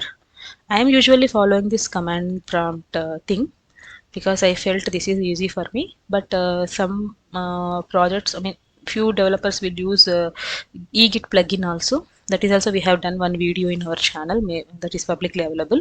You can go through that. You can use eGit plugin or Bitbucket or any other thing you can use. But I am comfortable with this command prompt one, so I'm doing it. So once you practice this thing, it is very easy for you as well. Instead of working with any tools, it is very easy for you. Okay, so I just opened this project and right click here, show more options, git bash here. Now what we have to do, we need to commit the code, commit the files which are modified by me. So I have added this api.xml file, I have added this library implementation file, and as part of the database connectivity, I have modified this form.xml file by adding that database dependency. Right, so I need to commit these three files. I need to check in these three files. Okay, so you can see what are the files modified by using git space status. It will show you the list of files which are modified or newly added.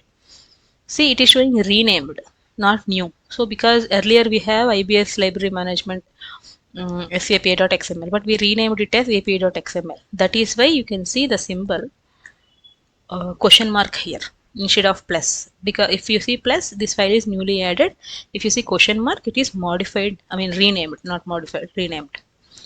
And it is showing another one like modified form.xml file, and it is showing you have one new file also added, api.xml file. Where it is not showing. Okay, okay, so to commit these changes, what you have to do, first you need to add these changes. So git space add space dot. If you want to add all the files, just follow this syntax. I'll show you how you can add even if you have only one file. So you need to git space status to see what are the files modified. You need to use git space add space dot to add all these files.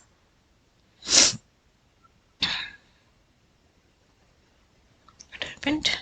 Let's see.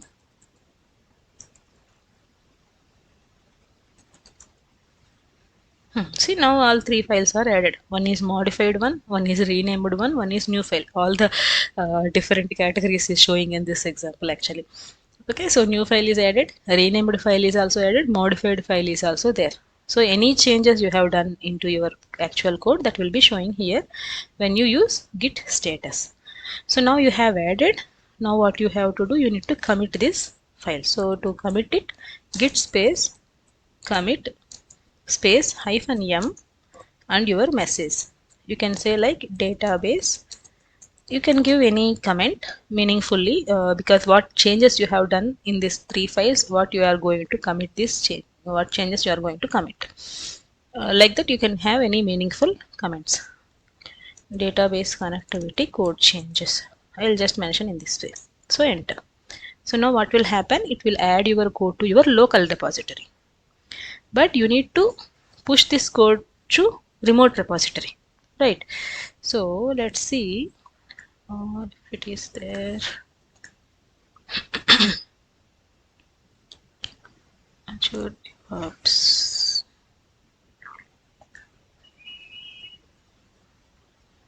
I have not yet committed, I have not yet pushed the changes, but I just wanted to show you the status, current status here. Okay, so I just committed the code to my local repository. Now I need to push this to the remote repository.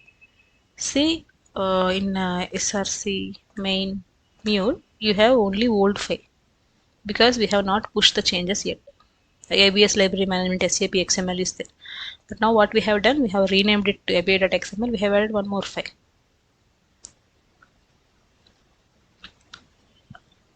Okay, so go to your git bash again. Now you need to push the changes. Let me just open that screen. Okay, let me add just push the changes. So to push the changes to remote repository, we need to use git push origin. Now it will push the changes to remote repository. See, now once you refresh this page, you will see the updated code. See, now I have refreshed it now. It is showing the actual code which I have committed now. So just now, last change is just now, and the comment from where it is coming, I have added this comment while committing this code, right? Okay, some spelling mistake is there in the connectivity, but this is the comment which I have added and it is showing here. Now let's go to Studio. See, it will show you all the cylinder symbols because you have done all the code changes and you have committed all the code of all files. Even for form.xml, it is showing normal cylinder, yellow cylinder symbol. So this is how you should manage your code perfectly, effectively, by following these steps on daily basis. So if you have done any change, just test it locally. Once it is good, commit the code to the remote repository. Now, if something happens, if my system crashes down or if something is not good, I can directly clone that data from this feature branch. Okay, so yeah, by default it will commit into the feature branch because, and you can observe one more thing also here. So once you clone it and import it, it will show you the branch name also here. See, after this SAP, after your API name, it is showing feature API get router RAML flows. This is my feature branch I have created, right? It will show you that feature branch also. So that is why whenever we do that git commit, it is committing the code changes to this particular feature branch. And whenever we run this git push origin, the changes are pushed to the feature branch of remote repository because we are cloning. I mean, we have cloned the feature branch only. Till now, we don't have any code in dev branch or stage branch. Okay, so once we are done with the implementation, I will show you how you can push the code to the other environments also, but we need to discuss what is the environment, what is the property files also before that. So let's discuss that in our next video. Okay, so by now you will understand how to make the connectivity and all. Okay, just practice this. You will see the extension of this flow later. Thank you.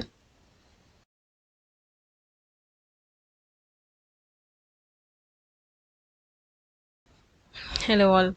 So till yesterday video, we have seen how to create this database, how to create tables, and how we can connect that, how we can configure the database into our MuleSoft project. Right? Before we proceed further, you need to understand a couple of more things before we complete this implementation of library management SAP.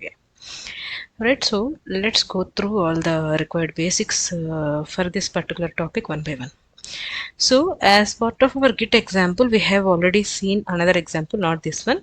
We have already seen like one developer will create a feature branch, then he can push the code to dev, he can push the code to stage, and he can push the code to prod or master branch like that. Okay, but that is related to the code. But while coming to this deployment part, we need to understand couple of things like every project will have multiple environments. Okay, by default, in general or common, every project will have at least 3 environments apart from local. Local is just for our local testing.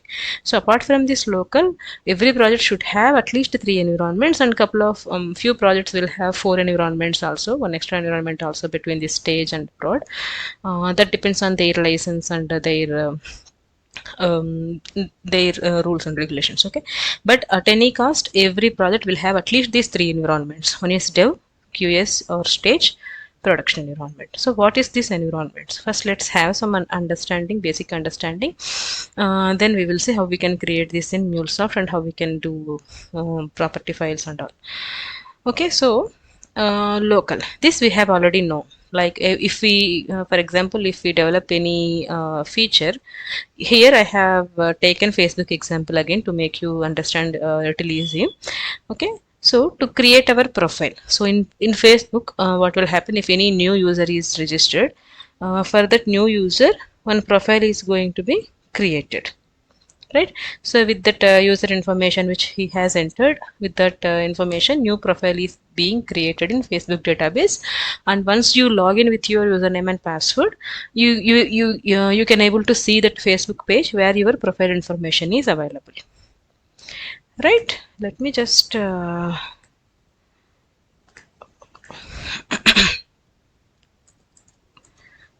open maybe Clark Technologies Facebook for now.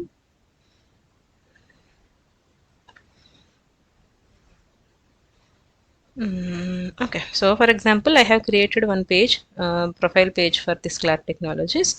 So once I click this, I can see my profile information like my name or what are the posts I have posted so far in my wall, like that. All this information, my image like profile picture or background picture, like this. All this information will be visible. Let's say that is the profile one. So but before I as a user I can create this page and I can use this page and all. If you can observe this, the URL is https://www.facebook.com. So this is the final environment, final one, because as a users we are going to use this facebook.com to work on our Facebook profile or anything. To use this Facebook application we are going to use this URL as a web page. Forget about app for now. Okay, mobile application just forget about for now. Just as a web user, as a website, we can use www.facebook.com, right? So this is the final environment which is available for the user. This is nothing but production environment or go live. You might have heard something like our project is go live today or next week, something like that, right? So go live means it is a final environment which is released for the actual users. But before that you need to do couple of steps as a developer. See, for example, if you implement a new feature in Facebook, okay, if you implement a new feature like voice recognition or face recognition, something, if you didn't test and you can just release that, I mean you can just implement that code, you can just give it to the actual users. If something happened, if something is not working fine, or if something is having misused, or there is no security for that for that particular feature, what will happen? It will not work for the actual users, and you will gradually Facebook will if some security threats are there, because if someone misuse that voice, or someone use that video or face recognition for some other unethical purposes and all, many things are there, many things are there. So if the actual users don't know how to use that, that is also one problem. And if the functionality is correct, and if we have done any mistakes from our end as a Facebook developers, maybe if Facebook developers implemented this voice recognition feature, if they did some mistakes, if that is not working fine, let's say for example, if the actual user records something, it is stored somewhere, or he cannot hear back something, some errors or some functionality is not working fine. So in that case, if you release that functionality directly to the end users, what will happen? If few users will test, few users will see, and they can give like, hey, this Facebook application is not working fine, this voice feature is not working fine, we cannot use this, something like that. So your credibility will go down, and the end users, if they misused it, again it is a security threat for you as a Facebook, as an organization. This is just a simple example to make you understand. Okay, so to avoid all these things, what we need to follow is, first, if we implement any feature as a developer, we need to first test it locally with the single feature. Then, as we already discussed about that coding, like if multiple developers are working, their code is available in their local, and all their together all the developers will merge their code to this development branch. So everyone code is available here in development branch. So all the developers will do integration testing here for all the development code. So that is why we need to first push the code from our local environment to dev environment instead of directly moving to the production. So once we move the code, it will automatically deploy, and it will be available for the users, right? So that's why first we need to maintain this into different branches. So in dev environment, we can do the environment testing, sorry, integration testing for all the features, which is actually in hand of testers and developers. Then if everything looks good, then we will move the code to next environment, which is QA environment or stage environment. So if you see, the URLs also different for each and every environment. Whenever you see any appendix on directly.website.com, if you see any name like this is nothing but actual production environment, www.facebook.com. But in their local environment, they will have multiple website names. If you remember, this ChatGPT is the new one released, new AI tool, right? So what they have done initially, they have given the ChatGPT as a beta version for a couple of the users, right? So that is like QA or stage environment. That is not the actual production environment of ChatGPT. So in QA or stage environments, what will be done, right? Some few real time users will use this and they will test it, all the features. So once they have given UAT is done, this is called a QA stage or UAT. You can name it as um, as per your coding standards, sorry, naming conventions. You can name it as UAT stage or QA. That is what I said. In few projects, we can split this into two different environments. QA is one environment, UAT is one environment. UAT means user acceptance test. So a couple of the real-time users will test here. If they give green signal, they said like everything is working fine, then this code is fine. Finally it is reached to the actual production environment. It is available for all the users of this particular application. So like that we have multiple environments. Okay, so why I have to say this at this point of time, right? So we have captured this we have configured this database connector, right? But as a best practice, as MuleSoft suggests, we don't have to use these properties directly here. I mean, we should not use these values here directly. We need to externalize these values.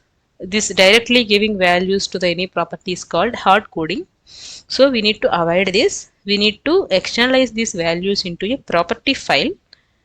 That is why I have explained this story for you. Because see, in dev environment we have a database.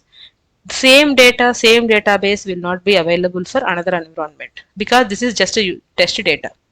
This is not the actual data.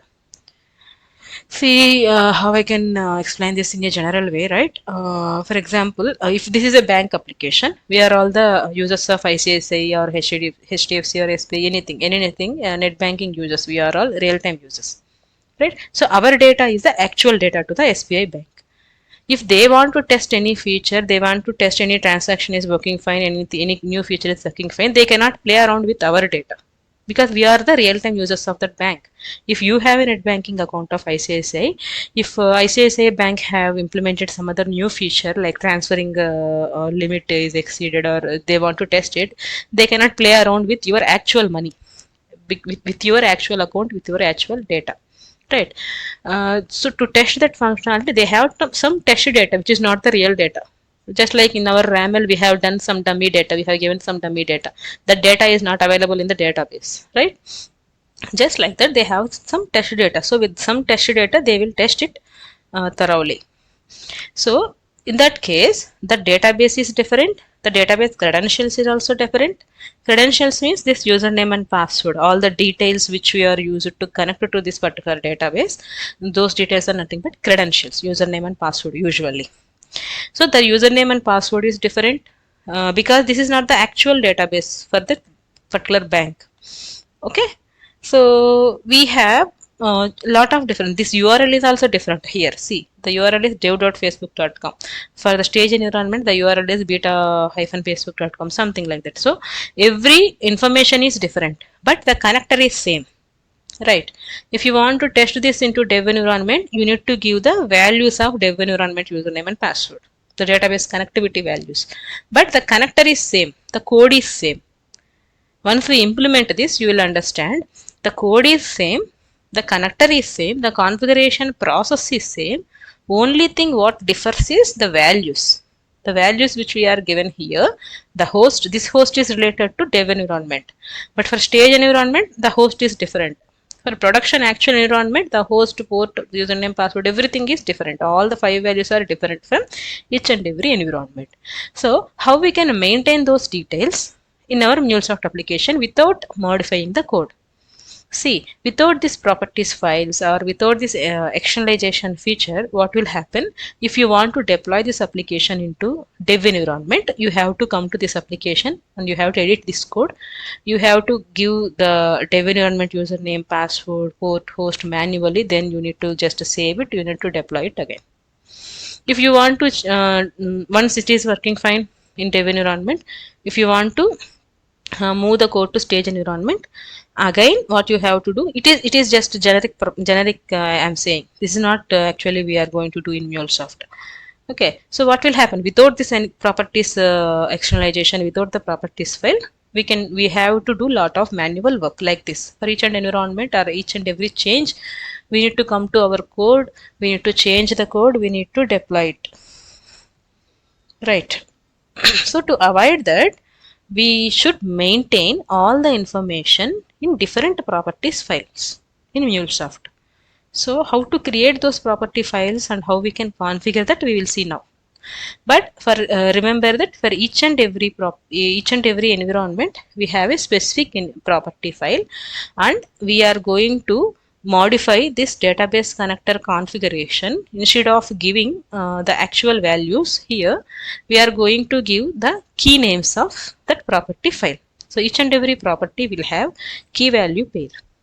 Just like the JSON data, each and every property file will have key value pair, and we are referring these values from that particular properties file.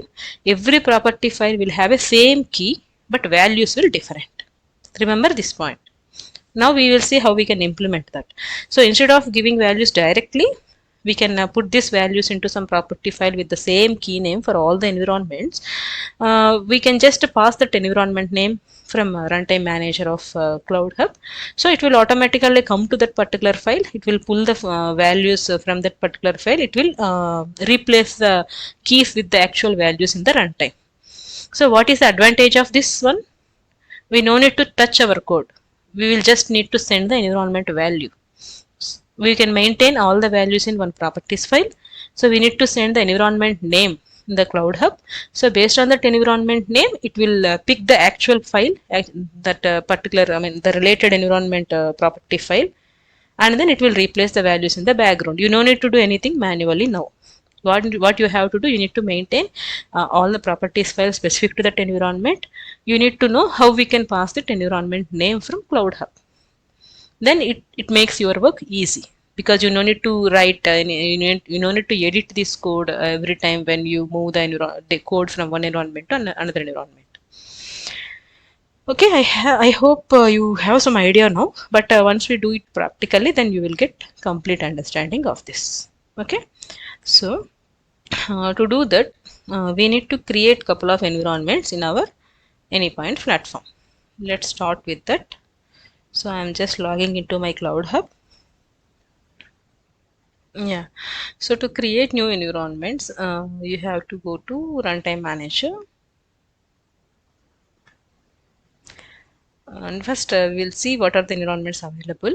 Then we will create an environment by going to this access management. Okay. Ah, I expected this trial has recently ended. So my 30 days trial account is expired. That's good. It expired before we start the actual implementation. So what I can do, I will create a new account. But in that new account, the RAML will not be available for me. So, so if you have any issues like this, if your account is expired, what you have to do, you need to download everything, the APIs and fragments, everything. You need to create the new API for a new account. You need to create new anypoint platform account, and then you need to import all these things manually one by one. Okay, so I have to reset this again. So this is the actual implementation. So I'm just downloading this. You can just download project. I'll show you if your account is also expired, how you can retain these details, because this is the trial account, right? It will be giving you only like 30 days trial. But in your real-time projects, you no need to do this, because they will purchase the license, right? It is a lifetime access, or the until that license expired, you will have all the access. So I have to download all these things, right? Okay. So first I'll show you how to import this into new account. Then maybe in the background I'll do for all the other things, because it will kill some time. So you have to do like you need to just download it one by one. It will download it as a zip file for you. Okay, and your query parameters, SVP API, and this common headers, everything you need to download first from your old account.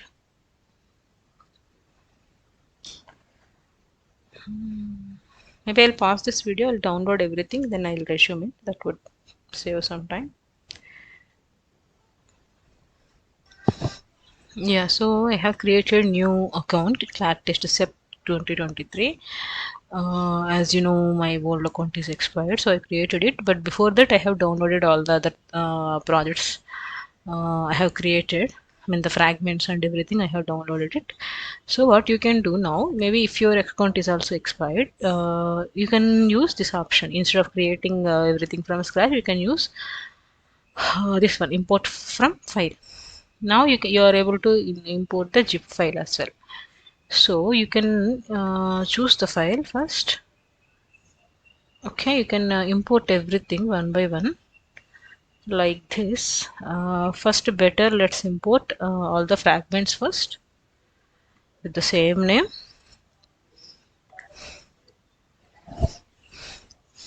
And you can click on import. No, the rights has been imported. And remember one thing, whenever you have created a new account, your organization ID will also change because this is the trial account, right? So it will be unique. Every organization has unique ID. So your organization ID will also change. What it will happen is like when once you import the specification, there as we have added all these fragments as the dependencies to the specification. In the dependencies, it has the organization ID. Okay, so if you didn't import all these fragments manually in this new organization or new anypoint platform account, it has some error like the organization ID not found, something like that. Let's import the specification and see what happens so that you will get understand. Okay, so I am just importing the specification now instead of fragment. Now you will see what is the problem. So this is the specification. I mean the main RAML. Okay, so I'm just copying this name.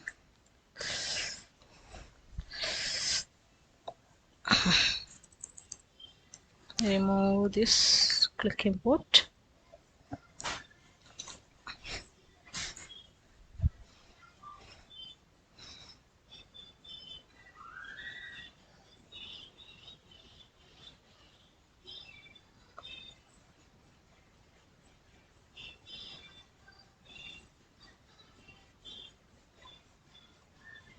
See, you will find these many errors because this is the organization ID which is from my old account.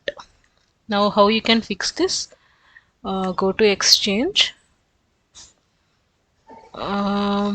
Exchange, share, publish. Okay, okay. I have just added one fragment, but I didn't publish it yet, right? So to avoid these errors, what you need to do, you need to first add all the fragments by importing them, as I shown earlier. We need to publish them, all the fragments. Then again, we need to add them as a dependencies here. So we need to do this if we are let's publish this later. Okay, if you have to do this if you are using the trial account and if your trial account is expired in between, like that. Just in my case, I have used my last month account before start this course, so that is why it is expired. So I just wanted to show this process as well. Okay, then now I think you understood like how to import this and all. So now I'll pause the video. I'll import all the other things as well, other fragments also one by one. Then I'll resume it. Then maybe we can see the creation of environments now. I'll do this in the background. Okay, so I'm just importing other data type. Let it be. I'll import the other data types later and I'll add them as dependencies to the specification later because we already know this process. I don't want to waste your time. Okay, so now as we discussed, we have to create these many environments for independent platform first. Then from our anypoint studio, we have to create multiple environment files.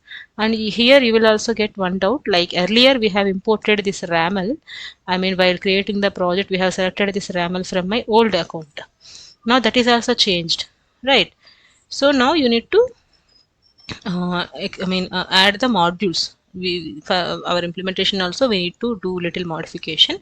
I will show that later. First let's understand how to create this environments. So to create any environments you need to go to access management, and if you have already have some experience of this access management and creating environments, the navigation is changed.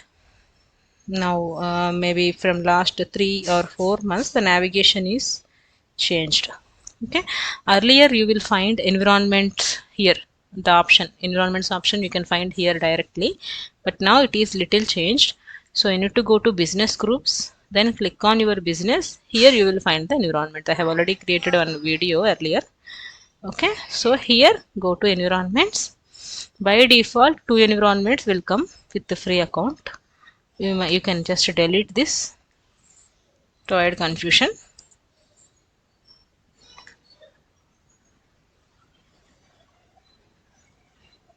Okay, let me delete sandbox as well.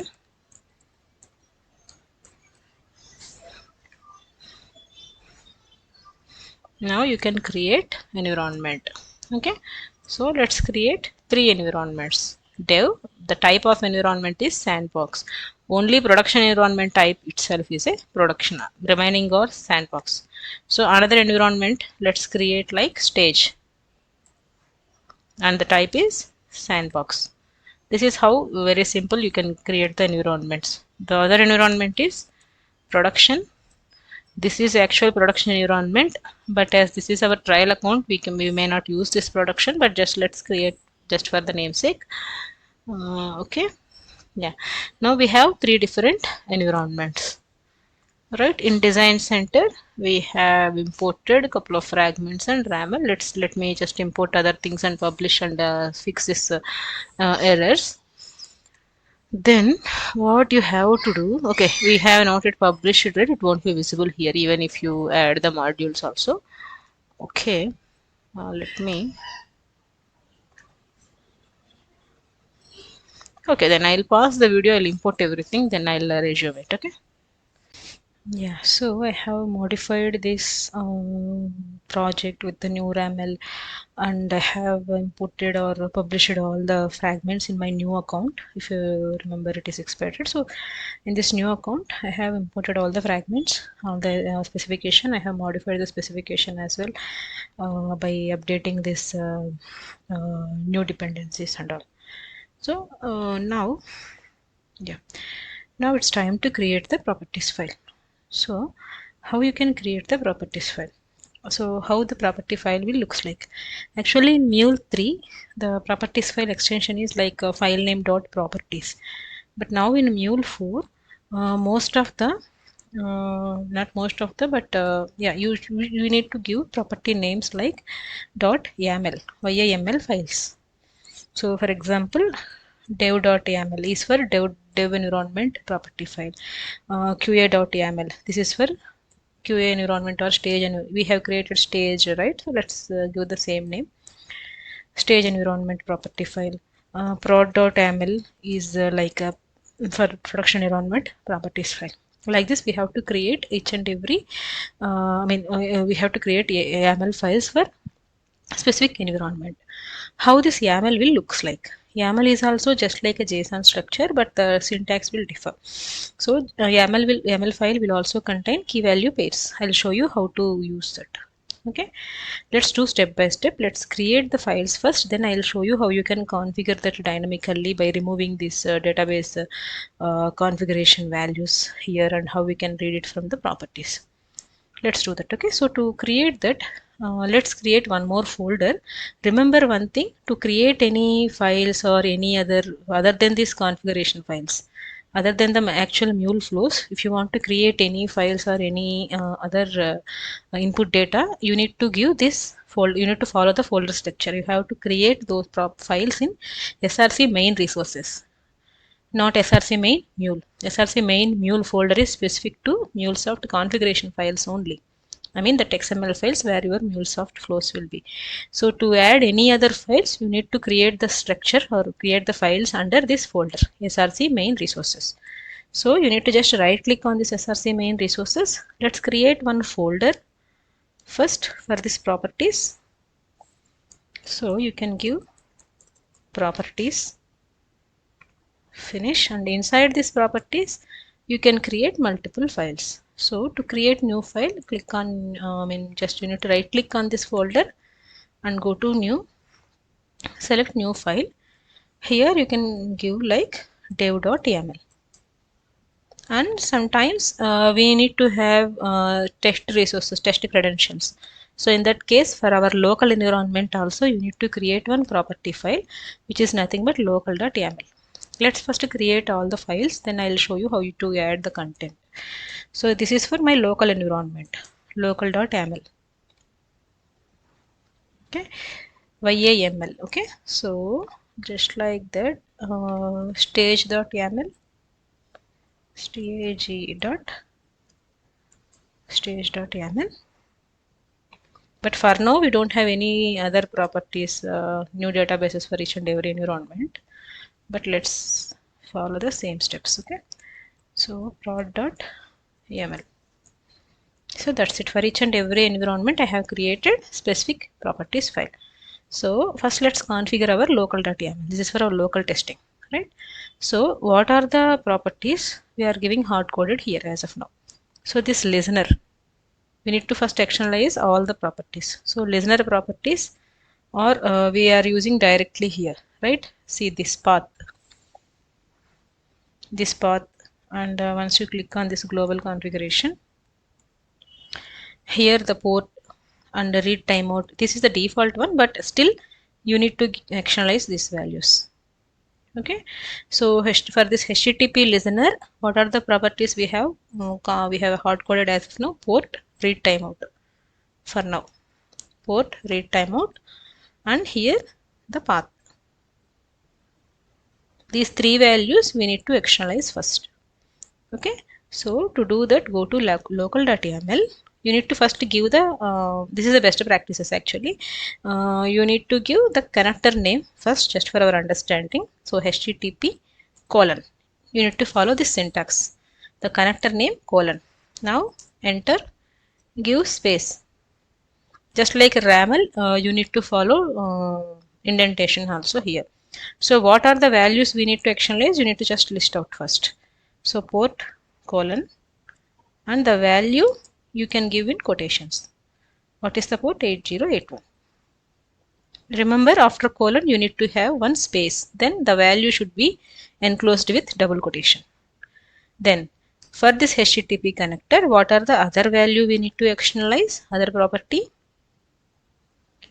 path, right? So just copy this value, go to your local.yaml, the key name is path colon space, the double quotations you need to paste the value.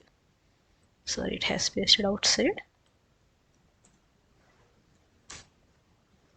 Okay, like this you need to add all the values in the property file. So what is the other one we have seen? You can see all the global elements here in this tab. Okay, so the other one, read timeout.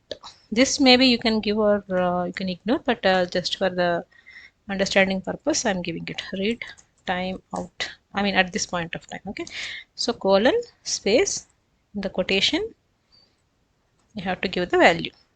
So for HTTP connector we have externalized these three values. Next, what connector we need to externalize? Database connector. So here we have this database connector. So like that, how many connectors you have or how many configurations you have given actually hard-coded values or director values here. For all the connectors you have to create the placeholders. They are nothing but placeholders in the property files, the key names which we have mentioned, right? Those are called placeholders. So now what you need to create that what connector next we need to do for database connector. So you can give database, and what are the values? Host, port, user, password, database name, right? So maybe you can simply say it is db colon as per the root name, and now enter, give tab. Now you need to add one by one value just like we did for HTTP connector. So what would be the first value? When first key value we need to maintain host, and I am just copying this host. Just click OK. Go to your local.property file. Give the key name host colon space in the double quotation. You need to give the value. Right. So just like that, you need to capture all the other things as well. So next one, port 3306. Next one, user. Let me copy this. So port colon in the double quotation, the value is 3306. And the next one, user colon space in the double quotation, paste that value. And just observe carefully, if something is missed or some syntax is missed, we need to adjust it accordingly while copy paste these values. Okay, so value should be in double quotation, and after the colon one space should be there. You need to remember that, and tab space should be there here for all the keys. Okay, right. So next one, host port and password and database name, right? So let me copy one by one. So this is password colon space the double quotation, paste the value. Next one is database name. So till now what we have done, we have copied the values in one property file, but we have not called those property file here. Remember that we need to do that as well. Okay, we are just copying these values somewhere in the property file, but our ultimate goal is to externalize all properties. Means you should not give original values or direct values here. That is called hard coding, as I said earlier. You should not give actual values here. You need to call this, you need to pass these values from the properties file. You need to invoke that property file's key here. Instead of giving the actual value, you should follow some syntax in MuleSoft. By using that syntax, you have to give that property file key here, so that while runtime, like while deploying this application or while running this application, the values will be pick up from your properties file automatically. But for how dev.yaml will pick up, how stage.yaml will pick up, prod.yaml will pick up, we will see now. Okay, so now we have captured all the database connector values and HTTP property values we have externalized here in local.yaml. So as of now you have all the same values, so just copy paste the everything as the same for all in all the properties file. So I didn't modify anything.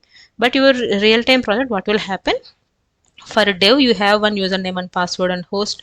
For stage there are different values. For prod there will be different values. So you need to remember this thing in your real-time projects, because in your real-time projects we are not going to create these databases and all. You will get it from the database team or from the client team. So they will create different databases for you for each and every environment. You need to gather this information. You need to capture that values here into our specific property file accordingly. Okay, remember that point. So as of now we have only one database and one environment in our database. I am just copying all the values in all properties file as it is. Right, now let's see how you can make sure which property file should pick at the runtime. But before that you need to understand the syntax, how to call this property file key value keys, how to call this property file syntax in your connector. Let's see that first. So to call them you need to follow the syntax.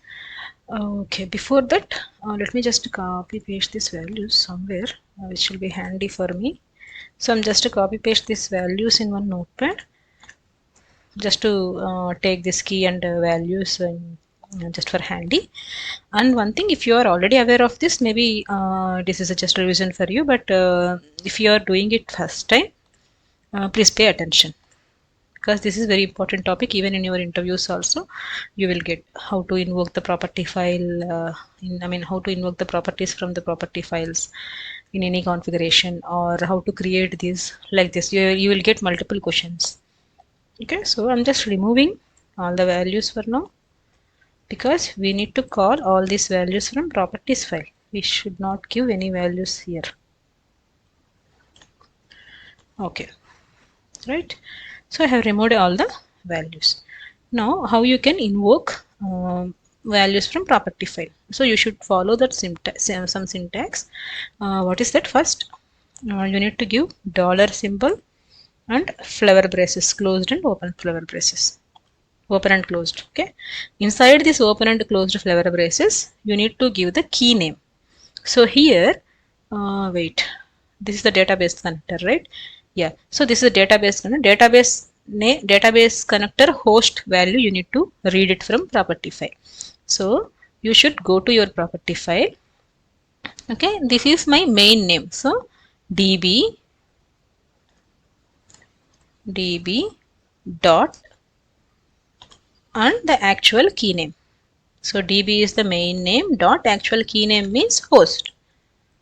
So db dot host, and you should enclose this key name in the flower braces, and before that you need to give dollar symbol. This is the syntax to read values from property file, just like we will do the other things. Okay, so this is the database port, right?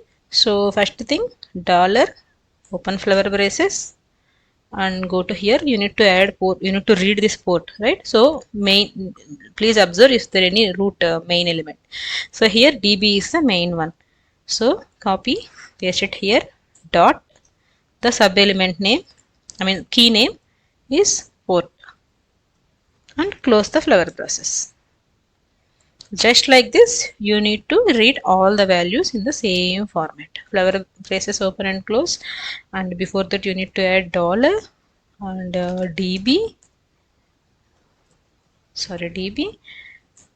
dot, and what is this, user, right? So user. So now we are not giving the actual values, we are just calling all the key names. All the key names, you know, right? In JSON everything is key value pair. So just like in your YAML file also, these are called keys. This is value, this is key, this is value. But to make all these things in come under some particular category, so for particular connector, we use it to follow this kind of best practices. Like for HTTP connector, you need to give one root key name and give tab. You can give all the properties by using key value pairs and by following this syntax. Right, so we are configuring db connector now. So db is our root key name and dot the sub key names. Like this you need to provide the property file, and you need to invoke it by using this syntax. So dollar, so you can just click on show password, dollar, and yeah, I have just given password, it won't work. So root element also I have to give, and db dot password. Just like that for database name I have given, right? So flower braces, dollar flower braces db dot the database name and close the braces. So this is how you need to externalize properties of any connector, and you need to read the values from the property file by using this syntax. Let's just click on test connection. It won't work, it will show you error because we have not yet let this our Mule application know it should go to property file and read the value. Which property file it should go and read? We have created 4 properties files: dev, stage, prod, local, right? So if you simply give the key name here, how Anypoint Studio will understand, or how your project will understand from which property file it should read the values. For now we have values, same values in all property file, but in real time values will be differ. So how Anypoint platform, or Anypoint Studio or your project will know which property file to refer to get the values. That configuration also we need to done. Before that, let's do the same for HTTP listener as well. So just remove the values This time how you can read the values. HTTP connector, we have given root name as HTTP dot port, right? So for the port, dollar open and close clever braces, HTTP dot key name is port, this one, right? So read timeout also, just do it in the same way.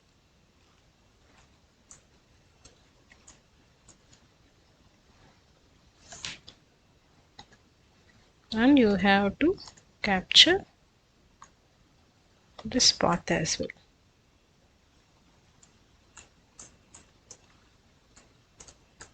http.path,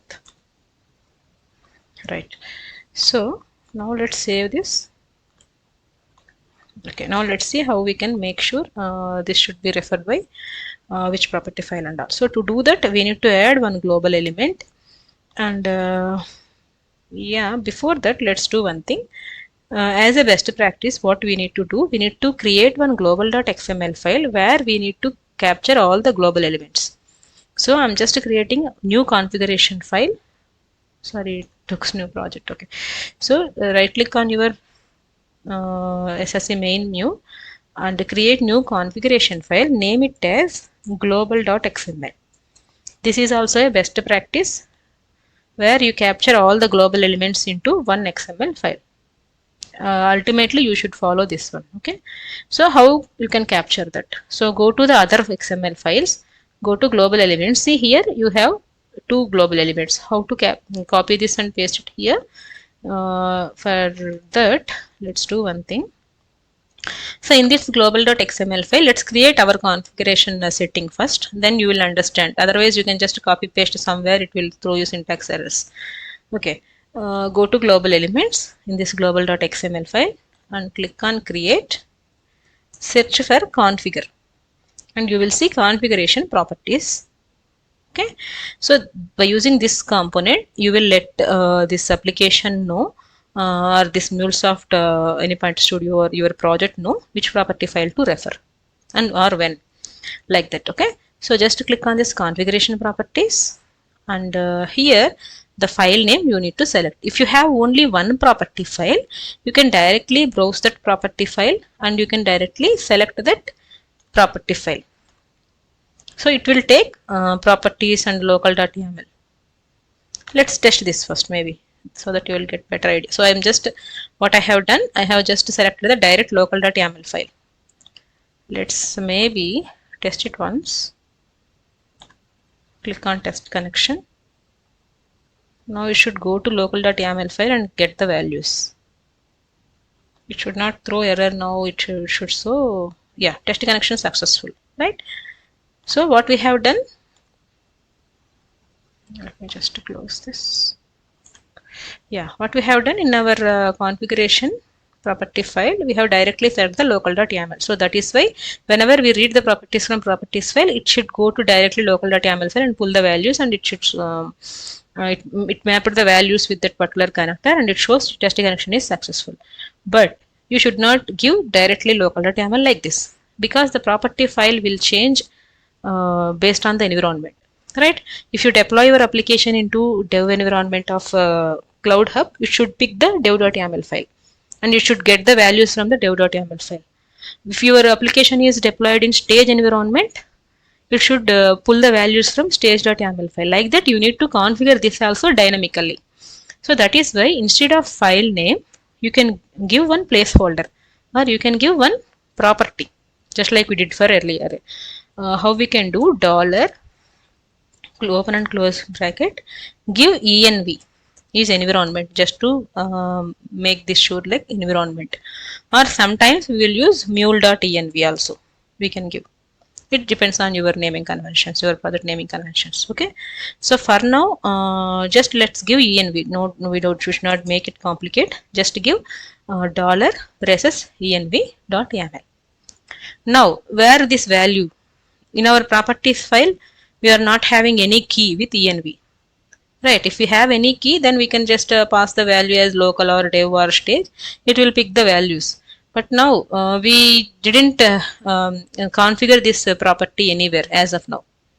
let's see how we can do this. Okay, so as of now what we have done, we have given a placeholder like env and .yaml. So if you pass env equal to local, I will show you where you can pass. So if you send env equal to local, what it will do in the runtime, it will replace the env value with local. It will refer local.yaml and get the values. So if you send env equal to dev, it should be same case sensitive. Okay, if you can give env equal to dev, it will refer dev.yaml file. If you can pass env equal to stage, it will refer to the stage.yaml file. Like this you can configure it dynamically. Okay, so let's close this. So remember, here you need to give env value somewhere. So that where you can pass is we can run this project locally also, and we can deploy this in Cloud Hub, and we can run from Cloud Hub as well. We have already seen these two options. So to make this run locally, what we have done so far, we have done like sorry, Mule. What is this? Sorry. Run as Mule application. Yeah. Oh, my cursor. So we have while running this locally, got stuck. Just give me 1 second. So what you have done earlier, you have selected run as Mule application. Right, directly it will run and it will deploy it. But now, as if you have anything, something like this, if you want to pass any values, any keys, some additional keys to make this application run, you need to, instead of clicking Mule application, you need to click on run configurations.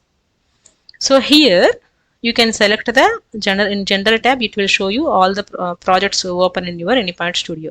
So now you want to run this project, right? So you need to select this, and from where you can pass the value using this argument section. Here how you can ignore the existing values. You can just keep it as it is, don't edit anything.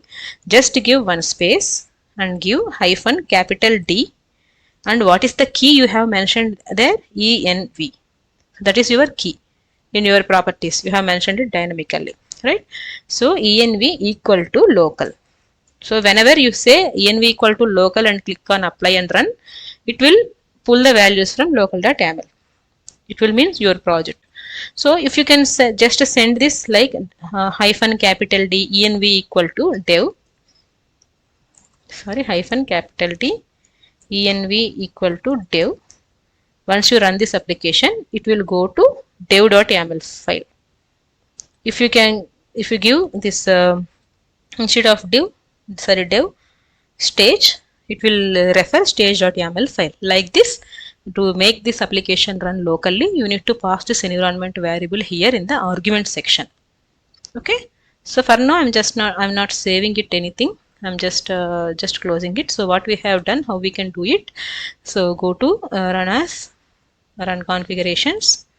Here you need to select which application to run and go to arguments. Here the syntax to pass this environment variable is space -D env. This is your key name which you have mentioned in your configuration properties element, and equal to the value which you want to pass. Dev, local, prod or stage, depends on your requirement. So to make this run locally, to run this application locally, we are passing that value by using this method. So how we can send this value from Cloud Hub? Okay, so yeah, this is my new account now. I think the old application is also not there. Okay, I'll tell you how you can pass this environment variable in Cloud Hub once we deploy this application. Okay, so in Cloud Hub, we will have an option called the runtime. In the runtime manager, we deployed the application, right? In our application, we will have an option called runtime properties. So in that properties tab, you will give this env equal to local, env equal to dev, or env equal to stage based on your environment where you deployed your application. That I'll show you later maybe. Okay. So for now we have discussed how to read the property file, how we can make it dynamically, and how to send the env value by using local. Now let's do some cleanup, like as I started earlier. So all the global elements should be in global.xml file. Now go to configuration XML. See, this /mule is the end tag. So you should not touch this. I'm just giving it. So inside this slash mule tag, you have to paste all the global elements. So I mean, ignore this global.xml and you need to refer all the other configurations files. Initially, it should be looks like this. Go to global elements. What are the global elements available? HTTP listener, router. How you can copy this? Go to configuration XML file. Okay. Before you have any flow element, all the global elements are available up to that line. Like flow line is available, line number 8, right? So on top of that, these two are the global elements. Global elements, HTTP listener, a router. These two global elements code is these lines of code, 3 to 4, line number 3 to line number 7. How you can make sure if this is okay? So just go to this just to go to this configuration XML file. You can just observe where this mule tag is there. Fine. Before that, below to that mule tag and above to this flow tag. Anything if it is available, all the things we can consider it as a global configurations. So cut from here. Control X. Okay. Remove the data from here from 4 to 7 because see, if you observe anything between this mule tag and flow tag, those is that code is related to global elements. So I just selected them and cut it. Then go to your global.xml file and before this slash mule tag, just paste it. Okay, save it. Don't worry, it should show it will show some error like name should be unique, because in every component name should be unique name. You should not give duplicate values. We already removed it from this API.xml, right? So it will take some time to sync. So now you can see in API.xml file global element section, nothing is there. We moved them to the global.xml file global element section, right? Just like that, you need to remove global elements available in another configuration file, library impl.xml. Here we have one global element called database. This is also you need to take it from this file and paste it in the global.xml file. So ultimately the goal of this best practices is all the global elements configuration should be there in global.xml file. Instead of having in multiple files, you need to create one global.xml configuration file. Here you should not, in this global.xml file, you should not have any business logic. Okay, any flows you should not have any flows here. Only in the global element section you should see all the global elements related to this particular project in one place. Okay, so now let's copy this. See in the library impl we have one global element. Now we need to copy this code from here and paste it into global.xml file. So go to configuration XML file. So what I have told you, between this mule tag and flow tag, what is the code available? That is nothing but your global elements. And remember that don't copy these lines. Okay, so this mule tag is start tag na, until here, till this closed braces, this entire thing comes under this mule tag. So don't get confused. Okay, so that is why just click enter after this angular braces end. So this complete line of code is related to this mule tag only. Don't copy or cut from here. So just give any enter. Now you will see code reliability. Then before the flow tag, so hit some enter. So you will understand what is available between this mule tag and flow tag. So copy that content and cut from here. Go to your global.xml file and before this slash mule tag, paste it here. Yeah, click yes. It will generate new ID. That won't be an issue. Now save it. Once you save it, errors will gone because the reference will be there here now. So once we remove it from here and paste it here, initially it should show some error. Once you save the file, error will gone. Okay, now go to global elements. See, all the global elements are available in global.xml file. and in ap.xml file nothing global elements are there. In the other configuration files there is no global elements. So this point also you need to remember. This is also one best practice you need to follow in your real-time project suggested by MuleSoft. This may be one of your interview question as well. So how to manage all the global elements. So what is the best practice to do that like that? Okay. Right. So today we have seen how to create property files, how to create environments, and a lot of stuff. So let's stop this video here. And remember one thing: once you stop the video, and once you are done with your work, you have to commit your code to your Git repository. Right. So I am just committing this code to my Git repository. So that is your day-to-day task. Don't forget that. So show in System Explorer. Open this, right click, git bash here. So don't forget this on daily basis. Commit your code to your repository. Git status. This is to check what are the different files I have modified. So we have a lot of files. So git space add space dot to add all the files. Again see git status, it will show you list of files you have added. Just verify, cross check once if these are all the files you have added. Now git commit -m space, in the quotations you need to give the comment. I will give now like property files and externalization. Okay. Externalization changes maybe to make it more clear.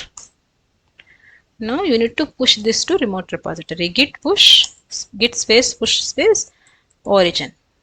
Now it will push the code to remote repository.